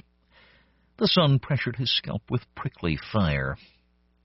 By the time he'd gone 100 yards, he wished he'd worn a hat. But it was too hot to go back. He stapled a flyer to the first telephone pole he came to. "Yep," he said to himself, "a little publicity and we'll rake it in." The sidewalk shimmered in white heat waves as he marched from pole to pole, past the hardware, past the liquor store, past the Baptist church. Suffer the children read the marquee. Past the pool hall and the auto supply shop. He went inside every store and asked the owner to post his sign. Most did. Behind Main Street stood several blocks of homes. Trevin turned up one street and down the next, stapling flyers, noting with approval the wire mesh over the windows. "Can't be too careful nowadays," he said, his head swimming in the heat. The beer seemed to be evaporating through his skin all at once, and he felt sticky with it. The sun pulsed against his back. The magic number is 578, he thought. It beat within him like a song. Call it 600. 600 folks. Come to the zoo. Come to the zoo. Come to the zoo.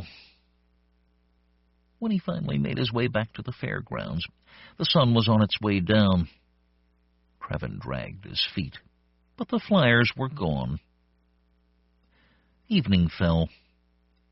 Trevin waited at the ticket counter in his zoomaster's uniform, a broad-shouldered red suit with gold epaulets. The change box popped open with jingle joy. The roll of tickets was ready. Circus music played softly from the loudspeakers as fireflies flickered in the darkness above the river.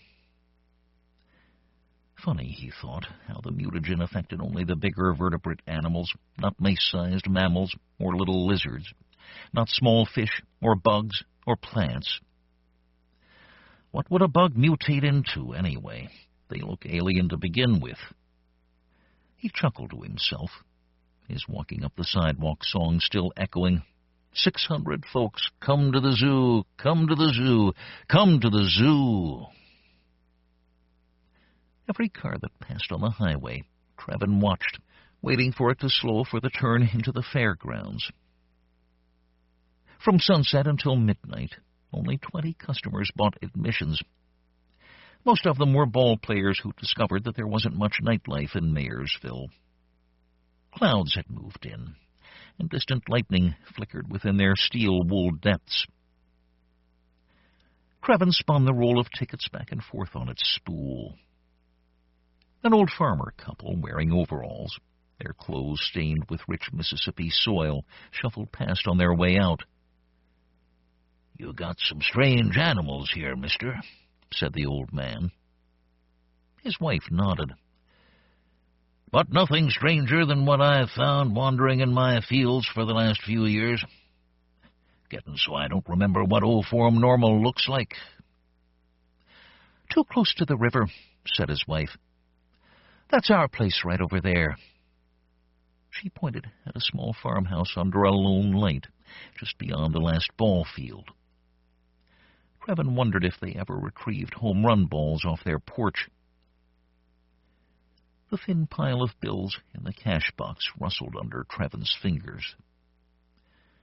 The money should be falling off the tables, he thought. We should be drowning in it. The old couple stood beside him, looking back into the zoo. They reminded him of his parents, not in their appearance, but in their solid patience. They weren't going anywhere fast. He had no reason to talk to them, but there was nothing else left to do. "I was here a few years ago. Did really well. What's happened?" The wife held her husband's hand. She said, "The town's dying, mister. Dying from the bottom up. They closed the elementary school last fall. No elementary-age kids. If you want to see a real zoo display, go down to Issaquena County Hospital Pediatrics. The penalty of parenthood. Not that many folks are having babies, though." "Or whatever you want to call them," added the old man. "Your zoo's depressing." "I'd heard you had something special, though," said the woman shyly. "Did you see the crocodile?" said Trevin. "There's quite a story about that one. And the tigers, El, have you seen that one?" "Saw 'em," she said, looking disappointed. The old couple climbed into their pickup, and it rattled into life after a half-dozen starter-grinding tries. "I found a buyer in Vicksburg for the truck," said Caprice. Trevin whirled. She stood in the shadows beside the ticket counter, a notebook jammed under her arm. "Who's going to see me? You can't get customers even on a discount." She gazed at the vacant lot. We don't have to deliver it. He's coming to town next week on other business. I can do the whole transaction, transfer the deed, take the money, all of it over the internet. One taillight out, the farmer's pickup turned from the fairgrounds and onto the dirt road that led to their house, which wasn't more than 200 yards away. What would we do with the animals? He felt like weeping. Let the safe ones go. Kill the dangerous ones. Trevin rubbed his eyes. She stamped her foot. Look, this is no time for sentimentality. The zoo's a bust. You're going to lose the whole thing soon anyway. If you're too stubborn to give it all up, sell this truck now, and you get a few extra weeks, maybe a whole season if we economize.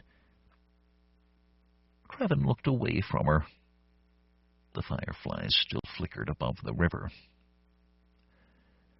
I'll have to make some decisions, he said heavily. She held out the notebook. I've already made them. This is what will fit in one semi-trailer. I already let Hardy and the roustabouts go with a severance check, post-dated. What about the gear? Cages. The county dump is north of here. Was that a note of triumph he detected in her voice? Trevin took the notebook. She dropped her hands to her side, chin up, staring at him. The zoo's lights cast long shadows across her face. I could kick her, he thought. And for a second his leg trembled with the idea of it. He tucked the notebook under his arm. Go to bed. Caprice opened her mouth, then clamped it shut on whatever she might have said. She turned away. Long after she'd vanished into the cab, Trevin sat on the stool, elbow on his knee, chin in his hand, watching insects circle the lights. The tiger's owl squatted on its haunches, alert, looking toward the river. Trevin remembered a ghastly cartoon he'd seen once. A couple of crones sat on the seat of a wagon full of bodies. The one holding the reins turned to the other and said, You know, once the plague is over, we're out of a job. The tiger's owl rose to its feet, focusing on the river. It paced intently in its cage, never turning its head from the darkness. Trevin straightened. What did it see out there? For a long moment, the tableau remained the same. Insects swirled around the lights, which buzzed softly, highlighting the cages. Shining metal against the enveloping spring night. The pacing tiger's owl. The ticket counter's polished wood against Trevin's hand. And the Mississippi's pungent murmuring in the background. Beyond the cages, from the river, a piece of blackness detached itself from the night. Trevin blinked in fascinated paralysis, all the hairs dancing on the back of his neck. The short-armed creature stood taller than a man, surveyed the zoo, then dropped to all fours like a bear, except that its skin gleamed with salamander wetness.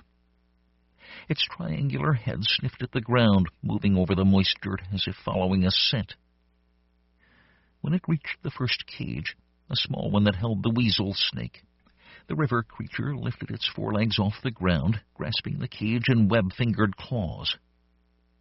In an instant, the cage was unrecognizable, and the weasel snake was gone. "Hey!" Trevin yelled, shaking off his stupor. The creature looked at him. Reaching under the ticket counter, Trevin grabbed the baseball bat and advanced. The monster turned away to pick up the next cage. Trevin's face flushed. No, damn it! He stepped forward again, stepped again, and suddenly he was running, bat held overhead. Get away! Get away! He brought the bat down on the animal's shoulder with a meaty whump. It shrieked. Trevin fell back, dropping the bat to cover his ears. It shrieked again, loud as a train whistle. For a dozen heartbeats, it stood above him, claws extended. Then it seemed to lose interest and move to the next cage, dismantling it with one jerk on the bars. His ears ringing, Trevin snatched the bat off the ground and waded in, swinging. On its rear legs, the monster bared its teeth, dozens of glinting needles in the triangular jaw. Trevin nailed the creature in the side. It folded with surprising flexibility, backing away, claws distended, snarling in a deafening roar. Trevin swung, missed. The monster swiped at his leg, ripping his pants and almost jerking his feet out from under him. The thing moved clumsily, backing down the hill toward the levee fence as Trevin swung again, missed. It howled, tried to circle around him. Trevin scuttled sideways, careful of his balance on the slick dirt. If he should fall. The thing charged, mouth open, but pulled back like a threatened dog when Trevin raised the bat. He breathed in short gasps, poked the bat's end at it, always shepherding it away from the zoo. Behind him, a police siren sounded, and car engines roared. But he didn't dare look around. He could only stalk and keep his bat at the ready. After a long series of feints, its back to the fence, the nightmare stopped, hunched its back, and began to rise, just as Trevin brought the bat down in a two-handed over-the-head chop. Through the bat, he felt the skull crunch, and the creature dropped into a shuddery mass in the mud. Trevin, his pulse pounding, swayed for a moment, then sat beside the beast. Up the hill, under the zoo's lights, people shouted into the darkness. Were they ball players? Town people? A police cruiser's lights blinked blue, then red, and 3 or 4 cars, headlights on, were parked near the trucks. Obviously, they couldn't see him, but he was too tired to call. Ignoring the wet ground, he lay back. The dead creature smelled of blood and river mud. Trevin rested a foot on it, almost sorry that it was dead. If he could have captured it, what an addition it would have made to the zoo. Gradually, the heavy beat in his chest calmed. The mud felt soft and warm. Overhead, the clouds thinned a bit, scudding across the full moon. At the zoo, there was talking. Trevin craned his head around to see. People jostled about, and flashlights cut through the air. They started down the hill. Trevin sighed. He hadn't saved the zoo. Not really. Tomorrow would come, and they'd leave one of the trucks behind. In a couple of months, it would all be gone. The other truck, the animals. He was most sorry about the tiger cell. The pulling into town with music blaring and flags flapping, and people lined up to see the menagerie. No more reason to wear the zoomaster's uniform with its beautiful gold epaulets. Newsweek would never interview him again. It was all gone. If he could only sink into the mud and disappear, then he wouldn't have to watch the dissolving of his own life. He sat up so that they wouldn't think he was dead, waved a hand when the first flashlight found him. Mud dripped from his jacket. The policeman arrived first. God almighty, that's a big one. The cop trained his light on the river creature. Told you the fences weren't no good, said the other. Everyone stayed back, except the police. The first cop turned the corpse over. Laying on its back, its little arms flopped to the side. It didn't look nearly as big or intimidating. More folk arrived, some townies he didn't recognize, the old couple from the farmhouse across the ball fields, and finally Caprice, the flashlight looking almost too big for her to carry. The first cop knelt next to the creature, shoved his hat up off his forehead, then said low enough that Trevin guessed that only the other cop could hear him, "Hey, doesn't this look like the Andersons' kid? They said they'd smothered him." "He wasn't half that big, but I think you're right." The other cop threw a coat over the creature's face, then stood for a long time looking down at it. Don't say anything to them, all right? Maggie Anderson is my wife's cousin. Nothing here to see, people, announced the first cop in a much louder voice. This is a dead one. Y'all can head back home. But the crowd's attention wasn't on them anymore. The flashlights turned on Caprice. It's a baby girl, someone said. And they moved closer. Caprice shined her flashlight from one face to the other. Then, desperation on her face, she ran clumsily to Trevin, burying her face in his chest. "What are we going to do?" she whispered. "Quiet. Play along." Trevin stroked the back of her head, then stood. A sharp twinge in his leg told him he'd pulled something. The world was all bright lights, and he couldn't cover his eyes. He squinted against them. "Is that your girl, mister?" someone said. Trevin gripped her closer. Her little hands fisted in his coat. "I haven't seen a child in 10 years, said another voice. The flashlights moved in closer. The old farmer woman stepped into the circle, her face suddenly illuminated. "Can I hold your little girl, son? Can I just hold her?" She extended her arms, her hands quivering. "I'll give you $50 if you let me hold her," said a voice behind the lights. Trevin turned slowly, lights all around, until he faced the old woman again. A picture formed in his mind, dim at first, but growing clearer by the second. One semi-trailer truck, the trailer set up like a child's room. No, like a nursery, Winnie the Pooh wallpaper, a crib, one of those musical rotating things, whatcha-call-ems, a mobile, a little rocking chair, kids' music, and they'd go from town to town. The banner would say, "The last O-form girl child," and he would charge them. Yes, he would, and they would line up. The money would fall off the table. Trevin pushed Caprice away from him, her hands clinging to his coat. "It's okay, darling. The nice woman just wants to hold you for a bit. I'll be right here."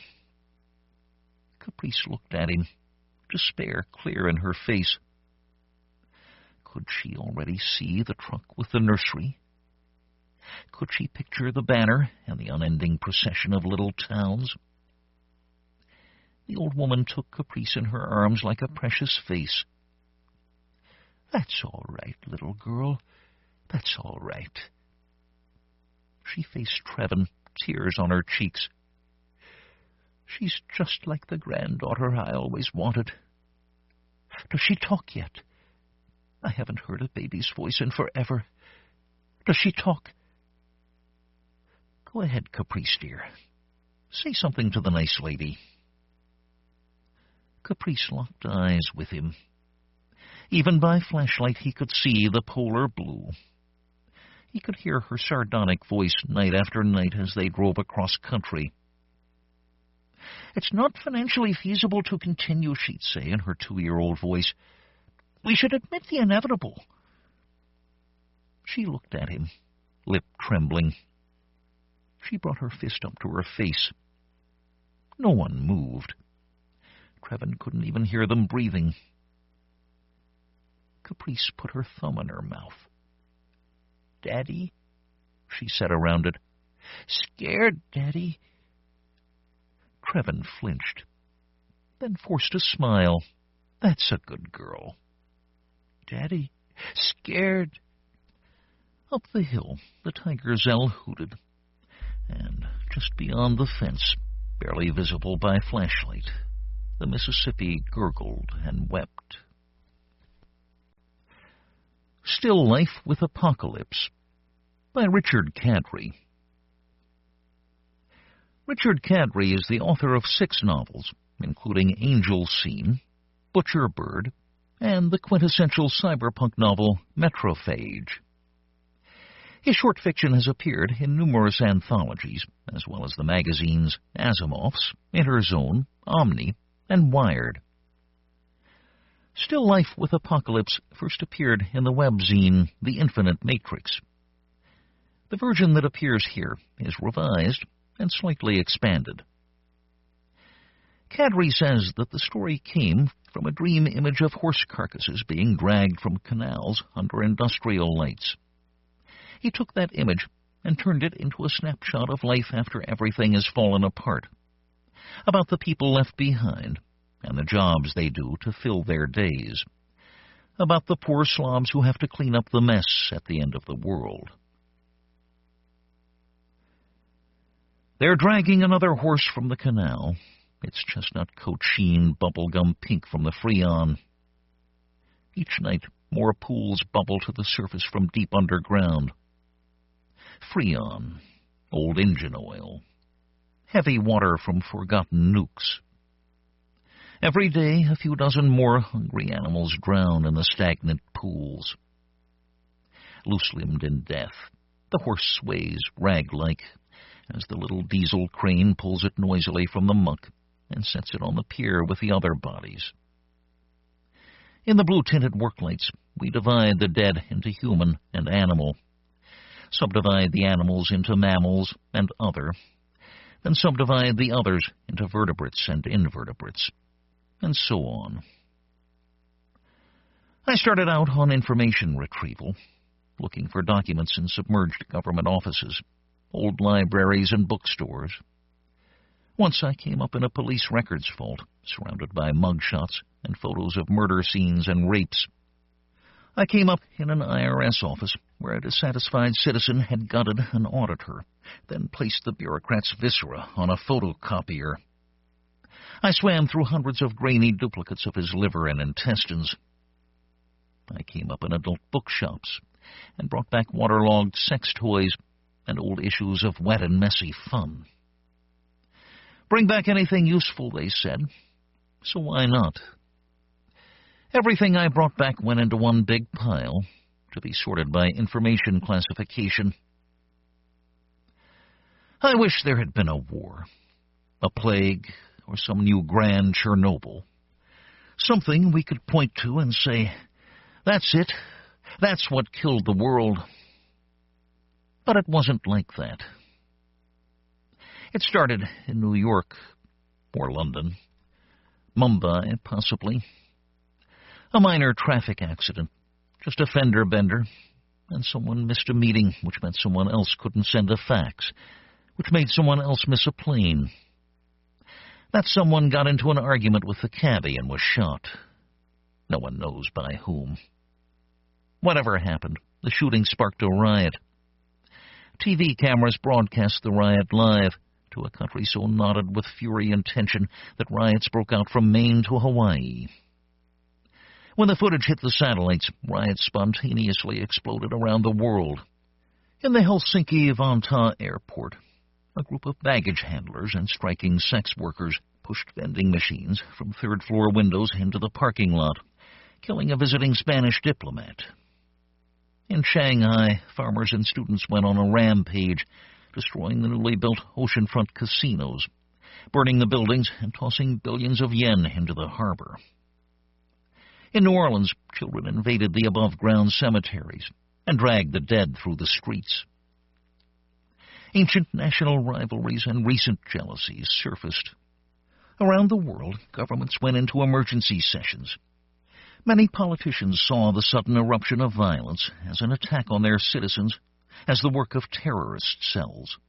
Others claimed it was a biblical plague, Ragnarok, or the early return of the Rudras. I can't say how long it's been since the world went to pieces. All the clocks seem to have stopped. A couple of kids built a sundial, but with half the cities in the world still burning, the sky is mostly a swirling soup of ash. We keep warm by looting the libraries I used to wade through, burning first the old periodicals, then the card catalogs, bestsellers, and self-help books, finally working our way up to the first editions. Some days the sky bursts open and rains fish, sometimes stones or Barbie dolls. Last night I cooked a sky salmon over an autographed copy of The Great Gatsby. I shared the fish with Natasha, a mute girl who runs one of the cranes hauling carcasses from the Freon pools. She's been staying with me out by the docks, in the cargo container I commandeered. I killed a man to get the container, and still have to slice and dice the occasional house crasher. Natasha's not shy with a knife or length of rebar, and has done more than a few intruders herself. I assume the ones she did were intruders. Anyway, it keeps us in meat. I'm not sure that you'd call what we have a typical romance. I live with a girl who can make gloves from a poodle's hide and scavenges boots and clothes for me, and they're always my size. She grows herbs in a bathtub on the roof and decorates our home with wind-up toys and parts of smashed statues from looted museums. I miss ice cream, convertibles, and going to the movies. I'm not fool enough to say that I'm happier since the world went away, but except for the rain's stones, I'm no more miserable. They found a layer of zoo animals under the collapsed roadway of the Williamsburg Bridge. People over there have been living large on elephant steaks and giraffe burgers. The local government wants us to help gather up the remaining body parts, so we do. No one asks why. It's something to do. Besides, the paper pushers refuse to let the world end until every form is turned in, time-stamped, and properly initialed. Apocalypse is the last gasp of bureaucracy. After dinner, Natasha and I sit on top of the cargo container, watching a field full of cop cars sink slowly into a newly risen tar pit. Everyone from the docks is there. We give a mighty whoop as the last car slides, bubbling below the surface. Will the last person on the planet please turn off the lights